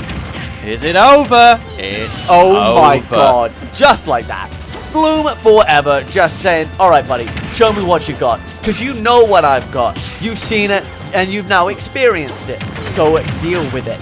This is going to be a hell of a test for Giggles. Because Bloom is such a monster of the advantage shape. And Falcon is somewhat susceptible to a lot of sort of, you know, the more fringe-use combo tools in any character's given kit. Absolutely. He's tall. He doesn't necessarily have the quickest options to fight out of defense, and he's only got the jump and the up B. He goes down. Captain Falcon, he just does not like disadvantage at the end of the day. Advantage, that's his thing.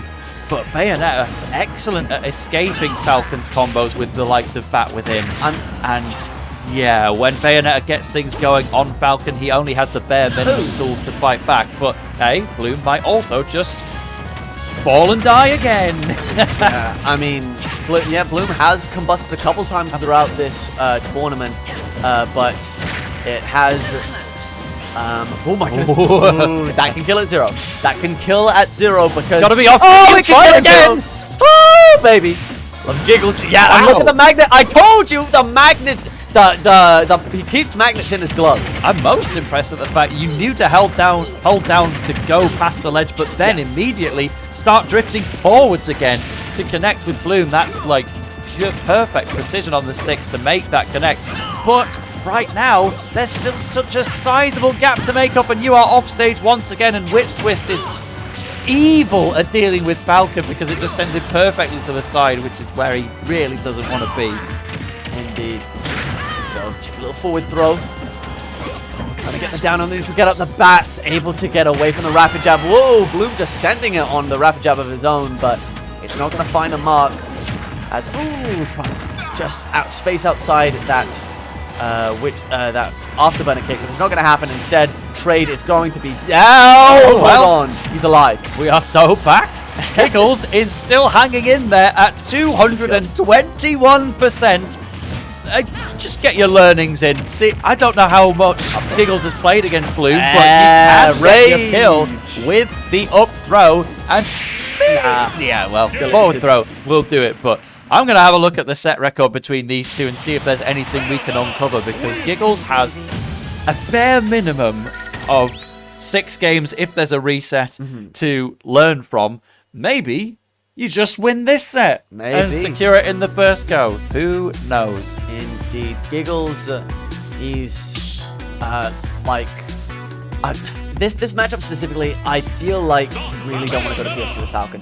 The geometry underneath the stage, as well as like if you're getting in that situation where you're getting comboed underneath the stage and like you have that potential to get stage spike, the camera kind of obscures exactly where you are, the low hit stun or the multi-hits make it difficult to know exactly when to tech, combined with the awkward geometry, it's just very, very scary to deal with. But Bloom's going to be scary to deal with on any stages, he's proven right here. Oh my god, the back air at a disadvantage off that dash attack was rude. But, IDJ! But at that slightly lower percent, the up airs aren't going to combo twice in one jump. It's not quite going to happen. Lovely escape there. Oh no, not quite able to find the up air in time. Went for the greedy knee, trying to catch an option out of shield. But instead, it's going to get caught on that side platform. 1, 2, 3. Air dodges out. Falls out of the second hit and air dodges out of the third, but he was too low to make it back. Back air seals the deal. Bloom4Eva is still in control significantly there. Yeah, Captain Falcon and Giggles both fighting for their lives just to get out of Bloom's first choice of options. There's always going to be another, because Bayonetta can hang out off stage as long as she likes. Oh! That is my favorite option in the game. Falcon kick right from the edge of the ledge. It catches. It's exactly the option that Bloom has, the Bayo has with strong neutral B guns, right? It's just full charge. If you are caught just trying to air dodge as fast as you can, and you're a little bit too, or like to drop like a rock as fast as you can, and to make a quick recovery, you will get caught out. And so, great awareness from Giggles to find that kill. Oh, I feel so validated.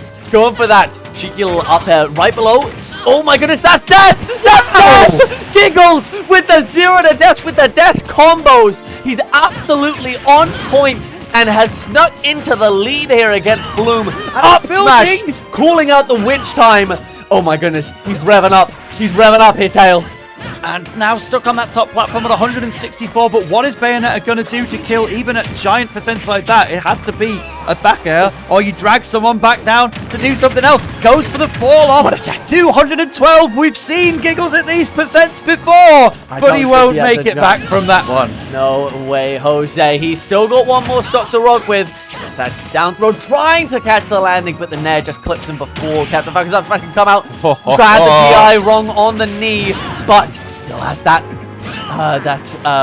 have to boost. Oh, goes for it again to just build up a bit of percentage to catch these landing. Falcon kick out of disadvantage. Oh my goodness, he's just representing so many options, but the niche ones do have their place. But he goes for it again, this time after a jump to catch out Bloom's height.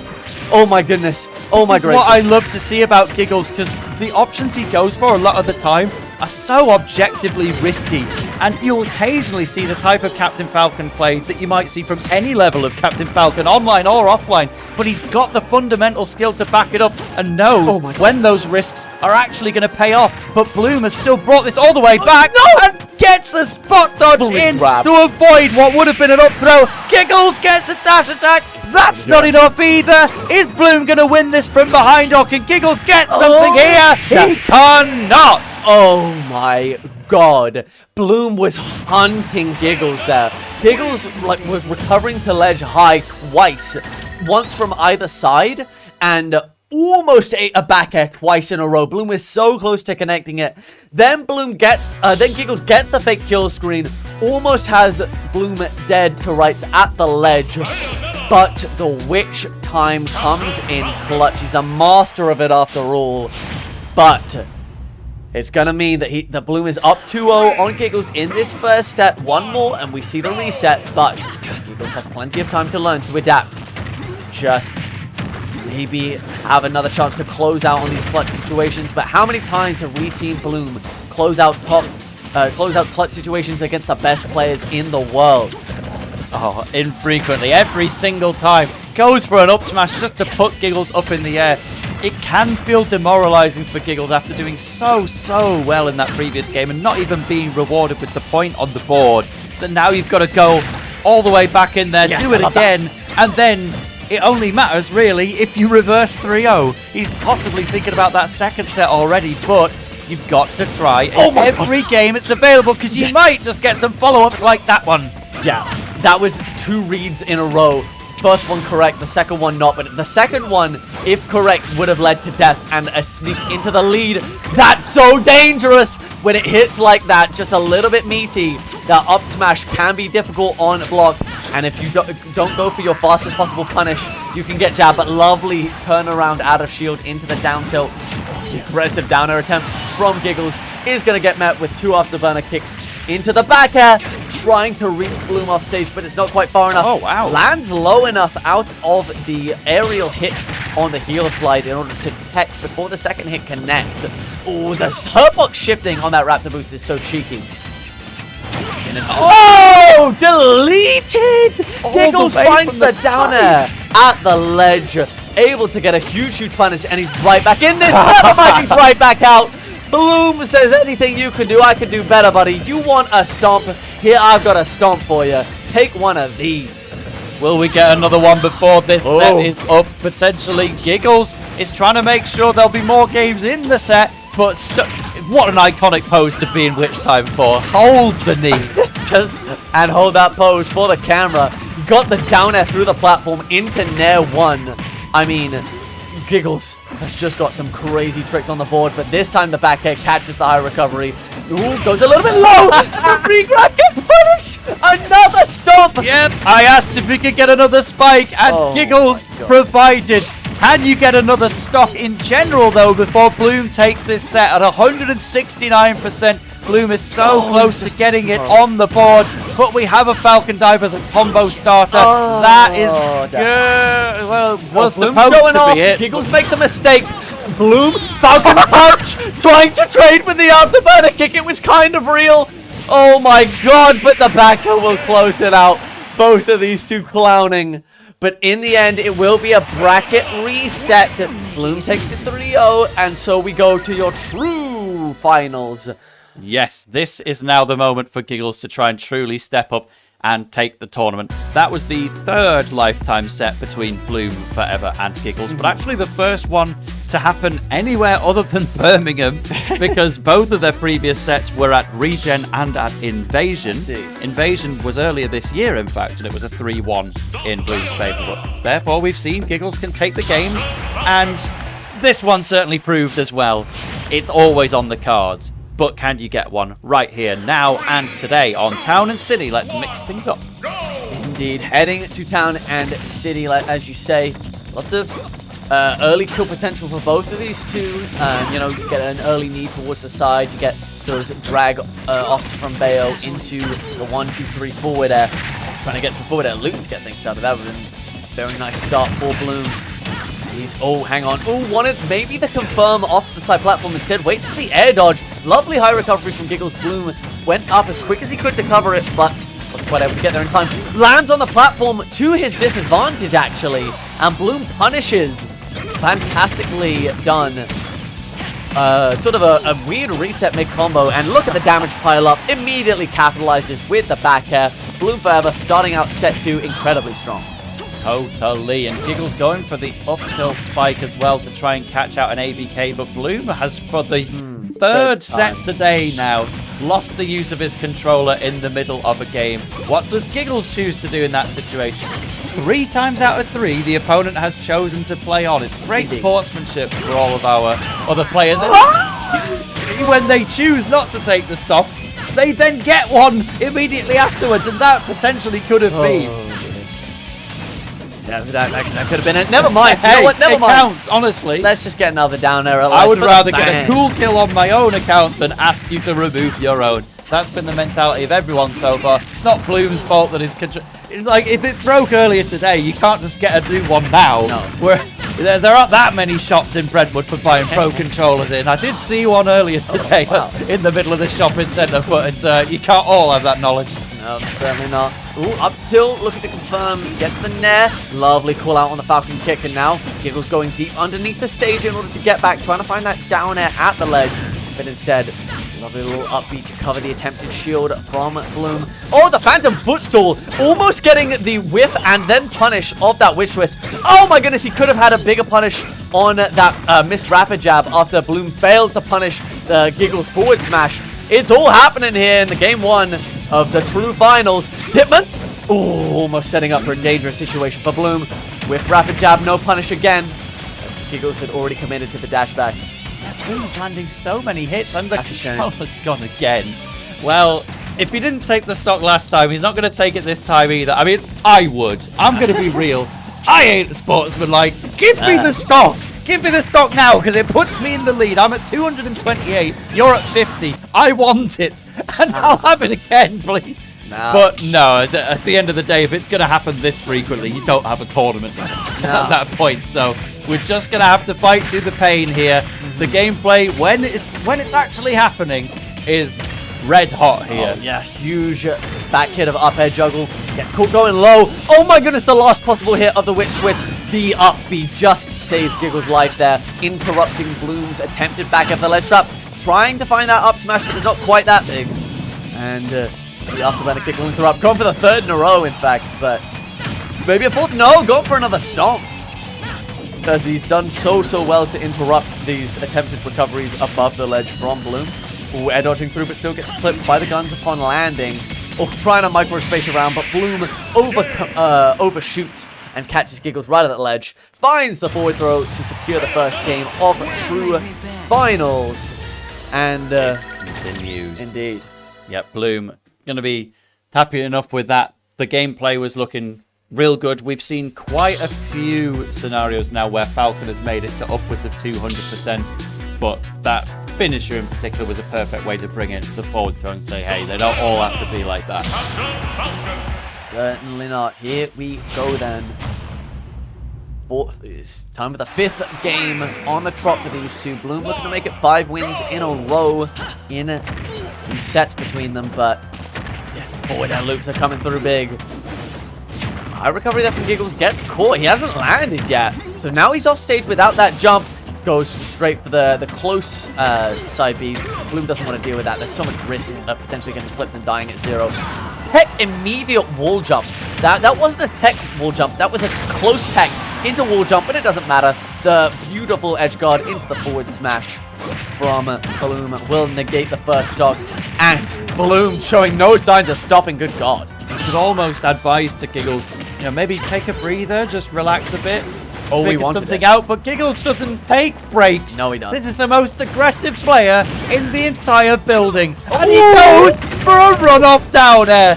Truly staying in character. PS2. Even gets a wall jump off of the PS2 central pillar, but isn't able to make it back there for the left. Gets a taunt in there. He's having fun. fans, I feel baby. like he's somewhat admitted his fate at this point, but maybe he can't see the future that others might be able to. There's still at least one more game after this one. Indeed. Don't give up. It ain't over till the fat lady sings. But at the moment, jump ups. Oh, trying to catch Giggles out of the air and will do so. The lovely combo taking him to 123. I mean, why not? And that wasn't a missed input, by the way. Here's another one just to hey, prove that I missed it. Oh, down tilt, air dodge away, chasing to that depth. The witch twist isn't going to do it. It's going to fake kill screen. The back air is going to seal a 3-stock in game 2. And no controller disconnect. I mean, hey, I'd like to see. If you think about it, what would you rather have? A game win on Bloom or a Falcon punch on Bloom? Hell yeah. I think I'm going for the Falcon punch. To be Any honest. day of the week, baby. Cheers to that. But maybe find a different situation. I don't know. There's always hope. Again, PS2, I just don't rate it. When there's so much control, both in character and as a player, over those side platforms, and the geometry and the camera angle underneath the side of the stage. In 2 games on PS2, it has happened twice. Like, you are stuck in such a difficult position, and it's just a nightmare trying to tech it. He's missed both techs. I think anyone would have. But right now, Bloom's starting off game 6 exactly the same way he has the rest of the set. The forward smash, calling out the ledge jump. One more witch twist. He's gonna have an up B, but the double afterburner kick doesn't connect. And if you have Yeah, you can die at might have been dead. 26% if you get stomped on the exact moment. dear. You come back to the ledge. Giggles can just be... Oh! Oh, did that not anarchy in a connect? basket for 12 seconds straight, but he can always find a way. But hey, there you go. Bloom4Eva finds a kill. The up tilt completely unsafe on shield as well there from Giggles, opening up more opportunities to Bloom4Eva, who wants to take the money and go home at this point. No randoms coming out for the fun benefit of messing around now that it's still technically loser's side Bloom. It's loser's side Giggles. For the first time in the tournament, we didn't get long to get accustomed to him, let's be honest. Yeah, he hasn't had time to marinate, hasn't had time to just be dipped. Oh, that's what I wanted. He deserved the first one. He'll get the second. Calling out the jump this time instead of the afterburner kick. And you know what? With that, he is still in this game. It's game 6. He's down 2-0 in the reset, but the fat lady is yet to sing. Witch time. That isn't going to be the kill. Bloom's over-egging the pudding on these witch times because he knows he has a bit of wiggle room to work with. Plenty of luxury to play around with. But that might not last hey, forever. Raptor can kill it. Oh, Seven, no. as we've long established all the way through this. Giggles! Pushes them off the platform with his body. Unfortunate mistake. Trying to read the air dodge. He almost had to stop on the witch twist again. Oh, blimey. The low Falcon kick recovery eaten alive by the net, but he's still alive. What was that hitbox? Explain to me. Break it down for me in slow motion. Nah, whatever. Well, you see, I wonder if there was the bullets, actually. I think it was just more down to the hitbox being large, but Bloom, you can technically hold down the B button on Witch Twist to make it shoot out a load of bullets afterward. You just The don't latest see it much one. because there's so many better things you could do. Oh, the jump gone, and Bloom4Eva in gorgeous, gracious, and dominant style will complete the 6-0 over Giggles with a lovely leg drop off the side of the stage. I need to get back into shot. Well played to your Brentwood Brawl 3 champion, Bloom4Eva. But hey, Giggles looked like he was having fun, and I'm sure he will be very glad to know that he is the latest confirmed attendee of Brink2. Yeah, I see Deluxe right above me in chat there. That's our host. And he will be welcoming Giggles to the event. Have fun paying for a train from wherever Giggles lives. The south. Yeah, vaguely Somewhere. so. Was he born Giggles there? will be I a don't know. massive contributor to that tournament because he's been a massive contributor to this tournament. Brentwood Brawl 3 has been really fun to watch. Every set there had something so unique to bring to the table. It's all been exciting, big fun. Yes, we get the favourite winning in the end. Bloom4Eva takes it with that 6-0 over Giggles as we expected, but he had to go the long way around and everybody made it difficult for him, including Giggles in that first set. Ascro did so great. Zone bringing the Corrin back as well and doing bits down there. We've Scores. seen The beauty, like the Scores probably my entertainer of the tournament for me. Like Giggles was having fun. Don't get me wrong. That Ascro game 5 was marvelous, but the masterclass in Toon Link, this somewhat underrepresented character that's blooming, no pun intended, into the major Smash Ultimate consciousness in real time has been marvelous. But I do want to shout out our top 8 finishes in order: Quality and Grizius in 7th, Shaneak and Zone in 5th, Scores in 4th, Ascro in 3rd, Giggles in 2nd, and your winner this fine evening is going to be Bloom4Eva, as you might have expected. Not the way you might have expected, but there you have it.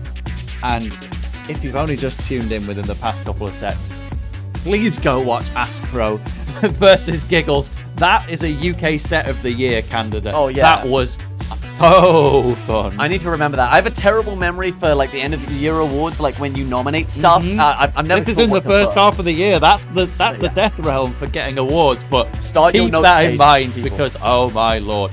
But this was a entirely good tournament in general, and we are going to bring it to a close. So this has been great. Galaxy, what a block! What a tournament! Incredible stuff. Thank I you. have been Tail of the Toaster down here in Brentwood for the very first time. We love the South. We'll get all the way around Hell to yeah, see baby. what UK Smash has to offer. And East there'll be plenty London more to come. Smash specifically as well. Thank you so much. Afro, Rekka, Focus Miss. I'm missing loads of people, but Wade, he's gonna kill me. Yeah, the main man. He's gonna kill me with hammers. flame, but- Because I always do that. See, I always start this by listing names and then forget all of the names that I was gonna list like a moron. But the wonderful East London Smash team, thank you so much for having us here today. It's been a blast. Thank you, Tail. Send us home, buddy. Pleasure. Yep, that was everything we could possibly want for within the top 8. So we're going to let you go. There's plenty of tournaments going on with Smash in the US right now if you want to jump over to one of those. And we will go and have some scram. Bye now. Free Palestine. Thank you guys ever so much. Bye-bye.